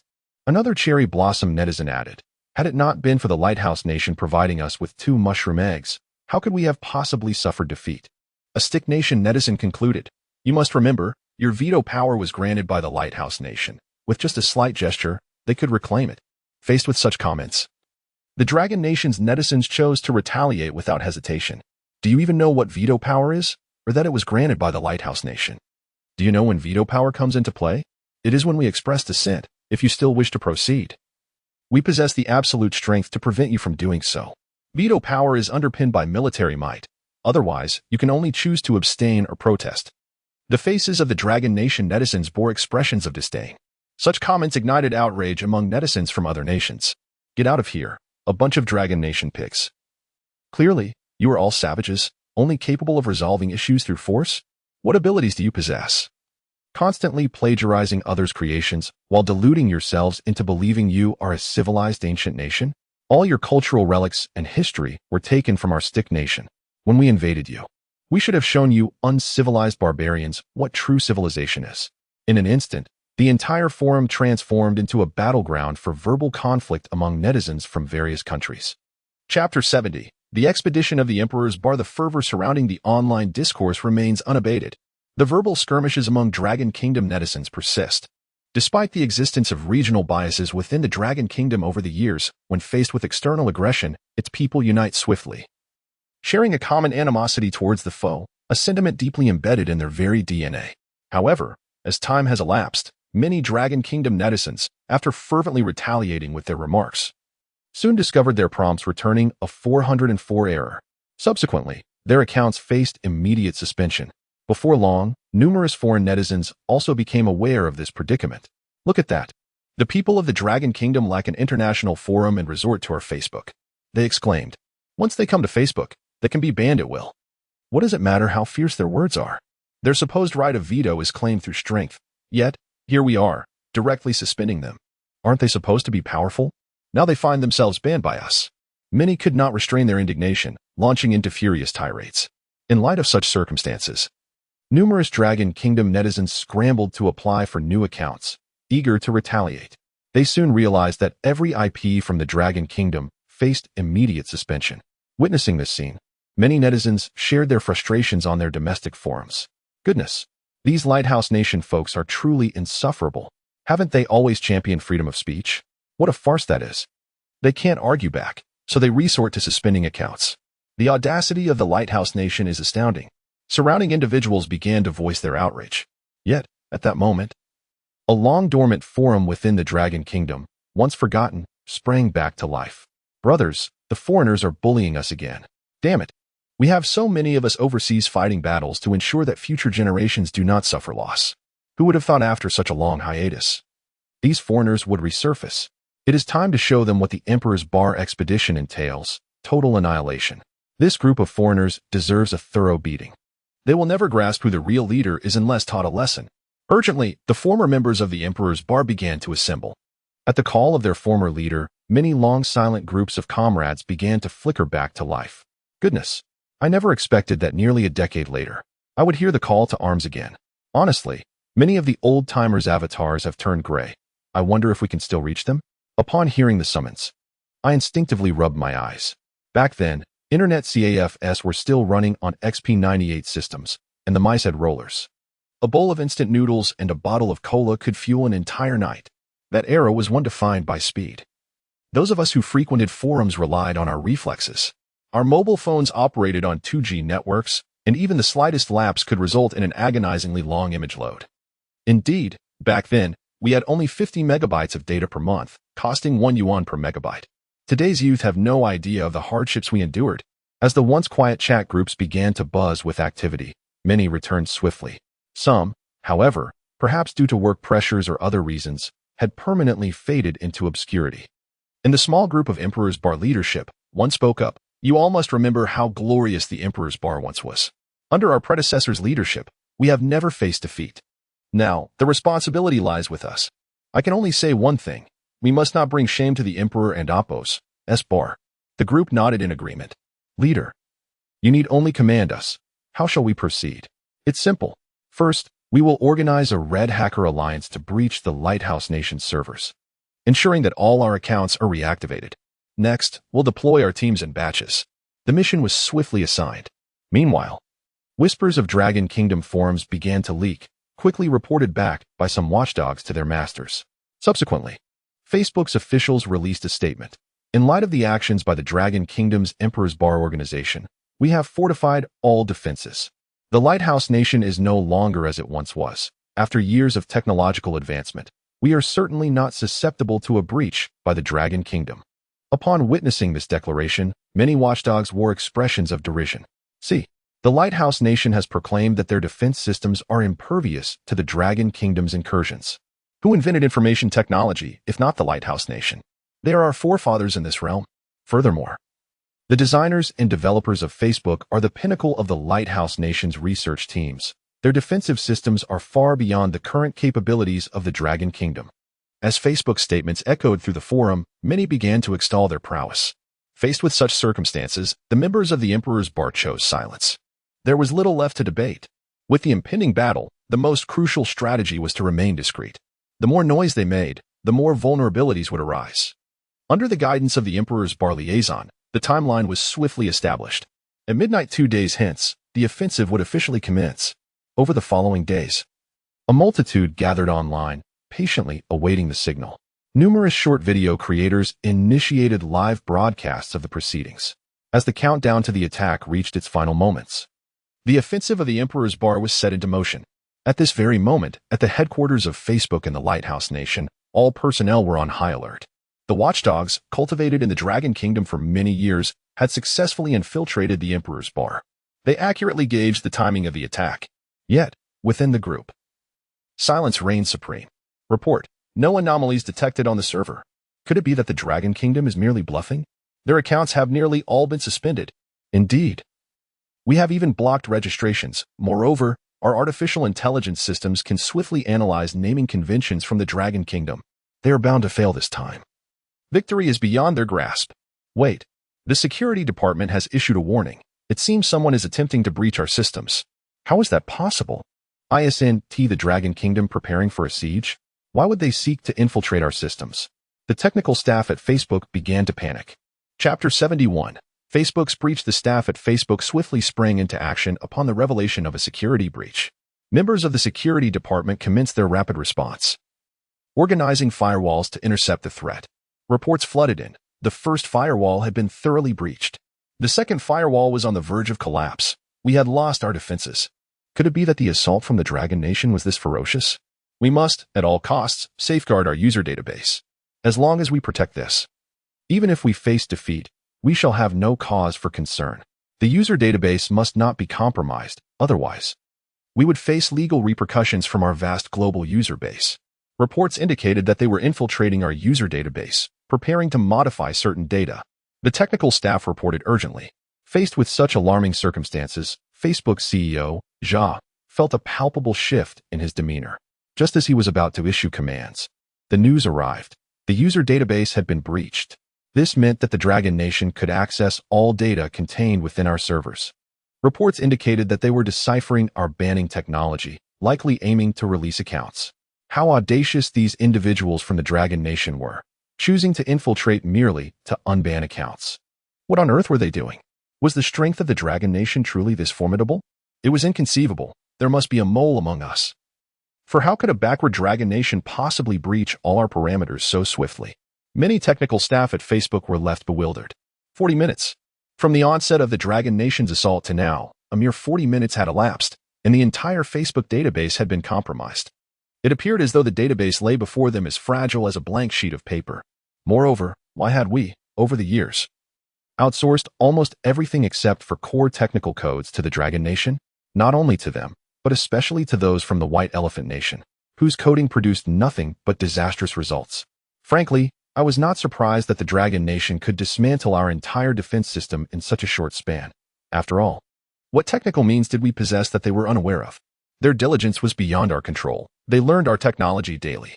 Simultaneously, Facebook's technical staff began to voice their frustrations. Jia spared no superfluous words, casting a cold gaze upon the technical director. I do not wish to know what went wrong. You must devise a plausible explanation for the public. All public relations teams, prepare to mobilize immediately to handle this looming crisis. With that, Jia turned and retreated to his office, readying himself for the impending media storm. At that very moment, on the Facebook forum, numerous bloggers had activated live streaming, projecting Facebook's webpage for all to see. As the 40 minutes ticked by, everything remained eerily calm. Surely it couldn't be. Weren't they supposed to be launching an offensive? Why was there no activity? I suspect the Dragon Nation lacks the technological prowess to initiate a breach. They would first need to unban accounts. I doubt they can even breach the defenses of the Lighthouse Nation's Facebook. They must be in a state of panic. Wait. It seems there's news. Quick, take a look. In the live stream, the previously quiet Facebook forum suddenly lit up with several posts. Each bore the emblem of fluttering red flags. At this moment, many foreign netizens sought to retaliate. Yet, with merely a single statement, their voices were swiftly drowned out by the onslaught of those icons. Within mere seconds, one post skyrocketed to over 10,000 replies. Not only that, the total number of posts exceeded 3,000. It's a breach.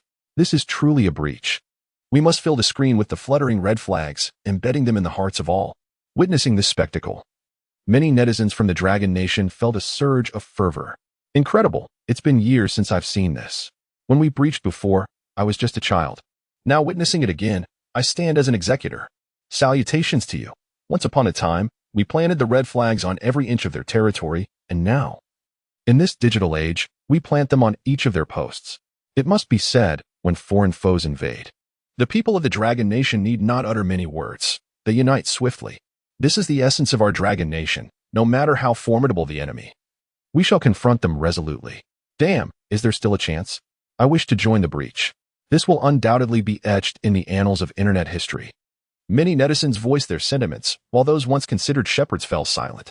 The slap to their faces was undeniably painful, leaving no room for resistance. The leader of the Diba group announced, "We're nearing the end. In no more than 10 minutes, their entire server will collapse due to overload. Let us proceed with the final phase of our plan. In this world, the sun rises from the east. The world no longer needs any lighthouses. Friends, we fight side by side this time, and in the future, our descendants will recite our tales. Good night to all. The group leader slowly typed these words.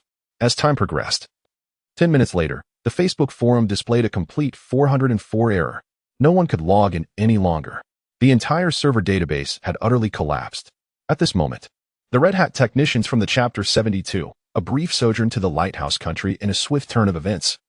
The technical staff of the Lighthouse Country's Facebook promptly restored the entire website server.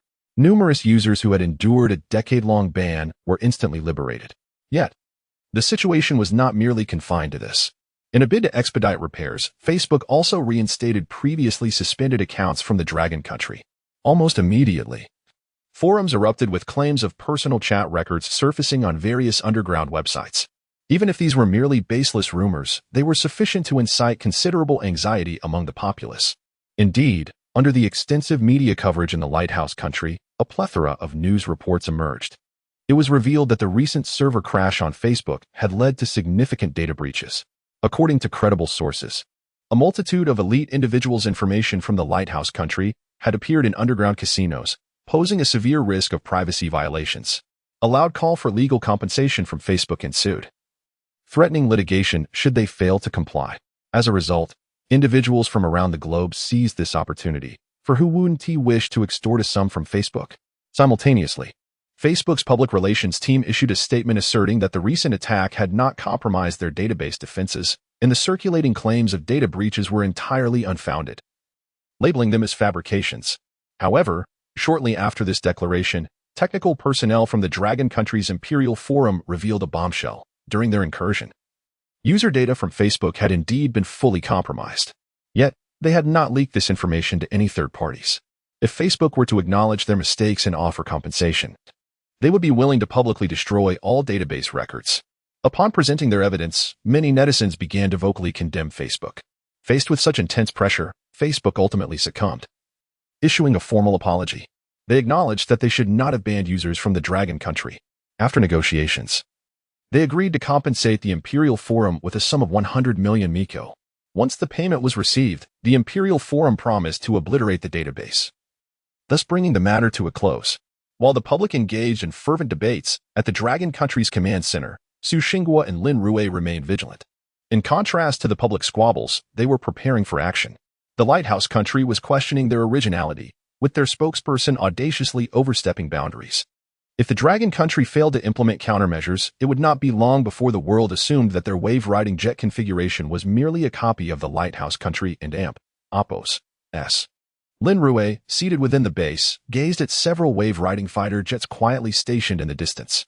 One Bird 1, please respond. Tower, this is One Bird 1. Received. Excellent. Prepare for takeoff and execute the training mission. Lin Rui swiftly relayed the orders. The jet, One Bird 1, expelled a pale blue flame from its rear as it roared into the skies. Watching the formation take off, Su Xinghua could not help but express a hint of concern. Lin Rui, how do you think the Lighthouse Country will react? They will likely condemn us, claiming they lack the capability to accompany us. Lin Rui replied nonchalantly. The Lighthouse Country's so-called wave-riding configuration is bound to fail. What a joke. We have invested an immense amount of combat technology points to acquire this technology. There is no way the Lighthouse Country could replicate it. Your confidence is reassuring. Su Xinghua smiled faintly, waiting patiently. An hour later, Tower, this is One Bird 1. We are now approaching the airspace of the Lighthouse Country. Should we continue with the mission? Upon hearing the response from the flight formation, Lin Rui stood tall and commanded, continue with the mission. Understood. Without hesitation, One Bird 1 accelerated forward. Just as they neared the airspace of the Lighthouse Country, F-35 jets swiftly ascended, hurtling towards the Dragon Country's fighters. In light of this, One Bird 1 showed no signs of hesitation, quickly pulling the control stick. The jet soared into the sky, its pale blue flames propelling it to a staggering speed of Mach 10. Observing this, the command center of the Lighthouse Country immediately activated the air defense alarms. Ground-based phased array radars and satellite detection systems were fully engaged. However, the feedback from all reconnaissance satellites left the Lighthouse Country in a state of shock. Targets could not be captured. All results indicated an inability to identify any targets. Report, General. The Dragon Country's fighters are descending. They are heading towards our capital, Washington, and are about to fly over the White House. Should we notify the president to seek refuge in the bunker? As the Dragon Country and Oppos S-jets lowered their altitude, the Lighthouse Country could finally detect their presence through reconnaissance satellites. Enough chatter. Hurry and inform the president to enter the bunker immediately. Without hesitation, the Defense Department relayed the message. President Trump, in the midst of a press conference, had not finished his statement when he was swiftly escorted by a security detail towards the bunker. Witnessing this, several reporters were taken aback. In an instant, the air defense alarm blared. As it sounded, reporters inside the White House dashed for cover. The lawn had already been evacuated. Just then, as they reached the lawn, the sonic boom of the jets echoed overhead. The piercing sound reverberated, prompting many media personnel to raise their cameras for tracking shots. In the skies above, the Dragon Country's wave-riding fighter jets roared past, even displaying a combat formation above the president's office. Meanwhile, the Lighthouse Country possessed no intercepting fighters. After a brief aerial display, the Dragon Country and Oppos S-jets confidently vanished from sight, leaving without a trace. Minutes later, the air defense alarms of the Lighthouse Country gradually quieted. Numerous reporters, reflecting on the footage they had captured, fell into a brief contemplation. They had not anticipated that the Dragon Country's jets could traverse the airspace of the Lighthouse Country so boldly, only to depart swiftly afterward. Not just them, but a collective sense of unease gripped the entire Lighthouse Country. Chapter 73. You have only 3 months, half an hour after the air defense alarm ceased. A flurry of news erupted on the entire online forum, akin to mushrooms sprouting after the rain. Can the United States truly guarantee its own safety? The greatest deception lies in the so-called wave-riding body configuration, which has only studied a mere shell. How much of the current United States is genuine? What can we still trust? After years of military expenditure by the Dragon Country, where has all the funding truly gone? As news continued to unfold, a significant portion of the American populace began to protest vehemently. Numerous labor organizations even orchestrated large-scale demonstrations. In the midst of this, President Trump held a press conference. Oh God, do you know what we have just encountered? The Dragon Country's fighter jets audaciously flew over our airspace and circled above the presidential residence. We are unsure if they were armed, but such behavior, hovering over the presidential palace, is exceedingly egregious and a provocation against our nation. I must file a complaint with the United Nations, demanding an explanation from the Dragon Country. Trump's furrowed brow betrayed his anger. Subsequently, the legal department of the United States swiftly initiated an appeal. Furthermore, Trump's team began to mobilize immediately, leading the online discourse to overwhelmingly condemn the Dragon Country. At the regular press conference in the Dragon Country, diplomat Wang Shuang stood at the podium. Below him, American journalists promptly raised their hands. Excuse me, Dragon Country diplomat. I would like to inquire about yesterday's incident involving your fighter jets encroaching upon our airspace. Do you have any explanation? In response to this query, Wang Shuang offered a slight smile and replied, I apologize, our fighter jets were indeed conducting exercises in the vicinity of the Pacific Ocean. However, due to the high speed of the wave-riding body configuration, our pilots, being somewhat inexperienced, inadvertently flew into American airspace. Of course, we only realized this afterward and immediately altered our course to withdraw upon receiving your warning. Wang Shuang's answer elicited a collective frown among the journalists present. What does it mean to say the pilots were inexperienced? They directly intruded into American airspace, and yet they danced above the presidential residence, claiming they turned back immediately after receiving a warning? It was evidently a blatant lie. The American journalist displayed expressions of disdain. Diplomat, I would like to ask. You lingered in American airspace for nearly 40 minutes. Are you implying that our warning was not issued upon your entry? A cold smile appeared on the faces of the American media representatives, as if they had caught the Dragon Country in a trap. I apologize. We did indeed receive your warning approximately 30 minutes after entering your airspace, Wang Shuang calmly explained. A wave of commotion erupted among the journalists. This is how our pilots captured your communication signals while in your airspace. Therefore, all our actions were lawful and compliant. We did not violate any international laws. As for why we received your warning so late, I believe that question should be directed to your Defense Department. Why did they fail to send a warning signal in a timely manner?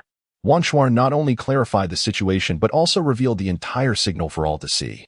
Everyone could accurately and clearly observe the transmission. Many journalists fell into silence. The Dragon Country and Oppos S' willingness to disclose such information was a clear indication of their authenticity. The remaining matters now rested with the United States. Upon hearing this, numerous netizens from the Dragon Country erupted with excitement. Well, I just received news from the Telegram group that the Dragon Country's fighter jets flew directly over American airspace. I thought it was misinformation. But it turns out to be true. Indeed, it is true. A friend of mine in the capital of the United States reported that alarms suddenly sounded, and security personnel effectively dispersed the surrounding crowd. To be honest, many friends initially speculated whether this was a test flight of the United States wave-riding body configuration fighter jets. But upon reflection, if it were indeed their own jets, why would they sound the alarm? It's truly satisfying. How many times have American fighter jets invaded our dragon country's airspace over the years? I never imagined we would directly counter-invade their airspace this time, and not only that, but we also staged a demonstration directly above the presidential residence. Sure, let me tell you, all of this is fabricated. It's all the work of the War Ignorance Bureau. Otherwise, those who would be in tears. The online forum was filled with applause. Let us not forget, the citizens of the Dragon Country are the true warriors. As the online discourse continued to escalate, Lin Rui and his companions had already returned to the National University of Defense Technology. The experimental equipment they initially sought from Yang Jianjun had gradually been transported in. Fang Yongning had not been idle during this time. He recruited several individuals, including some experienced former subordinates from his original research team, along with many second and third-year students and graduates, all of whom had undergone thorough vetting by the National University of Defense Technology. Lin Rui held the list in his hand, slightly furrowing his brow. Professor Fang, I will leave these individuals in your capable hands. I will elucidate the entire technical plan to you, and you can then allocate the tasks accordingly. This will expedite the process. Fang Yongning had no objections to this arrangement. Recognizing that Lin Rui had far too much to contemplate, I have grasped most of the details by now. If there are any areas that remain unclear, I will consult you. Lin Rui nodded affirmatively. I will mostly be around during this period, so we can discuss any issues directly. Once your team completes the tasks, the wave-riding body configuration will no longer meet our requirements. It is time to pursue further enhancements. As Lin Rui finished speaking, Fang Yongning instinctively froze. Professor Lin, are you suggesting that the wave-riding body configuration requires further refinement? Precisely. Currently, we only have a preliminary concept. Once the engineering department completes their work, we should be able to collaborate with your drones for the next phase of experimentation. As for the timeline, I can only grant you 3 months. After 3 months, we must see a prototype of the drone. Chapter 74.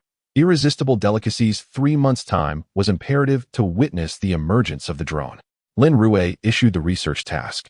Were it any ordinary individual, Fang Yongning would undoubtedly declare it impossible. Yet, the person before him was Lin Rui. Lin Rui had meticulously completed all the schematics. What remained was merely to familiarize himself with the entire blueprint and then organize the content clearly. The remaining tasks could be entrusted to the engineering department. While Lin Rui's entire project team diligently pursued their research, Li Bo meandered throughout the campus. During mealtime, Li Bo deliberately seated himself behind the members of Lin Rui and Appos as project team. As Wu Zheng and his companions dined, they would casually engage in discussions regarding drone technology. Moreover, Fang Yongning was also involved in researching drone technology, thus raising no suspicions. Based on his understanding, Li Bo collected some information and deduced a conclusion. With great excitement, he dialed the media contact for the Science and Technology Daily. Hello, is this Mr. Mike?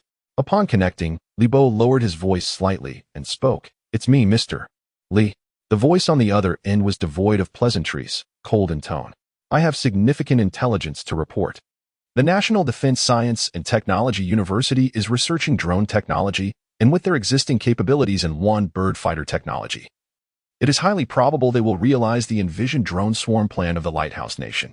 I wonder if this information could fetch a good price? During this period, Li Bo had not engaged in any research projects, leaving him with scant prospects for his year-end bonus. Thus, he sought to procure something from this avenue. Is that so? Mr. Li, did you just say highly probable? Mike, swirling his wine glass, furrowed his brow. Indeed, it is highly probable. Li Bo nodded earnestly. Mr. Li, I presume there is no individual named Lin Rui at your institution, correct? Based on your description, the individual in question is in his 20s and possesses formidable technical skills. According to our investigations, no such person exists. Mike and Appos, as patience was waning. The intelligence Li Bo had previously provided was mostly fabricated. How could that be? Li Bo exclaimed, shaking his head in disbelief. I see Lin Rui every day. He is right here at the school. Is it possible your intelligence department is at fault? Not only am I aware, but many faculty members at the school know of Lin Rui. Li Bo hastily defended himself. However, Mike merely scoffed at this assertion. Mr. Li, you mentioned the one bird fighter. According to our investigations, it is part of the Nanchunmin project. Are you implying that you wish us to confirm that Long Nation has indeed commenced the Nanchunmin project? Or is this part of your scheme to embroil us in an arms race? Hearing this, Li Bo was momentarily stunned. When had he ever entertained such notions? Or had they already lost trust in him? Realizing this, Li Bo's voice turned cold. Mr. Mike, since you believe I am deceiving you and trust has been lost, there is no need for us to continue this conversation. I believe this transaction can be terminated, he declared, preparing to hang up. Is that so? Mr. Li, this matter cannot proceed as you wish. If I am not mistaken, your hometown should be in Su Province. Mike and Appo's voice grew somber, and he quickly tapped a few keys on his keyboard, dispatching a message. Upon receiving the message, Li Bo's heart raced with anxiety. What do you want with my family? He inquired. Nothing much. I merely find your daughter quite adorable. She is likely picked up from kindergarten by your mother every day at 5 o'clock. Mike's tone remained low as he casually remarked.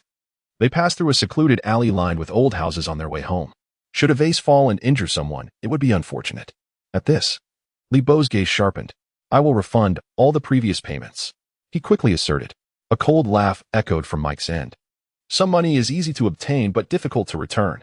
Oh, and I almost forgot to inform you. Each of our transactions is documented. If a report were to be submitted to your disciplinary department, what do you think your situation would be? Losing your job is minor. The information you've disclosed is not entirely from the War Ignorance Bureau, is it? Those words left Li Bo drenched in cold sweat, his entire being seized by a sudden chill. It was evident that everything had been meticulously orchestrated. Li Bo slumped in his seat, staring blankly ahead. What do you want me to do? Quite simply, obtain the detailed ski following the entry of several agents from the State Security Bureau. Old Lu promptly withdrew. Observing Li Bo, who was still attempting to dissemble, the security agents swiftly presented their credentials. We have a comprehensive understanding of the situation. Your contact at Technology Daily, a man named Mike, is an intelligence peddler with ties to the United States. Furthermore, we have traced and frozen the suspicious funds you received. Evasive maneuvers are futile. These pronouncements from the State Security Bureau instantly crushed Li Bo's remaining hopes. Devoid of any resistance, he implored, save me. I didn't want this, but they're threatening my family. If I disobey, my parents, my family. Overwhelmed, Li Bo slumped to the ground, a plea etched on his face. You now have an opportunity for atonement. Deliver this document, the South Heavenly Gate Project proposal, to Mike, maintain contact, and facilitate our operation. Rest assured, your family's safety is guaranteed. The state security personnel were succinct. Li Bo nodded slightly, repeatedly expressing his gratitude as he accepted the USB drive. Success in this endeavor will be considered during sentencing. But you will still face repercussions for your past transgressions, the security agent cautioned. Then, seemingly to alleviate Li Bo's anxieties, he added, however, your crimes do not warrant a death sentence, and you will eventually be reunited with your family. Even during your incarceration, you will be held in a designated facility, and we will publicly maintain that you are engaged in classified research. Your children will not be affected. These words immediately relieved Li Bo. You possess talent but have strayed from the righteous path. If you can continue to serve the nation through subsequent research, we will consider appropriate sentence reductions. Therefore, do not persist in this erroneous course. With this final warning, Li Bo's last line of defense crumbled. Without hesitation, he eagerly affirmed, rest assured, I will not betray your trust. After addressing this matter, old Lu was brought in. Everyone signed a confidentiality agreement regarding the day's events. The subsequent arrangements were entrusted to the State Security Bureau. Su Xinghua conveyed the news of Li Bo's apprehension to Lin Rui. Once Mike received the project proposal, he would immediately transmit it to the United States. Based on their intelligence apparatus, the United States would conduct an immediate investigation, initially skeptical. Our next step is to unveil the genuine Wanyao fighter jet, Lin Rui declared, having already formulated a plan. The linchpin of the Morning Star Initiative was convincing the United States, leading them to persistently emulate us. However, their current technology lacked, necessitating continuous investment of funds and technological resources to keep pace, akin to the United States' strategy of attrition against the Soviet Union during the Cold War. This scheme was designed for gradual erosion. Only a measured approach would suffice. The development of the actual Wanyao fighter jet will undoubtedly propel China's military prowess to unprecedented heights, Su Xinghua remarked, his eyes gleaming with admiration. 2 weeks later, as instructed by the State Security Bureau, Bo transmitted the technical data directly to Mike. Upon receiving the information, Mike scrutinized the technical specifications and comprehensive data, audibly gulping. China's South Heavenly Gate project is not a fabrication. It is genuine. Almost simultaneously, he fragmented the entire dataset into several compressed files, rapidly uploading them to various sites worldwide before funneling them to the United States. Shortly after disseminating the data, state security agents breached his residence. Mike, observing the uniformed officers, smirked. "Oh God, you Chinese are remarkably slow. I've already uploaded all the data. Ha ha. Look at your ignorant faces. Frankly, my mission is complete." With these words, Mike, as if anticipating this moment, committed suicide by ingesting poison. In response, the Chinese state security agents merely grimaced. China has a saying, using the enemy's strategy against them. It seems your American understanding of military tactics is lacking. Take him away. The state security agents gestured, and Mike was promptly removed. Meanwhile, as the South Heavenly Gate project proposal reached the United States intelligence agencies, they meticulously reviewed the complete plan. Involuntarily swallowing hard. Good heavens. What is China planning? A full-fledged South Heavenly Gate project? This encompasses not only Earth, but the entire solar system. And currently, it appears that China alone possesses the technological capacity for such an undertaking. Upon receiving this intelligence, the United States immediately convened a team of scientists from allied nations. What are your assessments of China's South Heavenly Gate project, particularly their proposed Longguo aerospace fighter? The American researchers examined the detailed parameters of the Chinese Longguo aerospace fighter. Their brows furrowed. An Indian technologist posited, "I believe China is greatly exaggerating. Currently, they have only completed the Wave Rider configuration design and lack the overall implementation capability." A Japanese technocrat concurred, "I support India's assessment. The Longguo aerospace fighter is not merely a Wave Rider configuration. The key lies in the unmanned aerial vehicles concealed in the tail, which can be rapidly deployed and form a combat force. Everyone knows that military combat drones are not miniaturized civilian drones. Even if they have devised a launch mechanism and shape memory alloy materials, what about missiles? Without any offensive firepower, even if ejected, they can only serve as reconnaissance drones, which is of limited use." Scientists from various nations gathered to deliberate. After 3 days of intense debate, they ultimately reached a consensus. China cannot possibly create the Longguo aerospace fighter. Not only China, but the entire world, given the current combat capabilities, cannot achieve an aerospace fighter of the Longguo's caliber. In other words, this data is undoubtedly the work of the Chinese Strategic Deception Bureau. Having reached this conclusion, the entire United States Academy of Sciences breathed a collective sigh of relief. As long as China cannot build it, the threat is not so great. However, shortly after reporting this to the United States military, a piece of news from China sent chills down the spines of the United States intelligence community. Chapter 76. Opening up to the Dragon Nation. The military news channel of the Dragon Nation presents a stunning visual of a fighter jet soaring into the sky. The host's impassioned commentary continuously elaborates on the unfolding scene. What you are witnessing is the newly developed fighter jet, the Leuenberg, crafted independently by our Dragon Nation. Furthermore, we have learned that this experiment seems to involve a demonstration of multiple unmanned escort operations. In future warfare, the Lighthouse Nation was the first to propose the escort plan and invested heavily in research and experimentation, yet the results were far from satisfactory. Will our new Leuenberg fighter jet deliver an extraordinary performance this time? As the reporter's words resonate, a countdown begins. The director swiftly switches the camera to the live scene. The Leuenberg fighter jet is poised quietly on the launch pad. Upon receiving the takeoff command, 2 wisps of pale blue flames erupt from its tail, propelling it rapidly into the sky. Shortly after takeoff, the jet's tail flame shifts direction, and the entire aircraft descends sharply. Observing the rising jet, the host refrains from unnecessary commentary and directly introduces the next feature. Ladies and gentlemen, what we are about to showcase is the unmanned escort system of the fighter jet. Please pay attention to the rear of the aircraft, where drones are being released, appearing as extensions of the fighter jet, capable of swiftly gathering reconnaissance information and providing defensive support. As the host concludes, several drones are instantaneously deployed from the jet's tail. The drones unfurl like spheres, catching the wind as they expand. The host continues to elaborate on the technology employed here, which is derived from the wing expansion technology used in space stations. Our spacecraft can freely deploy solar panels in the sky, and the current drone deployment technology mirrors this.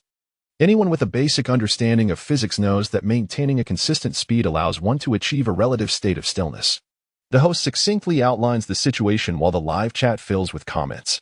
The drones firing directly from the Leuenbird's tail suggest that our aircraft is not merely a fighter jet but a whole squadron. Indeed, one cannot overlook that a carrier fleet operates in a similar manner. I seriously suspect that the Leuenbird was designed based on the carrier fleet model. From the earlier commentary in the live room, these drones not only serve low-altitude reconnaissance, but also provide fire support. I am immensely curious about the true capabilities of this Leuenbird aerospace fighter. With our heavy armored combined brigades on land and the Leuenbird aerospace fighters in the air, how formidable is our strength? Don't you know the saying, wherever the eye can see, it is the Dragon Nation? On the forum, many express their pride in such advancements. However, this news cast a shadow over the technicians at the Lighthouse Nation's Academy of Sciences. Just recently, they had asserted that the Dragon Nation could never produce such a fighter jet.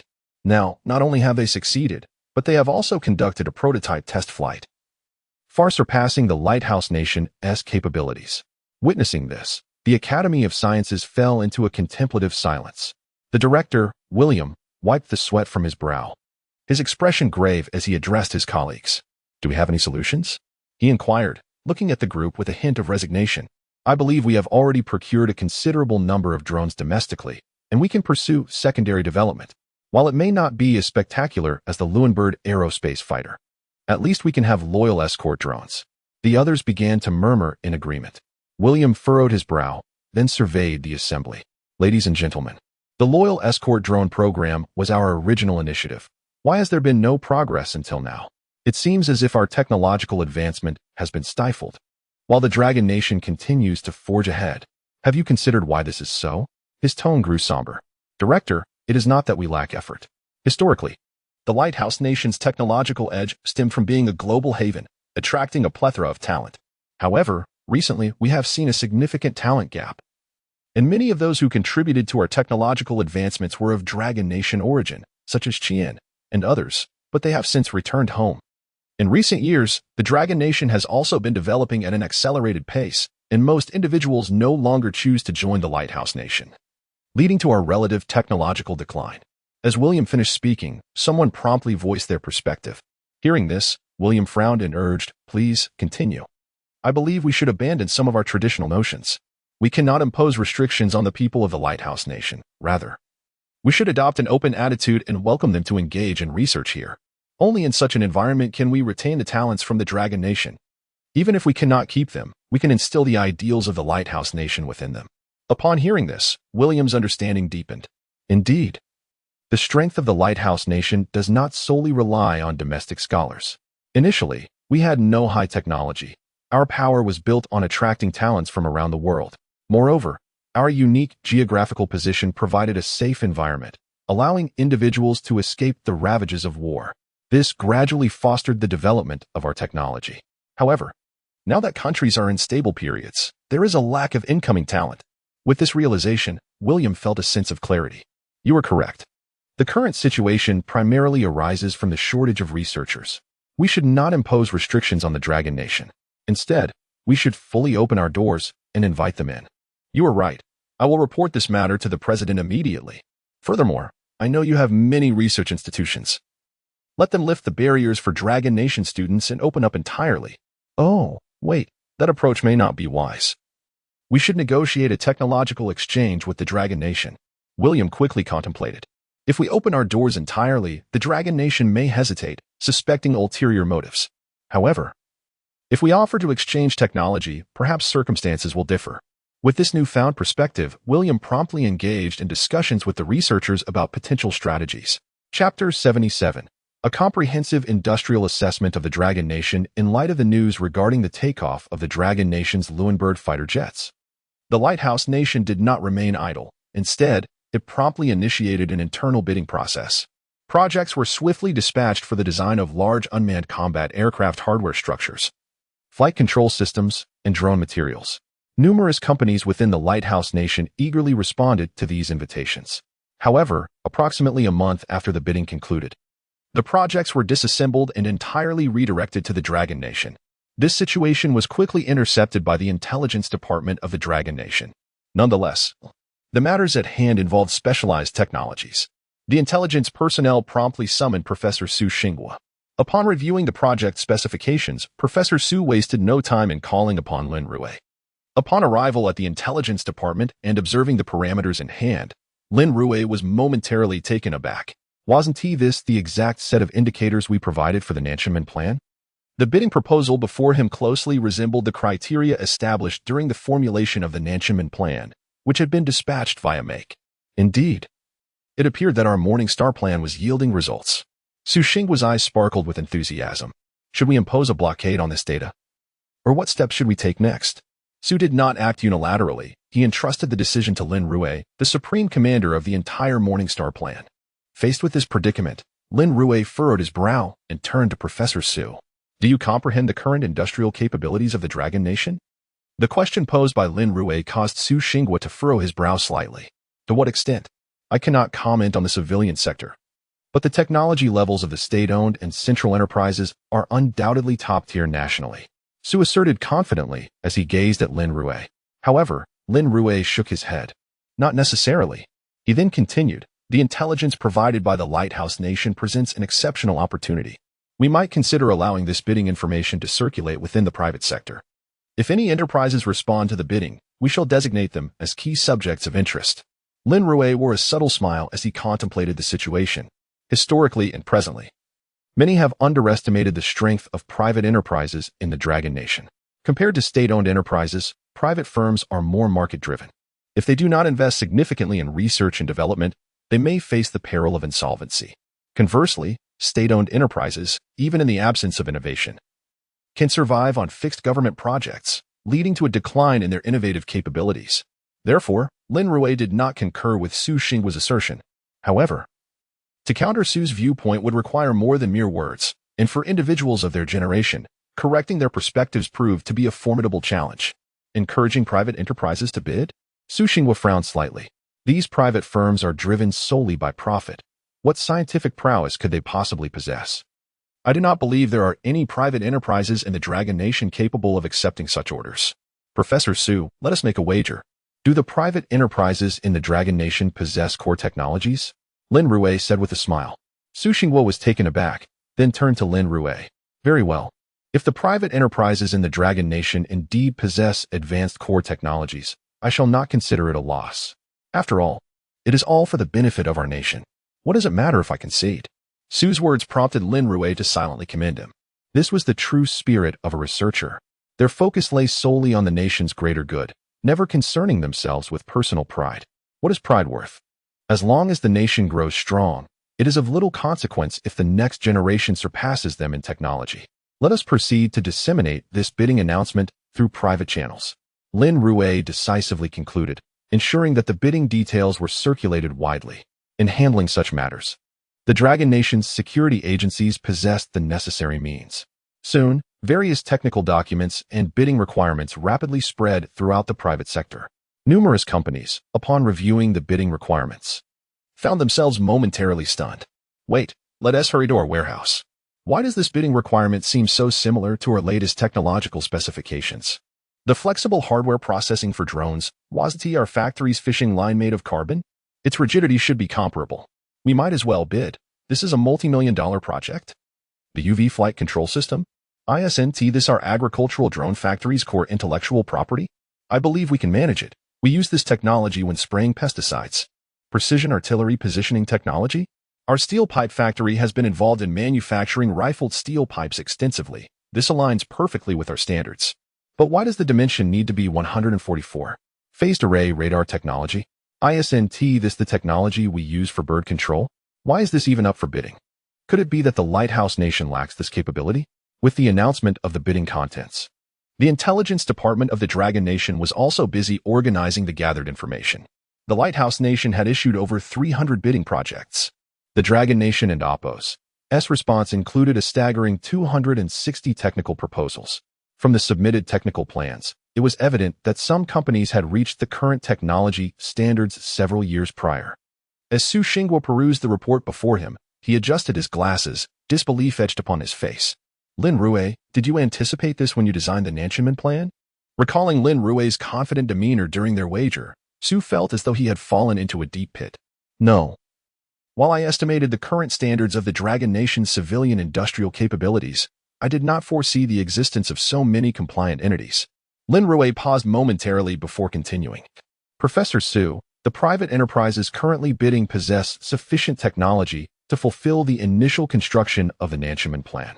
As for those that did not submit bids, it is likely that their technology did not meet the required standards. Perhaps they are the ones we need to support. Thus, I propose we conduct a thorough industrial assessment of the Dragon Nation. Chapter 78. A stroll to assess the industrial landscape of the Dragon Kingdom. Su Xingwa gazed at the latest data in his hands, a sense of perplexity washing over him. Do Lin Rui and his team truly possess such capabilities? He pondered, still unable to believe it. Lin Rui casually perused the documents before him, then pointed to a fishing rod factory. Professor Su, how about we visit a unit and observe their capabilities firsthand? As Lin Rui scrutinized the fishing rod factory, he pulled out the unit's information sheet. The factory's operational efficiency was far from satisfactory, teetering on the brink of losses. Look here, he remarked, handing the information sheet directly to Su Xingwa. Su cast a glance at the revenue figures, his brow furrowing. The factory and Oppo's financial performance had never been robust. Could they genuinely manufacture T300 carbon fiber? It was worth noting that they were not without their own projects, if memory served. An investment exceeding 100 million had been allocated for research, assembling a premier team of experts, yet no significant breakthroughs had emerged. Continuous losses suggested they might not even muster 10 million. How could they possibly produce T300 carbon fiber? Su Xingwa found it hard to accept. Lin Rui merely smiled in response. Individuals of Su Xingwa's generation often believed that research and development demanded vast financial resources. When faced with a modest enterprise applying for a national-level project, their immediate assumption was that the entity was merely attempting to survive by soliciting funds. While technical expertise might exist, it was undoubtedly limited, especially in fields dominated globally by the Sakura country and the Lighthouse Nation. However, the reality was different. Professor Su, let us conduct a direct assessment. It will be evident whether they possess the capability, Lin Rui suggested once more. Su Xingwa did not object this time, instead instructing his assistant to book flight tickets immediately. In the Dragon Kingdom, at the Guangwei Group, inside the office of General Manager Chun, the financial overseer rushed in, breathless. General Manager Chun, our funds are dwindling. If we cannot secure new projects soon, the company might only survive for about 6 months. Seated in his office, General Manager Chun furrowed his brow. For the past 6 months, he had been tirelessly pursuing projects. However, the carbon fiber he had developed was priced too high, its quality too superior. Many fishing rod manufacturers were unwilling to purchase his latest stock. The rationale was simple. Fishing rods are consumables, ideally breaking after several months of use, compelling customers to buy new ones. This cycle ensured that fishing rod manufacturers could continue to profit. Otherwise, a rod that lasted 2 to 3 years would yield no subsequent business. We have already submitted proposals for the procurement project with the Foreign Trade Company. I will follow up. There might be results soon. As for our longtime partners in foreign trade, I will inquire if they still require maintenance for their protective barriers. If there is demand, we might secure some funds, just enough to keep us afloat. General Manager Chin and Oppo's expression reflected his distress, just as they were mired in worry. A vehicle halted outside. General Manager, several military vehicles have arrived. An assistant rushed in, urgency evident in his demeanor. Military vehicles? General Manager Chin's expression shifted, sensing the gravity of the situation, and he promptly stood to greet them. The military vehicles rolled in, and as the lead vehicle came to a stop, several guards disembarked, swiftly securing the perimeter. Soon after, the door of the central vehicle opened, revealing Su Xingwa in military attire, followed closely by Lin Rui, almost resembling a secretary. The entourage proceeded into the building. General Manager Chun, feeling the weight of Su Xingwa's military rank, approached with caution. Greetings, I am Chun Guangwei, Chairman of Guangwei Group. May I inquire who you are? Rest assured, we are merely here to conduct research. Could you kindly show us your carbon fiber products? Su Xingwa replied with a courteous smile. Carbon fiber products? Chun Guangwei was taken aback. Upon hearing the term, his mind raced, and after a brief hesitation, he gestured for them to follow. The group proceeded to the rear warehouse, where carbon fiber products were neatly stacked. Su Xingwa picked up a sample and inquired, do you have T300 carbon fiber products here? Indeed, we do. This is our latest development. Qin Guangwei responded with urgency, guiding Su Xingwa to the adjacent storage area, which contained thousands of carbon fiber strands of varying thicknesses. Su Xingwa grasped a finer carbon fiber strand and asked, "What applications do these varying thicknesses serve?" The finer strands are primarily supplied to fishing rod manufacturers, while the thicker ones are for foreign trade orders, mainly used in airport protective nets, Qin Guangwei reported earnestly. Su Xingwa nodded thoughtfully and addressed his assistant. "Have the testing team come over to verify the composition of these carbon fibers." "Wait," Lin Rui interjected, waving his hand. "No need to rush, Professor Su. If you wish to conduct tests, perhaps we should first examine the parameters of those thicker carbon fibers? The thicker ones intended for airport barriers?" Su Xingwa was somewhat puzzled by Lin Rui's suggestion, but nodded, instructing his assistant. "Measure the parameters of the carbon fibers designated for the airport barriers. Let us ascertain if they meet the required standards." Understood. Su Xingwa's visit was indeed investigative. As a pragmatic researcher, he understood that first-hand testing was more enlightening than mere discussions. While the testing ensued, Su Xingwa turned to Qin Guangwei with a smile. "Chairman Qin, I would like to see your laboratory." "Certainly, no problem." Qin Guangwei, discerning Su Xingwa's authoritative demeanor, realized that aligning with a figure of such stature from the Dragon Kingdom could prove beneficial, especially given the company's current financial difficulties. Promptly, under Qin Guangwei's guidance, they made their way to the production workshop. "This is where we manufacture the T300 carbon fiber." Chapter 79. A mere 3 million before him lay a carbon fiber production workshop, entirely composed of industrial assembly lines. Witnessing this scene, Su Xingwa felt a pang of apprehension. At that time, the Dragon Nation had invested over 100 million in research and development, yet achieved little of significance, leading to the project's abrupt termination. Consequently, they found themselves at the mercy of countries like Sakura, which not only affected numerous military apparatus but also posed direct challenges to their naval capabilities. The most pressing issue was with the aircraft carrier's arrestor wires. Due to insufficient hardness in the wires developed by the Dragon Nation, fighter jets landing on the carrier's deck faced the peril of accidents, unable to decelerate swiftly. Currently, only the Lighthouse Nation possessed the capacity to produce these arrestor wires. The Dragon Nation had contemplated purchasing them, only to be met with the Lighthouse Nation's firm refusal, emphasizing that these wires comprised advanced materials. If they were to sell, the cost would be approximately 30 million gold per wire. 30 million gold for just one. The Dragon Nation required hundreds, if not thousands, of these wires. Moreover, should conflict arise, a supply cut off from the Lighthouse Nation would render their aircraft carriers virtually useless. An aircraft carrier's designation hinges upon its role as a mobile base at sea, enabling the operational range of fighter jets. Without arrestor wires, all jets could depart but would be incapable of returning, significantly diminishing the Dragon Nation's maritime combat capabilities. Amidst these thoughts, Su Xingwa posed a question to General Chun. "Can you enlighten me? Has the carbon fiber your company produces truly reached the T300 standard?" Doubt lingered in his mind. Notably, even Sakura, which had mastered the T300 technology, lacked the capability for mass production. Consequently, T300 carbon fiber commanded exorbitant prices globally. It was evident that Sakura refrained from selling it directly and had even rebranded the material. A decade ago, when they attempted to procure carbon fiber products from Sakura, they were met with disdain and belittlement, being labeled as inferior. Su Xingwa had returned with a determination to prove that the people of the Dragon Nation could indeed replicate what the Sakura could produce. Qin Guangwei recalled those times, anger flickering across his face. Thus, for years, regardless of profit margins, they had invested heavily into research and development, ultimately yielding results that were commendable. Regarding quality, he assured, "You may conduct any tests. Should we fail to meet the T300 standard, I will relinquish the factory without hesitation." Upon hearing this, Su Xingwa's gaze shifted, imbued with newfound trust. Qin and Appo's confidence was palpable. "General Qin, what is the monthly output of this production line?" Lin Rui inquired casually. "Our company and Appo's performance has been subpar. We currently have only this single T300 production line," Qin replied. "Its monthly output is less than 1,000 units, with a yield rate of approximately 90%. Su Xingwa felt a renewed sense of urgency. 90% yield equated to around 900 units monthly. It was worth noting that Sakura had previously claimed they were incapable of mass production, regardless of whether they were deliberately restricting output to inflate prices.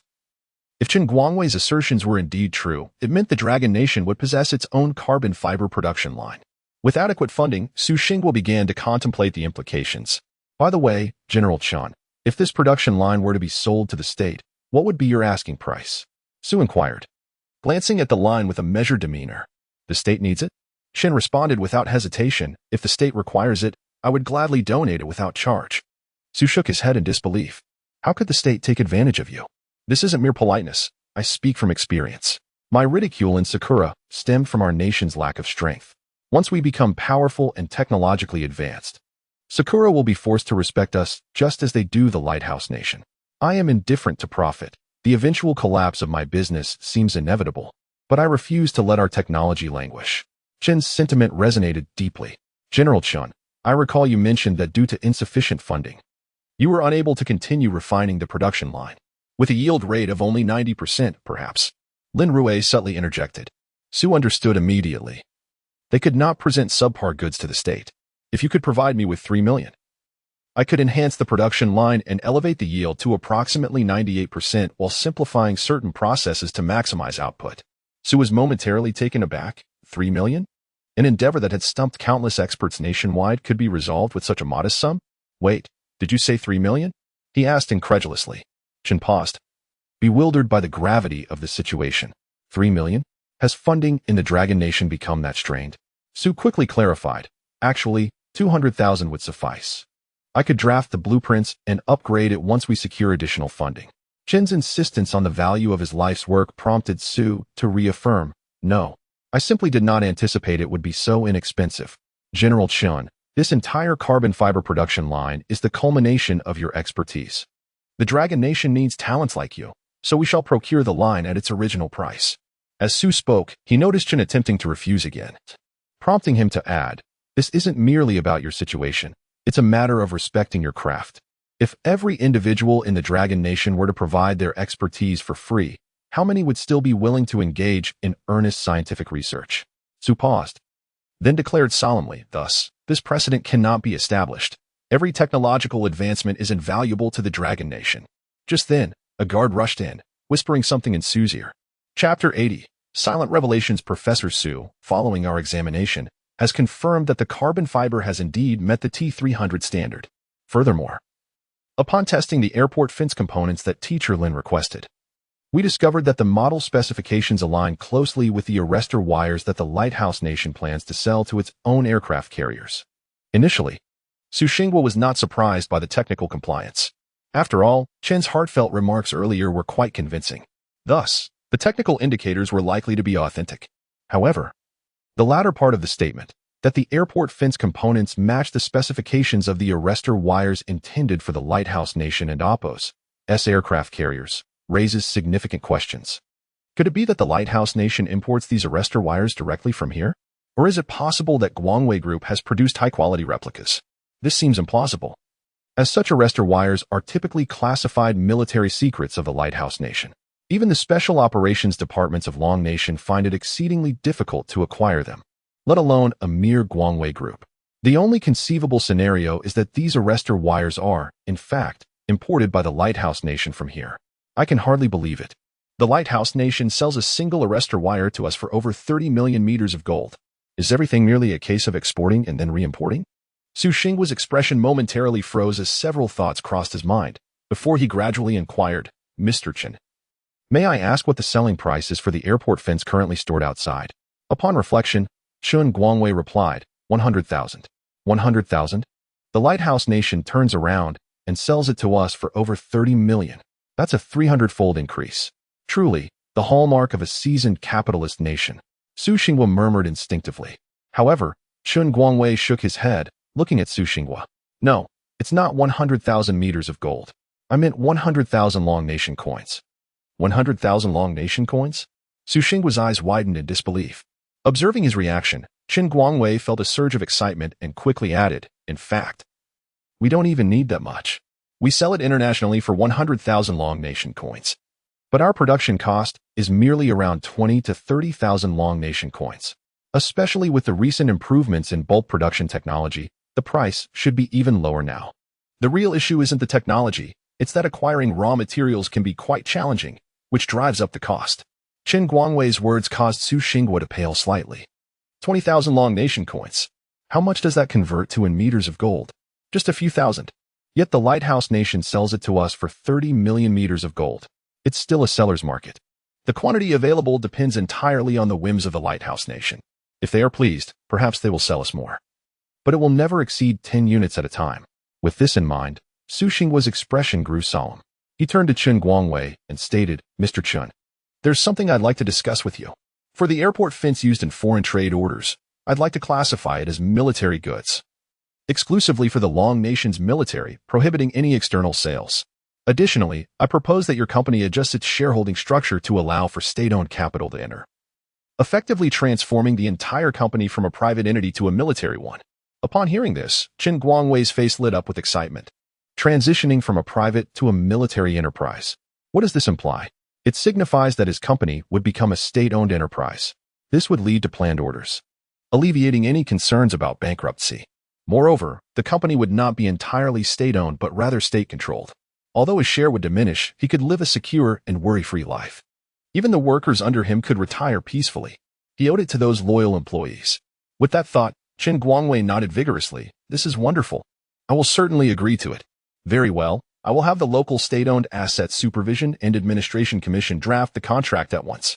Once we sign it, it will take effect immediately." Su Xinghua did not hesitate.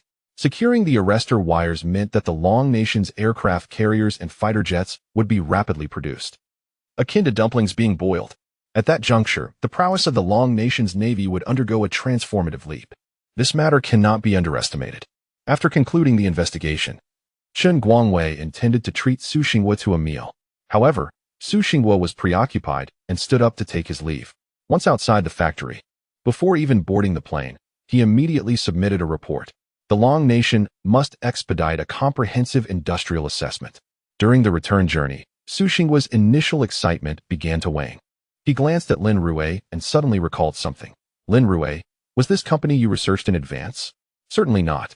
I've been stationed at the research base this entire time. Besides, I have no personnel to conduct research," Lin Rui replied. Su Xinghua nodded slightly at Lin Rui's words. Indeed, Lin Rui had been occupied at the research base. He had no opportunity for investigation. "It appears that my previous habitual thinking had persisted too long. I never anticipated that the Long Nation's development in recent years would be so rapid, with the level of private industry advancing by leaps and bounds." Su Xinghua sighed helplessly and rubbed his temples. In truth, numerous private enterprises in the Long Nation have been competing against foreign companies over the years. Some of these enterprises, motivated solely by profit, have adopted the role of intermediaries. Yet, others have earnestly sought to contribute to the nation, investing heavily in research and development. Lin Rui shared a similar sentiment. In his previous life, prior to the comprehensive industrial assessment, many believed the Long Nation's industry was lacking. For instance, when it came to basic household appliances, individuals preferred to pay a premium for imports rather than trust domestic products. However, as time passed, acceptance grew, and more people began to purchase domestic goods. Only with increased sales could domestic industries secure sufficient funding for research and development, thus enabling continuous technological iteration. This is the essence of a true virtuous cycle. Soon, as Su Xinghua submitted the inspection report on Guangwei Group, the Long Nation and Appos' leadership swiftly made a decision. A comprehensive assessment would be conducted on all industrial enterprises within the Long Nation. Various companies could directly submit their advanced technological products to the relevant state industrial department websites. Such a grand initiative quickly captured attention on major forums, becoming a topic of discussion among many. Moreover, several short video platforms sought to follow and report on local enterprises. However, just days after the videos were released, they were all taken down. Subsequently, a saying circulated among the populace: "In the comprehensive industrial assessment, one touch, and not a sound is heard." Chapter 81. What to do? The industrial survey has become the headline news across various sectors. Have you seen? A local tractor factory received visitors. Not only that, our gas cylinder factory was also visited, and they inquired why we produce 144 caliber gas cylinders. It is said that the radar we use for bird control was confiscated, supposedly for phased array technology. What a joke. It was merely a small box placed in the field, and I was playing nearby. News began to circulate rapidly, and numerous short video platforms even animated these reports for explanation. As the coverage increased, various voices emerged on the Dragon Country forums. "What nonsense are you all talking about? What can an industrial survey reveal? What good things does Dragon Country have? The television I purchased broke down shortly after use. With such quality control, what good products can be made? To be honest, if there are any commendable products, they stem from the Comprador Enterprises, as they are the ones truly introducing advanced technologies. Look at the technicians from the past. What did they achieve? The so-called leader of the technicians, Huawei Group, is merely a castle in the air, completely stymied by the chips from the Lighthouse Nation.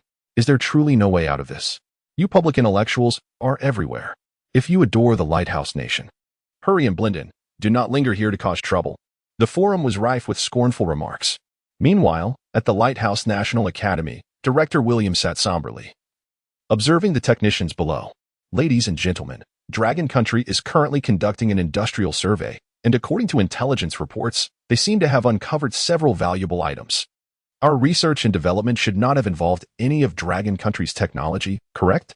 The heads of various research institutions could not suppress their laughter at the director's inquiry. Director, you are overly cautious. What could possibly go wrong? All our technologies are independently developed. Dragon Country cannot even create an operating system. In chip technology, the world relies on Aspen Corporation's chips. As long as we maintain control over this, Dragon Country will not make significant waves and will ultimately have to continue collaborating with us. I believe there are minor aspects of top-level design applications that could serve as references. It is not a major issue. As long as we tightly control the core technological components, everything else is manageable. The expressions of pride on the faces of the Lighthouse Nation's research team were unmistakable. What is there to fear? What advanced technology could Dragon Country possibly possess? We live in an information age where everything is based on hardware development. The core component of hardware is chip design. As long as we hold the chips in our hands, no matter how impressive Dragon Country's programming may be, it holds no significance. Hearing this report, William felt a wave of relief wash over him. Excellent. With your assurance, I can report truthfully. Just then, the phones of the attending researchers began to vibrate with incoming messages. Upon reading the latest updates, the expressions of the researchers shifted as if they had just swallowed a fly, revealing their discomfort. Observing their reactions, William felt an inexplicable heaviness settle in his heart. Could it be? Just as this thought crossed his mind, many researchers looked up, their faces etched with concern. Director William, I am truly sorry. I did not anticipate that our core materials are procured from Dragon Country. The core flight control algorithms of our drones are developed by Dragon Country engineers, and they have now restricted our access. The deceleration devices we created, particularly the core material T300 for the arresting cable, is actually sourced from Dragon Country. And now we are facing limitations. Our aircraft carriers' arresting cables may be critically reduced. Many materials in our space shuttle are from private enterprises in Dragon Country, and they have now prohibited exports to us, rendering our space shuttle incapable of launching. What if I am not mistaken? We still have personnel on the space station. What should we do? As someone stepped forward to acknowledge the situation, everyone else shed their pretense. They all began to confess. William's face turned dark. How many items do we actually have from Dragon Country? Well, it is not an overwhelming number. But most military drones and many components for the Navy are sourced from Dragon Country. We often reroute through Europe before bringing them back home. So what now? Our astronauts remain in outer space. Do we expect Dragon Country to assist in their return? Faced with this predicament, the surrounding research teams fell silent, truly at a loss. William took a deep breath, looking at the crowd before him. Recently, Dragon Country claimed to have seized a procurement list containing over 300 items. It seems this matter is largely true. In light of such questions, many researchers lowered their heads in embarrassment. You scoundrels, tell me the truth. How many more items are there? William felt a surge of anger. Observing the Academy's director's furious demeanor, the surrounding individuals dared not be careless and quickly responded. It is not as many as you might think. It is merely 400 to 500 items. Over 300 are essentially core technologies, while the remaining 100 or so were intercepted during Dragon Country's industrial survey. 400 to 500 items? Upon hearing this, William felt a jolt. 400 to 500? If we consider it this way, does it not imply that our entire industrial system in the Lighthouse Nation is compromised? Suddenly, William realized something and quickly pressed further. Our Lighthouse Nation has long since ceased to possess its own industrial system. Many enterprises have relocated their industrial capabilities to Dragon Country and other developing nations to maximize profits. In other words, our current industrial strength in the Lighthouse Nation is insufficient to manufacture even a single mobile phone. Upon hearing this, William felt darkness envelop him. He nearly fainted. Just a short while ago, they were mocking Dragon Country for its lack of capabilities. The true emptiness lies not with Dragon Country, but with themselves. Given the current productivity of the Lighthouse Nation, they cannot even produce a single mobile phone. What will happen when they confront Dragon Country? Chapter 82. The new enrollment. William felt as if he might faint. What remains of the Lighthouse Nation? Nothing at all. After a moment's contemplation, he managed to regain his composure. Now, what options do we have? To what extent can the White Elephant Nation reach with its current industrial capabilities? Can it serve as a substitute for the Dragon Nation with the support of our capital and technology? William inquired gravely, surveying the individuals around him. They exchanged glances, acknowledging the evident industrial strength of the White Elephant Nation. After a period of development, their industrial standards now meet our design requirements. Therefore, I believe that if they can access the technical plans and attempt production, they should succeed. The numerous research teams from the Academy of Sciences immediately raised their hands in agreement. Let them try producing it then. William sighed helplessly in response. In the Dragon Nation, at the National Defense University, September had arrived, marking the commencement of the academic year. Su Qingxue dragged her heavy suitcase to the school for registration. Today, she donned a white short-sleeve top paired with jeans, perfectly showcasing her exquisite figure. At the freshman welcome station, many senior students rushed over to help her with her belongings upon seeing her. To be frank, the National Defense University is the premier military academy of the Dragon Nation. However, entering this institution signifies that one must don military attire in the future. This may not concern the male students, yet it presents a slight apprehension for the female students. Thus, each year, the freshman intake predominantly consists of males, with females being scarce. Particularly, attractive girls are a rare find. As Su Qingxue entered, she instantly captured the attention of those around her. Junior, which major have you enrolled in? Do you need help with your things? Let me show you around our campus. Honestly, despite its outward appearance resembling an ordinary university, we spend a significant portion of our time engaged in physical training. Several seniors eagerly introduced the institution to her. Su Qingxue politely nodded, making her way toward the mechanical engineering department. Within the National Defense University, in addition to training for conventional combat command roles, there is also the cultivation of non-command technical specialties. Observing the formation of the mechanical engineering department, many seniors couldn't help but express their admiration. At the welcome station of the mechanical engineering department, Luo Zheng sat there, bored, flipping through the technical materials in his hands. The task assigned to him by Feng Yongning was quite demanding, with the provided materials being particularly complex. Su Qingxue approached him, standing before Luo Zheng. Senior, I am a new student here to register. Oh, go register over there, and someone will assist you, Luo Zheng replied without lifting his head. Observing this, Su Qingxue slightly nodded and was about to turn to verify her admission notice with a fellow student when she heard Luo Zheng sigh in exasperation. Who is this Mr. L? The materials he wrote are so intricate. Mr. L? Su Qingxue furrowed her brow slightly, turning to look at Luo Zheng. Senior, did you just mention Mr. L? Yes. What's up? Have you seen his materials as well? Luo Zheng almost instinctively asked. Upon posing the question, he quickly shook his head. She was merely a new student. How could she have seen the internal documents in his possession? Is this how Mr. L's signature looks? Su Qingxue suddenly recalled something and casually pulled out a piece of paper, inscribing an L on it. However, she deliberately made the tail of the L curl upwards. Seeing the signature, Luo Zheng instinctively flipped to the title page. There, he found a similar signature. Mr. L. As Su Qingxue beheld the signature, a smile blossomed on her face. It's him. It must be him. I have finally found him, Lin Rui. This unique signing style belongs solely to Lin Rui. Senior, may I inquire where you obtained this material?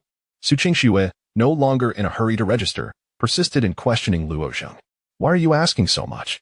Luo Zheng was about to respond, but recalling the confidentiality agreement he signed, he shook his head. Seeing Luo Zheng and Apos' silence, Su Qingxue pouted and shook her head. Senior, if you happen to meet Mr. L, please. Mr. L? You won't meet him. Luo Zheng shook his head. I have had this technical material for about 2 or 3 months, and I have never encountered this Mr. L. He is exceedingly mysterious. Even my professor finds it quite challenging to arrange a meeting with him. Luo Zheng shook his head again. Su Qingxue sighed, murmuring, Is that so? As they chatted idly, a queue of new students formed behind Su Qingxue. Being new to the school, they were naturally hesitant to disrupt. Moreover, given Su Qingxue's striking beauty, They were unwilling to miss out on such a captivating sight. Many classmates thought that having someone like her in their class would be a tremendous blessing. All right, everyone.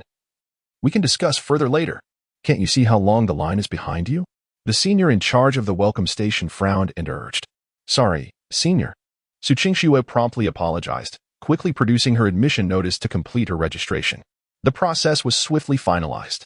Immediately, a number of boys gathered around Su Qingxue. However, at that moment, she instinctively glanced at Luo Zheng, who was still absorbed in his reading. Luo Zheng did not look up. Just then, the senior who had just urged her approached. Are you all just idling about? Hurry up and help the other juniors with their registration. By the way, junior, as this is a military academy, the number of boys greatly exceeds that of girls, so the female dormitory is quite a distance from here. Allow me to escort you. The senior cheerfully shooed away those around and casually picked up Su Qingxue's suitcase. It must be said, the senior was indeed fit, exhibiting remarkable physical ability. With such a proactive offer, Su Qingxue could only agree. Otherwise, she would have to rely on the surrounding seniors to assist with her suitcase. After walking for a short distance, the senior revealed her phone. Let us get acquainted. I'm Feng Chanqian, a junior from the mechanical engineering department, your direct senior. Hello. Senior. I'm Su Qingxue. Su Qingxue swiftly scanned and added her on WeChat. As they walked further away from the welcome station, Feng Chanqian leaned in and whispered, Junior. What do you think of the handsome Luo Zheng? Chapter 83. Has Lin Rui really gone to a vocational college? Is the senior handsome? Su Qingxue paused for a moment. Instinctively responding, he is quite handsome. Upon hearing this, Feng Chanqian and Apos' expression dimmed slightly as she remarked, at the beginning of your studies, it and Apos' essential to focus on your academics. The courses at the National Defense Science and Technology University are generally quite challenging. Realizing the implication of her senior's words, Su Qingxue quickly clarified, Senior, you are overthinking it. I don't have feelings for Senior Luo Zheng. It's just that the signature on that document truly belongs to a friend of mine. As she spoke, a slight blush graced Su Qingxue's cheeks. To be honest, the primary reason I chose to apply to the National Defense Science and Technology University was because of him. What? Feng Chanqian was taken aback. You came here for Mr. L? The individuals who can write documents at the National Defense Science and Technology University are typically seasoned experts or renowned figures in their respective fields. They must be at least in their 40s or 50s. You mean to say you came here for him? Is it for educational purposes? However, upon further reflection, Feng Chanqian found something amiss. There are only a few renowned professors at the National Defense Science and Technology University, and generally, they are no longer classified personnel. Those who use code names are top-tier research experts, and such code names are strictly confidential, even from their closest acquaintances. But how could Su Qingxue? With this thought, Feng Chanqian suddenly understood. It must be that Su Qingxue guessed her intentions and concocted a lie. The fact that she could go this far indicated that Su Qingxue truly had no feelings for Luo Zheng. Feng Chanqian felt confident in her reasoning. After all, she had studied military intelligence analysis. The current generation, indeed, is quite difficult to handle. Junior, it's really no big deal. Once you start military training, you'll encounter even more handsome boys. Feng Chanqian murmured, then added casually, but I forgot to mention, we now bear the identity of soldiers, even in romantic pursuits. Everything must be reported. Reporting for romance. Su Qingxue was taken aback. Senior, if one already has someone they like, do they still need to report it? Surprised, she continued. It's unexpected. Feng Chanqian nodded slightly. You don't need to report your feelings, but if you truly start a relationship, approval is required. I see. Su Qingxue nodded thoughtfully, then suddenly remembered something. By the way, Senior, are you familiar with the entire mechanical engineering college? I am somewhat familiar, having spent 3 years here. Do you know Mr. L? Su Qingxue inquired eagerly. Feng Chanqian was momentarily stunned. She looked into Su Qingxue's earnest eyes, devoid of any other emotion. Could it be that Su Qingxue truly likes Mr. L? Feng Chanqian felt her mind was about to overheat. What is happening here? That, I'm not sure. Feng Chanqian replied honestly. All right then. Su Qingxue felt slightly disheartened as they reached the dormitory. After Feng Chanqian assisted Su Qingxue with the check-in process, she stepped out, leaving Su Qingxue to organize her belongings.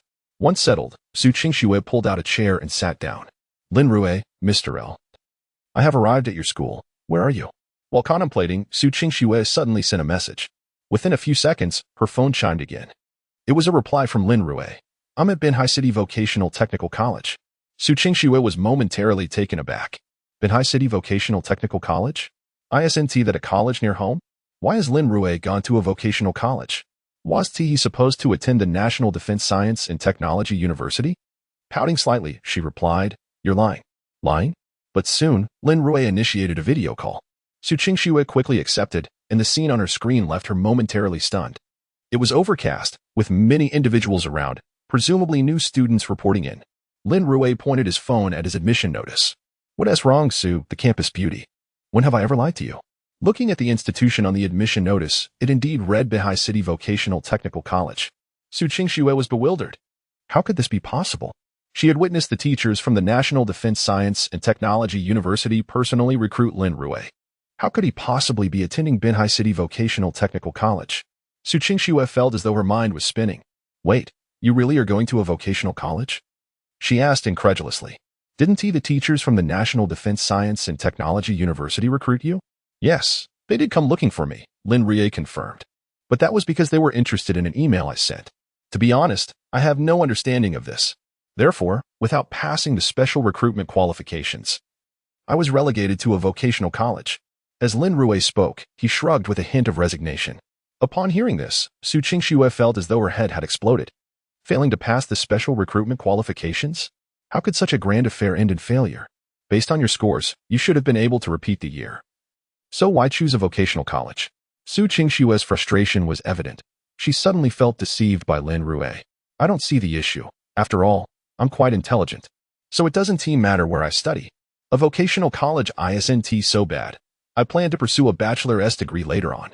Eventually, I'll get a master's, and I think that's sufficient. Besides, repeating would waste a year." Lin Rui shrugged nonchalantly. "All right, I want to keep talking. I'm about to be called," Lin Rui said, preparing to end the call. On the call screen, Su Qingxue clearly heard the dorm supervisor calling out, "Lin Rui, right? Room 532, here's the key. Just sign." Before she could respond, Lin Rui hung up. There were dormitory supervisors, a welcome area, and even an admission notice. Lin Rui has truly gone to a vocational college. What has he been doing all summer? Su Qingxue couldn't comprehend it all, but despite the facts laid before her, she still felt something was amiss.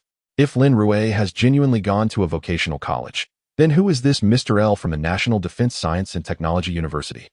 Su Qingxue clenched her small fists. Regardless, Chapter 84, Chief Designer of the Southern Gate, Binhai Vocational and Technical College.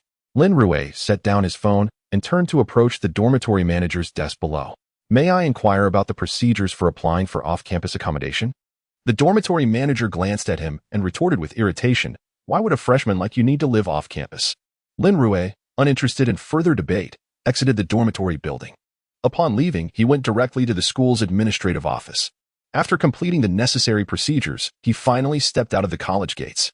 Shortly thereafter, he slipped into a black car that had been waiting nearby. As he opened the car door, Yang Jianjun glanced at him with a smile. "Have you finished everything?" "Yes. I've completed the paperwork and registered without any issues," Lin Rui casually replied. He originally had no need to come, but to maintain his cover, he decided to make an appearance at the college. If spies were to see Lin Rui, they would only find a student enrolled in a vocational college. Next year, you won't need to worry. When the conscription comes at the end of the year, you can opt to retain your student status and join as a conscript. At that point, you will officially be considered a conscript, and all your information will be securely encrypted, so there will be no fear of anyone investigating. A faint smile crossed Yang Jianjun's face. They could have easily taken all of Lin Rui's information, but this step was necessary to ensure that his records appeared normal. After all, deceiving spies from other nations is no simple task. This process was essential. Don and Oppos, worry. None of this is crucial. Lin Rui shrugged indifferently. Then turned to Yang Jianjun. After the comprehensive assessment of the industrial sector, we now have a preliminary understanding of Longguo's industrial capabilities. Our next task is to integrate these resources. During this time, I've reviewed numerous reports on the industrial assessment and summarized several research directions. They primarily involve energy, mechanical structure design, and information communication transmission. Based on the current situation, we can establish corresponding project teams to tackle these challenges. Lin Rui produced a printed document and presented it to Yang Jianjun. This contains some of my concepts for the Southern Gate project, and I hope the organization will consider it. This document is far too valuable. Yang Jianjun instinctively reached out to decline, But Lin Rui insisted. It contains no technical data, just some steps and strategies. Lin Rui reassured him, then continued, if we truly wish to implement the Southern Gate project, a substantial workforce will be necessary, so this plan will eventually become a public document. As a researcher, being informed early on will greatly benefit the selection and training of future talents. Lin Rui handed the document to Yang Jianjun once more. Yang Jianjun accepted it with a slight nod, not wanting to be impolite. Lin Rui leaned against the window and gradually fell asleep.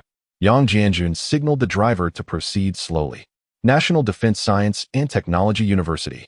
After a brief orientation, the university commenced the notoriously grueling military training week. For students at ordinary universities, this might merely be a torturous month or two. However, for every student at the National Defense Science and Technology University, maintaining a sufficient level of military preparedness had become an essential course. After all, they were already soldiers, and military training was a common occurrence. Su Qingxue stood in military attire under the sun, maintaining a military stance, droplets of sweat forming on her forehead. Before the training commenced, she had been required to cut her hair short. Now, she bore less of a delicate appearance and exuded a more valiant aura. While she was undergoing military training, a car suddenly approached and came to a halt in front of the Mechanical Engineering College. A figure emerged from the vehicle.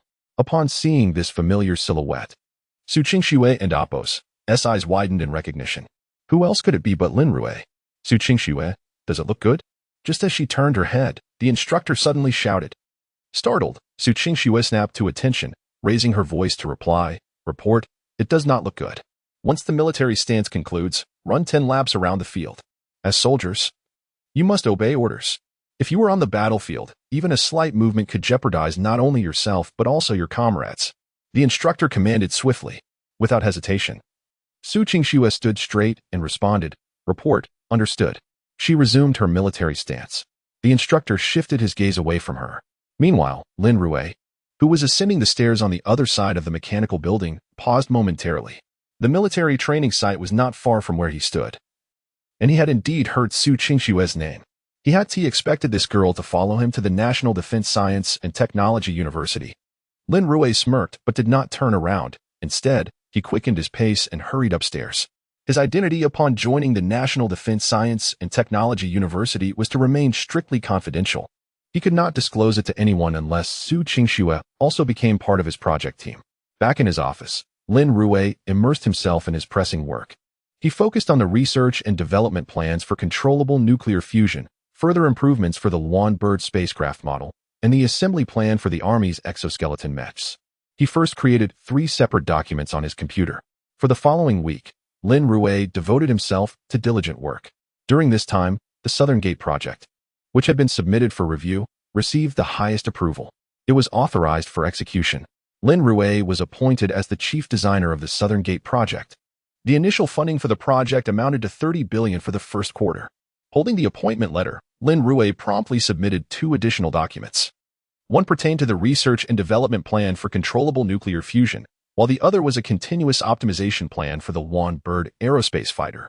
The controllable nuclear fusion plan was sent directly to Shudi, and the other plan was assigned to Fang Yongning for oversight.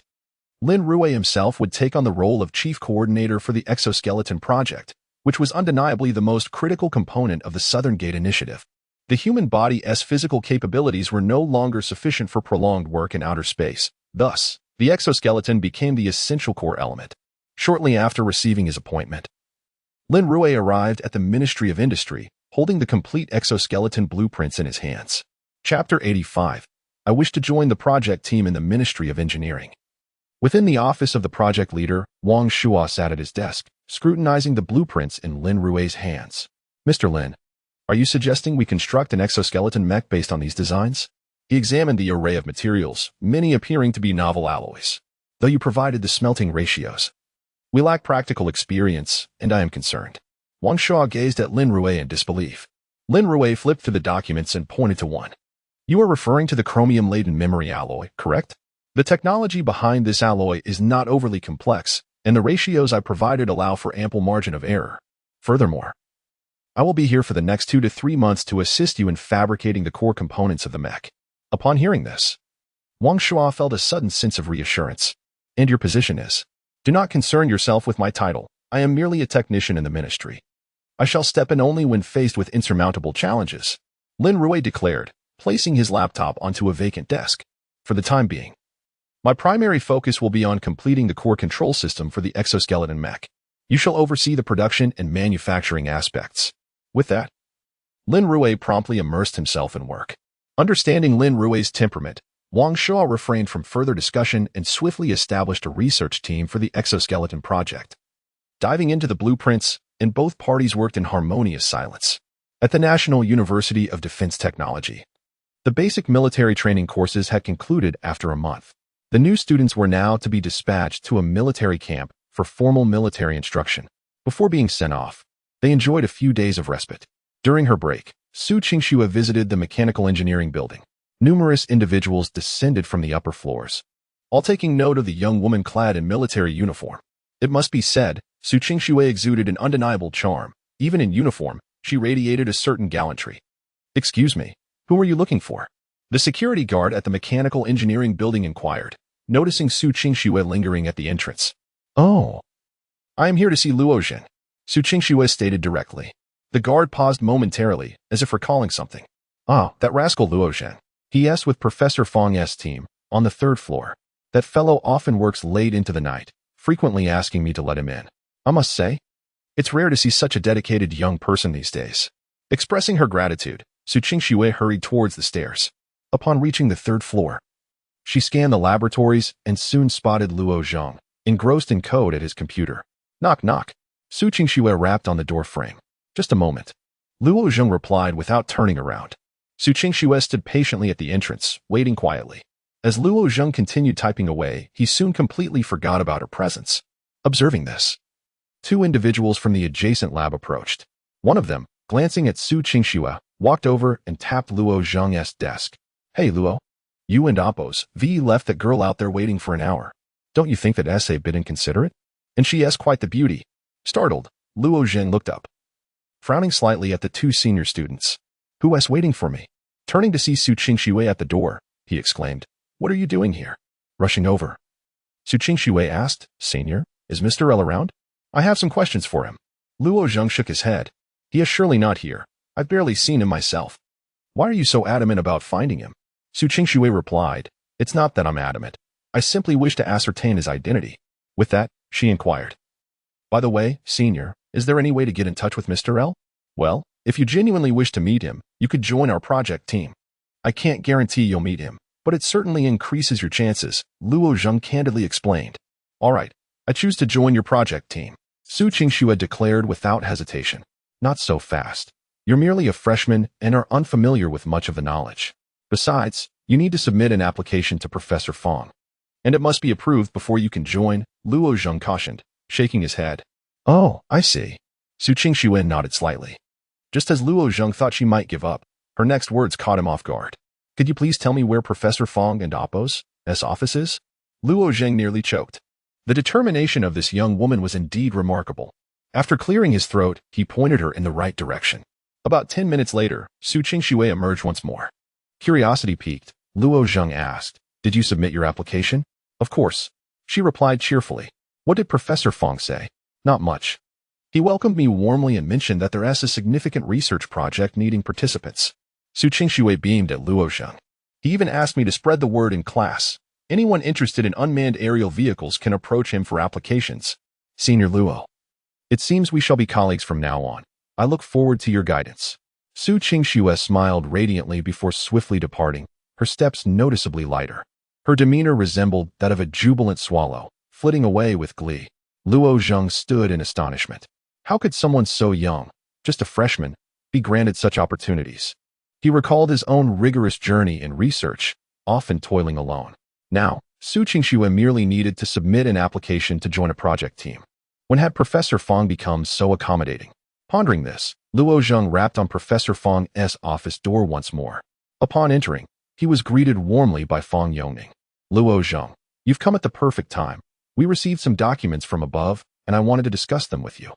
Chapter 86. The components from the land of white elephants are truly unusable. Holding the red document in his hand, Luo Zheng meticulously perused its contents, disbelief etching his features as he gazed at Fang Yongning before him. Professor Fang, does this document imply that the core of the Nanchaman project is to be undertaken by us, mere undergraduates? Is this not a tad too hasty? In terms of both technical experience and academic qualifications, Luo Zheng voiced his uncertainty, his gaze lingering on Fang Yongning. What of it? Did you not notice the supplementary clause at the end? Fang Yongning furrowed his brow, prompting Luo Zheng to look again. It stated that a committee of technical experts over 30 years of age would serve as advisors. Seeing that Luo Zheng had finished reading the final line, Fang Yongning continued without pause. You are the backbone of this research. Lack of technical knowledge is inconsequential. Given sufficient time, you will undoubtedly master it. Furthermore, not all undergraduates will participate. We will select based on your research performance. Should anyone withdraw, they will return to their original positions. As for us old-timers, although we serve as advisors, our role is merely to guide you through the challenges you face, without interfering in your normal research endeavors. Fang Yongning looked intently at Luo Zheng. Do not be afraid. When the Dragon Nation was first established and began its mushroom egg project, it was a group of young individuals who did not falter. What is there for you to fear? The future of the Dragon Nation will eventually rest in your hands. Only by cultivating a younger research team can we ensure that the technological prowess of the Dragon Nation remains at the pinnacle of the world. Encouraged by Fang Yongning's words, Luo Zheng straightened and nodded resolutely. Yes, good, now go forth. There are fierce battles awaiting you. Fang Yongning waved his hand, signaling Luo Zheng to leave.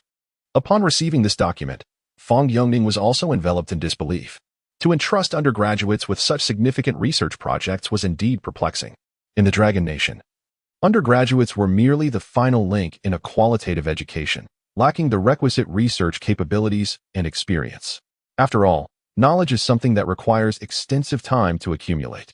Yet, as soon as he relayed this feedback, he was met with a scathing rebuke from Su Xinghua. Old Fang, what era are you living in? This is a plan for the country's future over the next 30 to 50 years.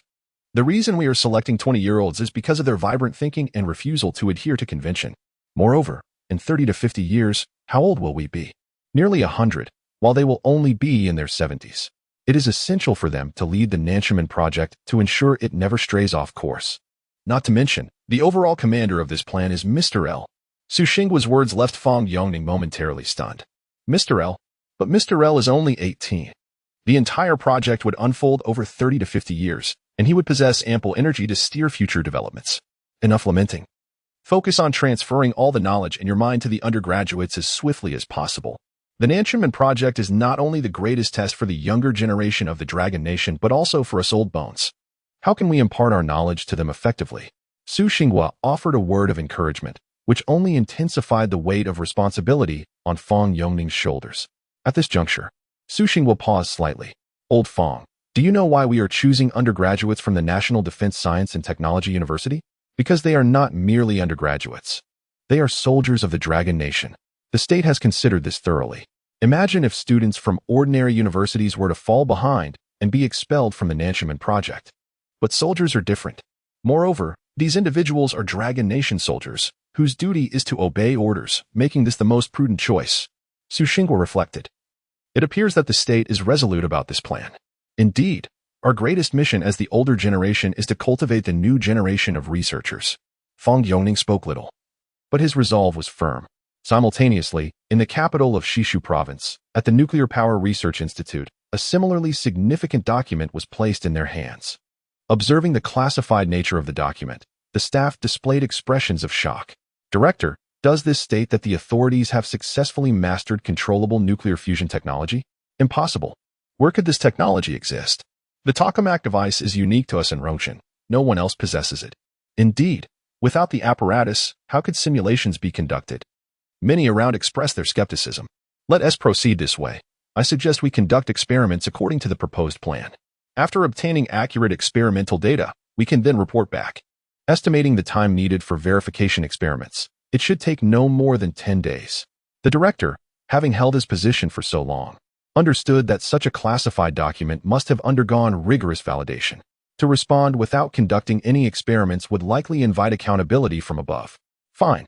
We shall treat this as a verification experiment. The technicians sighed in resignation at the director's words, bewildered by the upper management's reasoning. As they commenced the controllable nuclear fusion experiments at the Lighthouse National Academy of Sciences, they had received the first batch of components produced by the White Elephant. However, upon inspecting the equipment, their faces contorted in dismay.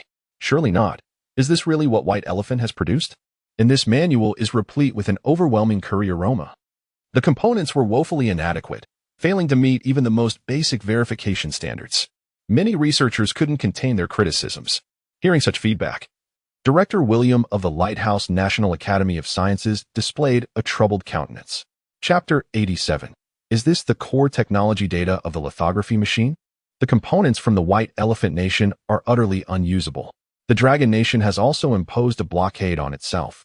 William furrowed his brow deeply, gazing at the assembly before him, and solemnly remarked, "Gentlemen, given the current circumstances, is there any effective solution? I propose we engage in a technology exchange, supplying some of our core technologies to the Dragon Nation to mitigate their blockade against us. Simultaneously, we must prepare for all contingencies. Countries like the White Elephant still possess industrial manufacturing capabilities, albeit with insufficient precision at present. Given ample time, they could gradually replace the Dragon Nation entirely. For now, we can only trade technology for time and space." The members of the Academy expressed their helplessness. What technologies can we exchange? William surveyed the room and replied gravely. In terms of operating systems, the Dragon Nation has recently developed the latest domestically produced system. As for AI and model architecture, well, we pioneered these. The Dragon Nation has made commendable strides as well. Therefore, the only technology left for exchange appears to be chips. If we open the chip project to the Dragon Nation, it would signify that we can no longer restrain them technologically in the realm of information. William immediately opposed the notion of discussing chips. That is preposterous. The primary reason we can still restrain the Dragon Nation is that the core technology of chips is firmly in our grasp. If we were to open it up, companies like Huawei would not sit idly by. They would swiftly update and iterate on the technology. Moreover, having been previously blockaded, the Dragon Nation would leave no stone unturned to develop lithography technology. During this period of blockade, they have already achieved 28-nanometer lithography technology. Initially lacking a foundation, they now have one, allowing for much quicker advancement. William, do we have any other options? The satellite technology sector reveals that we no longer maintain any leading advantages over the Dragon Nation. Similarly, in the aerospace field, we hold no advantages. Looking at the current situation, we have lost competitiveness in all domains. Even in the chip sector, a breakthrough is merely a matter of time. Thus, it would be prudent to facilitate a friendly exchange with the Dragon Nation, which would grant us ample time. The assembly immediately voiced their agreement. William sighed in resignation and nodded solemnly. It appears we have no choice but to proceed in this manner. Soon, the Lighthouse Nation's Academy contacted the Dragon Nation through diplomatic channels, preparing to lift the blockade on chips while requesting corresponding technical data in return. Upon receiving this request, the Dragon Nation's foreign ministry promptly organized the technical data and transmitted it directly to Lin Rui, who had initially proposed the industrial assessment. Many of these technologies had also been reviewed by Lin Rui. Faced with such a situation, Lin Rui did not hesitate to respond directly. "We consent to the exchange. But we do not seek the right to utilize chips. Rather, our personnel must obtain the core technical data from Assman Company and participate in the development of 1-nanometer chips. Should they refuse, we will not release any practical technologies." Lin Rui's conditions were crystal clear. Participation in the development of 1-nanometer chips was mandatory, and Assman must provide the core technical data. Although Assman is a company of Helan, the Lighthouse Nation is their major shareholder, making the acquisition of technical data relatively uncomplicated. Lin Rui's decision was soon relayed back to the Lighthouse Nation. William of the Lighthouse Nation's Academy, upon reviewing this intelligence, summoned all researchers without hesitation to commence a technical discussion. The Dragon Nation seeks the complete technical data for chip technology. We absolutely cannot grant that. I believe we can provide them with the 3-nanometer technology data instead, as the 1-nanometer technology is still in development and achieving mass production is a considerable distance away. Given the Dragon Nation's scientific spirit, they will certainly find a way to delve into it. Based on their 28-nanometer foundation, they will need at least 3 years. Moreover, the lithography machines developed by Assman contain wafer technology that symbolizes the pinnacle of human civilization. This component is not part of the lithography machine's core materials. It is unique to the Will Nation. Hearing this, William breathed a sigh of relief. Indeed, the lithography machine involves numerous technologies that require collaboration from all nations to complete the design and development. Relying solely on one nation would not suffice for mass production of chips. Without delving into specifics, the lens technology provided by the Will nation requires absolute smoothness, with no gaps even as fine as a hair's breadth permitted in the thousands of folds constituting the wafer. This is a core component of the lithography machine. Even if the Dragon Nation were granted all core technical data, without access to the Will nation's lenses, they would remain utterly powerless. Then let us agree to their terms. After deliberation, William nodded earnestly. By the way, Director William, we might also. Several scientists from the Lighthouse Nations Academy seemed to have a revelation and promptly spoke up. William nodded vigorously. Upon receiving permission from the Lighthouse Nations Academy, the Dragon Nation swiftly acquired Asmon's core chip technology and gained the opportunity to participate in the development of 1-nanometer technology. However, Asmon imposed its own requirements on the Dragon Nation, stipulating that only those who passed Asmon's technical assessment would be allowed to join the 1-nanometer chip research as formal researchers. Those who did not would only be permitted as apprentices. Their reasoning was quite sound. The Dragon Nation's technology was still at the 28-nanometer level, and lithography machines are highly precise instruments. If the Dragon Nation were to inadvertently damage any core components, who would bear that responsibility? Therefore, to become formal researchers in chip development, the Dragon Nation's personnel must pass their examinations and undergo at least 6 months of practical training. Although Asmon Company's requirements appeared reasonable, they were, in essence, mocking the Dragon Nation's ignorance and inexperience. Faced with such demands, the Dragon Nation's chip researchers seethed with indignation, feeling thoroughly insulted. Before long, the encrypted data was dispatched. Upon receiving the technical data, the entire chip research center in the Dragon Nation was left in stunned silence. This was indeed core technology data, but it was far too central. Chapter 88, Deceit Beyond Measure, Core Technical Data. As the technical content lay before them, a wave of bewilderment swept through the crowd. The primary issue was that all the technical results presented were final answers, devoid of any derivation process. It was utterly incomprehensible. Observing this situation, many enthusiastic experts from the Dragon Nation felt as if a bucket of cold water had been poured over their heads. How on earth are we supposed to manage this? Everything is merely the end result, clearly indicating a reluctance to share the underlying process with us. Furthermore, while the experimental equipment and testing apparatus parameters were provided, we lack the photolithography machines necessary for verification. What are we to do? Let us not dwell on this. The materials are limited, and any extension is utterly impossible. So we must forge ahead ourselves. Based on our current 28-nanometer foundation, merely attempting to derive and reproduce these results would take over a year, followed by production, which would take at least another 3 to 5 years. If they decide to delay, what then? The wafer lenses are not ours, and we would still need to import them from the United States. The extreme ultraviolet light source is also not ours. We cannot manage that either. It seems to me they are doing this intentionally, providing us with this data while insisting we must master it before we can practice. Does that mean we would have to wait 2 to 3 years? By then, they would likely have concluded their research on 1-nanometer chips. Many could not help but voice their grievances. All right, what good does complaining do? Let us start from scratch.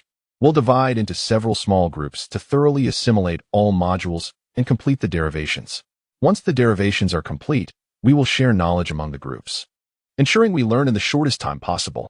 The director of the Dragon Nation Chip Research Institute issued the command. The surrounding researchers nodded slightly and then dispersed to begin their work. Complaining solves nothing.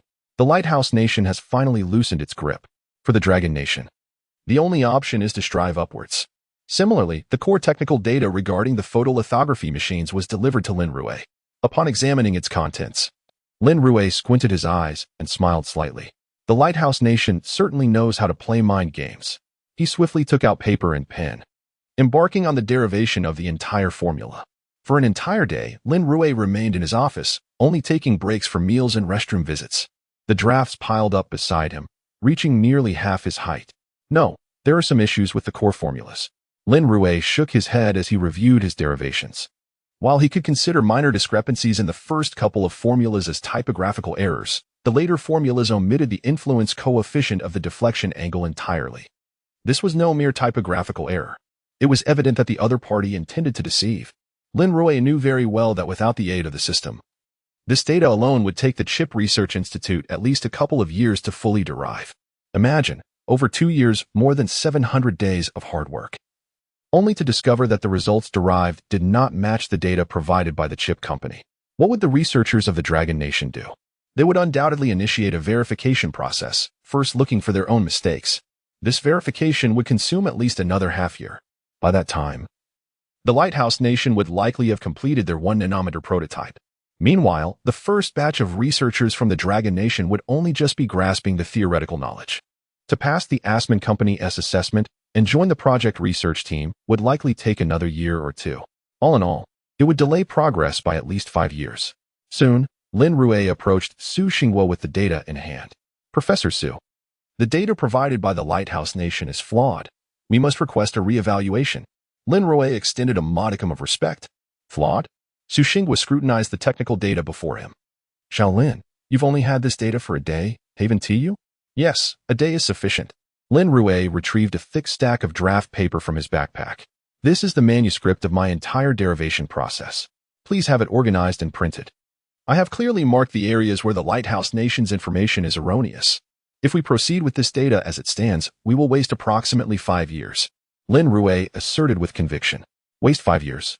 Su Xingguo's expression turned grave as he glanced at Lin Rui's manuscript, his eyes slightly reddening from fatigue. Lin, I'm not an expert at chips.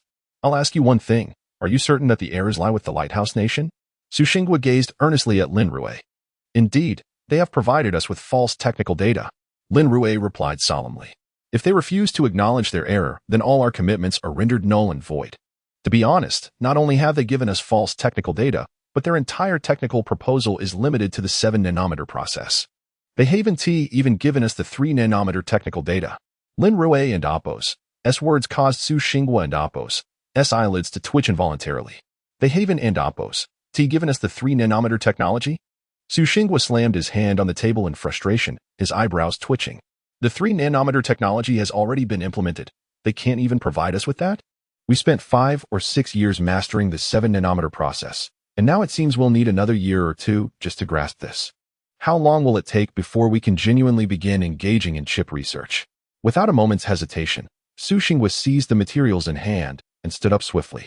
I must go to the capital and report this matter directly to the leaders. This issue has wide-reaching implications, and we must demand a complete explanation from the Lighthouse Nation. Especially since they provided us with 7-nanometer data when we initially requested 1-nanometer technology. Su Xingguo stated earnestly. However, Lin Rui shook his head in response. To be honest, I only wanted to see what level they were at by asking for the 1-nanometer process. Yet, I am genuinely disappointed with what these individuals have designed. Most of the designs show little improvement. According to their design scheme, silicon-based chips will peak at 1 nanometer, reaching a bottleneck. It is exceedingly difficult to achieve any further breakthroughs. Lin Rui understood that transitioning from 7 nanometers to 3 nanometers, and then to the 1-nanometer process they were researching, was merely an enhancement in technology, arranging the number of transistors per unit volume more densely. The core of the technology itself had not undergone any groundbreaking advancements. Oh. Do you have any other thoughts? Su Xingguo regarded Lin Rui, seemingly discerning the unspoken implications behind his words. Chapter 89, The Lighthouse Nation. How dare the Dragon Nation question us? Su Xingguo gazed at Lin Rui before him, waiting for their response. A quarrel is essential. The more fervently we argue, the more the Lighthouse Nation believes we are desperate for the 1-nanometer technology. Inflating the price of the entire 1-nanometer technology will make the Lighthouse Nation feel that they have us completely under their control. The duration of this debate ultimately depends on the capabilities of the people in the Ministry of Foreign Affairs and their technological advancements. Lin Rui regarded Su Xingguo intently. The Lighthouse Nation perceives the 1-nanometer technology as our Achilles heel, yet we possess ample leverage as well. The outcome is inconsequential. What truly matters is the time we spend in this quarrel. We must devise a method to research carbon-based chips. Only upon the successful development of carbon-based chips can we achieve a genuine leap forward. Lin Rui articulated his thoughts on carbon-based chips. This technology boasts computational efficiency several times, even dozens of times greater than that of silicon-based chips. Moreover, it does not require photolithography machines. By employing carbon fibers, we can effectively arrange carbon atoms. In terms of heat dissipation and other aspects, carbon-based chips significantly outperform their silicon counterparts. Lin Rui, do you have any thoughts regarding silicon-based chips? Su Xingguo suddenly stood up. Compared to the Lighthouse Nation's deception with their 7-nanometer chip technology, Su Xingguo was far more concerned about carbon-based chips. If this technology could be developed, It would break the stranglehold on the Dragon Nation's chip technology that has persisted for years. This is the crux of the matter. Well, not exactly. I merely have some vague ideas. Once they are sufficiently refined, I will present them. Lin Rui furrowed his brow slightly. He was not lacking in technology, rather. The technology points he possessed could not support the exchange for carbon-based chips. All right, no need to rush. Su Xingwa smiled, harboring an inexplicable confidence in Lin Rui. As long as Lin Rui asserted that it could be accomplished, it surely would be. As for the quarrel, rest assured, over the years, we have mastered the methods to deal with the Lighthouse Nation. Su Xingwa glanced at Lin Rui, clapping the technical documents in his hands, and promptly exited. Meanwhile, Lin Rui's technical manuscript was assigned by Su Xingwa to Yang Jianjun and others for organization and archiving. The manuscript's copies were swiftly dispatched to the Chip Research Institute. Upon receiving the manuscript, the director of the Chip Research Institute was taken aback. Furthermore, after circulating it among all technical personnel, the attendees could not help but gasp in astonishment. It was simply remarkable. From the initial derivation to the final conclusions, the document was meticulously detailed, filled with ideas and processes. This could hardly be considered mere technical documentation. It could even be regarded as a textbook. Following the textbook, especially in certain critical segments, Lin Rui had even provided annotations. Director, this technical document has been deciphered so quickly? Which research unit is so formidable? It has only been 2 days. Many researchers displayed expressions of disbelief. The director surveyed the crowd and shook his head, stating, I was the first to receive the technical documentation. Moreover, we are the nation's premier chip research institute. Is it possible that another institute has already surpassed us? Surely not. I have not heard of any other institutions working on chips. Could it be that the domestic think tank has made breakthroughs? That is a possibility. I heard that the government recently conducted an extensive industrial assessment, and many private technologies have been nationalized. Perhaps in the field of chips, they have already surpassed us. After some discussion, everyone resumed their tasks. What they needed to do next was to thoroughly comprehend the contents of this manuscript. At the Lighthouse National Academy of Sciences, Director Williams sat in his office, reviewing the materials provided by the Ministry of Foreign Affairs. The Dragon Nation claims our materials contain errors. What do they know? The entire technical documentation was synthesized from Asman's database. How could there be any issues? The Dragon Nation is clearly nitpicking. Can they not see that when they claim there are problems, it does not automatically mean there are? William directly chastised the Foreign Ministry personnel. The Ministry of Foreign Affairs relayed the situation to the Dragon Nation. Upon receiving this news, Su Xingwa revealed a cold smile. They refuse to acknowledge it? Do they think they can toy with us? Almost simultaneously, an announcement was made on the Dragon Nation's official account. Science knows no borders. And one must possess a spirit of contractual integrity, proclaimed the Lighthouse Nation. But how do they operate? In the technical materials provided to the Dragon Nation, there are a total of 315 errors, with 23 core mistakes. Is this their so-called science without borders? This is clearly an attempt to mislead the Dragon Nation for their ulterior motives. In light of their actions, which breach contractual agreements, we have decided to suspend the fulfillment of technology sharing. Below are portions of the technical materials for reference, along with marked errors. The Dragon Nation posted several images below. It was evident that beneath the core formulas, corresponding annotations had been provided, along with revisions. Witnessing this scene, the research team of the Lighthouse Nation could no longer maintain their composure. Once these technical materials were released, even a moderately knowledgeable expert would recognize that the errors were undeniably the fault of the Lighthouse Nation. Several mistakes were not immediately apparent, but upon closer inspection, they could be discerned. Faced with such circumstances, the official account of the Lighthouse Nation immediately countered. The Dragon Nation's claims are utterly absurd. The technical materials we provided have been revised by Asman Company. There is absolutely no possibility of errors. And it is well known that the Dragon Nation's self-developed chip process is merely at 28 nanometers. It is entirely normal for them to misunderstand our research achievements at the 1 nanometer scale. They urge the Dragon Nation to properly grasp the core technical materials before making similar statements. The comments from the Lighthouse Nation immediately caught the attention of many public intellectuals. Almost simultaneously, numerous netizens on Facebook scoffed. Sakura Nation netizen, upon reading this response, I felt as though I were witnessing an elementary student attempting to instruct a middle schooler on solving a quadratic equation. Lighthouse Nation netizen, the Dragon Nation dares to critique our 1 nanometer technology while they remain at the 28 nanometer level. They have likely never encountered these theoretical derivations and mistakenly believe they are erroneous. White Elephant Nation netizen. This seems quite normal. The Dragon Nation has indeed made significant progress in recent years, but their arrogance is truly excessive, daring to critique the Lighthouse Nation. Well, Nation netizen, I truly do not understand what the Dragon Nation is thinking. Even if they grasp the theory, what good is it? Without our Wool Nation and Oppo's wafer chips, they cannot produce photolithography machines. In an instant, Facebook was inundated with mockery directed at the Dragon Nation. Chapter 90. Is the successful control of nuclear fusion no longer captivating? The statements made by the Lighthouse Nation were swiftly disseminated domestically. The matter concerning the core technology documentation of 1 nanometer chips rapidly ascended the trending topics. Is it truly the case that our domestically developed cutting-edge technology has merely exchanged for a few flawed documents? Does this not imply that we have been thoroughly played for fools? I cannot fathom the mindset of these researchers. Have they entirely forgotten the Peace Model project? How can they still entertain trust in the Lighthouse Nation? Is it so that our Dragon Nation cannot resolve the chip dilemma independently? Why must we procure technology from the Lighthouse Nation?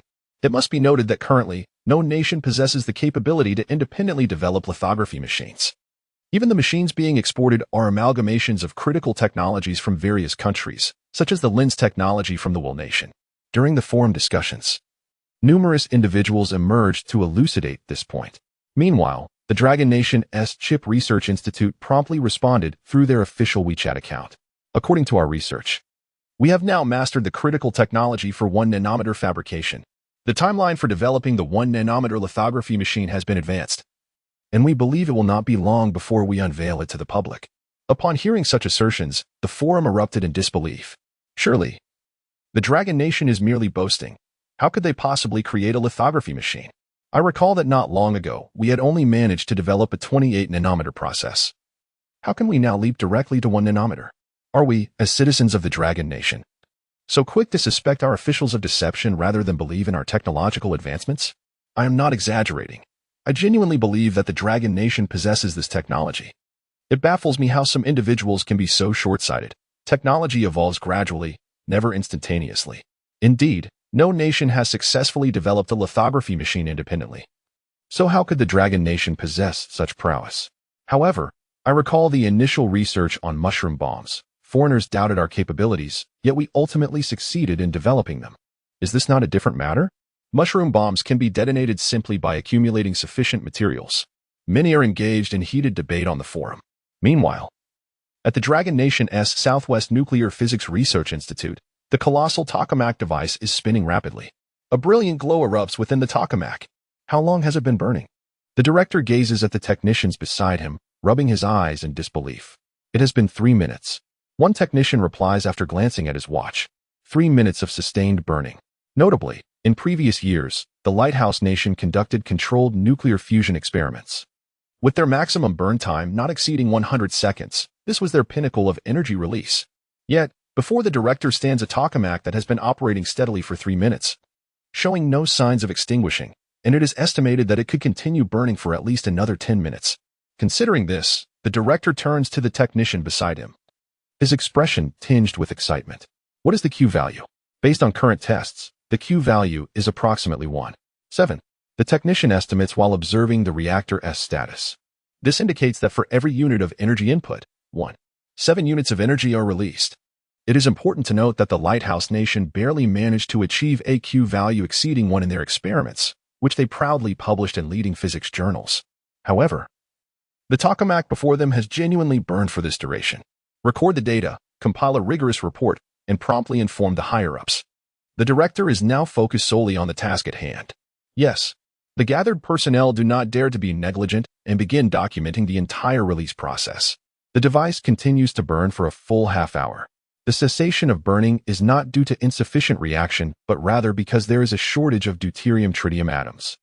Controlled nuclear fusion has never been sustained beyond 3 minutes, hence the limited preparations. These elements are highly radioactive and difficult to store. Yet, it is now burned for a remarkable half-hour. Director, based on our data feedback, this burn lasted approximately half an hour. The PQ value reached 2.1, with a minimum of 1.3, all exceeding the threshold of 1. From the feedback data, it appears we may have solved the controlled nuclear fusion technology. The technicians suppressed their excitement, unable to believe their eyes. They have dedicated years to researching controlled nuclear fusion and understand its complexity better than anyone else. Just the ignition process has spawned thousands of papers, with multiple setups aimed at minimizing energy consumption during ignition. Despite this, they have struggled to achieve stable burning, let alone AQ value exceeding 1. An inability to maintain stable burning indicates that the apparatus cannot provide a continuous energy supply. However, this classified plan clearly outlines the ignition methodology. With the right execution, ignition is successful and sustainable. Whether the controlled nuclear fusion technology has truly been realized is not for us to declare. It must be validated by foreign experts and scholars. You must find a way to organize the control methods of controlled nuclear fusion into an integrated operation so that when the time comes to present it, foreign observers cannot discern our underlying secrets. Many researchers immediately nod in agreement, and everyone resumes their diligent work. The control program for nuclear fusion is quite intricate, but if it is merely a matter of encapsulation, it becomes significantly less daunting. At this moment, the director of the Nuclear Power Research Institute, carrying vital documentation, boards the next flight to the capital. He intends to convey this exhilarating news to the higher authorities. However, upon his arrival at the Longguo Academy of Sciences, ready to share this thrilling revelation with the leadership, he is met with a mere phrase. Controlled nuclear fusion has succeeded. It is confirmed. There is no excitement as anticipated. Even the leadership responsible for scientific research appears remarkably composed. The director of the Nuclear Power Research Institute is left perplexed. Has the success of controlled nuclear fusion research failed to capture the attention of the higher-ups? Chapter 91. Is Longguo truly pursuing the Southgate project? The director of the Nuclear Power Research Institute gazed at the composed Director Su of the Longguo Scientific Research Department. Director Su, this is controllable nuclear fusion technology. After our experimental tests, we have managed to achieve stable combustion for half an hour. We can confidently claim to be the first team in all of Longguo, and indeed the world, to accomplish controllable nuclear fusion ignition. The director of the Nuclear Power Research Institute exclaimed with palpable excitement. However, all he received in return was a rather impatient shake of the head from Su. I am well aware. Your success was inevitable. If there were a failure. Su paused momentarily, then turned to look directly at the director. If there were a failure, it would certainly be due to your shortcomings. Success is a given. Such a bold proclamation. Yet, there seem to be no grounds for dispute. Are you truly so confident in your ability to complete this? The director of the Nuclear Power Research Institute furrowed his brow instinctively as he regarded Su. This document you hold is. Su glanced at the director before shaking his head. Why should I share this with you? Since you're here today, take a good look at this document. With that, Su handed over a file to the director. Upon opening it, the contents were explicit. A phrase on the cover page caused his eyelids to flutter. Proposal for the miniaturization of controllable nuclear fusion. Staring at those words, the director fell silent. No wonder Su remained so unflustered. It turned out that the Longguo research team had already commenced designs for miniaturization. It is crucial to understand that while controllable nuclear fusion suggests a level of manageability, it fundamentally remains a nuclear fusion reaction. When space is compressed, the resulting neutrons could collide incessantly with surrounding materials, potentially leading to catastrophic consequences. Miniaturization, while seemingly straightforward in concept, is exceedingly arduous in practice. Enough with the superfluous chatter. Here's the technical proposal for miniaturization. Take it back and study it thoroughly. Once you obtain accurate test results, report back immediately, Su said, sliding a confidential sign-off sheet towards the director. The implication was clear. He was to take the documents and depart. The director quickly grasped the situation and promptly signed his name. By the way, may I ask, was this set of plans developed by the same individual as the previous ones? In response to such an inquiry, Su merely narrowed his eyes and scrutinized him. Have you forgotten the confidentiality regulations? Do not ask what you shouldn't. Simply do as instructed. Also, the press conference you submitted has been approved. The higher-ups wish for you to invite as many global researchers as possible, especially Nobel laureates. The event must be grand, and we must withstand inquiries from foreign experts. It is not enough for us to claim we have developed controllable nuclear fusion. We need the world to believe it as well. Su emphasized. Understood. I will organize it. The director of the Nuclear Power Research Institute nodded and exited promptly. Before long, the official WeChat account of the Longguo Nuclear Power Research Institute announced, yesterday, we successfully achieved ignition in our experiments. Furthermore, we completed a sustained combustion test lasting half an hour. with an overall Q value of 1. 7. Controllable nuclear fusion technology addresses humanity's energy crisis. To validate its effectiveness, we sincerely invite esteemed research institutions to join us in discussing the future of technology. The Longguo Academy of Sciences extended an invitation to global researchers in controllable nuclear fusion, almost simultaneously shortly after the announcement. Dean William of the Lighthouse Academy called over his research staff. What exactly has Longguo been up to? Just days ago, they mentioned developing photolithography equipment. And now they claim to have created controllable nuclear fusion technology and wish for collaborative discussions. Based on our latest research findings, controllable nuclear fusion cannot be realized in the short term. What is Longguo truly planning? Dean William could not suppress his disdain. There are still numerous bottlenecks yet to be overcome with controllable nuclear fusion. How could Longguo possibly accomplish this? Not long after, someone raised their hand for attention. Dean William. According to our investigations, it seems Longguo is engaged in a project they refer to as the Southgate Project. We have reason to suspect that both the sixth-generation fighter jets and the recently announced controllable nuclear fusion and photolithography technology could be mere smokescreens. They aim to mislead us into joining the Southgate Project, thereby consuming vast amounts of our resources in an attempt to keep pace with them. William furrowed his brow at such a claim. Are you suggesting that the methods currently employed by Longguo mirror those we utilized during the Cold War against the Northern Bear? Do they wish for us to become embroiled in a new arms race? William narrowed his eyes, forming his own conclusions. But what if Longguo is indeed pursuing the Southgate Project? How should we respond? William surveyed the individuals gathered before him. They claim to have developed controllable nuclear fusion technology. Perhaps we should dispatch personnel to examine this for ourselves. I propose we utilize Starlink technology to conduct comprehensive surveillance on Longguo, ensuring we unearth the core details of the Southgate Project. Those in Longguo are exceedingly cunning, often engaging in diversionary tactics. Upon hearing the mention of the Starlink project, a hint of intrigue flickered across William's brow. Precisely, the Starlink initiative. Mobilizing the entire Starlink network will enable us to monitor Longguo comprehensively. I shall promptly visit the presidential office to report this plan. If Longguo is genuinely pursuing the Southgate project, it would undoubtedly pose the gravest threat to the Lighthouse Nation. Not to mention, the most significant release of energy from controllable nuclear fusion does not stem from the deuterium-tritium reaction, but rather from helium-3. This element is abundantly available on the Moon. And given Longguo's aerospace capabilities, they could feasibly establish a space station or even a base on the lunar surface. A grave expression settled over William's face. Longguo's advancements in the field of aerospace have been nothing short of meteoric. In stark contrast, the Lighthouse Nation has seen a generational gap due to the departure of its older pioneers. Meanwhile, Longguo's research personnel are predominantly youthful, which is what truly instills a sense of dread within the Lighthouse Nation. Chapter 92. Exoskeleton mecha testing. While everyone engaged in casual conversation, Lin Rui remained industrious. During this period, the engineering department diligently crafted components according to Lin Rui's blueprints. All parts were manufactured to specification, and the project swiftly approached its conclusion, ready for assembly. Before long, a nearly 2-meter-tall exoskeleton mecha emerged into view. Its outer shell was coated in a glossy black finish, radiating a metallic sheen. Gazing at the mecha before him, Lin Rui could not suppress a deep breath.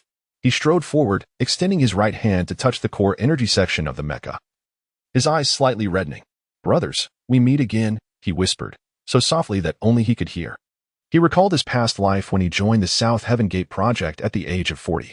Before that, exoskeleton technology had already matured, with researchers practically equipped with their own sets, primarily for assistance in transportation and everyday portable use. However, now, having been reborn, he had replicated the exoskeleton armor, and astonishingly, he was only 18. Compared to before, he had accelerated the development process of exoskeleton technology by nearly 20 years. "Lin, should we find someone to give it a try?"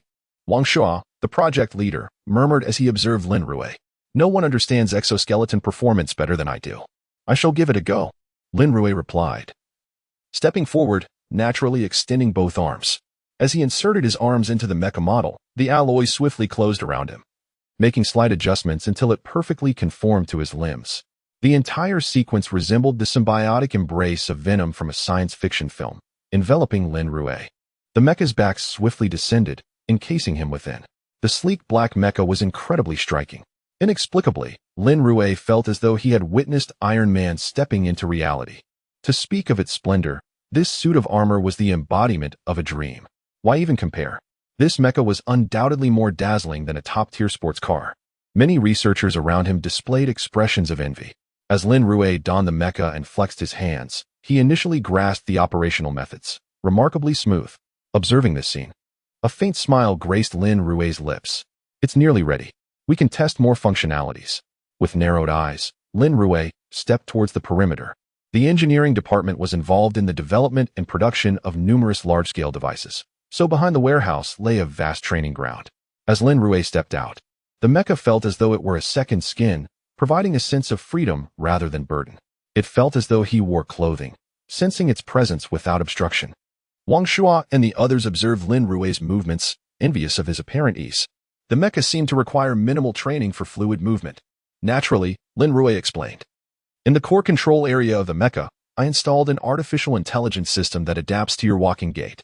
In other words, there was no need to learn how to control the mecha. It would autonomously adjust to the user's state. Hearing this, many researchers exhibited eager expressions. Everyone wished to experience the mecha firsthand.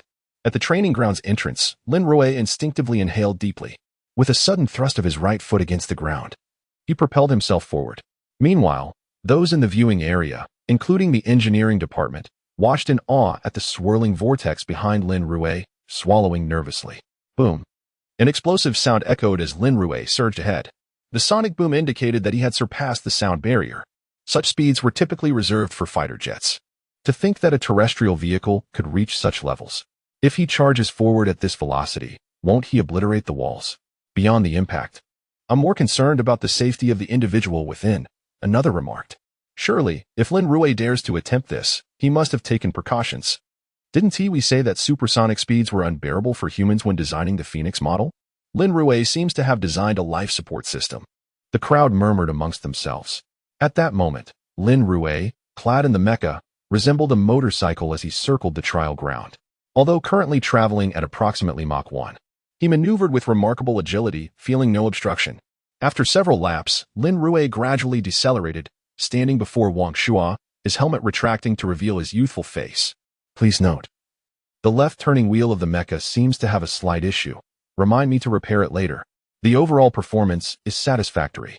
We shall now prepare for the ascent experiment to test the temperature control system. Lin Rui declared, bending down to inspect the mecha. Upon hearing this, Wang Shuo and the others felt a wave of anxiety wash over them. What? An ascent experiment? We weren't informed of such a test. Moreover, this mecha has only just been developed.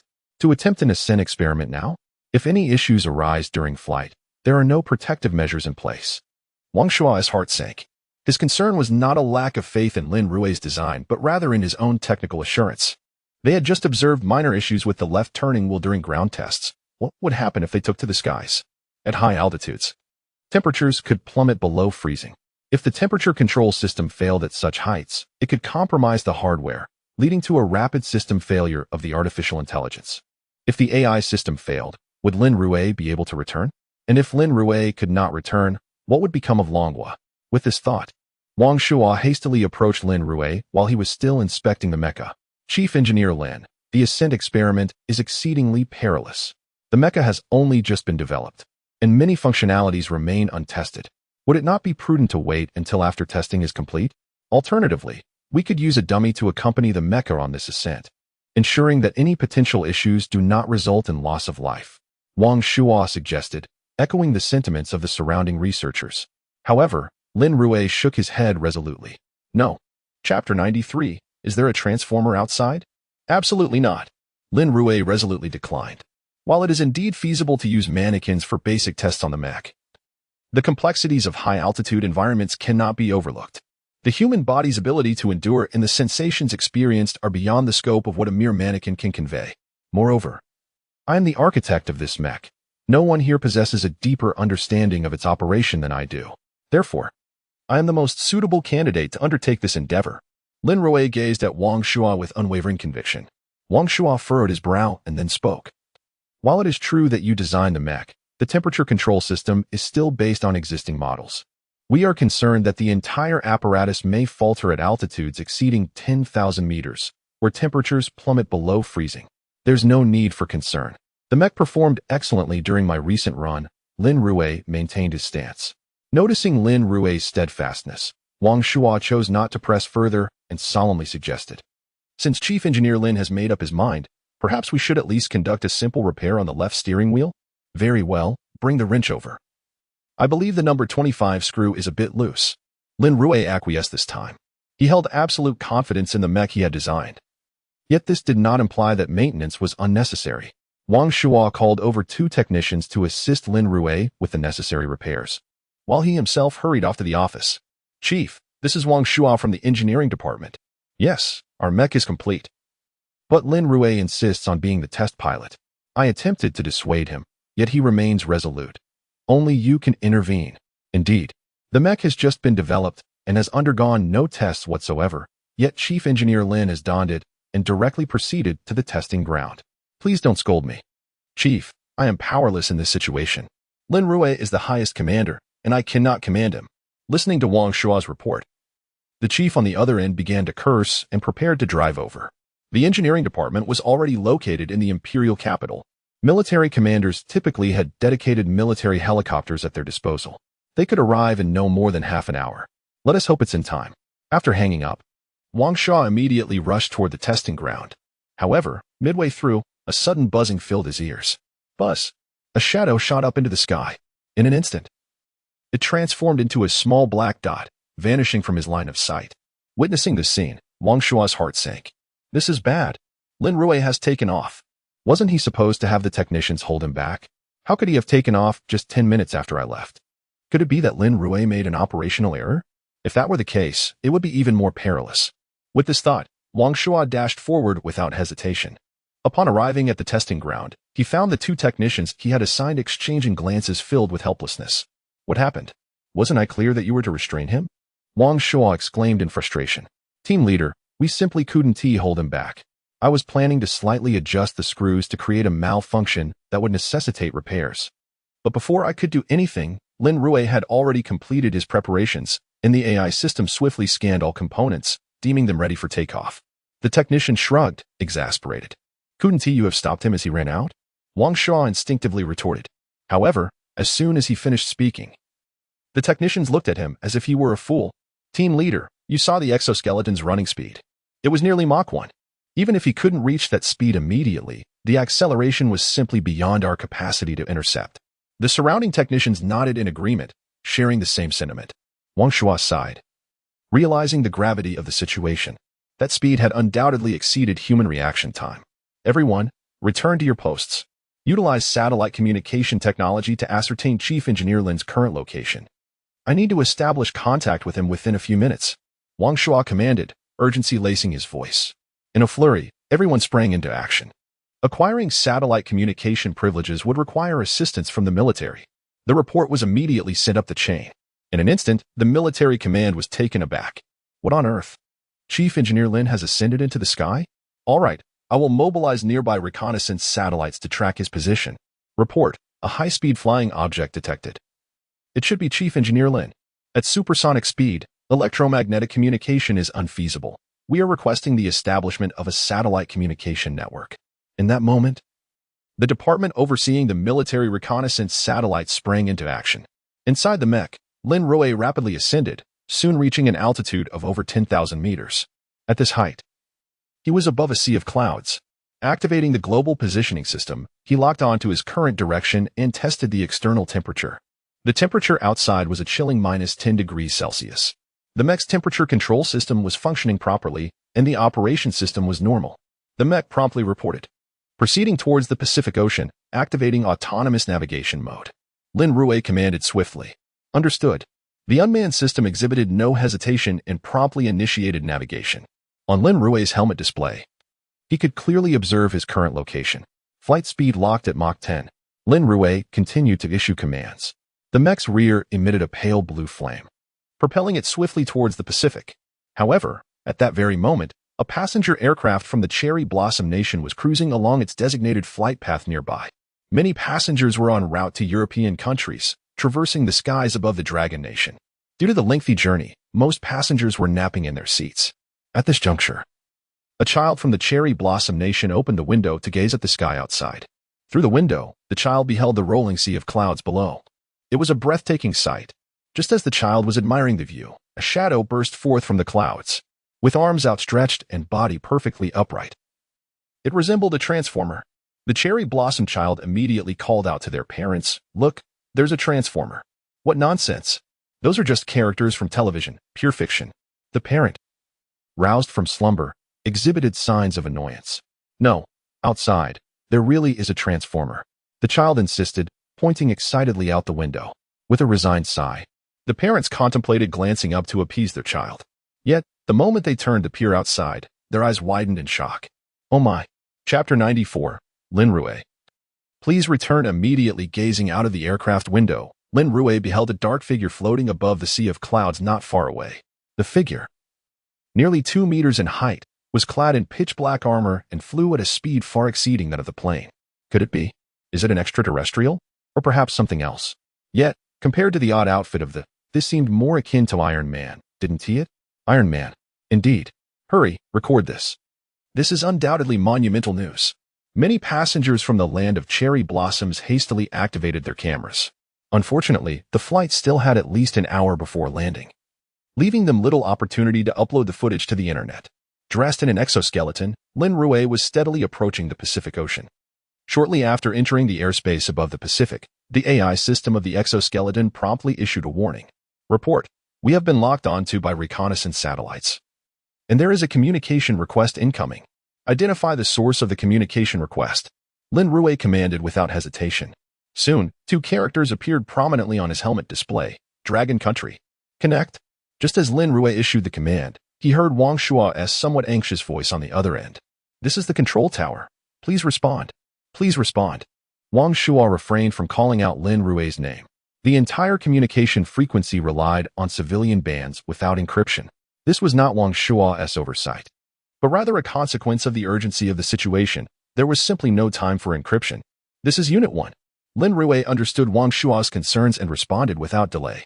"Unit 1, return immediately," came the command from Wang Shua. Lin Rui frowned slightly, then swiftly ordered the AI system, "Activate secure encryption mode to ensure stable communication." Secure encrypted communication has been activated. The scrambled transmission is underway. The relevant computers at the control tower are being decoded, and encryption is complete. The AI system efficiently finalized the communication encryption. Lin Rui glanced at the message prompt and spoke in a deep voice. "Wang Shua, it's me. Ah, Shaolin." Wang Shua jolted at the sound of his name, instinctively wanting to end the conversation. However, Lin Rui calmly assured him, "The communication is encrypted. No one can intercept our call." Upon hearing this, Wang Shua breathed a sigh of relief. "Lin Rui, hurry back. The chief is on his way. He wants to hear your report, and you know our entire team struggles without you." Wang Shua's tone carried a hint of pleading. He was genuinely worried. Yet Lin Rui remained unfazed, his voice still calm. "No rush. It's not every day the exoskeleton gets airborne. I can still complete several major tests. Afterward, I'll report the data to the leadership, giving them a pleasant surprise." Lin Rui's words caused a heavy sensation in Wang Shua's heart. A surprise? What kind of surprise could this possibly be? More like a shock, if you ask me. Wearing the exoskeleton, let alone wind tunnel experiments. Even standard tests had not been performed. He took off directly, leaving Wang Shua uncertain whether Lin Rui was bold or simply reckless. Just as Wang Shua hesitated, a figure in military attire approached. "I am Commander Chen Pengfei of the Air Force. Lin Rui, please report your status." The authoritative voice of Chen Pengfei echoed on the line. "Report, Commander Chen. All is normal. The exoskeleton and Oppo's performance parameters are within normal limits, and the flight data is stable," Lin Rui promptly reported. Although he was not familiar with Chen Pengfei, the title of Air Force Commander commanded respect. "Since the parameters are normal, then return," Chen Pengfei replied. Relieved, Lin Rui was safe. Shortly after Wang Shua contacted the chief, he received orders to swiftly board a helicopter to the exercise area.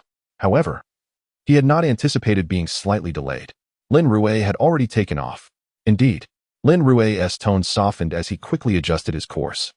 Just as he prepared to return, the AI system issued another warning. "Report, the exoskeleton has been detected by foreign reconnaissance satellites." "What country?" Lin Rui inquired. The feedback from the reconnaissance satellite suggested is the lighthouse country. The AI quickly assessed.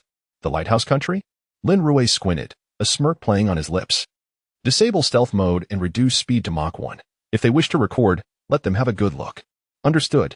The AI of the exoskeleton promptly complied. Stealth mode disabled. Speed is decreasing. Current speed is Mach 3, expected to reduce to Mach 1 in 3 minutes. Should we prepare for aerial hovering? Hearing the mechanical voice of the system, Lin Rui couldn't help but smirk slightly. When it comes to cleverness, the system truly excels. Reduce speed to approximately Mach 1 and prepare to hover. Lin Rui commanded decisively. At that moment, shortly after Lin Rui disabled the stealth system, the reconnaissance center of the Dragon Country Control Tower reported, "We have captured Lin Rui's exoskeleton dynamics. Should we connect the video signal?" The technicians swiftly relayed the message. Wang Shuo turned to Commander Chen Pengfei standing beside him. "We captured the exoskeleton's movements. Didn't we previously struggle with locating it?" Chen Pengfei looked at the technicians with a puzzled expression. That was indeed the case, but it seems Lin Rui has disabled the stealth performance. The technician glanced at the panel. Chapter 95, Discovered? Canceling stealth capabilities leads to exposure? Lin Rui chuckled and shook his head. It is not a matter of possibility. It is an established fact that we have already been exposed. His tone was remarkably relaxed, as he stated, in fact, just a moment ago. The reconnaissance satellite of the Lighthouse Nation has locked onto my position. What? Upon hearing this, Chen Pengfei and the others were utterly astonished. Their location had already been pinpointed by the reconnaissance satellite of the Lighthouse Nation. To have their position locked while opting to disable stealth technology? Wasn't that akin to blatantly revealing their location? In light of this situation, Chen Pengfei spoke with a serious tone. Lin Rui, immediately activate the stealth capabilities and return to base at the fastest speed. However, this command caused Lin Rui to furrow his brow. I'm sorry, but as the chief officer of the Morning Star Project, you cannot issue orders to me in this regard. Lin Rui succinctly replied before abruptly severing the communication. Chen Pengfei looked at Wang Shuo beside him, bewildered. What is the Morning Star Project? Why have I not heard of it? Chen Pengfei inquired, his face filled with confusion. Wang Shuo frowned as well, then helplessly shrugged. Commander Chen, you hold the rank of Major General. If you are unaware, then I am even less informed. Upon hearing this, Chen Pengfei was momentarily taken aback, then slowly walked out of the command center, seeking an unoccupied conference room. The guard stationed at the door stood watch as Chen Pengfei took out his mobile phone and dialed a number. Please investigate what the Morning Star Project entails. After a brief silence, the operator on the other end responded, Report, Major General Chen, you do not possess the clearance to know about the Morning Star Project.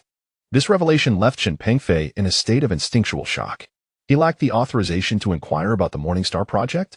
The secrecy surrounding this initiative was astonishingly high. When had this project been established? I'm sorry, I cannot disclose that information. Is Lin Rui the head of this project? I'm sorry, I cannot disclose that information. Chen Pengfei posed several questions, all receiving the same unyielding response. Faced with this predicament, he decided to refrain from further inquiries. The fact that he could not obtain even this information indicated the project's stringent confidentiality. It seemed only a select few were privy to such knowledge. Reflecting on this, Chen Pengfei chose to change the subject. Old Wang, tell me, what background does Lin Rui come from? Commander, I'm not entirely sure, but I do know that Chief Engineer Lin's projects always take precedence. Wang Shuo remarked, casting a knowing glance at Chen Pengfei. Always the highest priority? Chen Pengfei nodded slightly. But in his heart, he no longer regarded Lin Rui as merely a second lieutenant. Report, it appears Lin Rui is hovering in midair. What is he planning? Could it be that he is truly showcasing his capabilities to the Lighthouse Nation? I believe it is quite possible. His current position lies within the airspace of the Dragon Nation. Even if the Lighthouse Nation detected him, they would lack the courage to take action against us. Thus, I surmise that Chief Engineer Lin's actions are likely tied to the Morning Star Project. Wang Shuo, being aware of the Morning Star Project, made this assertion, causing Chen Pengfei to adopt a grave expression. Notify all major bases to prepare their aircraft. Should any issues arise, fighter jets must take off within the shortest time possible. Regardless of Lin Rui's intentions, we must ensure his safety. There can be no room for error. Chen Pengfei had no desire to hinder Lin Rui. The details of the Morning Star Project remained unknown to him, and it was clear that Lin Rui's mission was also beyond his comprehension. Therefore, his sole responsibility was to safeguard Lin Rui. Meanwhile, Lin Rui merely paused briefly in midair, his exoskeleton mech standing vertically, exposing every facet of the mech to the reconnaissance satellites of the Lighthouse Nation. After the display, Lin Rui adjusted his direction and ascended directly toward the base. As he returned, The mech activated its stealth mode, vanishing from the reconnaissance satellite's view. After all, revealing 1's location was out of the question. Report. The mech is plummeting rapidly from an altitude of 20,000 meters. What is happening? Is there a malfunction with the mech? Surely it was functioning normally just moments ago. How could it suddenly change like this? Could it be that Chapter 96 has the Dragon Kingdom developed mechas? Does mass production still require experts to decide? Upon hearing such a statement, Wang Shuo couldn't help but display a hint of skepticism on his face. Require experts to decide? Looking around the entire Dragon Kingdom. Is there anyone more proficient in exoskeletal mechas than Lin Rui? Certainly not. The entire system was designed by Lin Rui himself. Moreover, he has pioneered a new historical chapter. This may well be the first piece of equipment in the history of the Dragon Kingdom, or even the world, that can be directly deployed upon production. Take the Dragon Kingdom's most formidable fighter jet, the J-20, for instance. Even during the prototype production phase, it consumed several years.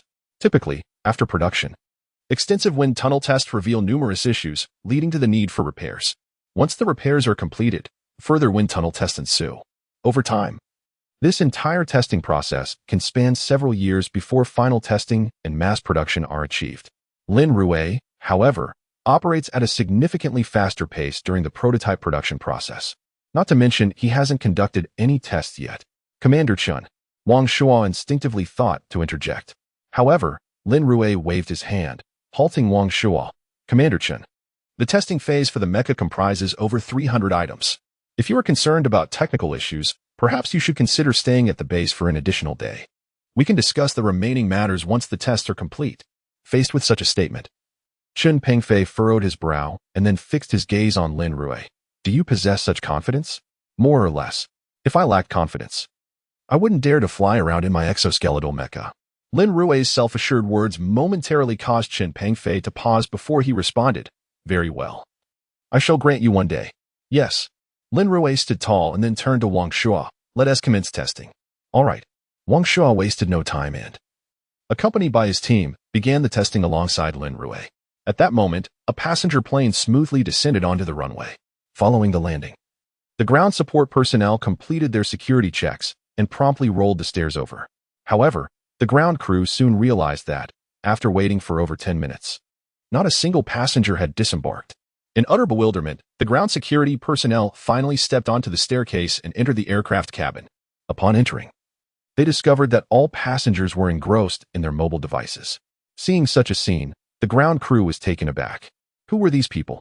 Were they part of a business travel group? Did they commence work immediately upon landing? Yet, even if they were busy, it wouldn't justify their reluctance to disembark. Or perhaps they were users of a particular platform from the Dragon Kingdom. According to internet jokes, it is common for answers to commence with, "Thanks for the invitation. I am currently on a flight. Dear passengers, please take your time in disembarking and do not impede our work." The flight attendants reminded once more. However, at that moment, the passengers could not suppress their complaints. What is wrong with this airport? The network signal is abysmal. I can't even send out a video. No kidding. The signal is truly terrible. Do I need a local SIM card for better connectivity?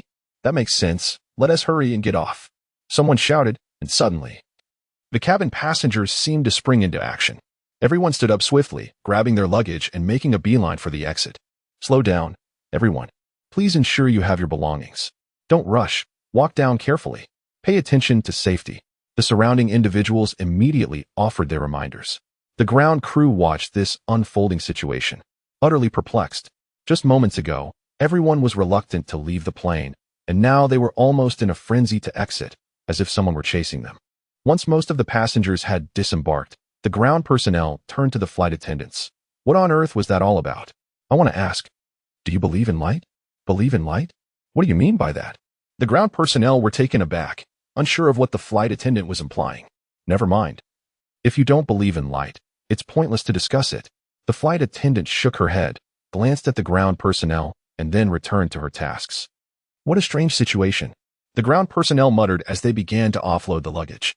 Everyone soon became preoccupied, and no one paid any further attention to the passengers on the plane. Before long, a short video exploded on social media. Everyone on a day-S flight. I spotted a character resembling Ultraman. What Ultraman? This is clearly the Iron Man developed by our lighthouse nation. Just look at its sleek, dark aerodynamic design. Stop exaggerating. When has the lighthouse nation ever had Iron Man? Besides, your aircraft's cruising altitude is over 10,000 meters. What kind of equipment can fly that high? And judging by the design, it's entirely ergonomic. Not to mention, a constant pressure oxygen chamber wouldn't even fit. That's a good point, at over 10,000 meters. The temperature is extremely low, necessitating an external constant pressure chamber. Clearly, it cannot be Iron Man. It must be our cherry blossom nation's Ultraman. Enough with the arguments. Have you seen the latest news from the Lighthouse Nation? They seem to have discovered an unidentified flying object over the Dragon Kingdom and through reconnaissance satellites. They suspect it to be a Dragon Kingdom war machine. Discovered over the Dragon Kingdom? What nonsense is that? I thought it was something found over the Cherry Blossom Nation. The Dragon Kingdom is supposedly witnessing Ultraman? How outrageous is that? Wow, regardless of anything else, this is indeed something. Many around couldn't help but murmur. It was just as they were fervently discussing this when the Lighthouse National Academy once again summoned researchers. Furthermore, this time, military personnel from the Lighthouse Nation were also involved. Even scientists from numerous allied nations participated in an online conference. Esteemed colleagues, what do you believe this flying apparatus from the Dragon Kingdom is? Could it possibly be a war mecha or something else? Recently, the Dragon Kingdom seems to have produced quite a few novel innovations. Do you have any intelligence on your end? Professor William of the Lighthouse National Academy surveyed the audience before him, inquiring. Upon hearing this, the surrounding individuals instinctively lowered their heads, uncertain of how to respond. Chapter 97. Impossible, absolutely impossible. Has the Dragon Kingdom developed the latest mecha? Faced with such a question, the members of the Academy of Sciences could not help but furrow their brows. In numerous instances prior, they had asserted that the Dragon Kingdom could not achieve such feats, only to be baffled when it ultimately did. Not only did they accomplish this, but they also surpassed the technological advancements of the Lighthouse Nation by decades. Take, for instance, the Dragon Kingdom's newly developed wave-riding configuration fighter jet. The Lighthouse Nation attempted to fabricate a similar model. Yet the result was a stark defeat at the hands of the Dragon Kingdom's aircraft. Just as the Lighthouse Nation prepared to declare to the media that the Dragon Kingdom's fighter jets were not as formidable as claimed, they were taken by surprise when the Dragon Kingdom's fighter jets flew directly over the presidential palace, circling above before departing. The phased array radar of the Lighthouse Nation could not even detect their location. This continuous humiliation left many researchers in the Lighthouse Nation at a loss as to how to assess the strength of the Dragon Kingdom. To claim they were weak seemed implausible, yet their repeated actions demonstrated undeniable power. However, to acknowledge their superiority would be an affront to the prideful citizens of the Lighthouse Nation. As these thoughts lingered in the air, the assembly of scholars could not help but squint in contemplation.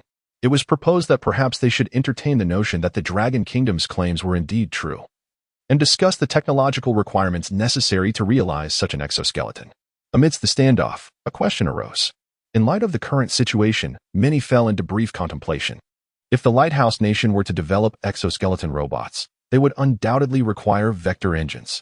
More than just the technology for vector engines, it would be crucial to establish a temperature control system, capable of maintaining a constant temperature within the smallest possible volume. Furthermore, the energy supply system would need to be addressed. Traditional fuels such as hydrogen were inadequate for sustained flight. This led to a flurry of interest among the crowd. Given that hydrogen energy seemed implausible, the only feasible option to provide such a substantial amount of energy would be controlled nuclear fusion. However, the Dragon Kingdom had only recently announced breakthroughs in controlled nuclear fusion technology. Had they truly miniaturized it? How could this be possible? The Dragon Kingdom's sixth-generation fighter jet had indeed achieved vertical takeoff capabilities, but could an aircraft engine be adapted for such a compact exoskeleton? Moreover, regarding the temperature control system, there were two potential approaches. The first involved internal combustion, maintaining a constant temperature through combustion, while the second relied on special materials for insulation. The faces around were etched with confusion, their expressions revealing a blend of skepticism. Indeed, it seemed impossible. Even if the Dragon Kingdom had discovered alternative materials and completed the design for a temperature control system, could they truly miniaturize the vector engines? Could they scale down controlled nuclear fusion technology? Both appeared implausible. Upon hearing this analysis, a renewed sense of confidence washed over many in attendance. These technologies were entirely unfeasible. Might it be possible that what was being presented was not a living being, but merely a model? If it were a model, that would indeed be plausible. And sufficient hydrogen energy could be utilized. Thus, it was posited that this could very well be the handiwork of the Bureau of Strategic Deception, intent on misleading us. If it were merely a model, then the mecha could be entirely hollow, allowing for the accommodation of fuel and propulsion devices. The Assembly of the Academy conducted a brief analysis of the situation. At this juncture, the Academy's director, William, nodded in agreement. Indeed, the Dragon Kingdom's grand display was likely just a launch of a model. Especially since they had deliberately lingered in the air, it was evident they intended to mislead us. Those clever individuals from the Dragon Kingdom managed to orchestrate such a spectacle with just a model. Many in the vicinity could not refrain from voicing their complaints. Having deduced that the Dragon Kingdom employed a model, a collective sigh of relief echoed among the crowd. The notion of a real person being involved seemed utterly implausible. Arriving at such a conclusion, William promptly summarized the findings of the discussion into a technical report and uploaded it to the Presidential Office of the Lighthouse Nation. Following a brief review, the Lighthouse Nation released this information on their official channels.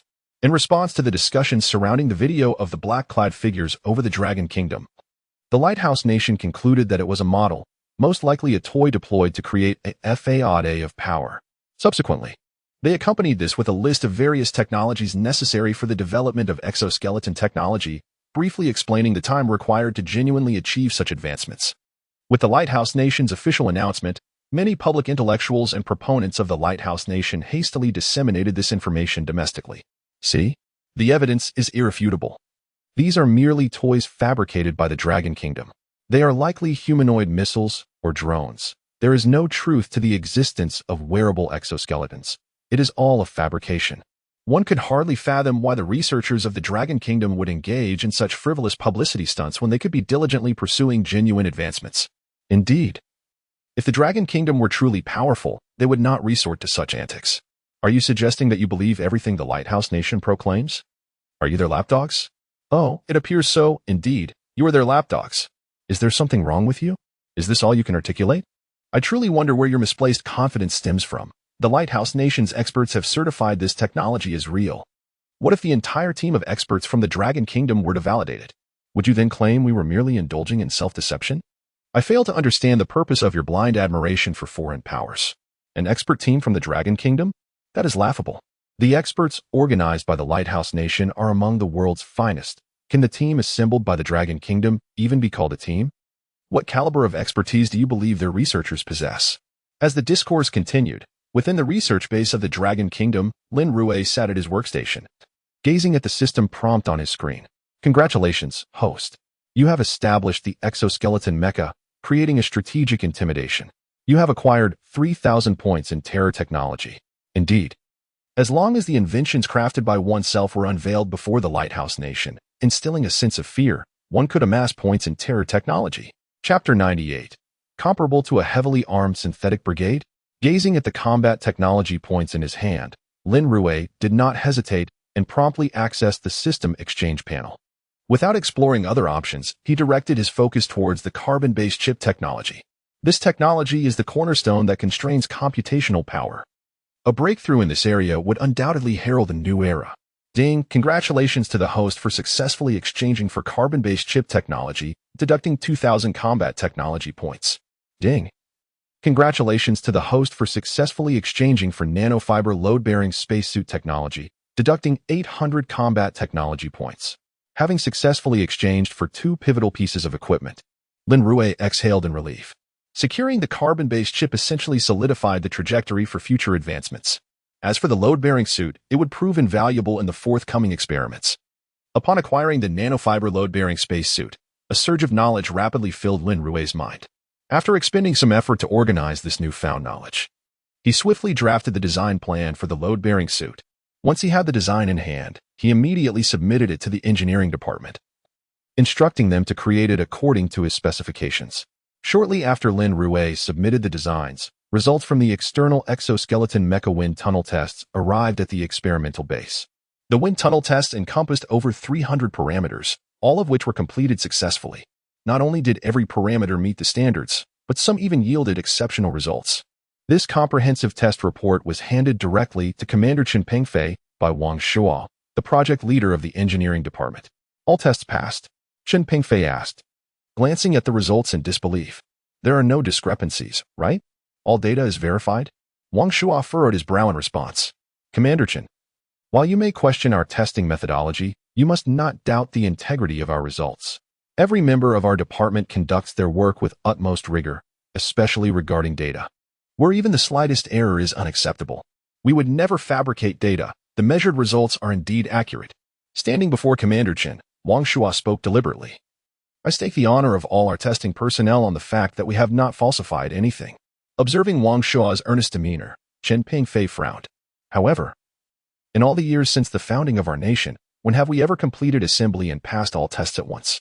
Not only us, but no other country in the world possesses industrial prowess of this caliber. Chen Pingfei expressed his concerns openly. I'm not worried, but since you assure me, I feel somewhat relieved. Commander, if this were the past, I too would find it hard to believe. However, ever since meeting Lin Rui, I have come to understand one truth. When technology is sound, it is entirely possible for equipment to pass all tests on the first attempt. Wang Shua reflected. Before meeting Lin Rui, if someone had claimed that certain equipment could pass all tests at once, he would have thought it mere boasting. Now, however, his initial reaction is to inquire whether Lin Rui was the designer. If so, there would be no doubt. If it were someone else, Wang Shua would still assert that there must be an issue with the testing. Given this understanding, does this equipment not qualify for mass production? Indeed. The data tests are complete. As for durability and lifespan assessments, these can proceed concurrently with mass production, Wang Shua affirmed, though he added, however, if the exoskeleton mecha is to be officially deployed or mass-produced, significant issues remain. What issues? Chen Pingfei instinctively frowned, directing his gaze at Wang Shua. We lack funding. Our production capacity is insufficient. Establishing entirely new production lines would require at least hundreds of millions. Furthermore, many of the materials involved are rare metals. And bulk procurement would certainly attract the attention of countries like the Lighthouse Nation. Wang Shua explained calmly. Chen Pingfei narrowed his eyes, considering Wang Shua's words. Indeed, the military budget of Long Nation has been increasing annually. However, the Army, Navy, and Air Force each require substantial funding, and the allocation is clearly lacking. Speak plainly, does Lin Rui have any solutions? Chen Pingfei observed Wang Shua's articulate responses, realizing that this was not a spur-of-the-moment preparation, but likely the result of insightful guidance, presumably from Lin Rui himself. Actually, Director Lin's idea is to utilize the engineering department's production lines for mass production. About 5 or 6 units should suffice. After which we can orchestrate a military exercise to demonstrate the efficacy of the exoskeleton mecha to the entire Long Nation military. As for the funding for these 5 or 6 units, we conservatively estimate it to be around 70 million. 70 million? Chen Pingfei raised an eyebrow. In US dollars? Certainly not. That's in Long Nation currency. Wang Shua clarified. Currently, the engineering department's production lines are quite versatile, necessitating the creation of molds for many crucial components, which incurs considerable expenses. Thus, the price per unit is relatively high. Wang Shua paused momentarily before continuing. However, if we invest in creating specialized production lines, we could potentially reduce the cost per mecha to around 4 to 5 million. Now it's 70 million. To produce 6 mechas, that amounts to over 10 million each. If we were to mass produce, the cost could be brought down to several million per unit. As production scales up, this cost will decrease even further. Are these figures all estimates from Lin Rui? Chen Pingfei inquired.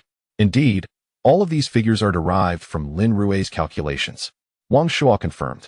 And what about combat effectiveness? A cost of several million is indeed trivial for Long Nation. Just the construction of a single tank costs tens of millions. Furthermore, equipping it with heavy machine guns, air defense systems, and reactive armor can push the total cost into the billions. So what level of lethality can these several million cost mechas deliver? Chen Pingfei, now aware of the pricing, was eager to ascertain the potential destructive capacity of the 6 mechas to accurately assess their cost effectiveness. In response to this inquiry, Wang Shua appeared slightly hesitant as he stated, according to Director Lin, they could indeed rival a heavily armed synthetic brigade. Chapter 99. Let Lin Rui have a try what? Chen Pingfei exclaimed in bewilderment. What did you just say? Wang Shua added. Chief Engineer Lin means that the formation of these 6 mechas can rival an entire heavy armored combined brigade. As the head of the Ministry of Industry, Wang Shua had only a vague understanding of the heavy armored combined brigade, mostly gleaned from brief introductions online. To him, it merely represented an abundance of equipment and advanced technology, but nothing particularly cutting edge. To those in the ministry, no matter how formidable these machines were, Could they truly compare to a single mushroom bomb? However, from the perspective of military personnel like Qin Pengfei, the situation was entirely different. The funding for the Heavy Armored Combined Brigade amounted to nearly 20 billion. The number of tanks it possessed surpassed the total number of tanks in the entire army of the Sunless Empire combined. Constructing such a brigade endowed it with a formidable offensive capability. Against many nations on Blue Star, the Heavy Armored Combined Brigade possessed the strength to sweep through them effortlessly. As for the choice of 29 mechas, it harkened back to ancient wisdom stating that one should stand firm at 30. This was a strategic decision to prevent neighboring countries from feeling threatened. Otherwise, who would be willing to engage in trade? It was crucial to maintain the perception among certain major powers that they still had a fighting chance against the Dragon Kingdom. What did Lin Rui intend to do? Did he really believe that 6 mechas could stand against the entire Heavy Armored Combined Brigade? What a ridiculous notion. Qin Pengfei furrowed his brow, slamming his hand on the table in frustration. Such arrogance. What was Lin Rui thinking? To challenge the Heavy Armored Combined Brigade armed only with 6 mechas? Qin Pengfei shook his head. How much did 6 mechas cost? Merely a few tens of millions. Not even enough to purchase ammunition, let alone confront a Heavy Armored Combined Brigade. Did Lin Rui have any idea how many soldiers comprised the brigade? Nearly 5,000. That meant 5,000 soldiers opposing 6 mechas. Each mecha would need to take down around 900 men. What nonsense. Qin Pengfei was understandably enraged. This was the greatest insult to the combat capabilities of Dragon Kingdom soldiers. Yet, at that moment, Wang Shuo, standing nearby, remained silent, merely smiling faintly. Lin Rui had encountered such situations before. To directly tell military personnel like Qin Pengfei that he could contend with the Heavy Armored Combined Brigade was akin to claiming that a child could solve advanced calculus problems. It was utterly absurd. No reasonable person could believe it. Wang Shuo observed Qin Pengfei's furious expression and then calmly said, "Commander Qin, I understand your skepticism. However, Lin Rui has another proposition. If you do not believe it, we can first mobilize an armored brigade for an exercise, complemented by a squadron of fighter jets. The entire team can utilize satellite and other advanced technological means." Upon hearing this, Qin Pengfei merely frowned slightly, refraining from further anger. An armored brigade primarily consisted of ground forces, and coordinating it with a fighter jet squadron was a conventional exercise. Lin Rui's ambition to challenge such a setup was, in a way, reasonable. Noticing Qin Pengfei's silence, Wang Shuo realized he had struck a chord. He recalled Lin Rui's analogy, claiming that a newly graduated elementary student could tackle advanced calculus was nearly impossible. Yet, if that student could manage midterm exam questions, it would be more acceptable. In Lin Rui's case, he merely required several special operations teams for short-term specialized training. Wang Shuo articulated Lin Rui's request. Qin Pengfei frowned again, glancing at the time before solemnly stating, "How long will it take to manufacture 6 mechas? If we push all production lines to full capacity, it will take around a month. Currently, the equipment is finalized, and the ministry has only 3 production lines, which can only produce core components. As for the other parts, we can have the subordinate military factories handle that. If the ministry were to produce everything, it would take nearly half a year for 6 mechas." Wang Shuo had already calculated the timeline. With all 3 production lines operational, creating a prototype had taken about a month. To produce 6 units would require over 6 months under optimal conditions. Any errors could extend that timeline significantly. I understand. I will coordinate with other military enterprises regarding this matter. As for how many will respond, I cannot say. However, I will report these developments to the 3rd Commander, as it involves the expenditure of several tens of millions. Qin Pengfei paused before looking at Wang Shuo. As for your exercise, I will also report it accurately. Thank you, Commander Qin, Wang Shuo replied without further ado. In essence, he was merely a messenger. With Qin Pengfei's acknowledgement, Wang Shuo's task was complete. He did not hesitate to take his leave. Qin Pengfei, in turn, proceeded directly to Yanjing to report this matter to his superior. In the capital, at the Joint Command Office of the military, Qin Pengfei strode in. "Little Qin, weren't you at the base? Did Lin Rui come up with something extraordinary again?" The 3rd Commander looked up from his documents, smiling as he regarded Qin Pengfei. "Sort of. That kid Lin Rui is indeed remarkable. He developed exoskeleton technology, and the prototype has just been produced and is ready for trial. It genuinely shocked the Ministry of Industry. Even more astonishing is that the equipment he developed passed all data tests in one go, directly meeting the standard for deployment. It is known that the production of military equipment in the Dragon Kingdom typically takes several years from prototype to deployment. But but this kid completed it in just a day or two. Qin Pengfei, an old subordinate of the third commander, spoke candidly. Young people have a bit of zeal. That's perfectly normal. We must not stifle their aspirations, but rather encourage them. The third commander smiled slightly, displaying little surprise, maintaining his usual calm demeanor. In truth, it was manageable. However, there was one matter. Lin Rui intended to mass-produce the exoskeleton mechas. According to his plan, 6 exoskeleton mechas would face off against our entire heavy-armored combined brigade. Old commander, I believe this is truly outrageous. Then Lin Rui proposed to directly challenge the armored brigade. What do you think we should do about this? Qin Pengfei did not mince words, relaying every detail of the situation to the old commander. Faced with Lin Rui's proposal, the old commander did not oppose it but fell into contemplation. After a moment, he nodded slightly. If I recall correctly, there is a military exercise scheduled in the northern grasslands next month. Let Lin Rui have a try. Chapter 100. The mecha is completed. Preparing for the drill next month, a military exercise is scheduled. Let Lin Rui give it a try. The intent of this statement is crystal clear. It is a full endorsement of Lin Rui. Qin Pengfei cautiously inquired of the commanding officer. What about the research and development funding? A slight reallocation from the 3 branches should solve a few $100 million. It is hardly a significant issue. Upon hearing the commander's words, Qin Pengfei's heart skipped a beat. To divert military funds from the 3 branches entirely signifies a profound trust in Lin Rui. Should Lin Rui's exoskeleton mecha exhibit formidable combat capabilities, the 3 branches may remain silent. However, if complications arise during the development of Lin Rui's exoskeleton mecha, the repercussions of reallocating military funds would be severe. In essence, the old commander's actions reflect his belief in Lin Rui, willing to share in the risk. This is no trivial matter. Should Lin Rui falter in any aspect, it could tarnish the commander's illustrious record. Do you think I have lost my resolve with age? The old commander remarked to Qin Pengfei, unfazed. Comrade Lin Rui launched his prototype to an altitude exceeding 10,000 meters immediately after its production. He possesses confidence in his apparatus. Should we not extend the same confidence to Lin Rui? Pausing momentarily, the commander continued, admittedly, many of Lin Rui's actions may appear rash. Yet he is fully aware of his choices. Moreover, when has he ever let us down in his research endeavors? Not once.